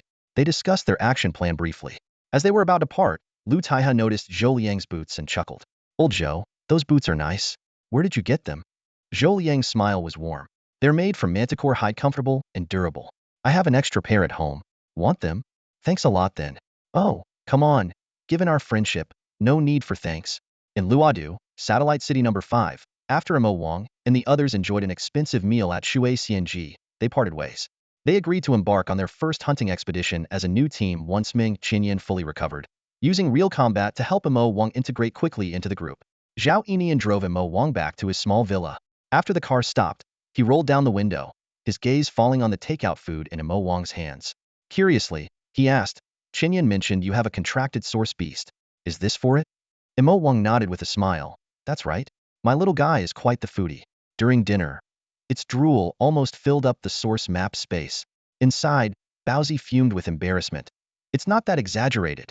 Zhao Yinian chuckled. It seems like you have a good bond with your contracted source beast. I'll be off then. Looking forward to fighting alongside you. Me too. Mo Wang watched Zhao Yinian leave, then turned and entered the villa. Back in his room, Mo Wang carefully checked his surroundings, ensuring it was safe before drawing the heavy curtains and releasing Baozi. The dragon, eager and impatient, lunged for the food bag, its large form making the scene quite comical. Mo Wang, there's so little I won't be full, Baozi said pitifully, picking up the bag with its claw. Don't worry, I've already ordered delivery. It'll be here in about 10 minutes. This is just to tide you over, Mo Wang replied while organizing his luggage. Baozi gingerly opened the bag of shrimp balls, but accidentally tore it. The shrimp balls rolled everywhere, and in its haste to catch them, it inadvertently knocked over the entire table. As the food was about to spill onto the floor, Baozi panicked. Mo Wang, it shouted. With a snap of fingers, all the food froze midair, then returned to the table as if time had rewound. Mo Wang slowly stood up, asking in a deep, serious voice, who dares to call upon my name? Baozi immediately straightened up, solemnly replying, it is I, the legendary world-devouring dragon Bahamut. Oh, Bahamut, what do you seek from me? These bags are too hard to open. Can you help me with them? Also, there aren't any utensils. Can you feed me? Granted. Tell me, which would you like to start with? Shrimp balls first, then a sip of seafood soup, and finally, the braised colorful carp. No problem. Technician number 26 at your service. Hee hee. Mo Wang, you're so silly. Insolent dragon. Mind your manners. Would you like some more seafood soup? After finishing off the takeout half an hour later, Baozi patted his full belly and drifted around the room contentedly, poking at this and peering at that. Mo Wang, is this going to be our new home? Baozi asked curiously, his eyes scanning the tidy room. Mo Wang was hanging clothes neatly in the wardrobe. He shook his head slightly at the question. Not exactly. It's just a temporary stopover. If all goes well, we might stay here for a few months, while we investigate the Zhang family and my uncle's situation before making further plans. When will we start investigating the Zhang family? Baozi asked eagerly. Mo Wang took a toothbrush and toothpaste out of his suitcase and placed them on the bathroom counter, speaking calmly, no rush. Do you remember when I asked the other team members about the power distribution in Luodu Safe City over dinner? They specifically mentioned that 8 years ago, the head of the Zhang family, Zhang Hongchang, suddenly fell from diamond rank to platinum rank, and many of the family's high-ranking members were killed or injured, significantly weakening their power. Mo Wang paused for a moment, a complex expression flickering in his eyes. If I'm not mistaken, this was likely the result of the battle my uncle fought with the Zhang family when he rescued us. Baozi floated over to Mo Wang's side, hesitant to speak. Mo Wang shook his head gently, signaling that it was okay. At 16, he had learned to accept some unchangeable truths. He closed his suitcase, his expression returning to calm. Even so, the Zhang family is still beyond our ability to handle. Before we advance to the gold rank, we need to focus on strengthening our abilities. Tomorrow, the team probably doesn't have any tasks. I'll find an excuse to ask Meng Qinyan about the distribution of source beasts nearby. The day after, we'll change our identities and go hunting alone in the wild. This way, we can earn resources to purchase platinum source beads and test new source techniques and weapons. As he spoke, Mo Wang extended his right hand, and the seemingly ordinary bracelet on his wrist began to glow. In the next moment, a tumterlong, jet-black spear with faint cyan highlights appeared in his hand. Major General Ai Su is really generous, Mo Wang remarked. Not only did he give us a source weapon, but he also provided a storage bracelet. That's another favor I owe. Baozi curiously leaned in, gently touching the side blade of the spear with his scales. Instantly, a mark appeared on the hard dragon scales. This weapon is incredibly sharp, Baozi exclaimed. It was noteworthy, considering he was currently comparable to a platinum source beast. Mo Wang chuckled. Be careful. This spear is as valuable as the Thunder Shadow Bird source bead. The main material is probably black sunstone from a high-level secret realm, processed into black sunsteel. It has extremely high hardness and toughness, and when infused with source energy, it produces dark red streaks that cause difficult-to-heal burn wounds. As he spoke, Mo Wang twirled the spear with a flourish, displaying impressive skill. With the combat insight granted by the Eye of Insight, he could quickly master various weapon techniques. Mo Wang smiled with satisfaction, What a fine spear! It should serve well in battles up to the diamond rank. The black and blue color scheme will be called Xinqing Halberd. Not bad. It indeed has that fantasy novel vibe. Mo Wang swung the newly named Xinqing Halberd with satisfaction, feeling the weight of the weapon in his hands. After putting it away, he took out the origin pearl of the mountain god bear from his bracelet and activated its origin diagram feature. By tomorrow, he would be able to absorb its origin technique. This origin pearl perfectly compensated for Mo Wang's biggest weakness, lack of physical strength. Compared to an ordinary platinum-level warrior, who was like an adult wielding a knife, Mo Wang with his Thunder Shadowbird origin technique was like a child with a sharp blade. He had abundant source power, but his physical prowess fell short, making victory difficult.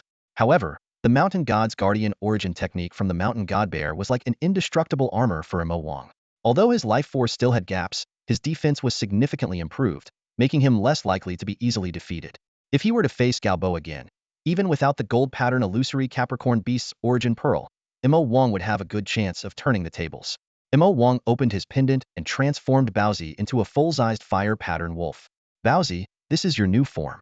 Although most people won't notice anything unusual, we can't be careless. I'll let you out when we're alone, but when with the team, you'll need to stay in the origin diagram. Baozi curiously examined its new form, looking much more majestic than its previous big gray dog appearance. Nodding in satisfaction, it said, "Don't worry, Mo Wang, I understand." After washing up, Mo Wang drew the curtains, turned off the lights, and went to bed.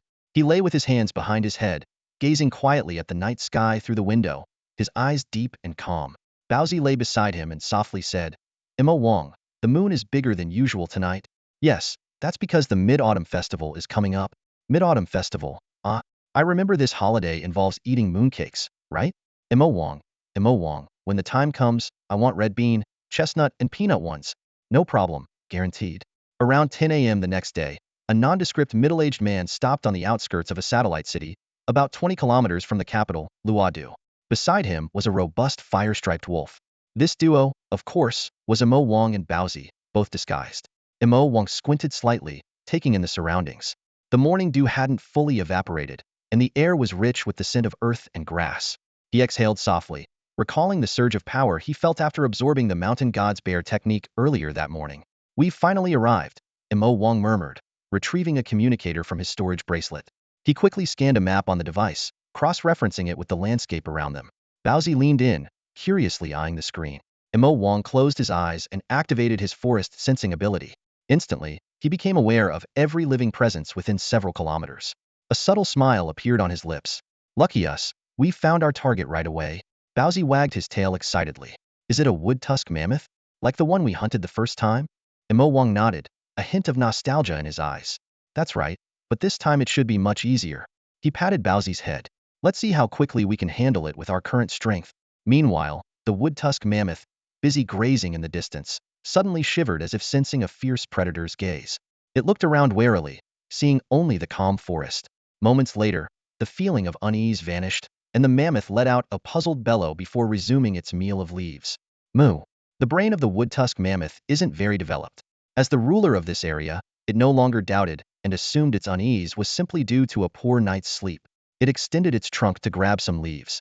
Mo Wang closed his eyes to sense the surroundings, confirming the wood-tusk mammoth was just beyond the small hill, 200 meters ahead. He no longer needed to lure or ambush it. Instead, he directly unleashed his platinum origin technique Thunderbolt Shadow. In an instant, blue electric arcs wrapped around him, and Mo Wang shot forward like an arrow released from a bow. "Wow, you're so fast now," Baozi exclaimed in awe. Mo Wang nodded with a smile, his figure transforming into a streak of light, reaching the target in seconds. He saw the wood-tusk mammoth feeding and charged at it without hesitation. The wood-tusk mammoth sensed the danger and shuddered violently. Before it could react, Mo Wang was already closing in with a trail of lightning. With a flick of his wrist, the Xinqing halberd appeared out of thin air. He stomped hard, leaving a pit in the ground, and leaped into the air, bringing the halberd down with force. Though the wood-tusk mammoth was panicked and disoriented, it knew escape was impossible. Its eyes turned blood red, and a gray iron glow flashed across its body as it unleashed its berserk and siege charge simultaneously. With a roar, it raised its tusks to counter. "Bring it on." Mo Wang's gaze was intense as he put strength into his arms, the Xinqing halberd cutting through the air, a green-black light flashing as it struck heavily against the mammoth's tusk. Clang! Metal clashed with metal, sparks flying. In less than half a second, The supposedly indestructible tusk splintered like dry wood, revealing a smooth break. Without pausing, Imo Wang let out a low growl, twisting his waist, muscles bulging. Facing the mammoth's shocked and panicked eyes, he swung the Xinqing halberd down again. Moo! The woolly mammoth, Moya, was in a state of panic. How could the weapon in this human's hand be so sharp, effortlessly slicing through its toughest tusk? Imo Wang gripped the Xinqing halberd, channeling energy through it. Dark red streaks appeared on the blade, radiating heat. Moya desperately turned its head, raising its trunk to evade. But Imo Wang's eyes glinted coldly, and with a swift motion, the halberd sliced through the trunk like a hot knife through butter. Moo! A harrowing wail echoed through the wilderness. The mammoth's eyes contracted in agony. Yet Imo Wang didn't pause. Surrounded by electric arcs, he swung the halberd again. With a squelch, a large portion of the beast's head was severed. Moya swayed briefly before crashing to the ground. Imo Wang calmly retracted his halberd, shaking off the blood. The entire event took merely a few seconds, a stark contrast to his performance during the military training in the secret realm. He leisurely retrieved a source pearl, preparing to deal with the carcass just as Baozi arrived, panting heavily. Imo Wang, you've become so strong, Baozi exclaimed in awe. Imo Wang chuckled and shook his head. This is nothing, just a golden source beast. He collected the broken tusk, signaling Baozi to burn the body. With a burst of blue flames, the giant beast was soon reduced to ashes. Imo Wang used telekinesis to cover the ashes, then took out a communicator to locate the next target. Ordinary golden source beasts are too easy. I need something more challenging, Imo Wang mused, his gaze landing on an orange highlighted area in a screenshot. The words colony of aberrant cicada caught his eye, and he smirked. This will do. Baozi, it's time to move on, Imo Wang said, preparing to leave when Baozi's nose twitched, sensing something. Wait, Imo Wang, I smell something strange, Baozi said, sniffing around. Imo Wang raised an eyebrow. What did you find? It seems to be the scent of human source warrior blood, but it's faint, Baozi replied, then began digging through the dirt and stones nearby. Soon, they unearthed a dirt-covered ID card. Imo Wang picked it up using telekinesis, wiping it clean to reveal it belonged to a man named Cheng Junkai, with some dried blood and a hasty scratch mark on it. Imo Wang, can you deduce anything from this? Baozi asked. Imo Wang shook his head. There's too little information to go on. If we encounter this person, we can offer help, but if not, we shouldn't worry about it. Baozi nodded, deciding not to dwell on it. Imo Wang continued. These solitary golden source beasts are too easy. Meng Qianyan's map marks a territory of aberrant cicadas. Let's head there for more hunting. Like all primordial beasts, the golden primordial beast known as the grotesque flying cicada undergoes a growth process, starting from the bronze tier at birth to reaching the gold tier in adulthood. A golden primordial beast refers to a beast that can achieve the gold tier upon reaching maturity. Similarly, there are platinum primordial beasts and diamond primordial beasts. Although primordial beasts with strong bloodlines can develop formidable strength by maturing steadily, they often struggle to surpass the limits of their lineage. Apart from a few prodigies, most primordial beasts have their power fixed once they reach adulthood.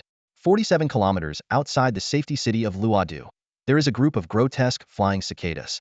The leader of this group is at the high gold tier, while 3 females are at the mid to low gold tier, and 4 juveniles are at the silver tier.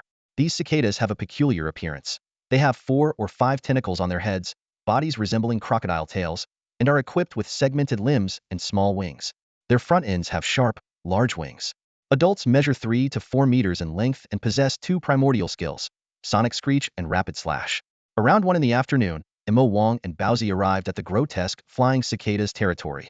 Imo Wang used his forest perception to locate their target quickly. He smiled and said, I'll take the lead, Baozi. Baozi nodded in agreement. Imo Wang surged with blue arcs of electricity and dashed forward in an instant. Before long, Imo Wang spotted the group of grotesque, flying cicadas resting on tree trunks. The primordial beasts sensed the intruder and descended to the ground. The leader directed a female to test Imo Wang's strength. Without hesitation, the female executed a rapid slash, her form flickering with white light as she charged at Imo Wang.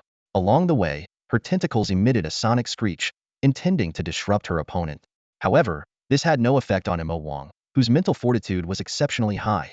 He chuckled softly, eager to experience the power of a top-tier platinum primordial skill firsthand. Seeing a cicada charging toward him, Imo Wang smiled gently, thinking, let's see just how powerful this so-called top-tier platinum primordial skill truly is.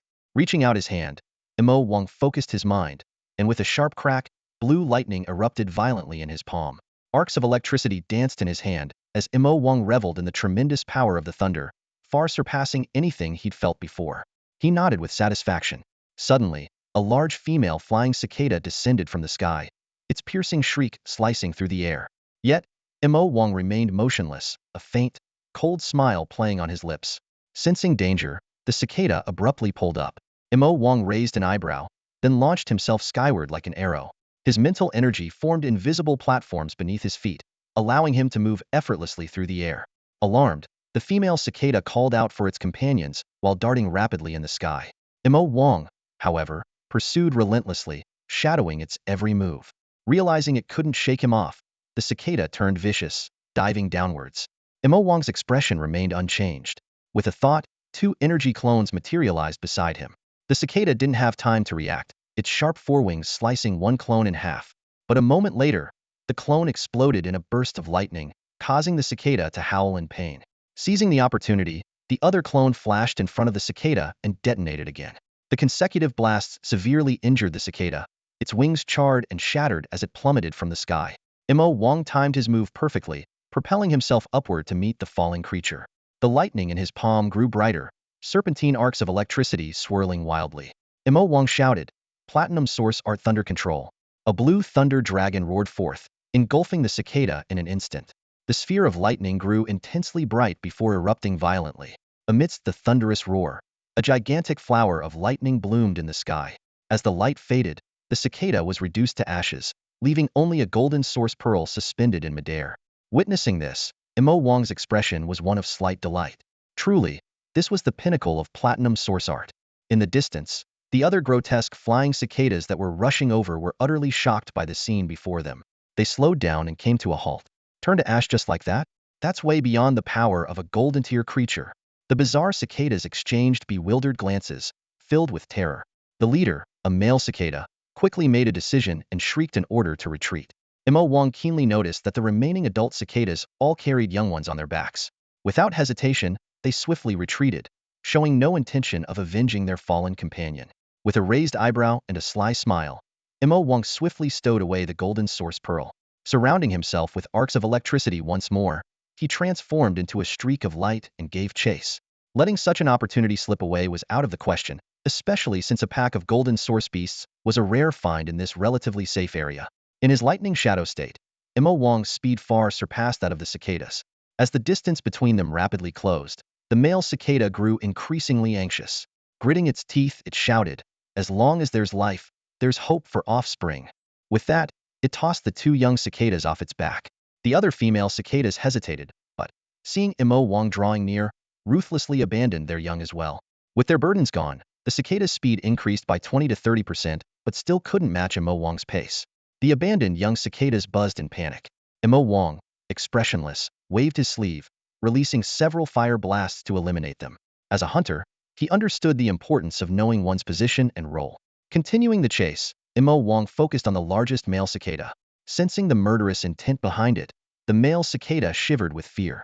It had initially considered scattering to escape, but now realized that was no longer an option. Seeing the gap closing, the male cicada knew further escape was futile. It tried using a sonic attack against Mo Wang, but to no avail.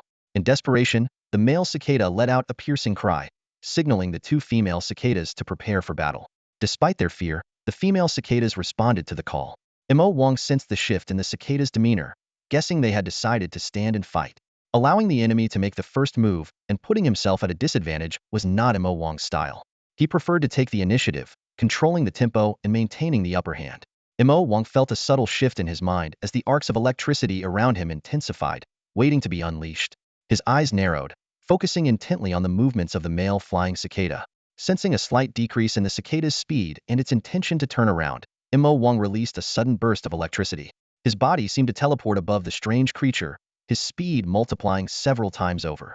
The male cicada's eyes widened in shock, its plans instantly disrupted. It had intended for the two female cicadas to distract Mo Wang while it delivered a fatal blow, but now it could only dive frantically, trying to escape. Mo Wang wasted no time. Channeling his energy into brilliant lightning, he hung upside down in the air. Seeing the male cicada retreating, he turned his attention to the nearest female cicada. Bending his knees slightly, he shot forward like an arrow. The cicada had no time to react before a dangerous aura descended upon it. Boom! The lightning snake ravaged it, leaving only a small, charred corpse once the electricity dissipated. Mo Wang retrieved the golden source pearl and calmly looked at the other female cicada. Stunned, it met his gaze and was instantly terrified, buzzing desperately as it fled. Mo Wang frowned slightly. If he pursued this cicada, the male would escape, and vice versa. While he wasn't afraid of a chase, he found it time-consuming and tiring.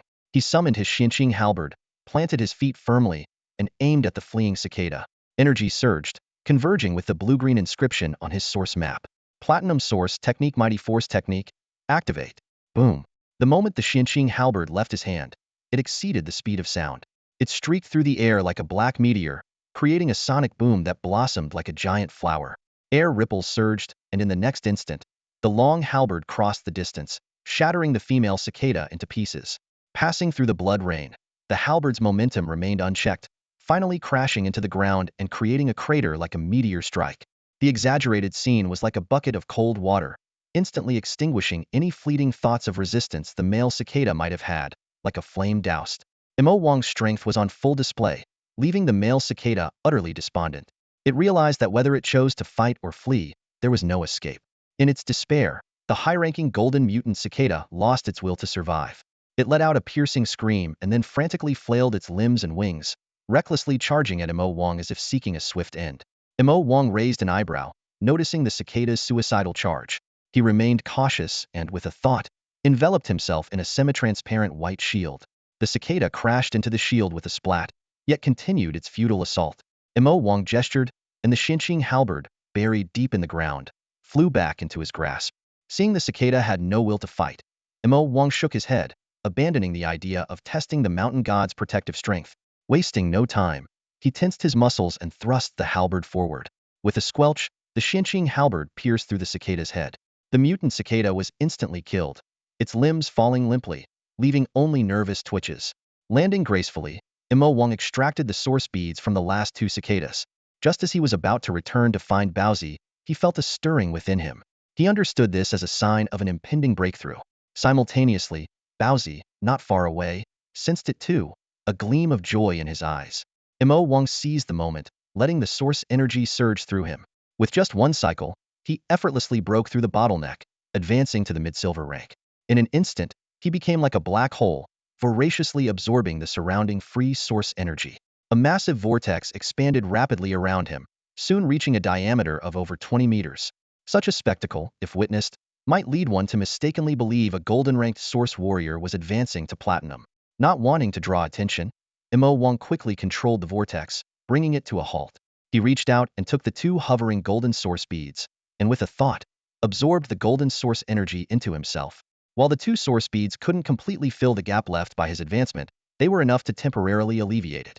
Mo Wang felt the changes in his body, noting significant improvements in both his basic abilities and the power of his source techniques.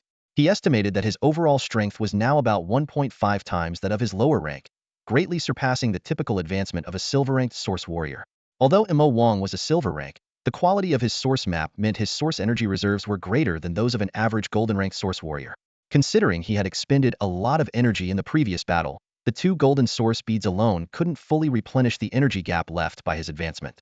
However, Mo Wang hadn't intended to fully restore it in one go. He only needed to relieve the immediate deficit, leaving the rest to recover gradually. After adapting to his current physical strength, Mo Wang retraced his steps and found Baozi rushing over. Mo Wang, have you reached the mid-silver level? Baozi asked eagerly. Mo Wang nodded with a smile. Yes, after the battle ended, I suddenly had some insights and naturally advanced. Baozi exclaimed excitedly, thanks to your influence, I feel like I can advance too, and my foundation is quite solid. Surprised, Mo Wang sensed Baozi's state and indeed found its internal source energy fluctuating, a sign of advancement. Then don't suppress it, go ahead. He took out 3 golden source beads from his storage bracelet and handed them to Baozi. It might not be enough for a full recharge, but use these for now. You can recover the rest gradually. Baozi shook his head and said, I don't need that many. I already have 4 silver level ones. Just one more will suffice. Mo Wang patted Baozi's head. It's all right. Not replenishing enough source energy after advancing is worse than being hungry. Baozi didn't insist further and began its advancement. The phenomenon was more intense than Mo Wang's, as it was supported by its source energy body. It finally stopped after consuming 4 silver and 2 golden source beads. Wow, I feel full of power, Baozi exclaimed, bouncing around excitedly. Mo Wang chuckled as he put away the remaining source beads. then took out his communicator to check the time and map. We still have enough time to visit 2 golden beast zones today. It's a pity there are no groups of golden source beasts nearby. Otherwise, we could gather enough money for platinum source beads in 3 or 4 days. Bowsy pounced next to Mo Wang, only to be stopped by a mental force barrier. It patted the barrier confidently. Why not go directly to hunt platinum source beasts? With our current strength, defeating an ordinary platinum-level source beast shouldn't be a problem. Mo Wang shook his head. We can't be careless or arrogant. Strength can make us powerful, but also easily mislead. We might be able to hunt a regular platinum source beast, but it won't be easy. Plus, their territories are far away and prone to unforeseen events. We have time, so there's no need to rush. Let's take it step by step. Bowsy twitched its ears, realizing it had been a bit overconfident. You're right, I was getting a bit ahead of myself. Mo Wang patted Bowsy's head, finding the texture surprisingly pleasant, and chuckled. Let's finish up here and head out. We have a long journey ahead. Okay, Bowsy nodded in agreement. Shortly after 7 in the evening, as dusk settled, Peace Square at the east gate of Satellite City number 5 in Luodu buzzed with activity. This was the usual time when source beast hunters returned from their ventures, so the square was packed with people and brightly lit. Mo Wang blended into the bustling crowd, his gaze sweeping over the vendors calling out their wares. The aroma of grilled skewers, the sweet scent of milk tea, and the tangy smell of source beast meat mingled in the air. He discreetly observed the source beast material shops around him, contemplating where to sell the day's haul. After dealing with a swarm of strange flying cicadas earlier that afternoon, Mo Wang, accompanied by Bowsy, ventured into 2 golden beast zones. Unfortunately, luck wasn't on their side. One green mist wolf territory was completely barren, but they did have a fruitful encounter in the fierce thorn beast's domain. As night approached, they began their journey back. At this moment, Mo Wang was pondering how to handle the source pearls from the wooden-tusked mammoth and the fierce thorn beast, as well as the valuable pair of tusks. A few black market traders approached him, offering high prices and promising tax-free transactions. Mo Wang smiled slightly and declined without hesitation. As a responsible taxpayer, he had no interest in such dealings. Stopping in front of a large notice board, Mo Wang paused. Bowsy felt a stir in his heart. Mo Wang, isn't this the person on that ID card from today? Mo Wang focused intently and confirmed it was indeed the middle-aged man named Chung Junkai. The missing person notice stated that this golden-ranked source warrior disappeared 5 days ago while hunting alone. Mo Wang frowned, noting a recent surge in missing cases. He took out the blood-stained ID card, examining the hasty-shaped symbol on the back. A sense of foreboding washed over him. Mo Wang quickly reviewed the day's hunting experiences, ruling out the possibility of a large-scale source beast migration. However, if a powerful source beast had appeared, neither he nor Bowsy would be able to handle it. Bowsy asked in his mind, Mo Wang, should we investigate these missing cases? Mo Wang's gaze remained calm as he replied, no, this isn't something we should concern ourselves with. We need to steadily improve our strength. We can help if we encounter victims, but acting rashly now would only harm us. I'll contact Chung Juansai's wife and give her the ID card. Beyond that, it's not our responsibility. Bowsy nodded in agreement, then sheepishly added, Mo Wang, after we sell the materials, I want to try the roast duck from that stall on your right. It smells amazing. No problem, Mo Wang replied. We'll get some after selling the source beast materials. It does smell pretty good. After finishing his business, Mo Wang headed to a nearby official branch of the Luodu Trading Company that specialized in trading source beast materials. Once he sold his items, he temporarily left Chung Juansai's identity card there and contacted the phone number left by Cheng's wife on the missing person notice. He informed her about the location where he found the card, so she could come and collect it from the staff. After handling these matters, Mo Wang quietly slipped into an empty corner and transformed back into his Qian Ping persona. He changed into clothes from his storage bracelet and made his way straight to the roast duck stall at Peace Plaza. With 3 flavors of duck in hand and just about to pay, his communicator buzzed. Upon checking, he saw that Ming Qinyan was tagging him in the team chat. Qinping, are you there? Come back to the villa quickly. We need to discuss tomorrow's action plan. Mo Wang took the roast duck, thanked the vendor, and replied, sorry, I've been wandering around the city all day. I'm at Peace Plaza now, heading back soon. As soon as he sent the message, Ming Qinyan replied, no rush, no rush. Since you're at Peace Plaza, could you bring back some barbecue for me? Mo Wang agreed without hesitation, and other teammates also put in their orders. Half an hour later, he returned to the villa, laden with bags, and pushed the door open. In the living room, Zhao Yinian was engrossed in research, Guangcheng and Zhao Baiwei were practicing with source beads, and Ming Qinyan was lounging on the sofa playing a game. Seeing Mo Wang's return, Ming Qinyan's eyes lit up, and he tossed aside his communicator to greet him. Thanks for the hard work, Comrade Qinping. Mo Wang handed over the barbecue with a smile, and the others paused their activities to glance over with friendly looks. He placed the remaining food on the table and, with a wave of his hand, a wolf the size of a foal emerged from within him. Whoa, is this your fire-marked wolf? It looks so spirited. Does it have a name? Meng Qinyan asked curiously while munching on skewers. Yes, it's called the Hay, Mo Wang replied. The Hay? Meng Qinyan's expression was peculiar, and after a moment, he managed to say, it's quite a fitting name. Mo Wang chuckled silently. He had initially wanted to name it Xiao He, but Baozi had refused, thinking it wasn't grand enough. Zhao Yinian examined Baozi closely and remarked, judging by its coat and build, this fire-marked wolf is in much better condition than its wild counterparts. It seems you've taken great care of it, Chen Ping. Mo Wang fed roast duck to Baozi and laughed.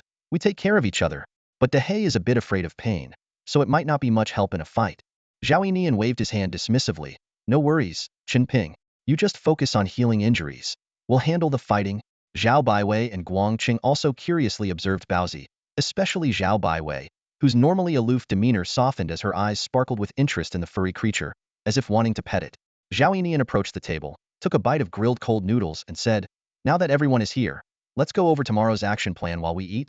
Mo Wang suddenly remembered something and quietly asked Meng Qinyan, by the way, is your injury okay now? Meng Qinyan smiled and replied, I forgot to tell you, I have a golden source technique that speeds up my recovery, so I'm almost healed. Don't worry about it. Mo Wang nodded as he listened to Zhao Yinian. With a serious expression, Zhao Yinian slowly revealed the latest intel. According to reliable sources, a mature blood-striped bear was spotted this afternoon in Zone B13. The source pearls from this beast are quite valuable. While not top-tier gold grade, they are still rare and considered first-rate, typically priced between 130,000 to 150,000 Dongxia currency. Our mission tomorrow will prioritize this target. Meng Qinyan's eyes sparkled with excitement, mixed with some contemplation. Captain, Zone B13 was originally a bronze beast area. How did a blood-striped bear show up there? Who else knows about this besides us? Zhao Yinian shook his head slightly. Unfortunately, we're not the only ones aware. But don't worry too much, we are among the first to receive this information. Moreover, the blood-striped bear is a formidable opponent, with few equals among source warriors of the same level. It was spotted at around 6 this evening, so it's unlikely anyone will hunt it at night. If we set out early tomorrow, we still have a good chance of encountering it. He paused, turning his gaze to Mo Wang, and smiled. With Chun Ping joining us, our team's endurance has significantly improved. We no longer have to be overly cautious or fear having to retreat early due to severe injuries. Zhao Yinian then took a notebook, enlarging the map of source beast distribution on the screen, and traced his finger over the map. Here's the plan for tomorrow. Gather at the West City Gates Channel 03 at 5 o'clock. We aim to be among the first hunters to leave the city. We'll first try our luck in Zone B13. If we encounter the blood-striped bear, we'll engage it. If not, we'll move to Zone B15 to search for an adult blackfire beast. Then, we'll proceed to Zones C21, C26, and B11, all of which are gold beast areas. This route forms a loop, allowing us to return before dark. His expression turned serious. Of course, if anything goes wrong or if someone is not in good condition, we will head back early. Safety is always our top priority. Additionally, there have been some strange occurrences lately, with several source warriors going missing. Stay vigilant and report any anomalies immediately. So, that's the general plan for tomorrow. Does anyone have any questions, or is there anything I need to clarify? Here's the general plan for tomorrow's operation. Does anyone have any questions, or is there anything I didn't explain clearly? Meng Qinyan swallowed a bite of grilled mushrooms, smiled with sauce on the corner of her mouth and said, no questions for me. Guangxing took a bite of fried rice and nodded to indicate he understood. Zhao Baiwei, distracted by the creature, finally responded, oh, I'm good too. Mo Wang simply added, got it? Zhao Yinian took another bite of grilled noodles, noticing his sister Zhao Baiwei's gaze drifting toward Qin Ping's contract beast. As her brother, he knew that despite her cool exterior, she had a fondness for cute things, with her room filled with plush toys. Mo Wang's fire-marked wolf was charming and fluffy, like a living large plush toy. Eventually, Zhao Baiwei couldn't resist approaching Mo Wang and eagerly asked, Qin Ping, can I pet your contract beast? It looks so adorable. After consulting with the creature and receiving reluctant approval, Mo Wang smiled and said, no problem. Dahe says it's okay. Zhao Baiwei's eyes lit up as she carefully stroked the creature's silky fur, feeling its smoothness like silk. She thought to herself, I wish I could take it home and cuddle with it. Meng Qinyan also became interested. Qin Ping, I'd love to pet it too, if that's all right. With permission granted, Meng Qinyan marveled at the creature's soft, warm fur, feeling a bit envious. Zhao Yinian and Guangxing watched this scene with amusement. At 5:30 the next morning, the team gathered at the West City Gate as planned. ready to be among the first group of contract beast hunters to leave the city. This was Imo Wang's first time collaborating with others for a hunt, and it felt exciting. Imo Wang, serving as medical support, was positioned in the middle of the team alongside the long-range mage Zhao Baiwei. Meng Qinyan, Zhao Yinian, and Guangxing formed a protective triangle around them. Aside from Imo Wang, the others were equipped with advanced source weapons, highlighting the impressive strength of this gold-tier team. At the gathering point, when Imo Wang showed up empty-handed, Meng Qinyan smiled and told him that if he ever wanted to forge or purchase source weaponry, he could reach out to her, as she knew the best places in Luo City for quality gear. Once they left the city, the atmosphere grew tense. Everyone became serious, scanning their surroundings with vigilance. Meng Qinyan's gaze was sharp as a knife, sweeping the area around them. Although they were close to a safe city, no one let their guard down. The team moved forward in silence, maintaining a steady pace. Imo Wang nodded to himself, impressed by the team's professionalism. Along the way, they hunted several low-level source beasts, showcasing their skills. By dawn, they arrived at Area B13. They encountered other teams, but silently parted ways to avoid unnecessary conflict. After half an hour of fruitless searching, they only found the tracks of a blood-streaked bear in a mud pit. Imo Wang used his forest sensing ability, but still came up empty-handed. Zhao Yinian decided to head to Area B5 to hunt the Blackfire beast. After trekking for several minutes, they finally located their target on a sandy terrain. The team exchanged glances, perfectly in sync. The hunt began. In addition to being a long-range mage, Zhao Baiwei also served as a partial support for the team before Imo Wang's arrival. The group hid in the distant grass, observing the aimlessly wandering Blackfire beast on the sand. Zhao Baiwei cast the Golden Source spell Mind Link, creating a mysterious force that connected the team members one by one. Zhao Yinyan's voice resonated in their minds. Can everyone hear me? After receiving confirmation, he continued, this Blackfire beast is about 3 meters long, likely of high gold rank, so we must proceed with caution. He succinctly assigned tasks. He and Qian Yin would stealthily approach and notify Baiwei to attack from afar when the time was right. Guangxing would stay behind to protect Baiwei and Chen Ping. Depending on the beast's reaction, they would adjust their tactics accordingly. Once everyone understood their roles, Zhao Yinian and Meng Qinyan began their maneuver. 6 or 7 minutes later, the two successfully positioned themselves over 100 meters behind the Blackfire beast from both sides.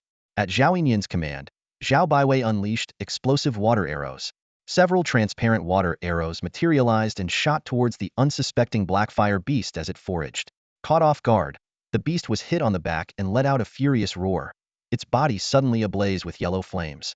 It turned to locate the source of the attack, its ferocity unleashed as it charged towards Imo Wang and the others. Seeing her plan succeed, Zhao Baiwei continued her long-range assault to further provoke it.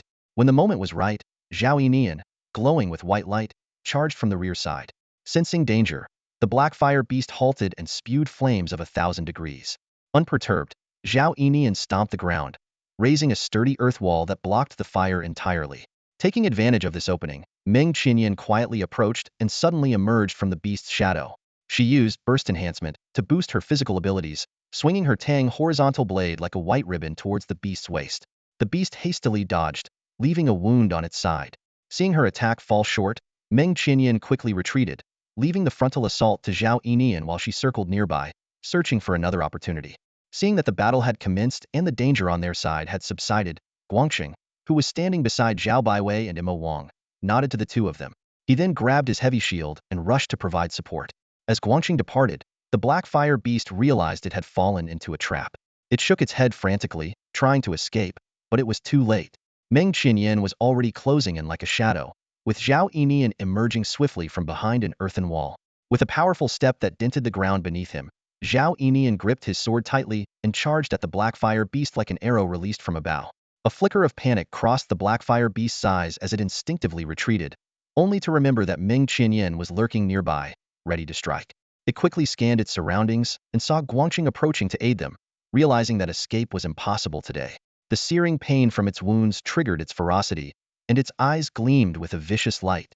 Instead of retreating, it advanced, its flames surging over 2 meters high, distorting the air with intense heat.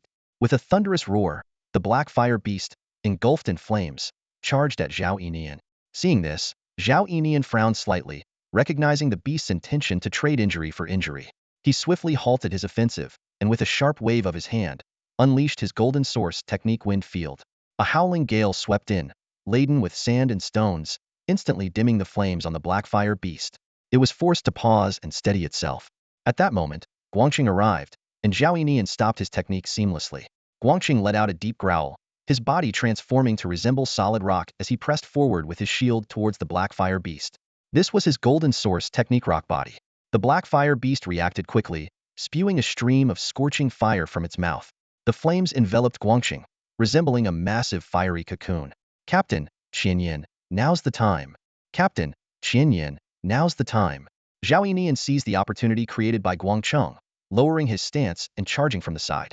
The black fire beast's eyes narrowed as its inner energy surged wildly. In an instant, flames erupted, engulfing an area of over 10 meters. The heat waves rolled, distorting the air like water. Even as a high-level gold rank, Zhao Yinian found it hard to break through such a sea of fire. With a thought, he called out in sync, "Bai Wei." From a distance, Zhao Bai Wei was already poised to strike, with 20 to 30 water arrows gathered by her side. With a wave of her hand, the water arrows poured down like a torrential rain. A pained shriek echoed from the fiery scene, and the black fire beast's flames abruptly contracted. Seizing the moment, Zhao Yinian let his energy surge, pushed off the ground, and leapt high, bringing his long blade down with force. The black fire beast barely dodged, but before it could regain its stance, Meng Qinyan appeared behind it like a specter. With a low shout, she unleashed her Tang horizontal blade, enhanced with explosive power, slicing through the air and drawing a line of blood. The black fire beast's eyes widened as its body was cleaved in two.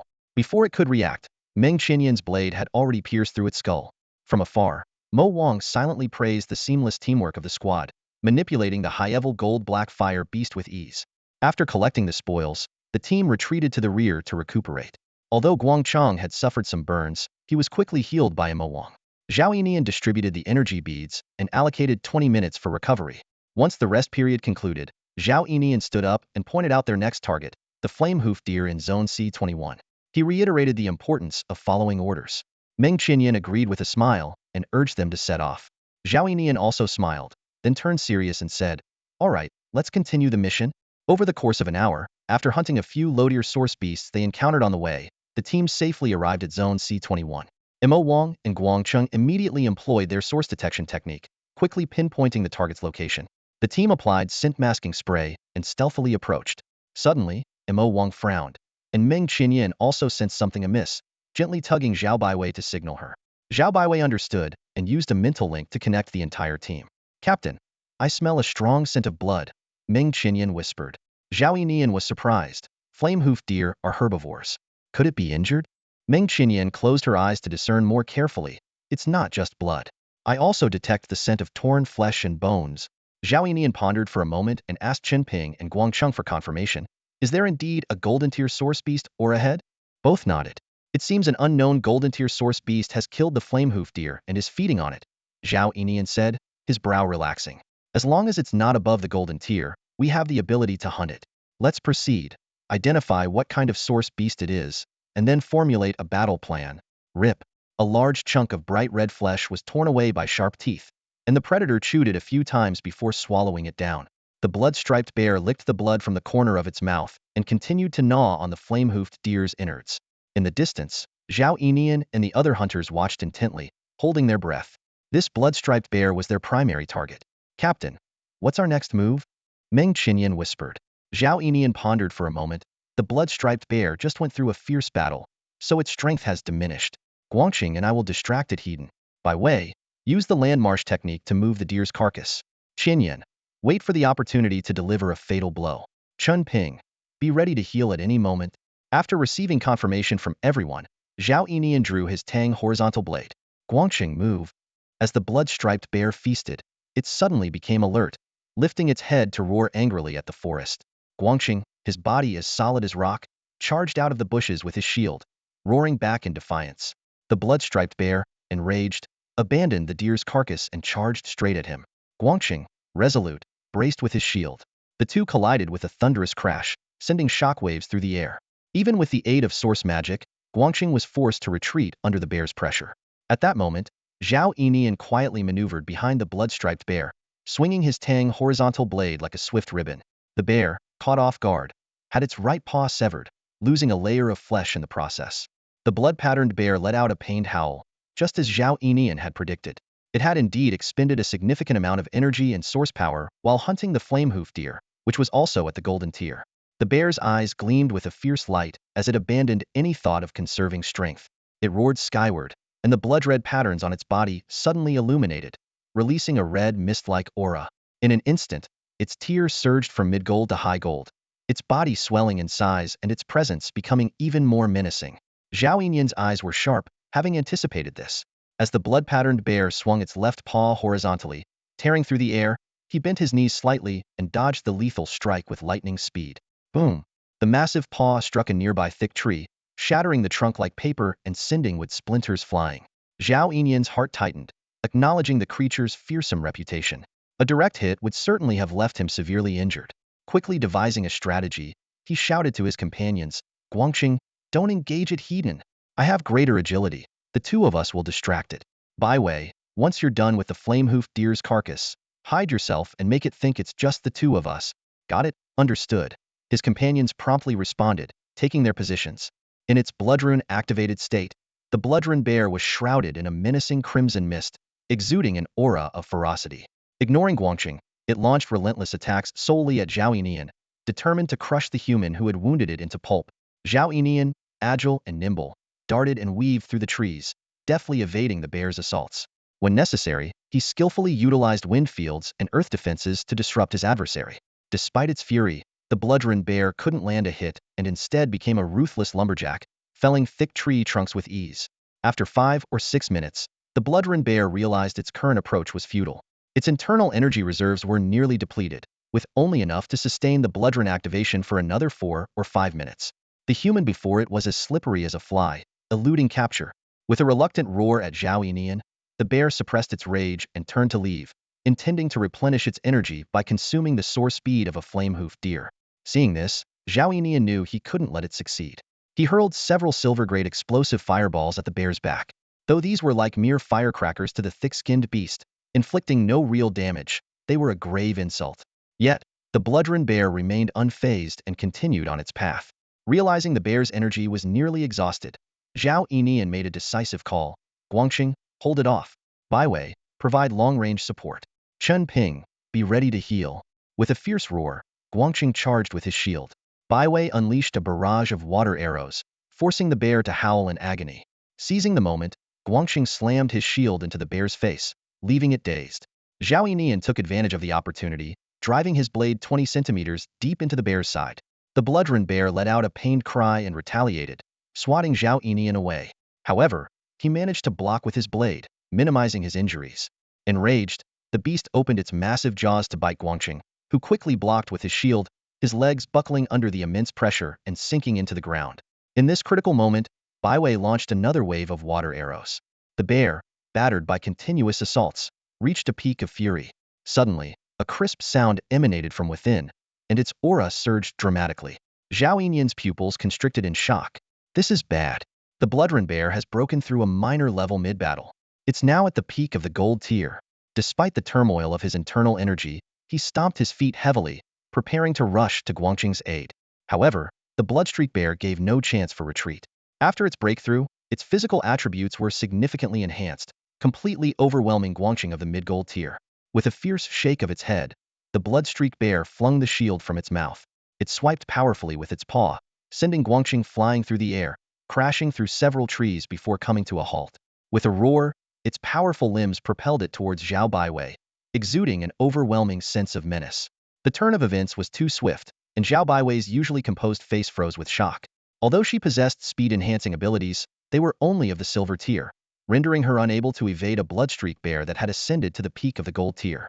Meng Qinyan was already lying in wait, but, like Zhao Yinian, was too far away to provide immediate support. Only Chen Ping, a healer and support of the initial gold tier, was nearby, leaving Zhao Baiwei deeply concerned. Just as she was about to make a desperate move, a calm voice spoke beside her, "Lend me your dagger and step aside." Before she could react, Mo Wang had already drawn a spare dagger from her belt, nodding at her reassuringly. With a flash of white light, he activated a speed-boosting skill and charged directly at the bloodstreak bear. Realizing the situation, Zhao Baiwei hurriedly shouted, "Chun Ping, that dagger isn't sturdy. It's made of common alloy." She suddenly remembered that Chen Ping had a contracted beast, which eased her worries slightly. Following instructions, she quickly moved aside while channeling her energy to launch a long-range attack against the bloodstreak bear, hoping to alleviate some of the pressure on Mo Wang. As Mo Wang faced the blood-streaked bear, wreathed in a mist of crimson and exuding a fierce aura, he felt a tinge of helplessness. He had intended to quietly act as a support, observing the team's combat dynamics. However, the blood-streaked bear's unexpected breakthrough granted it a protagonist-like advantage, forcing him to intervene. Zhao Baiwei, however, had misunderstood one thing. Mo Wang did not plan to release Baozi, as it, despite resembling a fire-pattern wolf, did not possess its abilities. Releasing it to physically confront the blood-streaked bear would be rather odd. Thus, Mo Wang decided to engage the beast himself, having already devised an explanation. After all, holding off a gold-tier beast for a few seconds didn't require revealing too much. Gripping his dagger tightly, Mo Wang squinted slightly, focusing intently on the movements of the blood-patterned bear as it charged. He quickly analyzed and anticipated its next possible actions, while catching a glimpse of Zhao Yinian rushing over from afar and Meng Qianyan, who had revealed herself with a slightly worried expression. The blood-patterned bear roared and charged, but Mo Wang was prepared. With nimble footwork, he evaded the bear's sharp teeth and sweeping paws with ghost-like agility. His fluid and natural movements suggested years of experience dealing with such beasts. Meng Qianyan and the others watched in awe, surprised by the combat skills of this medical support. Mo Wang took a deep breath and let out a tiger-like roar that momentarily stunned the bear. Taking advantage of its confusion, he drove his gleaming dagger straight into the bear's eye. Blood splattered as the bear howled in agony. Mo Wang, not one to linger, swiftly retreated from the battlefield. Seizing the opportunity, Zhao Yinian unleashed a flurry of slashes, leaving deep wounds on the bear's body. Sensing danger, the blood-patterned bear slammed the ground, creating a dust wave that forced everyone back, and attempted to flee toward the flame-hoofed deer carcass. However, upon arrival, it found the carcass gone. Stunned, it quickly realized the situation and turned to flee. Suddenly, a flash of white steel emerged from the shadows, and Meng Qianyan severed the bear's leg in one swift motion. The bear crashed heavily to the ground, its aura rapidly diminishing from peak gold to a weakened state, overwhelmed by a profound sense of frailty. Meng Qianyan gripped the hilt of her sword tightly and swiftly moved behind the blood-striped bear.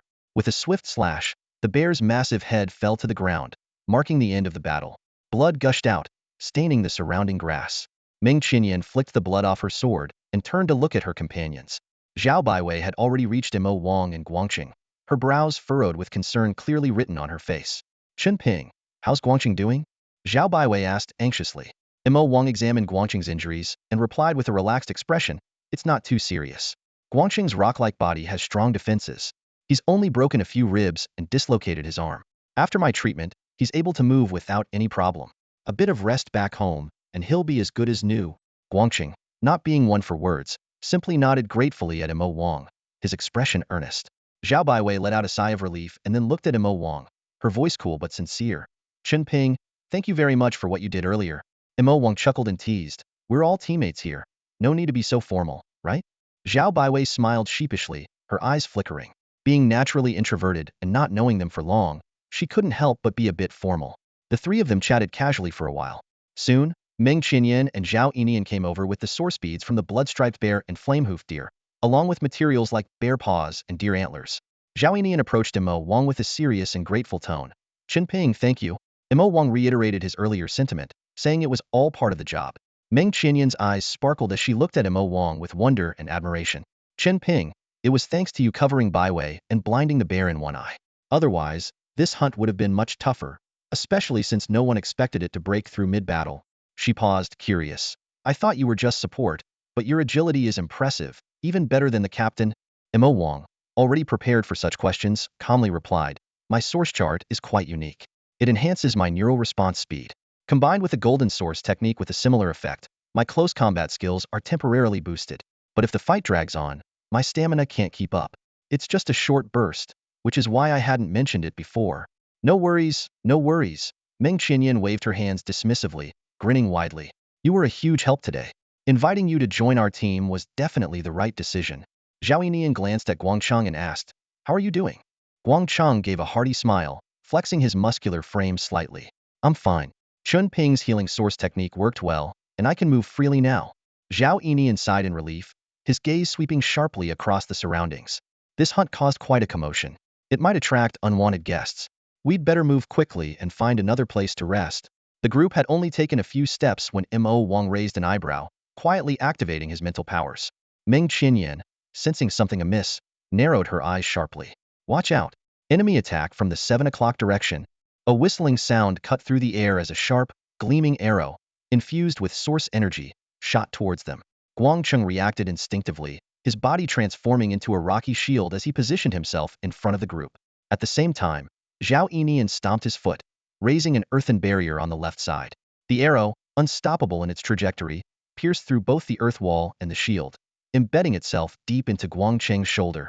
He remained unfazed, pulling out the blood-stained arrowhead with a steady hand.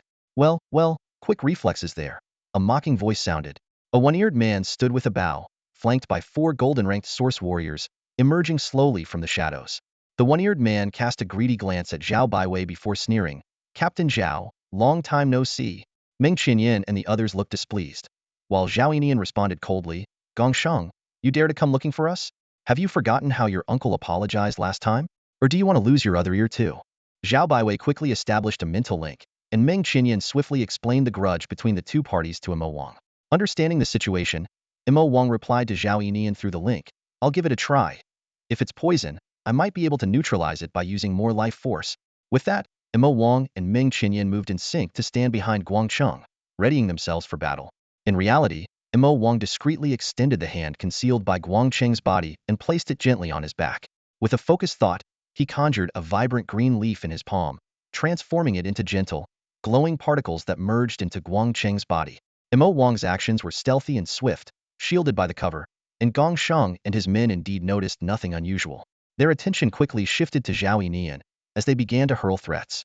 Seizing the opportunity, Imo Wang intensified his healing efforts, only to realize something was amiss. The life force was depleting alarmingly as it flowed through Guangcheng, especially near the wound. The arrow is poisoned, Imo Wang realized with a start, suspecting it was some kind of source beast toxin that had begun spreading throughout the body. Worse still, the toxin was so insidious that even Guangcheng himself hadn't noticed anything wrong. Imo Wang's heart sank. Under normal circumstances, a single leaf would suffice to heal such a wound, but now at least 6 were needed. For an ordinary golden source warrior, it would be impossible to conjure so many leaves in a short time, leaving them to watch helplessly as the poisoned individual succumbed. Gongsheng, that guy is truly ruthless, Imo Wang thought, gritting his teeth. Meanwhile, Gongsheng feigned civility with Zhao Yinian while plotting in his mind. Originally, they were just nearby hunting for isolated prey when they unexpectedly stumbled upon Zhao Yinian's group, fresh from slaying a blood-striped bear. Seeing his enemy ignited Gongsheng's fury, recalling the humiliation of having his ear shot off by Zhao Yinian. But times had changed. He now possessed specially crafted arrows laced with scorpion-tailed lion venom. Once hit, conventional healing techniques were powerless, and the victim was doomed. Although he missed Zhao Yinian, hitting Guangcheng was enough to reduce their numbers. Gongsheng felt a surge of satisfaction. 5 against 4, with the opponents already exhausted, this battle was theirs to win. He had already envisioned the sweet victory, especially savoring the thought of Zhao Baiwei, the coldly beautiful woman. Imagining her face twisted in despair and fear filled him with excitement. As soon as they lost a member, chaos would inevitably ensue, marking the perfect moment for his side to strike. Zhao Yinian, it seems like you've managed to take down a blood pattern bear. That's quite the stroke of luck. I happen to need it. If you're willing to hand over the bear's source pearl today as an apology for your previous actions, I might just consider wiping the slate clean between us. What do you say? Gongsheng wore a confident smile, his eyes gleaming with greed. Zhao Yinian looked at him coldly, a slight smirk forming on his lips. You're dreaming. Both parties were well aware that this conversation was merely a stalling tactic. As Zhao Yinian engaged in a charade with Gongsheng, he secretly communicated with Imo Wang through telepathy. Qinping, how's Guangcheng holding up? The toxin has mostly been cleared, Imo Wang replied. But I suspect they're waiting for the moment when Guangcheng succumbs to the poison. We might be able to turn the tables on them. Good idea. Zhao Yinian agreed, then confirmed with Guangcheng. How are you feeling? Can you play along? Yes, Captain, Guangcheng replied confidently. Zhao Yinian quickly strategized. All right, everyone get ready to put on a show. If they take the bait, don't hold back. With the team's confirmation, Guangcheng began his act. He deliberately let his shield drop, causing his face to pale and lips to turn purple. Cold sweat beaded on his forehead as he swayed unsteadily, appearing as though he might collapse at any moment. Guangcheng, what's wrong? Meng Qinyan, Imo Wang, and Zhao Baiwei exclaimed in unison, rushing to support him. Zhao Yinian also paused his conversation to turn and look at Guangcheng.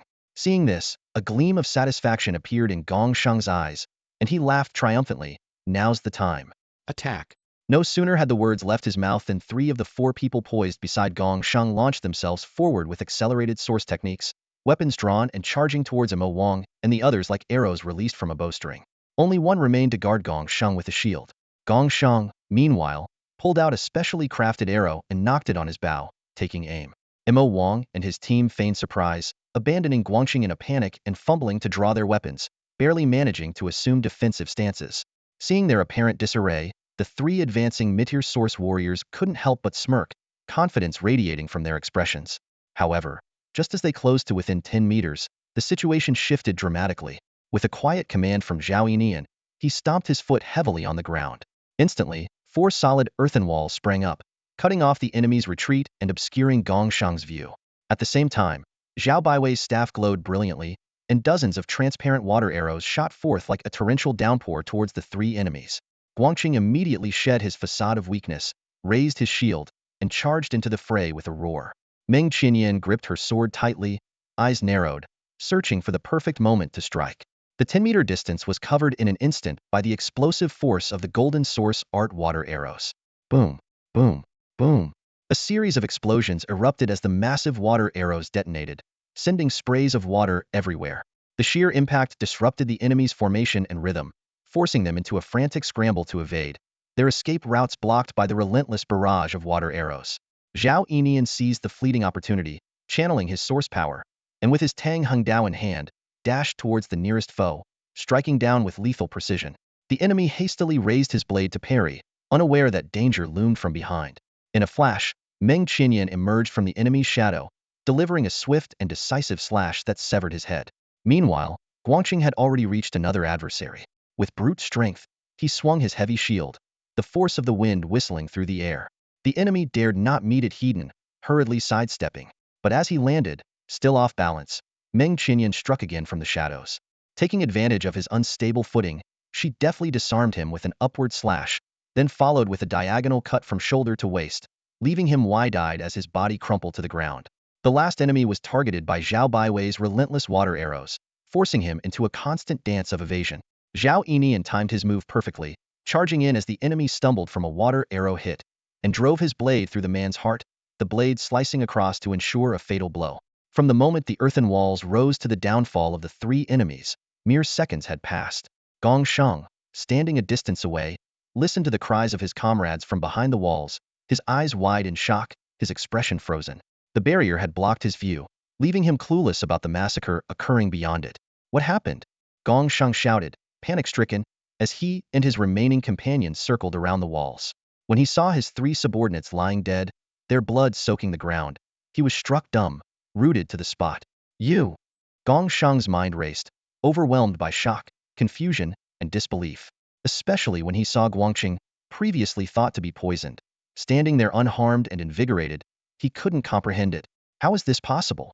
No matter how much Gong Shang racked his brain, he couldn't understand that Zhao Yinian's team not only had Mo Wang, who possessed the Grasswood Wolf Source technique for medical support, but also had Baozi, a contracted source beast, providing ample source power to easily neutralize the scorpion-tailed lion's poison on the arrowheads, rendering his plan futile. Stunned, Gong Shang exchanged glances with Meng Qinyan and the others, and a chilling fear swept over him. Without understanding why, he turned and sprinted away, not daring to utter another word of defiance. Although Gong Shang was an archer, he wasn't particularly fast. After only a few steps, a barrage of water arrows from behind cut off his escape route. In a moment of desperation, Gong Shang shouted to his golden-ranked companion carrying a shield, "Cover me." The man's eyes showed a flicker of hesitation. He knew he was merely a pawn for Gong Shang, his life in the other's hands. With no choice, he raised his shield to block the arrows for Gong Shang. Zhao Yinian, nimble and swift, bypassed the shield bearer and continued to pursue Gong Shang. Meanwhile, Guangchang and the others stayed behind to deal with the shield bearer. After a few exchanges, Meng Qinyan seized an opportunity and swiftly killed the shield bearer with a single strike. Ahead, Gong Shang couldn't outrun the swift Zhao Yinian. Once Zhao Yinian caught up, he didn't attack recklessly but instead kept a close watch on Gong Shang's bow and arrows. With a thought, a fierce wind arose, whipping up sand and stones, forcing Gong Shang to slow down and steady himself. The two reached a stalemate. Zhao Yinian moved deliberately, preventing Gong Shang from escaping. Gongxing knew he couldn't delay any longer. He needed a quick resolution. He began to hurl insults about Zhao Yinian's sister, trying to provoke a mistake. Zhao Yinian remained unfazed, gripping his sword even tighter. Seeing this, Gong Shang continued his taunts, becoming increasingly vile. He mentioned the early death of Zhao Yinian's parents, insinuating an improper relationship between the siblings, and even dragged the Fu family's daughter into his malicious words, hoping to break Zhao Yinian's composure with the most venomous language. Zhao Yinian's face remained expressionless as he began to narrow his movements, while Gong Shang silently gathered his internal source energy and techniques, gripping his bow tightly.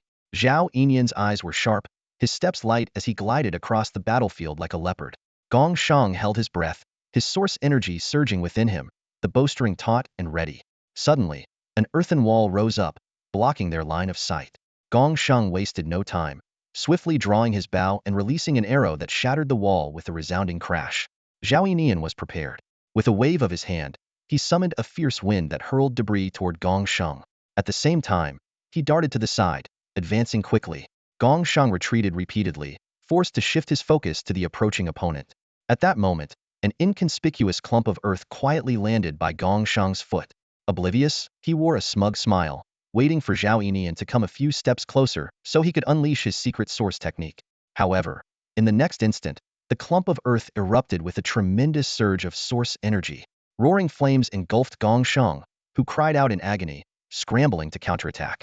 Zhao Yinian seized the opportunity, swiftly closing in and with a flash of his blade, sent Gong Shang's bow and arrow flying. As the fatal blow was about to land, a talisman on Gong Shang's body shattered, erecting a protective barrier. Zhao Yinian frowned slightly, recognizing it as a high-quality mountain god's guard. Though it temporarily spared his life, Gong Shang was now as vulnerable as a fish on a chopping block, helplessly watching as Zhao Yinian's relentless strikes wore down the shield. Filled with dread, Gong Shang could only wait for the end, enduring the excruciating suspense. Gong Shang stood within the shield, his face as pale as paper, yet he gritted his teeth and remained silent. His venomous gaze was fixed on Zhao Yinian, watching as he relentlessly hacked at the shield. Each strike caused the barrier to tremble violently, and Gong Shang's heart raced, feeling as if death was inching closer with every blow. At that moment, Mo Wang and the others arrived from behind. Without turning his head, Zhao Yinian said, "Give me a hand."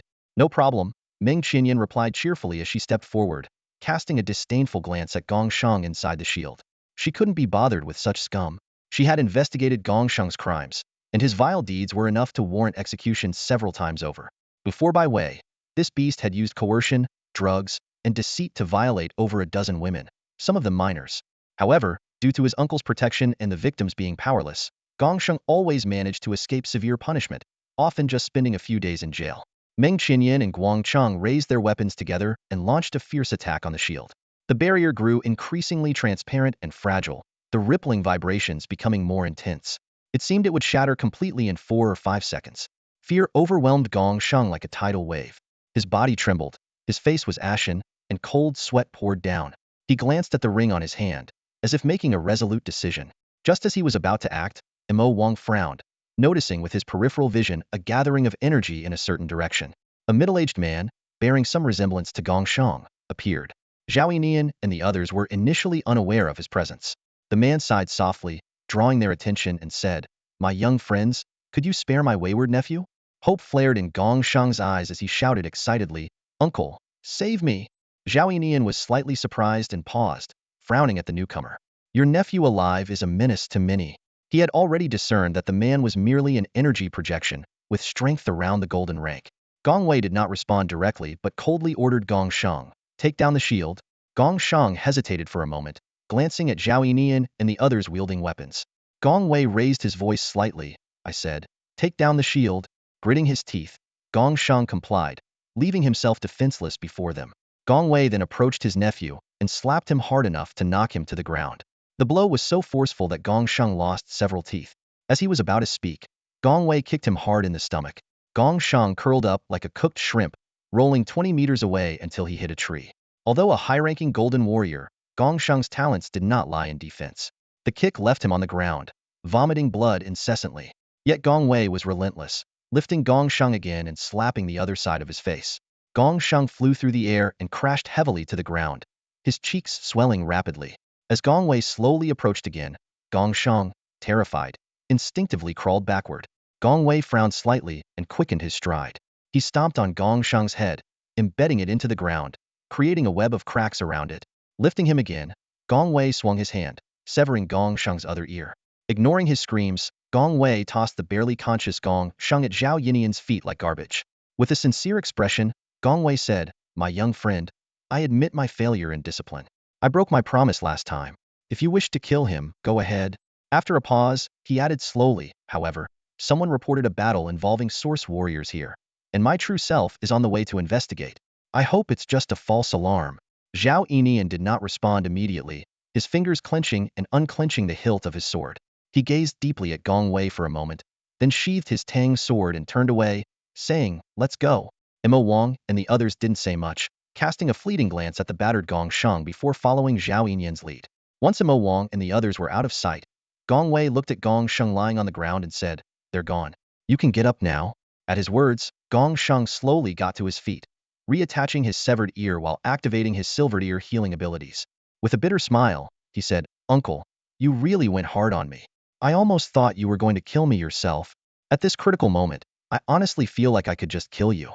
Gong Sheng gritted his teeth, a hint of ruthlessness flashing in his eyes. "Before I die, I'll destroy the storage ring. The secret of the blood crystal won't be exposed. At most, they'll think it's an old grudge." He paused, unwilling to accept defeat, and argued, "I planned this operation meticulously. That arrow, laced with scorpion lion venom, should have been fatal. I don't know how it missed." "Shut up," Gong Wei interrupted coldly.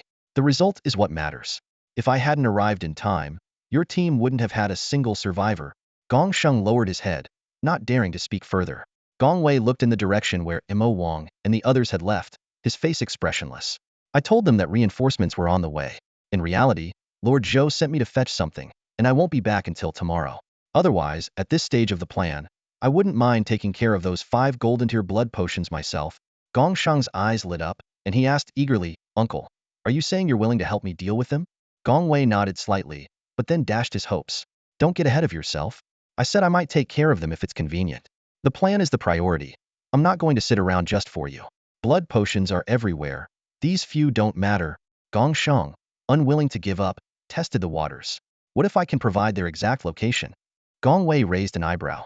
"You really want revenge that badly?" Seeing Gong Sheng nod earnestly, he thought for a moment and said, "If it saves time on the search, 2 or 3 minutes is enough to handle a few golden tiers." Gong Sheng was overjoyed. "Thank you, uncle. I'll definitely find a way." As Gong Wei's energy projection gradually dissipated, he reminded, "Don't waste those corpses." Gong Sheng touched his storage ring and nodded in agreement. Meanwhile, Mo Wang and the others chose a secluded route to leave. Zhao Yinian apologized. "Sorry for dragging everyone into this." Meng Qinyan patted his shoulder. "Captain, we've been through so much together. We're like family. No need for apologies." Guangcheng smiled warmly. "Qinyan is right." Mo Wang nodded in agreement as well. The Zhao siblings were deeply grateful and silently took note of it. Suddenly, Meng Qinyan clenched her fists, the sound of her knuckles cracking, and said angrily, "Gong Sheng is such scum, calling for backup when he can't win. And his uncle, raising such a menace. How did such a person become the head of the guard bureau?" She paused, growing angrier. "Why don't we report those two? Maybe we can get them thrown in jail." Zhao Yinian shook his head slightly. "I've tried before. It didn't work. If things were that easy to resolve, corruption and crime wouldn't exist in this world." Meng Qinyan sighed helplessly, knowing that Zhao Yinian was telling the truth. She was just a bit frustrated. Suppressing her displeasure, she turned to Zhao Yinian and asked, "Captain, where do we go next? Continue hunting, or head back to the safe city?" Zhao Yinian didn't answer right away. Instead, he looked at Mo Wang and asked with concern, "Qinping, how is your energy level holding up?" Mo Wang pondered for a moment before answering honestly. "The poison on Gong Sheng's arrow wasn't simple. It took me 6 leaves to neutralize it." He paused and added, "But aside from the energy, I'm fine and can continue." There was some truth to his words. The first part was accurate, but his claim about being low on energy was a lie. With Baozi's help, they both advanced to mid-silver rank, and he now had enough energy to conjure 50 or 60 life leaves. Zhao Yinian nodded and pulled out a bag of low-tier energy beads from his pocket, handing them to Mo Wang. "Take these to replenish your energy." Inwardly, he calculated that Mo Wang had been invaluable in this encounter. Although he hadn't contributed much directly in the fight, Zhao Yinian had a good idea of Gong Sheng's initial plan: to take out one person first and then use the chaos to their advantage. Mo Wang's presence not only saved Guangcheng but also turned the tide in their favor, allowing them to win without any casualties. However, expressing gratitude in words felt too formal and might make Mo Wang feel like an outsider. Since he was now part of the team, There would be plenty of opportunities to repay him over time. Zhao Yinian glanced around at the others, all longtime partners who understood each other well and knew they were in good shape. He made his decision. Let's find a place to rest, have some lunch, and then continue hunting. As time flew by, it was already evening, and nothing unexpected occurred throughout the entire afternoon. Mo Wang and the others followed their plan and swept through areas C26 and B11. They didn't spare any low-level source beasts they encountered along the way, but they didn't find any gold-tier source beasts in B11. This was quite normal, as the distribution of wild source beasts frequently changes, and maps can only serve as references. Sometimes, a gold-tier beast area is filled with low-level source beasts, while higher-tier ones might appear in bronze or silver areas. This variability is why one must be cautious when venturing out of the safe city. By evening, the group returned to the west gate of Satellite City Number 5. A few scattered source beast hunters trickled through the city gates. Although it's challenging for source warriors to collect taxes, Zhao Yinian and his team, being upright individuals, voluntarily paid the source warrior tax. They had a fruitful day: 3 gold source beads, over 20 silver and bronze source beads, and materials totaling 450,000 Dongxia currency. With a 9 tax rate, they paid 41,500, leaving them with 409,500. After enjoying a hearty meal at the night market by the city gate, the group returned to their small villa to discuss the distribution of their earnings. Zhao Yinian's plan was straightforward. All the loot would be pooled together and the profit split equally. If anyone made a special contribution, it would be discussed separately. With the source beads and materials safely stored, everyone gathered in the lounge. Zhao Yinian spoke earnestly. Clear accounts make for long-lasting relationships, even among brothers. If anyone thinks the distribution is unfair, feel free to speak up. Meng Qinyan laughed and said, "Got it, Captain. We'll speak up if there's an issue." Guangxing and Zhao Baiwei also expressed their understanding. Mo Wang nodded and smiled, having already learned about the distribution method from Meng Qinyan. Zhao Yinian continued, "First, I should mention that I used the Black Fire Beast source bead during the battle, and I will reimburse it at market value." Zhao Yinian looked around at everyone and said firmly, "Chen Ping saved Zhao Baiwei while hunting the blood-striped bear and even blinded one of its eyes, setting the stage for the rest of the hunt. When we encountered Gong Shang, it was also him who promptly healed Guangxing. I propose that Chen Ping should receive 30 of the profit, and the remaining 70 should be divided equally among the 4 of us." Meng Qinyan and the others nodded in agreement. This surprised Mo Wang, who said sheepishly, "Even though I helped save 2 teammates, that's just part of my role as a medic. The fight was a team effort, so I shouldn't take so much credit." Zhao Yinian smiled and replied, "You have a point, but the outcome shows that your contribution was crucial. Everyone agrees, so don't refuse." Meng Qinyan teased, "Chen Ping, don't be shy." Guangxing nodded earnestly, and Zhao Baiwei smiled faintly. Mo Wang shook his head helplessly. Although he felt somewhat undeserving, refusing again would seem insincere. "So," he said, "then I won't decline. Thank you for acknowledging my efforts."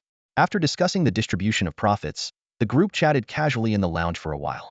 Suddenly, a somewhat hoarse voice shouted from outside, "Guangxing, are you back?" Upon hearing this, the burly Guangxing immediately stood up and smiled apologetically at everyone. "Sorry, my brother is looking for me. I'll be right back." Meng Qinyan, who was straightforward by nature, frowned slightly, wanting to speak but hesitating. Sitting beside her, Zhao Baiwei discreetly pinched her and shook her head gently. Guangxing quickly left the room, calling out, "Brother, I'm coming. Hurry up," came the impatient urging from outside. Standing by the window, Mo Wang observed the exchange between the brothers. Guangxing, with his frail body, sat in a wheelchair, looking at his brother with impatience. "How did it go today? Did you make any money?" Guangxing smiled honestly. "Yes, we had a great haul today, almost as good as the last 2 hunting trips." Guangxing's eyes lit up with greed. "That's great. I ran out of the money you gave me last time, so give me a bit more this time. You don't expect me to keep running around like this, do you?" Guangxing pursed his lips, hesitated for a moment, and then said, "Brother, you can't keep doing this. Gambling isn't good. What's wrong with it?"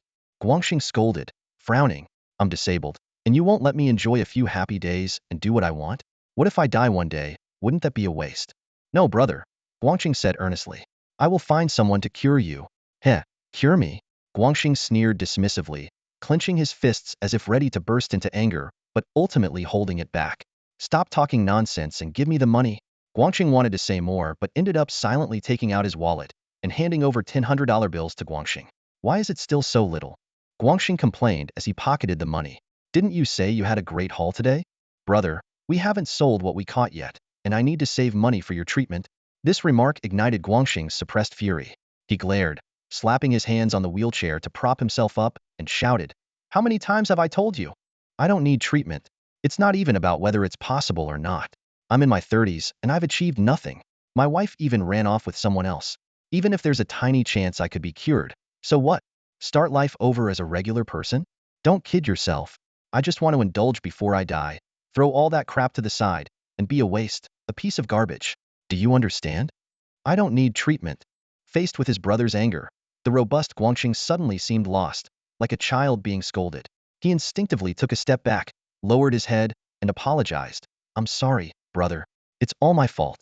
If it weren't for me back then, you wouldn't have had to burn the source map and sister-in-law. Shut up. Guangxing roared even more furiously, his eyes bloodshot, his frail body seemingly ignited with rage, veins bulging on his arms and forehead. I told you, those things have nothing to do with you. Stop blaming yourself for everything. It was my mistake for choosing such a woman. It has nothing to do with you. If you really want your brother to be happy before he dies, stop saving money and just give it to me. At this point, Meng Qinyan, unable to listen any longer, leaped out from the window and shouted, Guangxing, do you even know how dangerous our hunting trips are? Do you know Guangxing almost died today?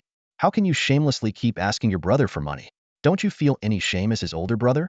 Guangxing raised an eyebrow, suppressing his anger, and looked at Meng Qinyan with a cold smile. Almost died? And you have the nerve to tell me? Isn't it because you use my foolish brother as a shield, having him face all the dangers? As for shame? Ha, I'm already a waste. What's there to be ashamed of? You. Meng Qinyan's eyes widened in anger, unable to find words. Guangxing, unfazed, turned to Guangxing with a sneer. If you can't handle it, don't take on the job of a source beast hunter. I think you'd be better off being a security guard. At least you won't die out there with no body to bring back. Meng Qinyan stomped her foot in anger. Stop mocking us. Guangxing is doing this to save money for you. You should know, Guangxing is the most talented among us, yet he doesn't even use silver source beads for training, only bronze one. Guangxing interrupted. I never forced him to save money for me. If he's foolish, who can he blame? Meng Qinyan was about to curse when she saw Guangxing giving her a pleading look, slightly shaking his head. At this moment, Zhao Yinian opened the door and said, Qinyan, Baiwei wants to order takeout. Go tell her which barbecue is good. Seeing Meng Qinyan still standing there angrily, Zhao Yinian emphasized, Qinyan, got it. Meng Qinyan took a deep breath, glared fiercely at Guangxing's mocking expression, and turned to storm back into the room. Guangxing looked apologetically at Zhao Yinian. Sorry, Captain. I'll take my brother somewhere else to talk. Zhao Yinian glanced at Guangxing in the wheelchair, his lips moved, but he only nodded in the end. Guangxing reached out to push the wheelchair, but Guangxing slapped his hand away. No need to push. I can move myself. With that, he used his thin arms to turn the wheels and rolled away on his own. The tall Guangxing lowered his head slightly, slowed his pace, and silently followed behind. In the lounge, Mo Wang calmly observed the unfolding events. Although he had a favorable impression of Guangxing, who seemed honest and straightforward, he refrained from making any hasty judgments about Guangxing's brother, Guangxing. Without knowing the full story, he chose not to comment. Mo Wang glanced around the room and noticed Meng Qinyan storming in, grabbing an apple from the table and taking a fierce bite. Once the Guangxing brothers had left, he asked, why are Guangxing and his brother like this? Meng Qinyan paused, realizing Mo Wang was still in the dark. She set down the apple, took a deep breath to gather her thoughts, and spoke with lingering frustration. It's a long story, but I'll give you the short version. Chen Ping, do you remember the room with the crack in the wall? Mo Wang nodded. Yes, you said it was caused by the great earthquake in Luodu 10 years ago. That's right, Meng Qinyan replied, her voice heavy. The earthquake was massive, and Luodu suffered terribly. Worse still, a purple crystal-level source beast led a horde to attack the city. The source warriors were overwhelmed, unable to aid the citizens. General Li Yongning, the former city lord, perished alongside the beast, and countless lives were lost. She paused before continuing. Back then, we were just teenagers. Guangxing's parents had passed away, leaving him and his brother Guangxing to rely on each other. On the day of the earthquake, they were at home. When the building collapsed, Guangxing shielded his brother, ending up trapped under the rubble for 4 days. By the time he was rescued, Guangxing had burned his source map and was left paralyzed from the waist down. Meng Qinyan's tone grew heavier. Later, Guangxing's wife cheated and divorced him, and their family situation worsened. Guangxing has always blamed himself, working tirelessly to earn money for his brother's treatment. But Guangxing has become self-destructive, addicted to gambling, and treats his brother poorly. Mo Wang nodded thoughtfully. Meng Qinyan, still fuming, muttered to herself, Guangxing is too honest, always seeing the best in people. His brother was admirable once, but he's changed completely and isn't worth such sacrifice. Zhao Baiwei exchanged a glance with Mo Wang and shook his head helplessly. Zhao Yinian Nearby, advised Qinyan, I know you're concerned about Guangxing, but ultimately, this is between the brothers. We're outsiders. Guangxing has his reasons, and the best we can do is support him when he needs it, without adding to his burden. Ming Qinyan took a big bite of the apple and said, I understand. Every time Guangxing comes to Guangxing for money, I try my best not to say anything. But, Captain, sometimes the things Guangxing says are really infuriating. She bit into the apple fiercely, her brow furrowed. The after-effects of the burning source diagram are no small matter. Guangxing has delayed his own training for the slim hope of a cure. He's been saving every penny to hire high-level experts for treatment. But Guangxing? He doesn't appreciate it at all. He just gambles it away. Then he comes back asking for more, as if he's entitled to it. Zhao Yinian sighed, a hint of helplessness in his eyes. It's not entirely a lost cause, though. Once, when it was just Guangxing and me, he told me he heard from a high-level source warrior that the healing sage of the Temple of War has a divine ability to treat the side effects of the burning source diagram, and might even regenerate a lost one. Meng Qinyan raised an eyebrow in shock. The Temple of War? That's a gathering place for Xingta-level powerhouses. Is Guangxing a naive idealist, or just hopelessly foolish? Even if he's saved for a lifetime, they probably wouldn't even notice. Zhao Yinyan's expression was complicated. Don't say things like that in front of Guangxing. Meng Qinyan rolled her eyes. I'm not that stupid. Mo Wang, listening nearby, had a distant look in his eyes. He recalled sneaking a peek at his father's files when he was young, which mentioned the healing sage Chu Miao from the Temple of War, as well as a fugitive with similar abilities. But those memories now felt more like a dangerous constraint to him. Shortly after, Guangxing returned alone, noticing everyone waiting for him in the lounge. He scratched his head and gave a simple, good-natured smile as if nothing had happened. Meng Qinyan was about to speak, but Zhao Baiwei gently tugged at her sleeve. Zhao Yinian asked in a low voice, Guangxing, how's your brother?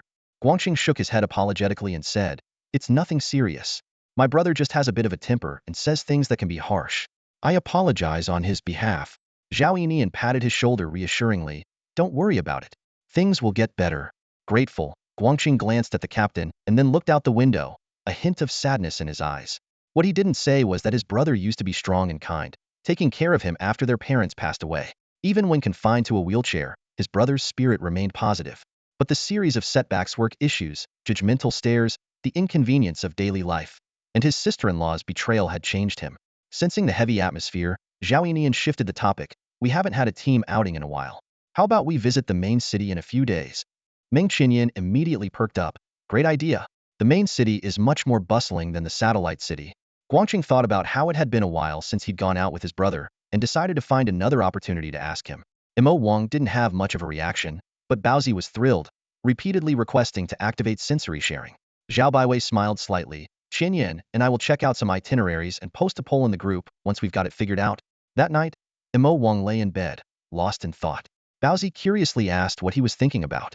Mo Wang recalled being taken out to play years ago and softly said, Sleep now, we have more hunting to do tomorrow. Baozi snuggled against him and obediently closed his eyes. Meanwhile, Guangxing wheeled himself back to his rented apartment. He turned on the light. The room was small but tidy, clearly cleaned regularly. Without a change in expression, Guangxing took a swig of beer and carelessly tossed the remainder on the floor. He knew his brother would clean up, but he didn't want to be cared for or see that simple, honest face.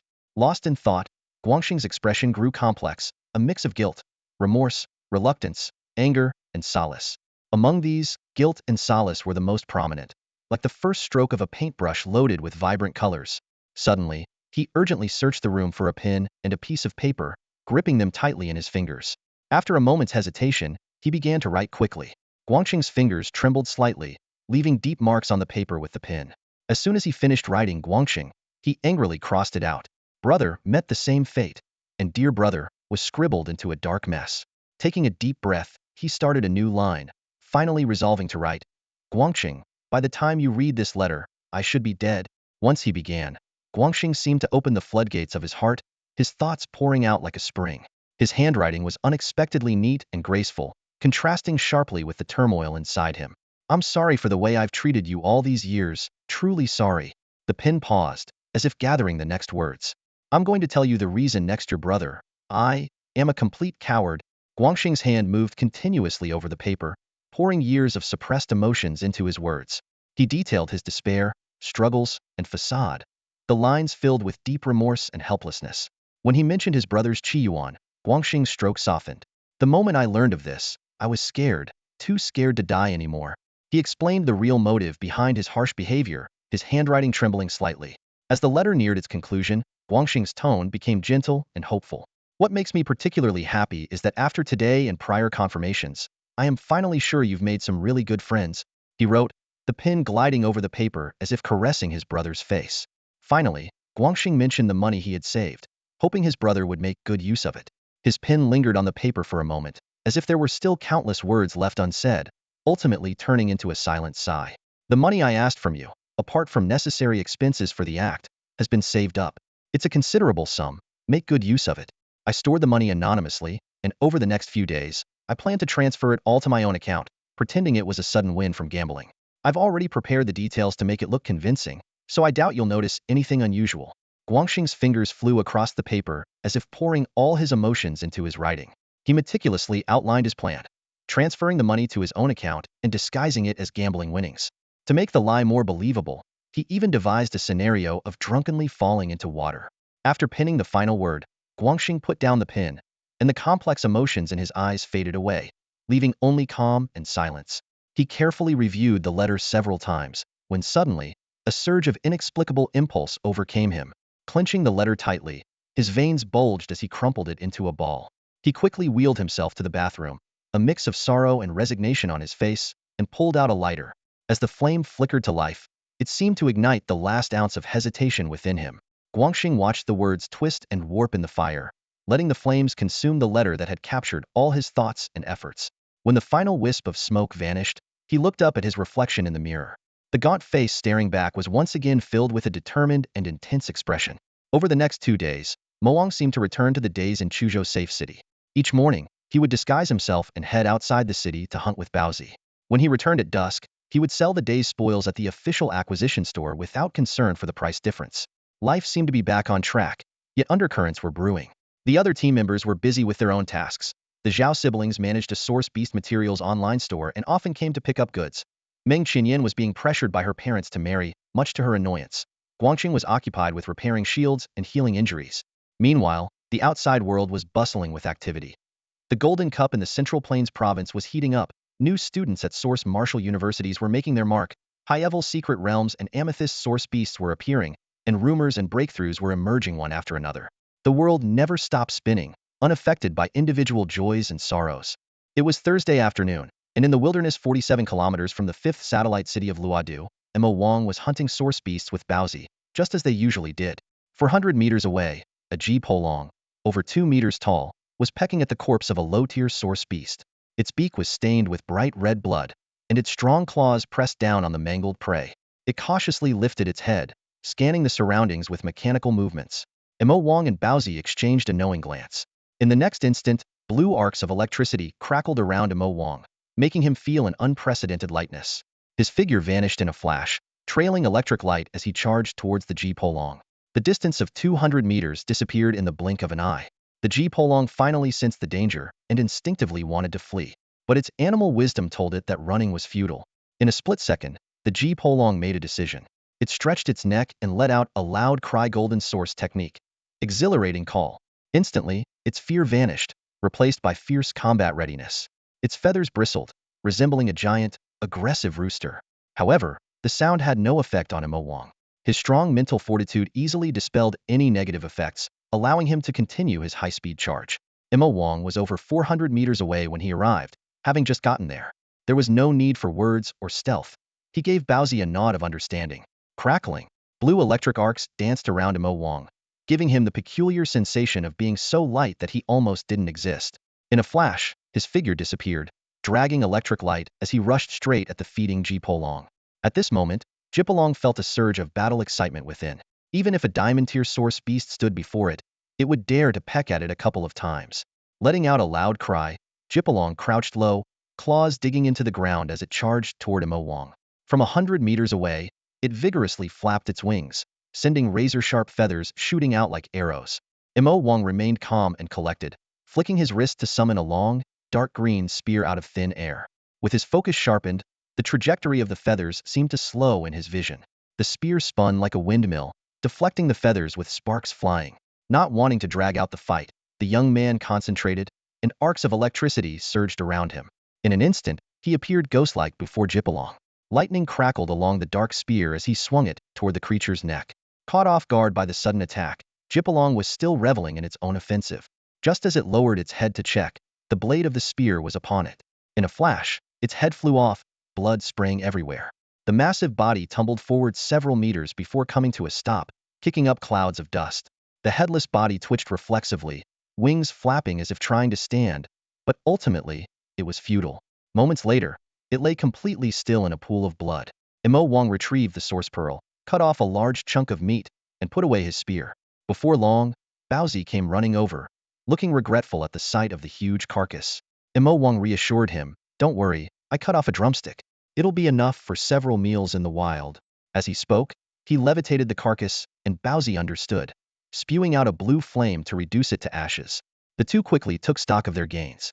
Baozi, feeling a bit smug, said, "Imo Wang, I guess making money isn't that hard. In just a few days, we've earned so much Dongxia currency." Imo Wang chuckled, lightly tapping Baozi on the head. "Don't get too cocky. Remember the tough times we had hunting load-ear source beasts? We're making money fast now because we've reached platinum level, but we're still fighting in the beginner's area." He explained further, "Typically, platinum hunters go deeper to hunt stronger source beasts for quicker earnings. But their expenses are higher, and the failure rate of absorbing source pearls isn't low. We don't have to worry about that, so there's no need to take unnecessary risks." Baozi nodded along, not fully grasping everything but trusting Imo Wang's judgment. It didn't like thinking about such complicated matters, preferring to just follow Imo Wang's lead. "So, Imo Wang, where are we headed next?"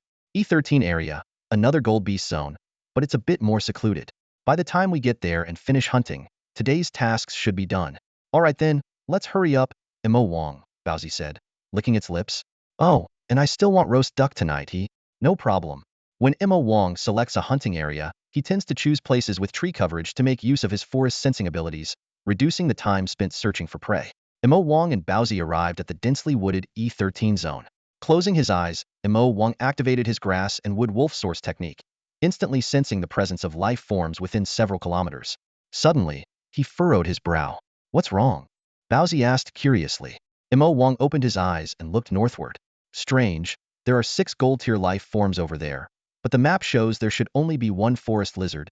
He paused for a moment, contemplating. It could be source beasts fighting for territory, a new pack of source beasts invading, or maybe a team of source warriors got there first. "So, should we change locations, or go check it out?" Imo Wang smiled. "Of course, we should check it out. Whatever the case, it poses no threat to us. If we're lucky, we might hit the jackpot." On the way, Imo Wang suddenly raised an eyebrow. "One of the gold-tier auras just weakened, as if it's been seriously injured," he murmured. "Looks like a fight has broken out. Baozi, I'll go ahead and assess the situation." With that, Imo Wang used his Thunderbolt Shadow technique, transforming into a streak of light as he dashed forward. Nearing the target area, he slowed down and stealthily perched himself in a large tree. 500 meters away, a blood-soaked man was surrounded by 4 others. The man had a large wound in his abdomen, bleeding profusely, clearly the one whose aura had weakened. The 4 encircled him with mocking expressions, thwarting his attempts to break free. Imo Wang observed coldly, with no intention of intervening. He always maintained a neutral stance, refraining from making hasty judgments about right and wrong. Although the 4 appeared ruthless and the besieged man seemed pitiful, Imo Wang wouldn't interfere without knowing the full story. Just as he was about to leave, Imo Wang recalled an identification card he had found earlier and a recent missing person notice he had seen. Frowning, he paused, sent Baozi a message to wait, and continued watching to verify his suspicions. In the distance, the severely injured man attempted to break through once more, but was beaten back and finally collapsed, unable to stand. Seizing the opportunity, the 4 attackers surrounding him coordinated their efforts and successfully took him down. Imo Wang crouched on a tree branch, witnessing the entire scene unfold. He watched as the 4 men quickly searched the deceased's body. One of them pulled out a finger-length, pale red crystal and unhesitatingly plunged it into the corpse's chest. Within seconds, the body shriveled as if drained of all blood, leaving only a thin layer of skin over the bones. Meanwhile, the crystal grew increasingly vibrant. Imo Wang's eyes widened slightly as a name flashed in his mind: Freedom Nation. This notorious and malevolent organization, with its creed of "the strong dominate the weak," had a global presence. The method of extracting the vital essence of source warriors was their hallmark. Squinting, Imo Wang's earlier doubts suddenly became clear. The human-shaped mark left by Cheng Jun, the numerous disappearances of source warriors all pointed to Freedom Nation. What puzzled him was why the Defense Bureau had remained inactive. Were they secretly planning something? Or were they completely blindsided? As Mo Wang pondered, the four men suddenly turned in his direction, smirking mockingly. His heart raced, and just as he was about to react, he sensed a surge of energy behind him. Turning his head, he spotted an ordinary-looking middle-aged man emerging from the bushes about 100 meters away, a sneering expression on his face. Realization dawned on Mo Wang. There was another observer in the shadows. The middle-aged man taunted, "Enjoying the show? Why don't you stay a while?" At the same time, the other four men swiftly closed in on him. Mo Wang glanced at the other person but said nothing, simply jumping down from the tree. Seeing this, the middle-aged man smirked slightly and continued speaking leisurely. "You know, one must control their eyes and curiosity. Don't look at what you shouldn't." He was secretly calculating, thinking that he only needed to stall for a moment until his companions arrived. With 5 people at the gold level attacking one person, victory was assured. Mo Wang easily saw through the man's intentions but remained unruffled. In fact, he hoped the others would come too, saving him the trouble of chasing them down after a single strike. So, he just looked on calmly as the middle-aged man rambled on, occasionally nodding in agreement. This unusual calmness made the middle-aged man suspicious. He wondered to himself, why isn't this guy panicking at all? Doesn't he know we're members of the ruthless Free State? While he was lost in thought, 4 companions had already stealthily approached within 50 meters. A young man with a tattooed arm, seeing Mo Wang showing no intent to flee, burst into laughter. Where did this fool come from, standing there dumbly waiting to die? Before he could finish his sentence, Mo Wang shot him a sideways glance, his sharp gaze like a piercing sword. The young man felt his heart race, his smile frozen, as if a beast had its eyes on him, swallowing back the rest of his words. Just as the young man was about to lash out in anger, Mo Wang flicked his wrist, and a black spear appeared out of thin air. In the next instant, he moved like a phantom to stand before the young man. The spear thrust forward swiftly, piercing through the young man's abdomen with a thud, pinning him to the tree behind. "Ah!" The young man let out a heart-wrenching scream, pinned to the tree and unable to break free. Mo Wang's casual strike had shattered his spine with the blade of his spear, leaving him without sensation from the waist down. Mo Wang's eyes remained indifferent, surrounded by flickering electricity as he slowly withdrew his Xianqing spear. The young man crumpled to the ground like a boneless puppet, vomiting blood incessantly. Showing no mercy, Mo Wang used his mental power to form a hammer and knocked him unconscious. He turned to survey the remaining 4, noticing their stunned or frozen expressions. Before they could react, Mo Wang moved, his figure transforming into a streak of light. In an instant, he was upon the nearest person, striking the back of their head with the spear's shaft. The person collapsed instantly, unconscious. The remaining 3 finally grasped the terror of their opponent, a platinum-ranked warrior. Fear washed over their faces as they turned to flee, scattering in different directions. Mo Wang smirked contemptuously, viewing their speed as tortoise-like. 2 seconds later, he caught up with one of the high-tier gold-ranked source warriors. Prepared, the man leapt and turned, sending a stream of fire from his palm. Mo Wang couldn't be bothered to dodge, activating the mountain god's shield with a thought. The flames dispersed against the shield, causing only minor ripples. As the opponent hung midair, Mo Wang's mental power pulled him close, and a light tap with the spear's shaft rendered him unconscious. After dealing with the 3, Mo Wang communicated with Baozi telepathically and pursued another. Realizing the dire situation, the man stopped, ready to fight Mo Wang to the death. With a shout, he invoked the power of the rock body, his skin taking on a rocky texture. Mo Wang's expression didn't change as he activated his mighty force technique. His long spear swung, clashing with the opponent's sword. With a clang, the opponent's grip tore, and his weapon snapped in 2. Before he could react, Mo Wang turned the spear's flat side and gently tapped his head. The man flew like a baseball, slamming into a tree and losing consciousness. Mo Wang used his mental power to gather the unconscious individuals in one place for interrogation. Meanwhile, the scout who had fled the farthest breathed a sigh of relief but dared not relax. He pushed his source power to its limits, desperate to escape. Cursing his misfortune and regretting not recognizing Mo Wang as a hidden threat, he ran on. After another minute of breathless running, his eyes brightened with hope. Relieved, Mo Wang hadn't pursued. Just a little further, and he'd be free. But as he indulged in this fleeting hope, a fire-striped wolf suddenly appeared ahead. The middle-aged scout was terrified, quickly summoning his source power to counterattack. 3 stone spikes formed but shattered instantly against the wolf. Shocked, he attempted to retreat, but the fire-striped wolf lunged with sudden speed. In disbelief, he wondered if he was under an illusion. But in the next moment, the wolf was upon him, its claws striking. With a thud, his arm dislocated, and his head felt like it had been hit with a hammer. He flew backward, unconscious before hitting the ground. Baozi hooked the man's clothing with its claws and headed back towards Imo Wang. Imo Wang started by interrogating the young man with the tattoo on his arm, mentally restraining him before waking him up. The young man opened his eyes and instantly realized his predicament. The numbness from his broken spine and the immobilizing restraint made it clear he was doomed. He glared at Imo Wang with hatred and began to curse him. Imo Wang remained unfazed, casually picking at his ear. He slowly drew out a dagger and, without hesitation, drove it into the spot where the young man's index finger met his nail. Ah! The young man screamed inhumanly, his profanities abruptly silenced. Imo Wang slowly withdrew the bloodied dagger and aimed at the middle finger. Ignoring the young man's pleas, he stabbed again, eliciting another pig-like wail. Stop, please. I won't curse you anymore. I'll tell you whatever you want to know. Just stop, please. Mo Wang paid no heed and continued his work. Only after treating all 5 fingers the same way did he stop, looking at the young man, who was now twisted with pain, his face streaked with tears and snot. Name, Imo Wang said with a slight smile. Lu Long. My name is Lu Long, the young man quickly replied, a glimmer of hope rising within him. Seeing Imo Wang remain silent, merely observing him while twirling the dagger, Lu Long shivered and quickly spilled everything. We're all peripheral members of the Free Nation, ordered by our superiors to find solitary or weak source warriors around Luo City and use their blood to fill blood crystals. We're forced to do this. If we don't complete our tasks, we die. Please, just make it quick. Don't torture me anymore. Imo Wang sneered. Tell me something I don't know. Lu Long was on the verge of tears, sir. That's really all I know. Orders come to the captain. We capture people, and the filled blood crystals are given to the captain to pass up the chain. We're just tools. Who's your captain? Lu Long immediately indicated the high-ranking Golden Source warrior beside him with his eyes. Imo Wang nodded and glanced at Lu Long. Don't rush to die. I'll question the others, and if there's any discrepancy. You still have another hand? Lu Long shivered at Imo Wang's devilish smile. Ask, please ask. I swear I'm not lying. After knocking Lu Long unconscious again, Imo Wang interrogated the others. Even the middle-aged lookout brought by Baozi was questioned. Their accounts matched Lu Long's. They were indeed only responsible for killing and filling the blood crystals, knowing nothing of critical importance. Imo Wang stroked his chin, finding the situation troublesome.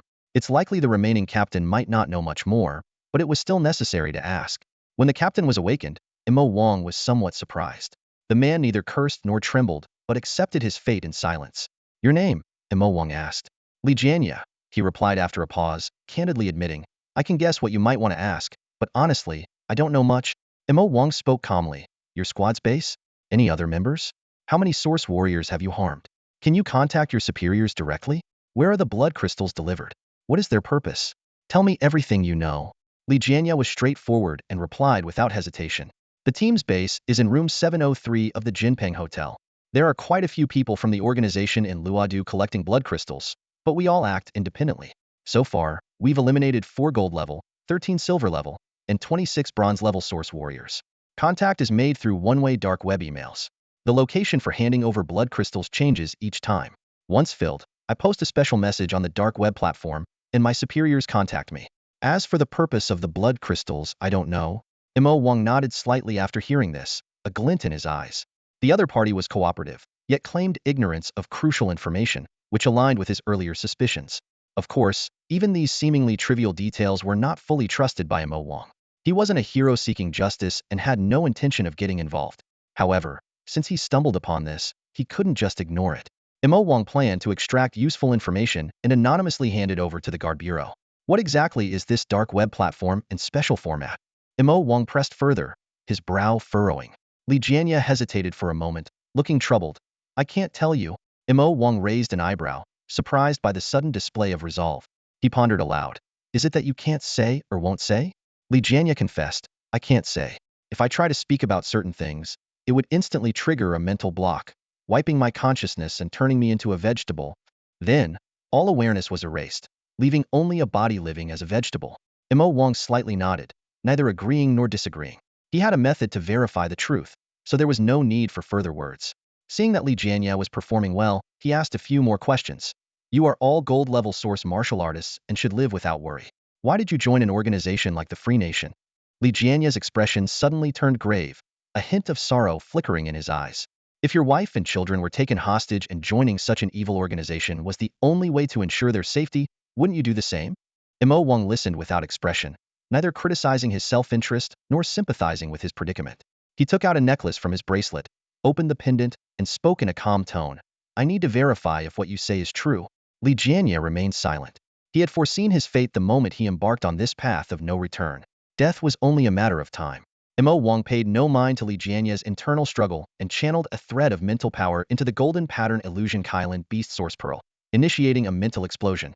Carefully, he guided this force into Li Jianye's consciousness and indeed discovered a complex restriction embedded like a bomb. Observing for a moment, Mo Wang realized it was likely a high-level source technique, beyond his current ability to disarm without triggering the restriction. With no other option, Mo Wang avoided the restriction and used a mental explosion to dismantle Li Jianye's self-will.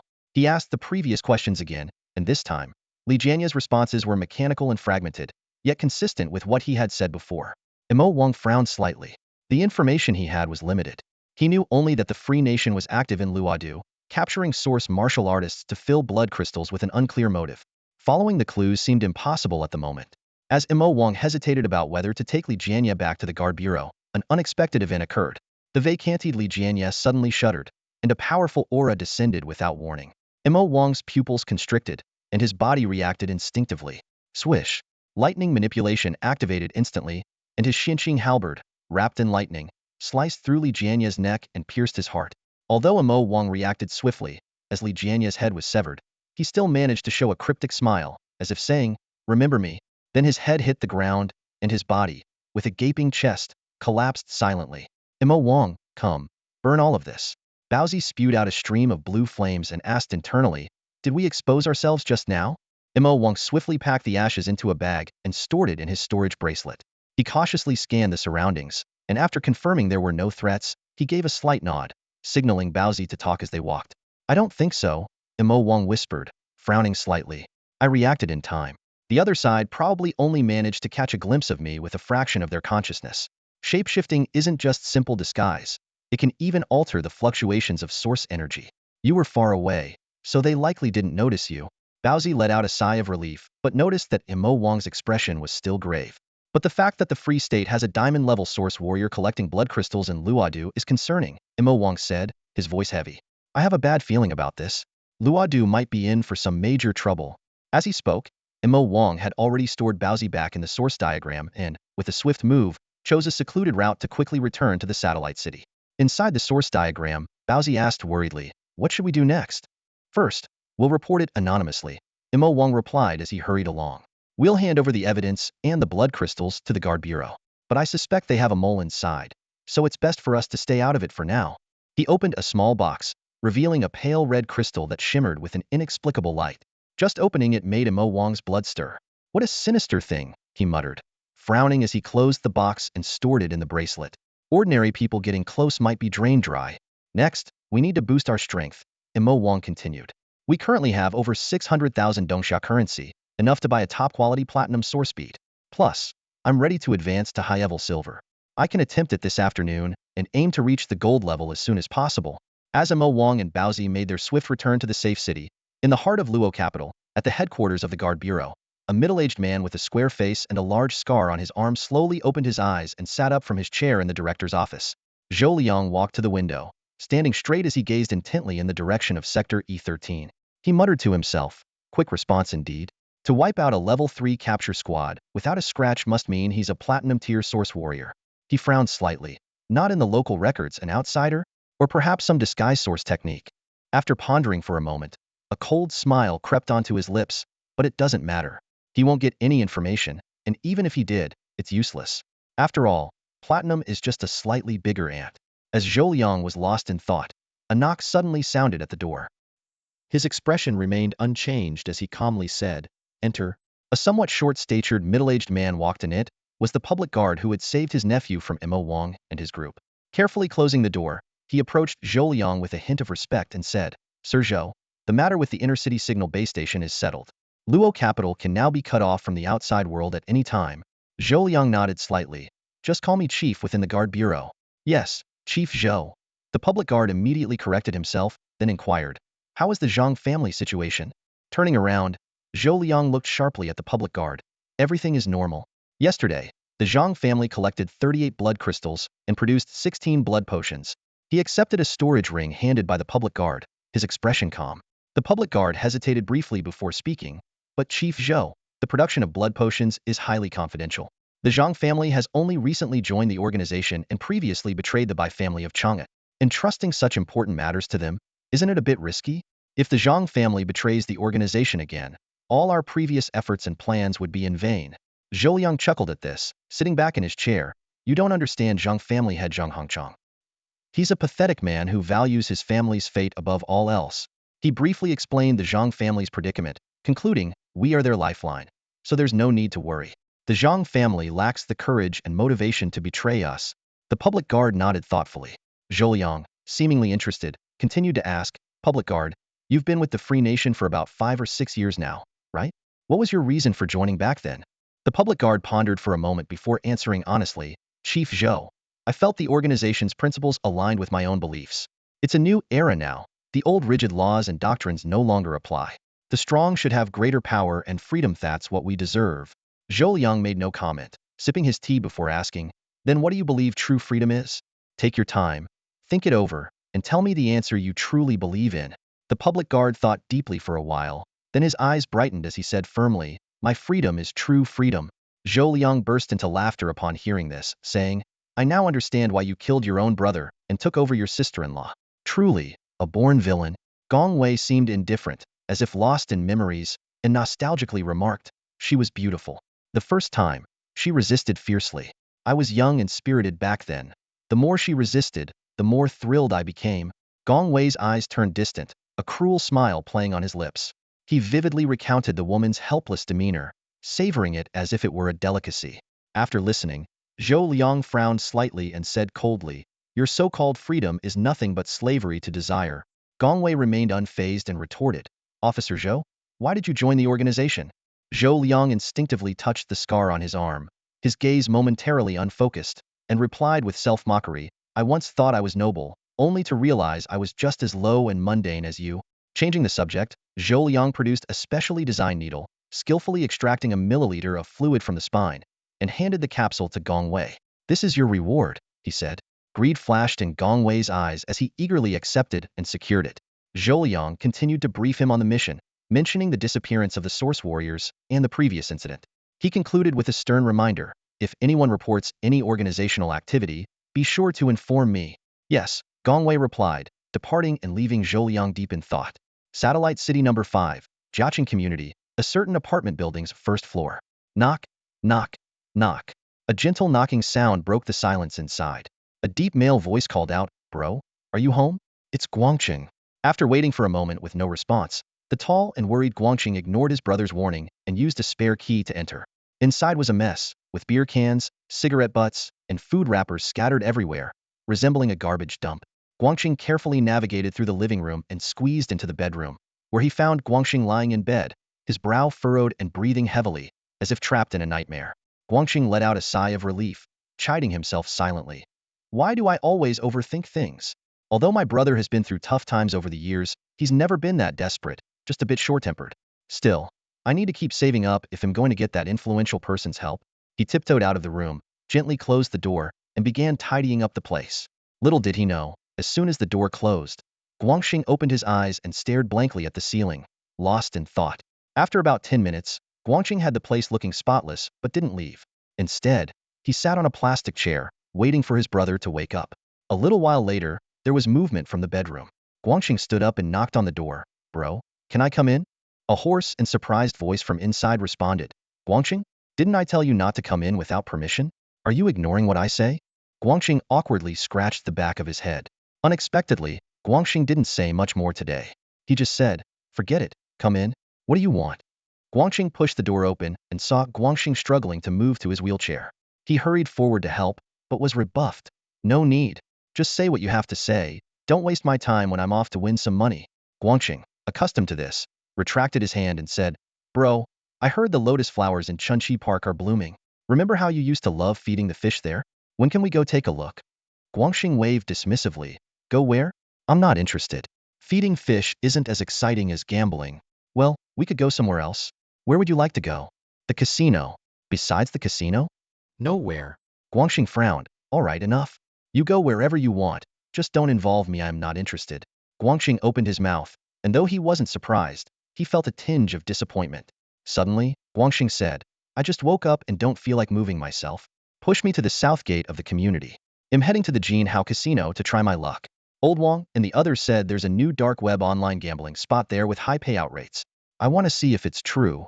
Guangxing was both surprised and pleased because his brother usually preferred to wheel himself around, rather than let him help. This kind of request was rare.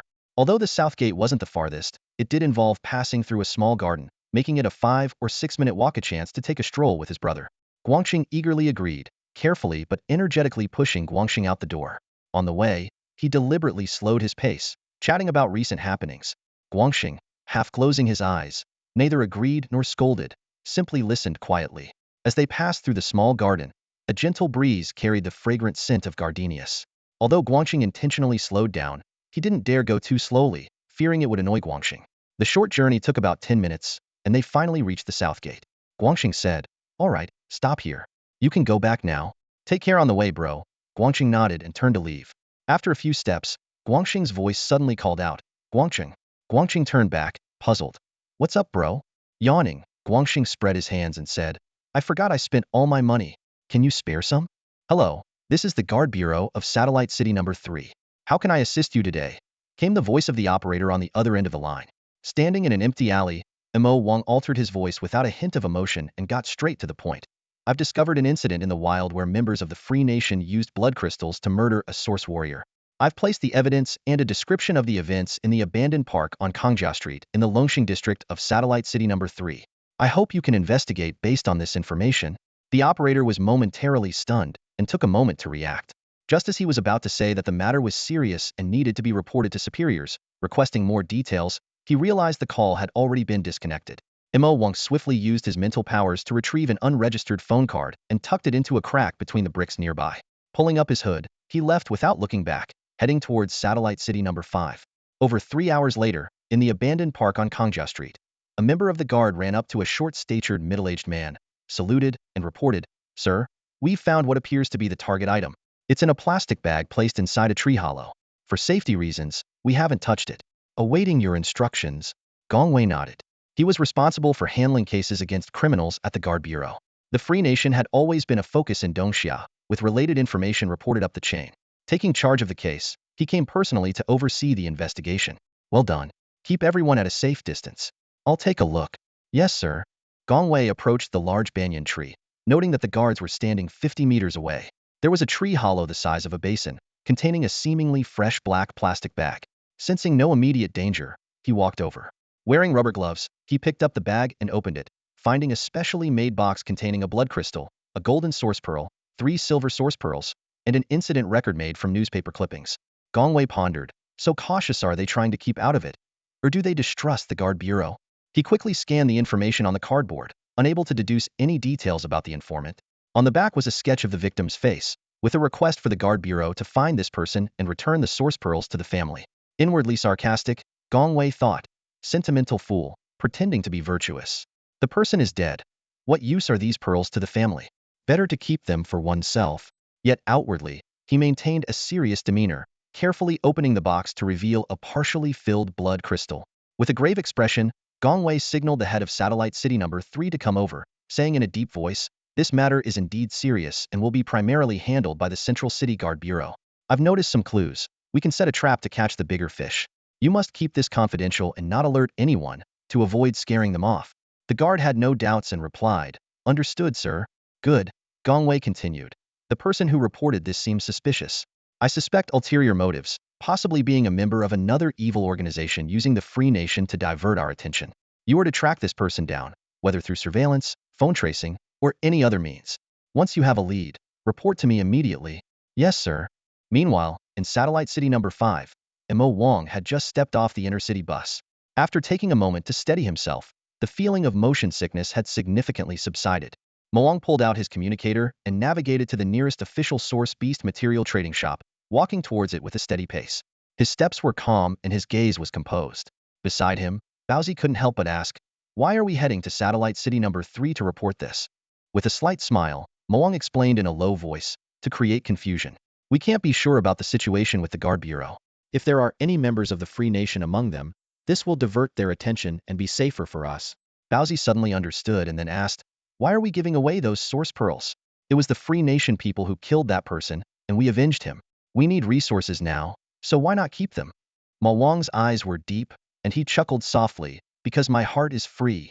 Seeing Bowsy's puzzled expression, Ma Wang patiently explained, when I first saw that person being surrounded, I chose to stand by because I wasn't sure about either side's stance.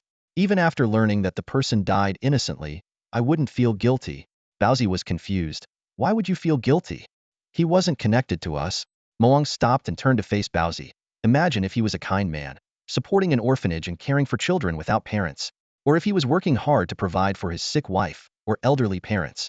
If you knew you could have saved him but chose not to, would you feel guilty? Bowsy's eyes welled up, and he choked out. I feel so guilty now, Ma Wang. Why didn't we save him?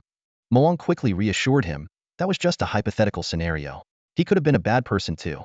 The important thing is that our decision not to intervene was right at the time, and we shouldn't regret it based on the outcome. Life will present many similar choices, and what matters is keeping our hearts clear and not being troubled by distractions. Bowsy pondered, is that what you mean by my heart is free? Ma Wang chuckled softly, no, they don't have much to do with each other. What does it mean for my heart to be free? Mo Wang gave a serene smile, a glint of wisdom in his eyes. Freedom is the ability to choose from within, to say something simply because you want to do something just because you feel like doing it, to take a path merely because you wish to walk it. All of this has nothing to do with others or the outside world. I create my own space. He paused and continued. The opinions of others, whether praise or criticism, are irrelevant to me. I have my own standards of judgment. Like when I gave the bronze secret realm to Jianzhong, it was purely because I wanted to, not to please anyone or seek a reward. Similarly, returning the source pearl this time is solely my own decision. Bowsy was bewildered but instinctively asked, but if everyone pursued this kind of freedom, wouldn't society descend into chaos? Mo Wang's eyes showed a hint of approval as he smiled. Good question. This I want doesn't come from nowhere. It requires understanding and respecting others, conversing with your own heart, and having a recognition and reverence for the world. With these as a foundation, true freedom can be nurtured. After a brief pause, he added, there's a line in a novel that captures this idea. The freedom of the strong must be bounded by the freedom of the weak. Bowsy nodded thoughtfully, his eyes gradually lighting up with understanding. At that moment, the source map within Mo Wang suddenly emitted a brilliant light, resonating with some grand existence. Everyone in the safe city of Luodu experienced a moment of clarity, as if they better understood their lives' direction. Yet, this feeling vanished as quickly as it came, like a fleeting dream. Meanwhile, in the source monitoring room of the Eastern Xiao War God Hall, a distinguished woman sat cross-legged in front of a colorful stone. Suddenly, the stone emitted unusual vibrations. She opened her eyes, stepped forward, and placed her hand on the stone, connecting with the Earth star's source. A moment later, her brow furrowed, a trace of confusion in her eyes. Just then, the figure of a spirited old man appeared, asking gravely, Lin Lan. The monitoring room reported an anomaly in the source stone. Is it the emergence of a new high-level secret realm? Or have a purple crystal or sterantimony-level source beast left the realm and invaded Earthstar? Has a new high-level secret realm appeared? Or have amethyst or star tungsten-level source beasts left the secret realm to invade Earthstar? Lin Lan shook his head, his voice hoarse yet magnetic. Neither. Someone has touched the threshold of enlightenment, causing a resonance with the source. The tall elder's eyes brightened with delight. Is the disturbance happening in our Dongxia? Yes, in the Zhongyuan province. Good, good, good. Even the usually composed medical sage, Chu Miao, couldn't hide his joy. He understood well that ascending to the star tungsten level requires recognition from the Earth star source, a unique threshold that cannot be crossed by talent alone without cultivating the heart. Chu Miao calmed himself and pondered, in Zhongyuan province, could it be Yuan Feibai or Yishan? Or perhaps Yin Boyan, Qin Xinzi? Suddenly, a thought crossed his mind, and he asked, Lin Lan, what is the extent of the aura this person has triggered? Noticing Lin Lan's peculiar expression, Chu Miao was puzzled. What's the matter? Lin Lan hesitated for a moment. The source aura they've triggered is significant, but it's hard to specify. The whole process was so brief, almost fleeting. I suspect this person's realm is too low to withstand the manifestation of the source's recognition of the Tao. Hearing this, Chu Miao became even more delighted, laughing, Lin Lan, you've just joined the War God Hall, so you might not be aware. There are indeed records of such occurrences. As you said, when one hears the Tao at a low realm, it can cause a source fluctuation, but it is very short-lived. He mused. It seems Zhongyuan province has produced a promising talent. I wonder what their current realm is: diamond, platinum, or gold. How old are they? But none of that really matters. As long as they grow, they will surely become a pillar of our Dongxia's new generation. Lin Lan was intrigued by Chu Miao's previous remark. Elder Chu, has this happened before? Chu Miao nodded with a smile. Every generation has a few individuals who defy conventional understanding, with talent and character that surpass their peers. In my generation, people like Li Tianyuan and Wan Yin were such individuals. Li Tianyuan, that old drunkard, even managed to draw the source at a low platinum level. That's why your history books now mention the early disaster period when the safe city of Shangjing was attacked by 4 amethyst source beasts, leading millions of source beasts. Li the drunkard fought them alone, took a swig of blood-stained liquor, and became star tungsten. Then how he sliced through them like vegetables, turning the tide of battle. That old rascal was so proud. He waved around the history book in front of me all the time. With a huff, Chu Miao glared and said, "Humph. If my Yuan 2 ability were suited for combat, he wouldn't have had the chance to steal the spotlight back then." Lin Lan maintained a polite smile, patiently waiting for Chu Miao to finish his complaint. She softly asked, "Who from the younger generation stands out?" Chu Miao suddenly fell silent and sighed deeply before responding. "There are 5 from the younger generation who have achieved such feats, with 2 being particularly remarkable. They are close friends, like brothers, and managed to harness the Tao origin while still at the high golden level, with limitless prospects ahead." He paused. "Their names are Jin Hongjin and Bai Yu." Jin Jun and the commander? Lin Lan frowned slightly. "I've heard about them. It seems Jin Hongjin schemed against Bai's family, taking over their assets. Only the commander's child and brother-in-law survived, left to wander." Chu Miao nodded, sighing. "Bai Yu is a good young man, truly a good young man. He's straightforward, sincere, smart, and witty. If he didn't already have a partner, I would have introduced Qingwei to him." He recalled, the Bai family had great values. Their business profits were used to improve the people's living standards. They genuinely practiced taking from the people and giving back to the people. Chu Miao shook his head in regret. "But the incident 8 years ago, we had no direct evidence. Even if we did, we couldn't take on Jin Hongjin, who had reached the star anemone level. He was entangled with too many interests, and the matter was hastily concluded. In this, we in Dongxia truly failed the Bai family." Lin Lan remained silent, not particularly interested in family feuds, but due to her personal experiences, she felt a twinge of sympathy for the commander's son, whom she had never met. Chu Miao suddenly grew serious. "Lin Lan, since you've joined the Temple of War, you're bound to cross paths with Jin Hongjin. I urge you not to be deceived by his gentle scholarly demeanor. Keep your distance. He's dangerous, and no one knows what he's really thinking." Lin Lan was a bit surprised by Chu Miao's apprehension toward a younger person. However, she understood he was looking out for her and nodded earnestly. "I understand, Mr. Chu." In satellite city number 5 of Luodu, Mo Wang arrived at an official source beast materials trading shop called Ziho Commerce. The shop was bustling with activity. On the first floor, low-tier items of bronze and silver levels were displayed. Source beads and source beast parts were densely arranged in glass counters, with simple packaging. Customers were coming and going, haggling over prices. The second floor was the gold-tier materials section, with far fewer visitors. Each item was accompanied by detailed images and descriptions of source beasts, giving it the appearance of a high-end jewelry store. Mo Wang headed straight to the counter and sold his day's harvest and spoils. After a quick count, the clerk transferred over 100,000 Dongxia currency to him. Mo Wang checked his balance, which was over 635,000, aligning with his expectations. "Do you sell platinum-tier source beads here?" Mo Wang asked casually. The clerk's eyes lit up, and he eagerly explained, "Yes, sir. Although we are a branch and don't directly handle platinum-level items, we are connected to the main store's inventory. You can place an order here, and if we have it in stock, it can be delivered quickly." Mo Wang nodded and probed. "I'm interested in a platinum-tier nether ghost spider source bead. Do you have any in stock?" The clerk looked troubled. "I'm very sorry, we don't have any in stock at the moment. Would you like to consider other platinum source beads?" Mo Wang declined politely and left. He found a quiet place and dialed a cross-city number. The call was quickly answered by a gentle female voice. "Hello? Major AI, it's Mo Wang." "Mo Wang, is there something you need?" AI Su set down the document she was holding, her tone carrying a hint of surprise. Mo Wang got straight to the point. "Major AI, I'm looking to buy a platinum-tier nether ghost spider source bead. Do you have any in stock?" AI Su thought for a moment. "Yes, we have 4 in the warehouse. We were planning to send them to various safe cities next week, but since you need one, I can sell you one. How does 510,000 Dongxia currency sound?" Mo Wang agreed readily. "No problem. How should I make the payment?" AI Su replied. "I'll send you an account shortly. However, it might take 2 to 3 days to ship it from here. I'll message you when it arrives, so keep an eye out." "Okay, thank you."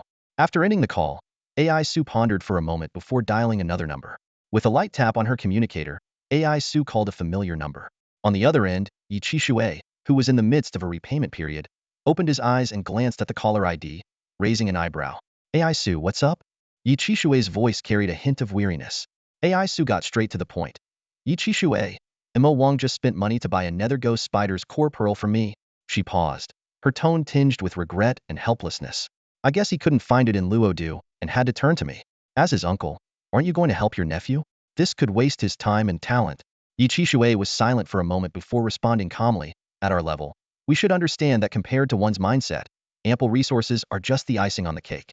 Besides, the Bronze Secret Realm is Mo Wang's own choice, and he has the ability to acquire what he needs. AI Su sighed softly. So that's one of the reasons you haven't seen Mo Wang in 8 years? Laying the groundwork for the Star Antimony stage so early isn't that a bit rushed? Let things take their natural course, Yi Chishui replied indifferently. From being the eldest son of a top family to a homeless orphan, his resilience and awareness will carry him far. Shaking her head, AI Su shifted the topic. The Platinum Secret Realm you provided is developing smoothly. My mentor agreed to the initial deal. He also said if you ever need help, feel free to reach out to him. Yi Chishui responded calmly. If I need it, I will. Please thank General Joshian for me.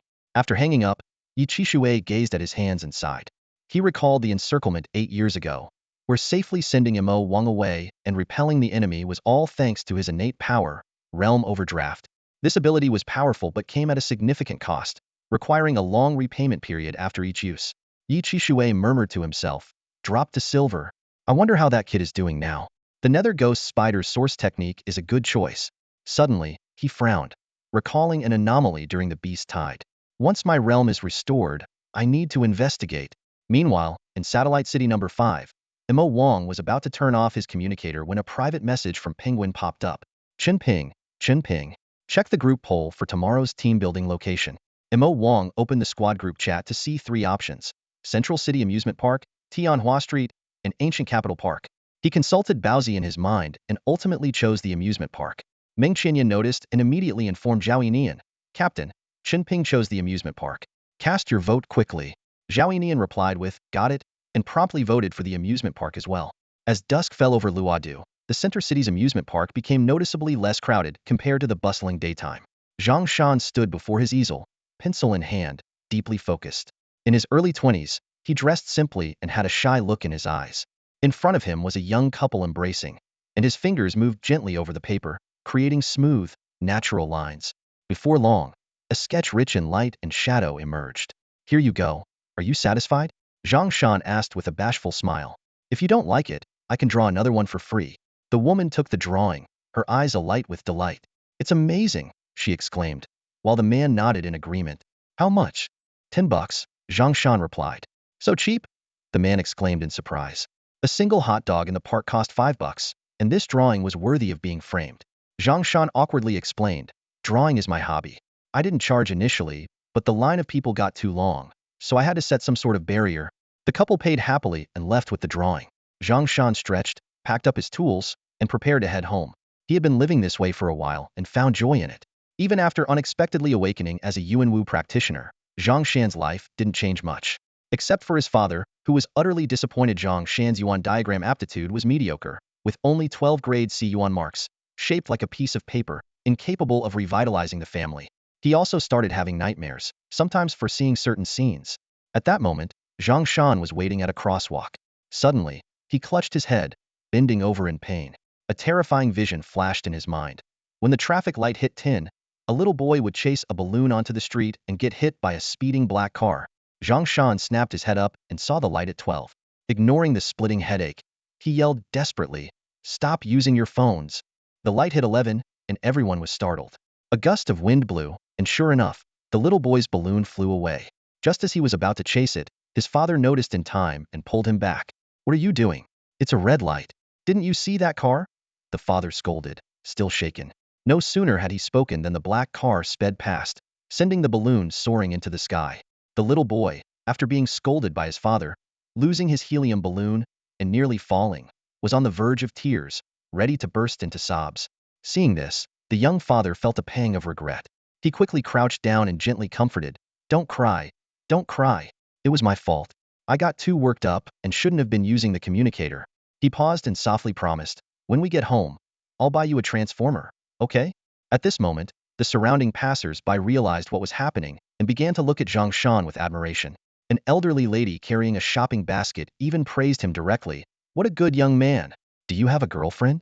Zhang Shan blushed instantly, stammering without a reply. The young father, with his child, approached Zhang Shan and gratefully shook his hand. Thank you so much, my friend. Without your reminder, I can't imagine what might have happened. He sincerely asked, could you tell me where you live? I must send you a banner of gratitude. Zhang Shan waved his hand repeatedly. No need, no need. It's the right thing to do.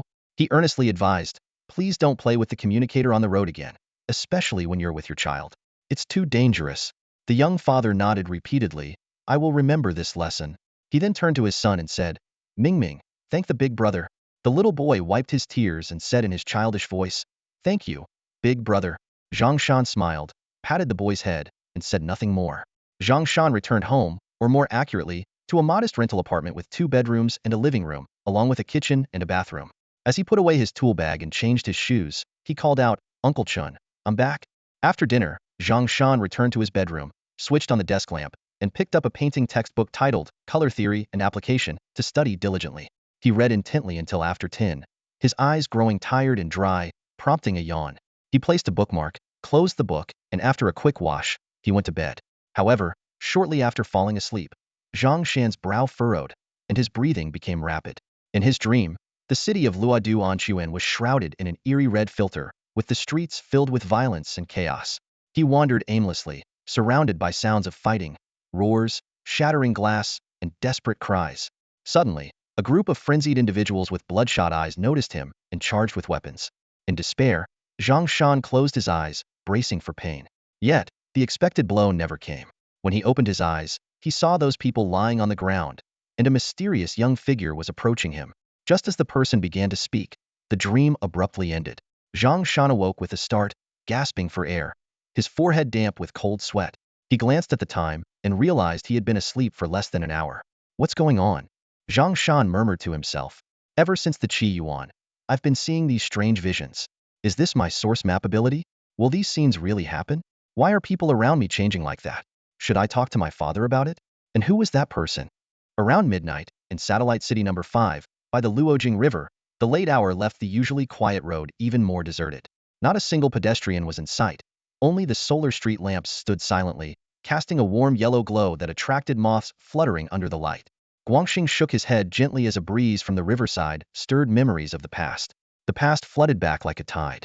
The lotus flowers blooming in Chunchi Park, the playful koi fish, the pride when his brother became a source warrior, the joy of acing exams, the excitement of moving into a new home, the pain and guilt when disaster struck. These fragments of memory intertwined in Guangxing's mind, each as vivid as if it were yesterday. He gazed silently at the moon's reflection shimmering in the water. The frail figure in the wheelchair seemed to wear a mask devoid of expression.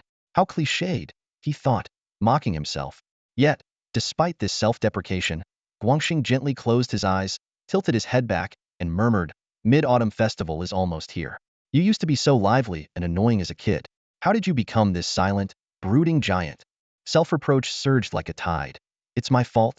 I'm sorry, Guangxing. Your cowardly brother shouldn't hold you back anymore. Guangxing reached out to turn his wheelchair, slowly moving toward the riverbank. His eyes showed no fear of death, no resentment toward life, just a quiet resignation. These emotions had long since been eroded by hardship. It's time to end this, Guangxing thought. However, just 4 or 5 meters from the riverbank, he heard footsteps behind him. He stopped, expressionless, calculating whether it was a passerby or a potential mugger. Either way, it didn't matter. If it was the latter, all the better, had nothing to lose and no fear of death, which might add an unexpected twist to the situation. Turning his head, Guangxing saw, under the streetlight, a young man in his 20s approaching. What caught his attention was that the man had only one ear. The young man with one ear looked at Guangxing and walked straight towards him with a peculiar smile, saying, You're Guangxing's brother, right? Guangxing frowned, cautiously sizing up this stranger. The fact that the man not only knew his identity but approached him with such an eerie demeanor was no coincidence. Instinctively, he tightened his grip on the wheelchair's armrest and asked in a deep voice, Who are you? What do you want? Guangxing's lips curled into a cryptic smile. Oh, quite cautious, aren't you? But it's useless. I've already done my homework. Guangxing, resident of Unit 102, Building 09, Jiaqing Community. Gambler. Brother of Guangxing, a member of Zhao Yinyan's team. Am I right? A sense of dread washed over Guangxing. This person knew so much about him, clearly indicating ill intentions. He forced himself to remain calm and replied coldly, "What exactly do you want?" Meanwhile, he discreetly reached for his pocket, intending to warn Guangxing with a call. Unfortunately, such a small move was futile in front of a high-level golden source practitioner like Gong Sheng. He effortlessly snatched away Guangxing's communicator, smiling smugly. "Relax, I just need a small favor from you." Before Guangxing could react, Gong Sheng suddenly launched his golden source technique mental hypnosis. As an ordinary person, Guangxing was defenseless, feeling the world spin as his consciousness began to blur. Amidst the haze, a strange voice echoed in his mind. "You've bought a charm for safety, wanting to give it to your brother Guangxing." Even in his muddled state, the mention of Guangxing jolted Guangxing, desperately trying to stay alert. "No, that's not right. You, you want to do something to Guangxing?" Gong Sheng raised an eyebrow, somewhat surprised. He had only used 40% of his power and hadn't expected this disabled man to resist. He decided to take it seriously, increasing his efforts to continue the hypnosis. "You want to give the charm to Guangxing?" Guangxing's consciousness was pushed to the brink, like a flickering candle in the wind. Yet, he fought on. "No, Guangxing mustn't give." Gong Sheng cursed under his breath, "Troublesome," and shifted tactics to gently coax. "Guangxing faces danger hunting source beasts outside. You want him to return safely, don't you?" "Yes, yes." Guangxing's awareness wavered, but he kept struggling. Gongxing pressed on. "So giving him the charm for safety is perfectly normal, right?" "Yes, you know." Yes. Guangxing tried to resist, but ultimately, he couldn't withstand the full power of the golden source technique. Moments later, he was expressionless, speaking calmly. "Yes, I want to give Guangxing the charm to protect him." Gong Sheng smiled triumphantly, handing a simple charm to Guangxing. "You bought this on the street. Call Guangxing and tell him to come get it before he leaves town next time." "Okay, I'll do that," Guangxing replied mechanically. Gong Sheng nodded in satisfaction and snapped his fingers. "Now, you'll forget you ever saw me. Nothing happened just now. You're just heading home." "Yes, I haven't seen you before, and nothing just happened. I'm on my way home." Gong Sheng slowly walked a little further away and flicked his long fingers lightly. The sharp snap of his fingers pierced the night sky like an invisible lightning bolt striking Guangxing. He jolted suddenly, his eyes shifting from confusion to clarity as he looked around in bewilderment. All he could see was a stranger walking away with his back turned. Guangxing rubbed his temples and murmured to himself, "Is this the Luojing River? How did I end up here?" He sniffed the collar of his clothes, overwhelmed by the strong scent of alcohol. Could I have wandered here in a drunken stupor? A wave of disorientation hit him, as if something important had slipped from his memory. As he pondered deeply, he felt something unusual in his hand. Guangxing instinctively raised his hand to find a talisman for safety. In an instant, all his doubts vanished, replaced by sudden clarity. "That's right. I bought this talisman on street today to give to Guangcheng." He carefully tucked the talisman into his pocket, as if it were the most precious treasure in the world. Then, he began to wheel himself slowly towards home. In the shadows afar, Gongsheng witnessed the entire scene, a cold smile playing on his lips. He muttered to himself, "The hypnosis technique is indeed effective, not only getting women to comply but also serving a great purpose now." He touched the locator in his pocket, a glint of malice in his eyes. "Zhao Yinian, the day you leave the city will be your last." Gongsheng glanced once more at Guangxing's retreating figure and sneered, "As for you, just a pawn. Once you've delivered the talisman, you can die. No loose ends. None of you will survive." With that, he turned and vanished into the night. In the distance, Gongsheng stood in the shadows beyond the reach of the streetlights, watching the scene unfold with a twisted smile. The world is always like this, whether nearby or far away, constantly unfolding events behind the scenes that impact people's lives. Some are good, like buying a lottery ticket with a big prize. But since the draw hasn't happened yet, life continues as usual, following the same routine. Others are bad, like stepping on a watermelon rind carelessly discarded by someone and taking a nasty fall that lands you in the hospital. However, just like the lottery, the time hasn't come yet, and life's rhythm remains unchanged, unable to avoid that destined slip. The wheels of fate turn in secret, yet few ever notice. Emma Wang and his friends arrived as planned, driving towards the amusement park in Central City. The scenery outside the car window sped by, and Emma Wang, resting in the passenger seat, was relieved not to feel his usual motion sickness. He recalled yesterday's success with Baozi at the Shihao Trading Company. Several high-quality source beads had allowed them both to advance to high-level silver status, doubling their strength. At the amusement park entrance, Zhao Baiwei scanned the area sharply. Where's Sister Xinting? Zhao Yinian replied with a cheerful smile. She's waiting at the entrance. She'll be here soon. Meng Qinyan raised an eyebrow playfully. Captain, should we, the third wheels, make ourselves scarce? Guangqing nodded in agreement, his expression sincere. Mo Wang chuckled. A gentleman helps others find happiness. In the distance, a graceful woman in a light yellow dress stood up from a bench and walked towards them. Zhao Yinian hurried to meet her, apologizing. Sorry, the GPS delayed us. Fu Xinting shook her head gently. I only waited a few minutes. Her gaze swept over the group, finally resting on Mo Wang. You must be Chunping. Yinian often talks about you. After some small talk, Meng Qinyan eagerly pulled Mo Wang towards the bumper cars. Let's grab a spot first. Zhao Baiwei laughed as she chased after them. Sister Qinyan, don't run so fast. Guangqing followed closely behind. This left only Zhao Yinian and Fu Xinting standing there. Just as Zhao Yinian was about to follow, Fu Xinting softly took his hand. Let's walk slowly, there's no rush. Zhao Yinian immediately stopped, nodding solemnly. Time flew by, and before they knew it, it was already afternoon. During this time, the group had almost exhausted all the amusement park attractions, from bumper cars and haunted houses to drop towers, murder mystery games, roller coasters, and craft workshops. Meng Qinyan was the most enthusiastic, her energy seemingly limitless. She drove the bumper cars recklessly, and even with Mo Wang and Zhao Baiwei teaming up, they couldn't stop her. In the haunted house, she hid behind Guangqing, screaming at every ghost. On the drop tower and roller coaster, she was so excited she couldn't stop waving her arms. During the murder mystery game, she looked utterly confused, relying entirely on Mo Wang to guide her. Finally, she made a quirky rabbit ornament in the craft workshop, thinking it was a masterpiece. The group had just gotten off the giant swing when Meng Qinyan shook her head and energetically ran towards the virtual shooting game. Zhao Baiwei tidied her wind-blown hair and noticed someone was missing. When she turned around, she saw Mo Wang still sitting, looking pale. Qinping, you don't look well. Are you feeling unwell? Zhao Baiwei asked with concern. Mo Wang shook his head, trying to suppress the nausea in his stomach as he slowly stood up. I'm fine, just a bit dizzy. I'll be okay in a moment.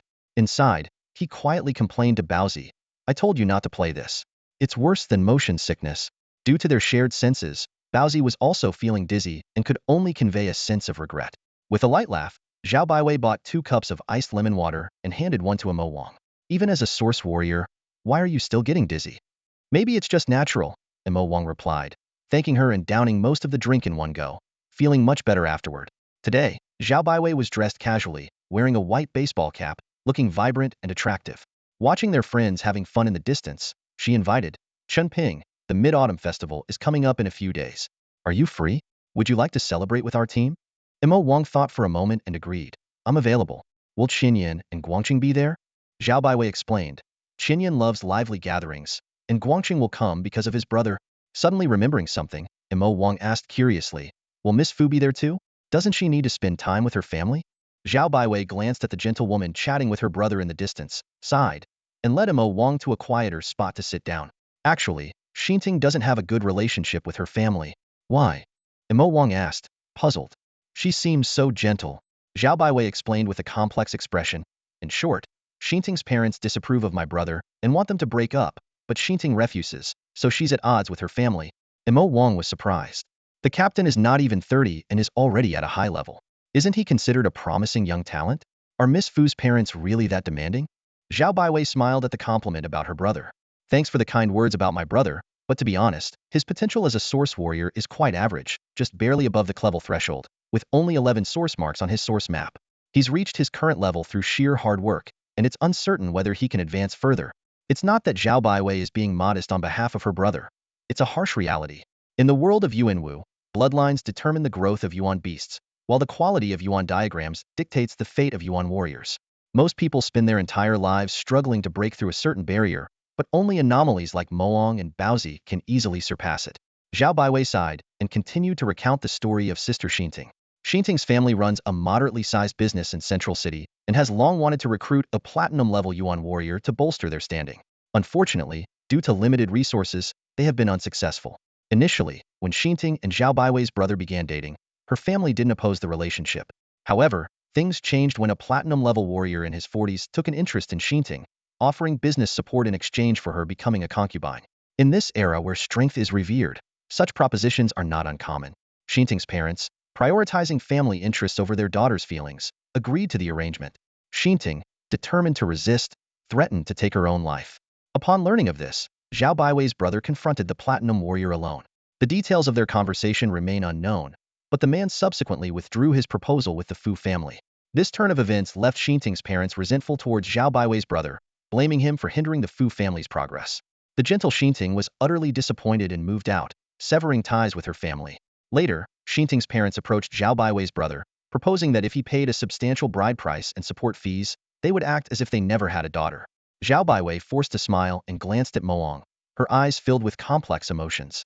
After speaking, Zhao Baiwei took a sip of lemon water to soothe her throat. Mo Wang listened thoughtfully and asked, "What does the team leader think about this?" Zhao Baiwei shook her head and sighed, her tone filled with helplessness. "My brother is too old-fashioned." Even though Sister Xinting said not to pay attention to her parents' unreasonable demands, he's still saving up for the bride price, wanting to marry her with full propriety. She puffed her cheeks slightly, waved her fair fist, and raised an eyebrow. "If you ask me, if they truly love each other, why bother with all these formalities? Just marry her already. It's obvious Xinting's parents want to take advantage of my brother, and we shouldn't let them succeed. Besides, Sister Xinting is clearly waiting for my brother to make the first move. After all, who doesn't want to be the cherished one?" Mo Wang couldn't help but chuckle at her words. He found that although Zhao Baiwei appeared calm and composed, she was as lively as most people her age. As for matters of love, Mo Wang had little interest. He neither longed for anyone's affection nor needed emotional validation from others. This young man had a world of his own, solitary yet rich. He had his own goals and missions to accomplish, and whether someone might enter his heart in the future remained an unknown. The two chatted casually for a while until they suddenly heard Ming Qianyan calling from a distance. "Chen Ping, Baiwei, what are you two chatting about? It's time to check out the arena." Zhao Baiwei stood up and replied with a smile. "Got it, we're coming." She glanced at the time and remarked, "Today has flown by. It's already past 5, and after we watch the arena matches and try out a few more activities, it'll be time to head back." Mo Wang walked alongside and asked, "Didn't the captain mention something about going hunting tomorrow?" Zhao Baiwei nodded in response. "Yes, with the Mid-Autumn Festival approaching, my brother wants to make one last trip before the holiday, so everyone can celebrate in peace." Mo Wang nodded thoughtfully and said no more. The two walked side by side toward Ming, Qinyan, and Guangqing. On a distant bench, Zhao Yinian and Fu Xinting exchanged a smile, got up, and followed. They engaged in quiet conversation, their expressions intimate, as they trailed behind the group. Before long, they arrived at the open-air arena of the amusement park. The area was as large as a soccer field, and the surrounding seats were already filled with spectators.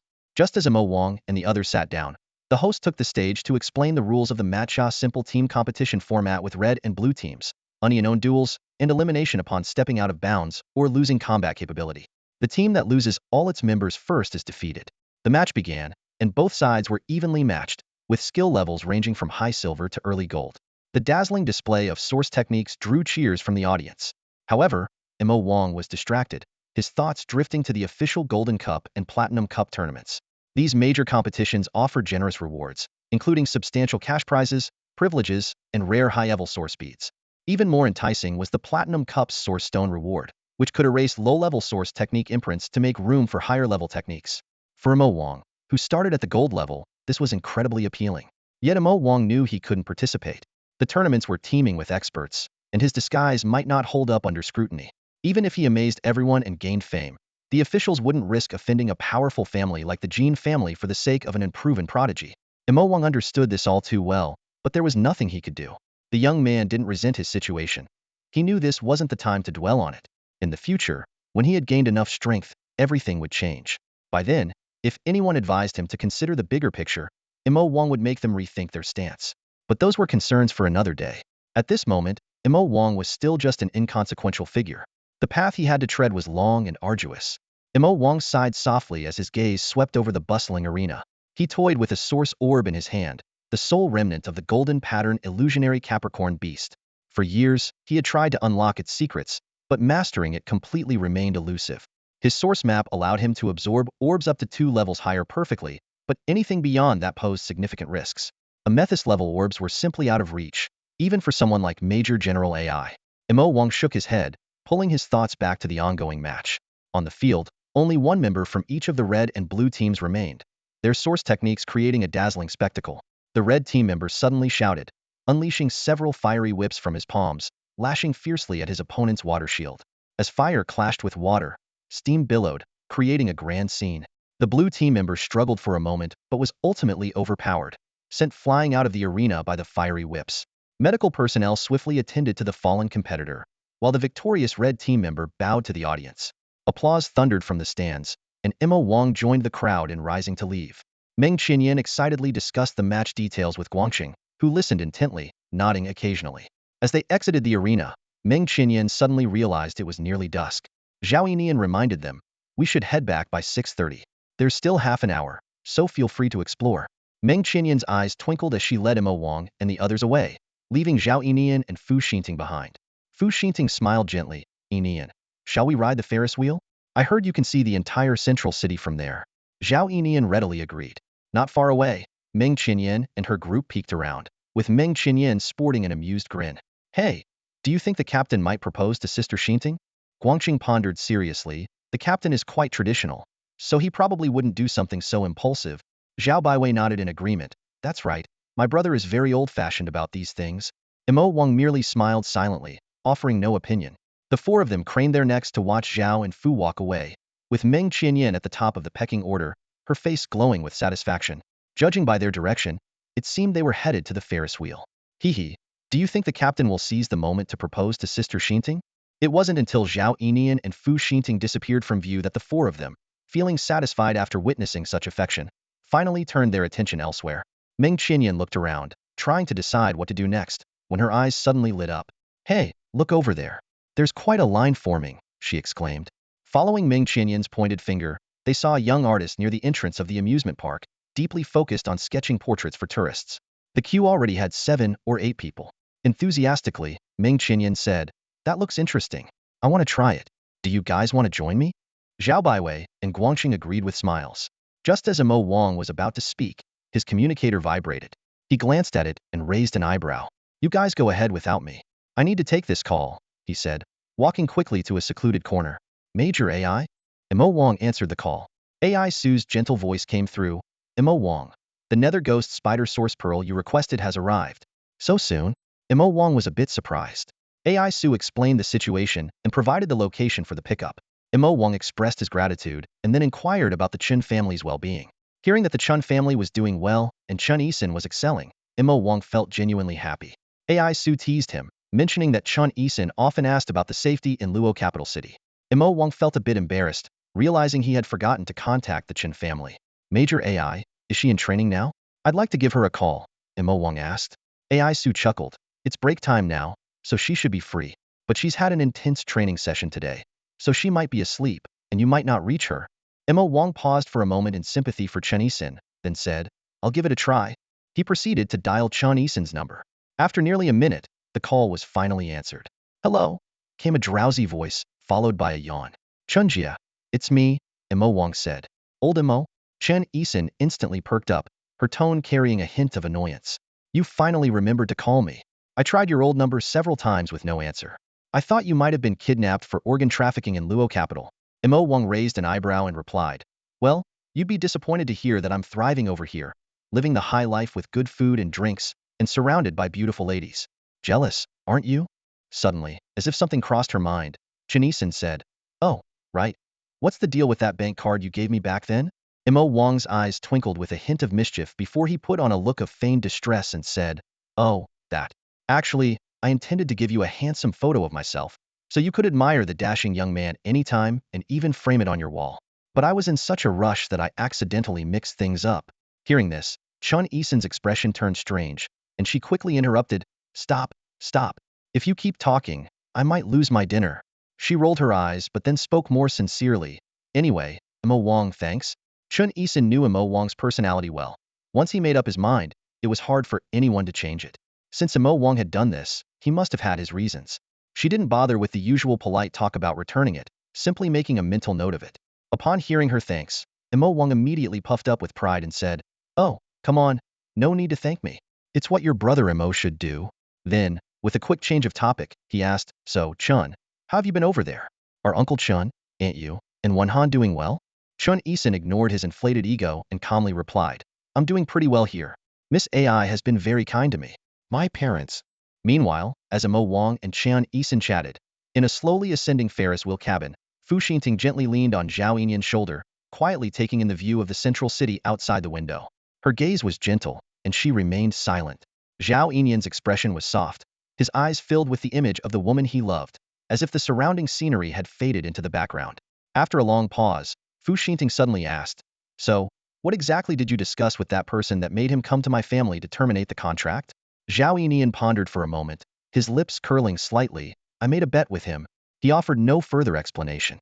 Fu Xinting intended to leave it at that, but couldn't help asking, "Can you tell me about it?" Zhao Yinyan shook his head gently. Fu Xinting squeezed his hand, a flicker of guilt in her eyes.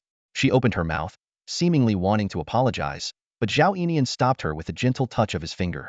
The usually serious young man now had an expression as warm as winter sunlight. Fu Xinting pressed her lips together and said no more, a warmth spreading through her heart. It felt truly wonderful to have someone like him in her life. In truth, there was one thing Zhao Baiwei hadn't told Imo Wang. Back then, when Zhao Yinyan had just reached the peak of the gold rank, he confronted a platinum source martial artist. After that encounter, Zhao Yinyan's rank fell from the peak to high level, likely halting his progress for life. However, Zhao Yinyan didn't want this story to spread, so apart from the siblings, no one knew he had ever reached the gold peak. Everyone thought he had always been at a high level. Zhao Yinyan looked out the window, where the sun was setting behind the clouds, painting the sky with a golden red hue, like flames dancing. Morning sees the sky, evening sees the clouds. After ending the call with Chen Yisan, Imo Wang left the area. From a distance, he saw Meng Qianyan and the others already in line, with other tourists behind them, so he decided not to join them. Scanning his surroundings, Imo Wang's eyes landed on a sausage stand nearby. He approached to ask about the price, but quietly turned back. 5 yuan for a single sausage seemed like daylight robbery to him. Shaking his head, he wandered alone through the amusement park. All around him were sounds of joy and laughter. Couples in matching outfits walked arm in arm, groups of college students chatted and laughed, and parents held their children's hands with excitement. Imo Wang felt a bit dazed and found a bench to sit down. He quietly observed the strangers passing by, most of them with happy smiles. Suddenly, Imo Wang sighed softly. Everyone seemed so alive. Baozi, confused, asked, "What do you mean, Imo Wang?" Imo Wang shook his head slightly and explained, "I just realized again that everyone has their own joys and sorrows, their own ups and downs. They're just like us." "Are they really like us?" Baozi still looked puzzled. "At least in terms of emotions, they are," Imo Wang continued. "But oftentimes, especially when conflicts arise, we tend to overlook this. It's as if the world revolves solely around us, and others become incomprehensible. We feel all the logic and justice are on our side, and those who oppose us are entirely in the wrong. Yet, the truth is, they are no different from us." Baozi, still in a fog, as it was less than 10 years old in human terms, asked a different question, "Imo Wang, I feel like you act differently in different situations. Which one is the real you?" Imo Wang thought for a moment, then smiled. "They're all me, or rather, all these parts together make the complete me." The more Baozi listened, the more confused it became, shaking its head, "Forget it, I can't figure it out, so I won't think about it." Just then, a cheerful children's song played nearby. "Little swallow wearing flower clothes, comes here every spring." Baozi's eyes lit up with excitement. Imo Wang, I want to play that." Following the sound, Imo Wang saw a young mother inserting coins into a kiddie ride for her 3 or 4-year-old child under the Ferris wheel. The little boy, with a runny nose, was having the time of his life on the ride. Imo Wang looked at his own body in his 20s and frowned. "Baozi, can we choose something else?" "No, look at that little boy. He's so happy. I want to play that," Baozi insisted. "Be good, listen to me. I'll buy you something delicious later," Imo Wang tried to persuade. "No, I won't be good. I want to play, Baozi whined. A few minutes later, Fu Xinting, who had just gotten off the Ferris wheel, noticed a peculiar figure in the distance. The person was crammed into a kiddie ride, standing out amidst the colorful lights and cheerful children's songs. "Yinian, look at that person. Is that Xinping?" Fu Xinting asked with a hint of doubt. Zhao Yinian followed her gaze, eyes widening, his mouth twitching. It should be, right? I didn't know he had such childlike fun." Fu Xinting hesitated. "Should we go say hi?" "Let's not. We don't want to ruin his fun," Zhao Yinian suggested. "Yeah, good point. Let's take a different route then." On the kiddie ride, Imo Wang had already spotted Zhao Yinian and Fu Xinting and deliberately turned his face away. As the cheerful song ended, an enthusiastic child's voice from the ride's speaker asked, "Little friend, you're amazing. Do you want to go again?" "Not a chance." Imo Wang muttered through gritted teeth. "Baozi, this is the 3rd round. It's time to go." Although Baozi was still a bit reluctant, it had no choice but to agree. All right, but Imo Wang, I want to play this next time too." Imo Wang chuckled. "Next time? That's never going to happen again in this lifetime. He stood up unhurriedly and smiled kindly at the little boy with a runny nose, who was staring up at him with an open mouth. This scene made the nearby young mother even more anxious. She instinctively stepped forward, her hand already stealthily resting on her phone, ready to dial an emergency number at any moment. Emma Wang gave the young mother a polite smile and then quickly walked towards Zhao Yinian and Fu Xinting, who were taking a detour with their backs to him. Captain, Miss Fu, what a coincidence. Emma Wang greeted them with a smile. As long as he wasn't embarrassed, the awkwardness would fall on others. Hearing Imo Wang's greeting, Zhao Yinian was momentarily stunned but quickly turned with a smile. Ah, yes, what a coincidence. I didn't expect to see you here, Chen Ping. Not wanting Imo Wang to overthink, he added seriously, we just got here, didn't see anything. Fu Xinting discreetly pinched Zhao Yinian and took over the conversation. What Yinian means is we just passed by from another area and didn't notice you were here. Otherwise, we would have said hello. Imo Wang maintained his smile, pretending not to understand. Qinyan and the others are over on the east side, near the exit.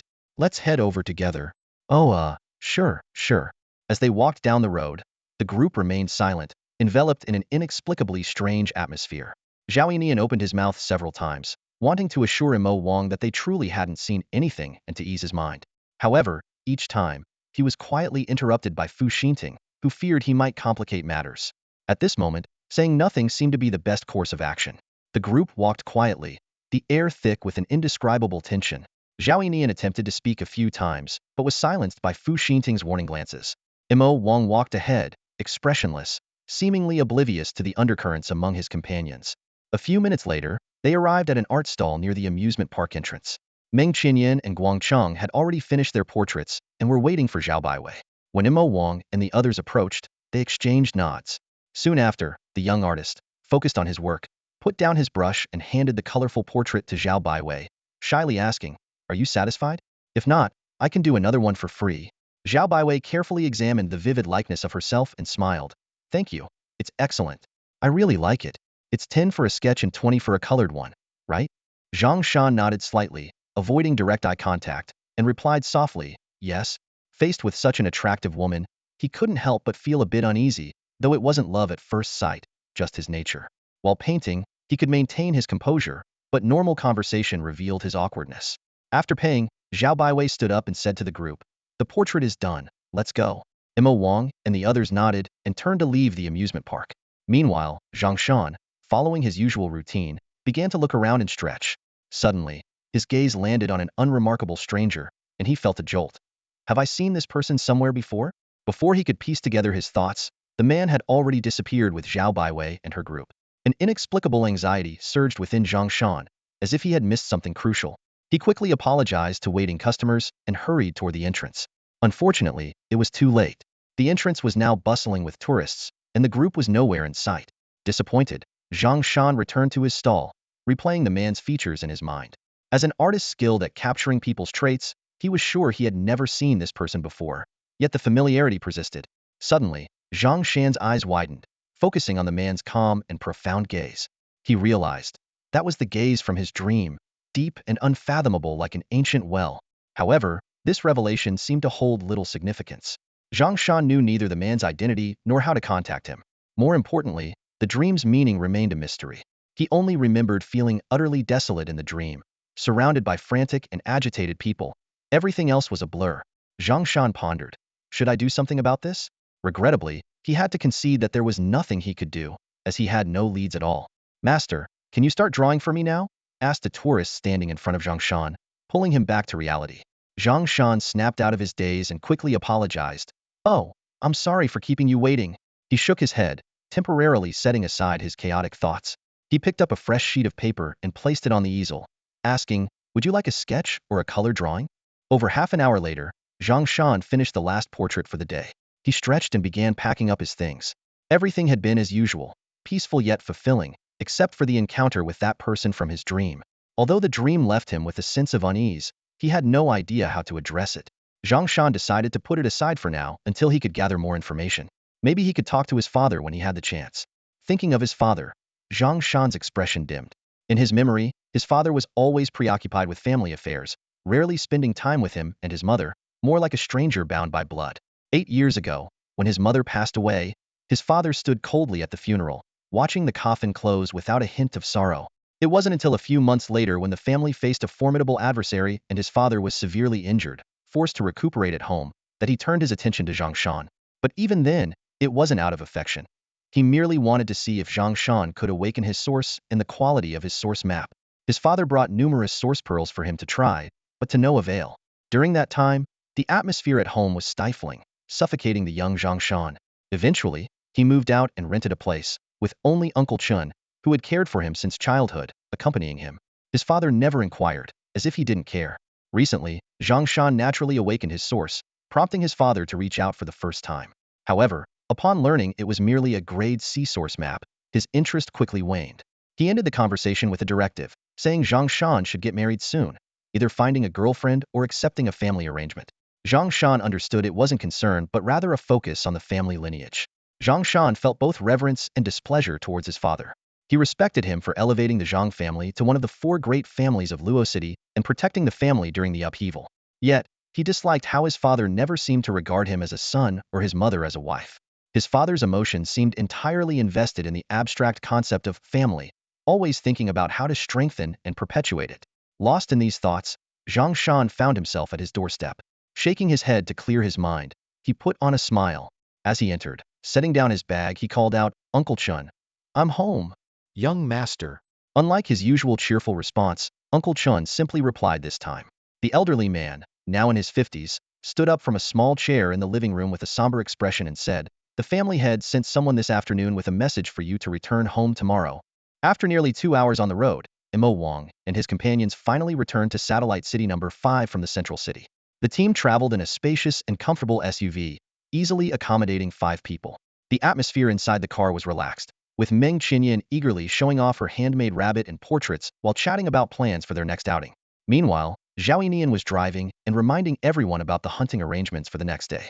After dropping off Meng Qinyan, the vehicle headed towards Mo Wang's home. As they passed Luo Jing Bank, Mo Wang maintained a composed demeanor, secretly planning to retrieve the source pearl on his own. Once he got out of the car, he watched it drive away before turning and walking towards the bank. Guangcheng arrived at Jiaqing Community and knocked on his brother Guangxing's door. When the door opened, both brothers were momentarily stunned. Guangxing's unusual smile and gentle demeanor left Guangcheng puzzled. When Guangxing handed him a safety talisman and sincerely said, "You've worked hard," Guangcheng could no longer suppress the shock within him. Years of accumulated guilt and fear surged like a tide.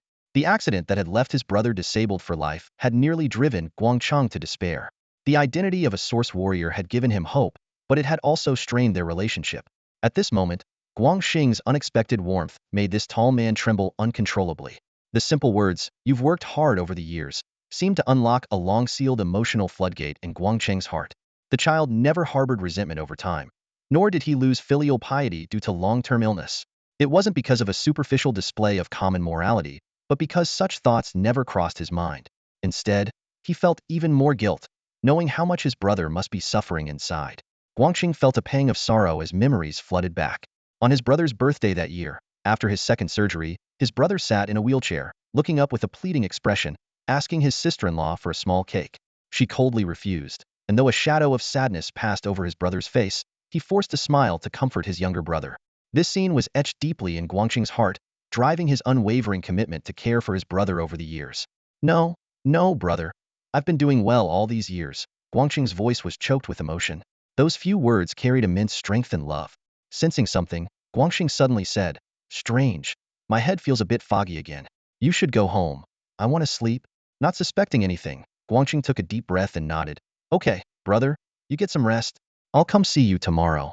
As he stepped out of the building, Guangxing felt the amulet in his pocket and couldn't help but smile. Suddenly feeling watched, he looked around but couldn't find the source. He scratched his head, dismissed the thought, and carefully tucked the amulet into the inner pocket of his jacket. Is it true? It's like a dream. Things will get better. They really will. The next day, at 6:30 in the morning, at passage 27 of the south gate of Satellite City number 5, something seemed off. Meng Qinyan noticed Guangxing's unusually cheerful expression and curiously asked about it. Guangxing proudly pulled out a red talisman from his combat suit, boasting that it was a gift from his brother the day before. Although Meng Qinyan had doubts, she wisely congratulated him, saying, "It seems your brother finally understands your good intentions." Zhao Yinian and Zhao Baiwei exchanged surprised glances, with the former patting Guangxing on the shoulder in encouragement. Mo Wang arrived late, explaining that she was delayed by an experiment. Zhao Yinian announced they would have a final 3-minute rest before setting off. Meanwhile, at Unit 102, Building 09 in Jiaqing Community, a fully armed man stood outside the door. He used his powers to make Guangxing open the door in a daze. After confirming there were no cameras, Gongxi set up a soundproof barrier and removed his disguise. With a snap of his fingers, Guangxing instantly regained his senses, and memories flooded back. Unexpectedly, Guangxing stared at Gongxi with a blank expression, which displeased the latter. Gongxi kicked Guangxing to the ground, sneering, "Do you know the true purpose of that talisman?" Gongxi cruelly announced that Guangxing and his teammates would all die because of Guangxing. However, Guangxing burst into mocking laughter. Enraged and humiliated, Gongxi kicked him again, grabbing Guangxing by the hair to question him. Despite the pain, Guangxing continued to look at him with pity and scorn, further infuriating Gongxi. In a fit of rage, Gongxi unleashed a brutal beating, only stopping when Guangxing was left battered and barely conscious. He grabbed the other person's neck and lifted him off the ground, his face twisted with rage. "What are you laughing at? Tell me, what are you laughing at?" Gongxiang was furious, his grip tightening. Yet Guangxing remained unfazed, his swollen eyes still filled with mockery. He spoke with difficulty, "Don't you already know? I'm laughing at you. Laughing at your attempt to find worth from a disabled person." The words were like a thorn, piercing deeply into Gongxiang's heart. He violently hurled Guangxing against the wall, and he slumped to the floor with a heavy thud. Coughing a few times, Guangxing continued, "Were you deprived of love as a child? Parents died early or neglected you? Is that why you're always seeking attention?" Bloodshot eyes, Gongxiang was flooded with memories. His parents died in a car accident, his uncle treated him coldly, and he sought attention through any means. In school, he flaunted his power, desperate to be noticed. The image of the young teacher he had bullied, her tearful pleas, still haunted him. "Shut up," Gongxiang roared, dislocating Guangxing's jaw. His eyes were filled with malice, yet he couldn't stifle the derision in Guangxing's gaze. Suddenly, Gongxiang calmed down, a cruel smile on his lips. He swiftly tied Guangxing up and slit his wrist. "Do you know what's worse than dying? Watching yourself die slowly." Gongxiang crouched down, grinning wickedly. "Enjoy your last moments." Before leaving, Gongxiang reinforced the soundproof barrier and locked the door. He adjusted his clothes, shook his head at his earlier loss of composure, and strode away. In the bedroom, Guangxing felt a cool sensation spreading from the wound on his wrist, bound tightly with strips of cloth. This chill seemed to expand with the loss of blood. Seeing Gongxing leave, the mocking glint in Guangxing's eyes faded quickly, leaving them dull and lifeless. Clenching his teeth, Guangxing endured the excruciating pain coursing through his body. He knew he had no other choice but to continue provoking his captor to buy time. His hopes were slim, but he was counting on Guangxing to notice the anomaly with the talisman. It was his only remaining option. Suddenly, this frail man, bruised all over, with a dislocated jaw and arm, and crippled legs, began to whimper softly. The sound was weak yet filled with agony, as if lamenting the injustices of fate or praying for a miracle. The scene shifts to over half an hour later, in the wilderness of Zone N16. "We still haven't detected any signs of the golden source beast," Captain Guangxing said after scanning the area. Zhao Yinian stood on the barren land, surveying the surroundings. Sparse, low vegetation met the eye, with no signs of source beast activity. The sky was overcast. Although the weather forecast had predicted no rain, the thick clouds and oppressive air suggested otherwise. "Let's move to the next location," Zhao Yinian decided. "Also, cancel this afternoon's hunting plan." Ever since source energy started interfering with the satellites, the weather forecasts have become unreliable. "This weather looks like it could pour any moment." The group nodded and was about to set off when Mo Wang, standing nearby, suddenly narrowed his eyes. Without hesitation, he flashed into the midst of Zhao Yinian and the others, conjuring a semi-transparent white light shield using source techniques. In the next instant, bang! For sharp ice crystals, radiating cold, shot towards them at a speed almost imperceptible to the naked eye, shattering into fragments against the shield. Mo Wang realized that given the speed of the ice crystals, warning the others to dodge would have been futile. The attacker clearly intended to waste no time, executing the strike with swift precision.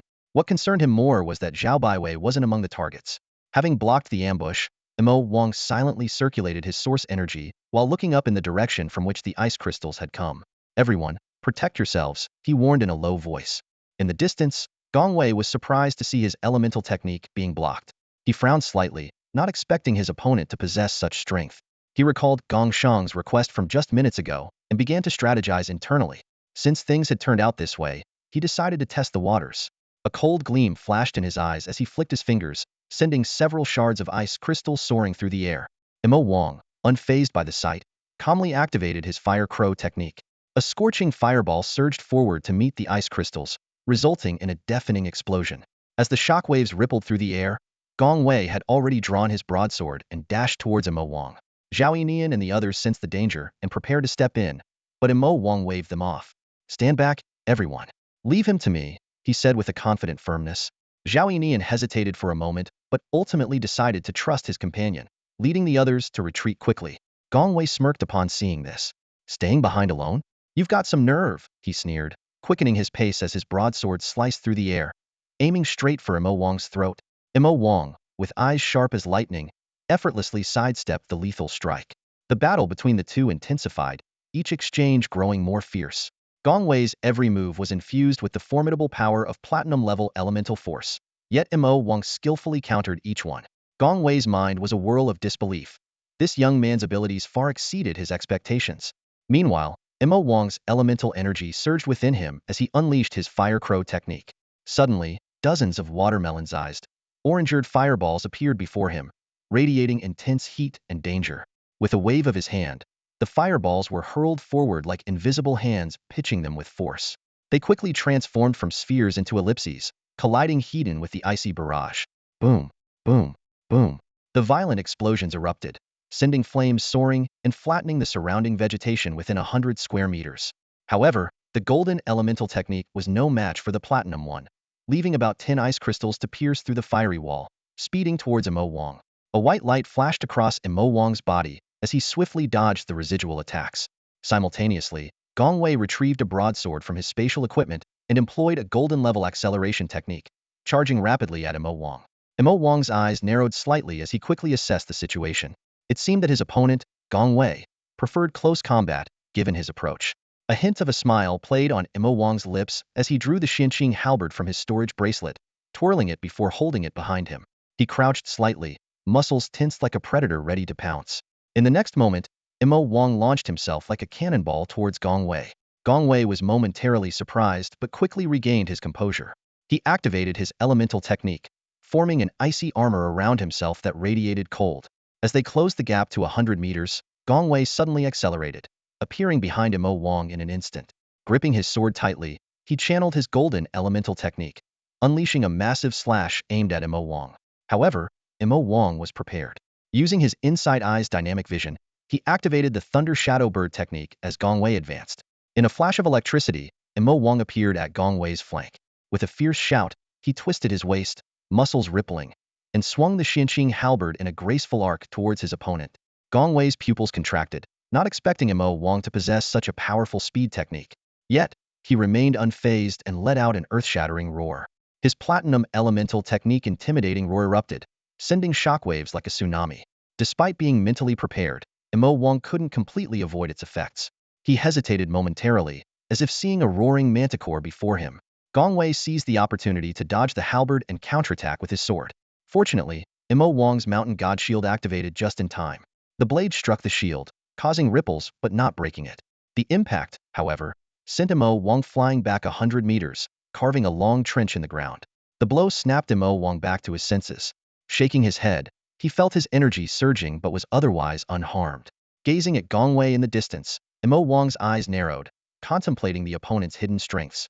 Yet, Imo Wang chuckled softly, channeling the vast energy within him that coursed like a river through his veins. If this was the extent of Gong Wei's abilities, the battle wouldn't last much longer. That's all for today. Thank you so much for watching. I hope you guys enjoyed. If you wish to have another part of this recap, please give us at least 1,000 likes. Please don't forget to comment and subscribe to our channel for more content like this. Until next time.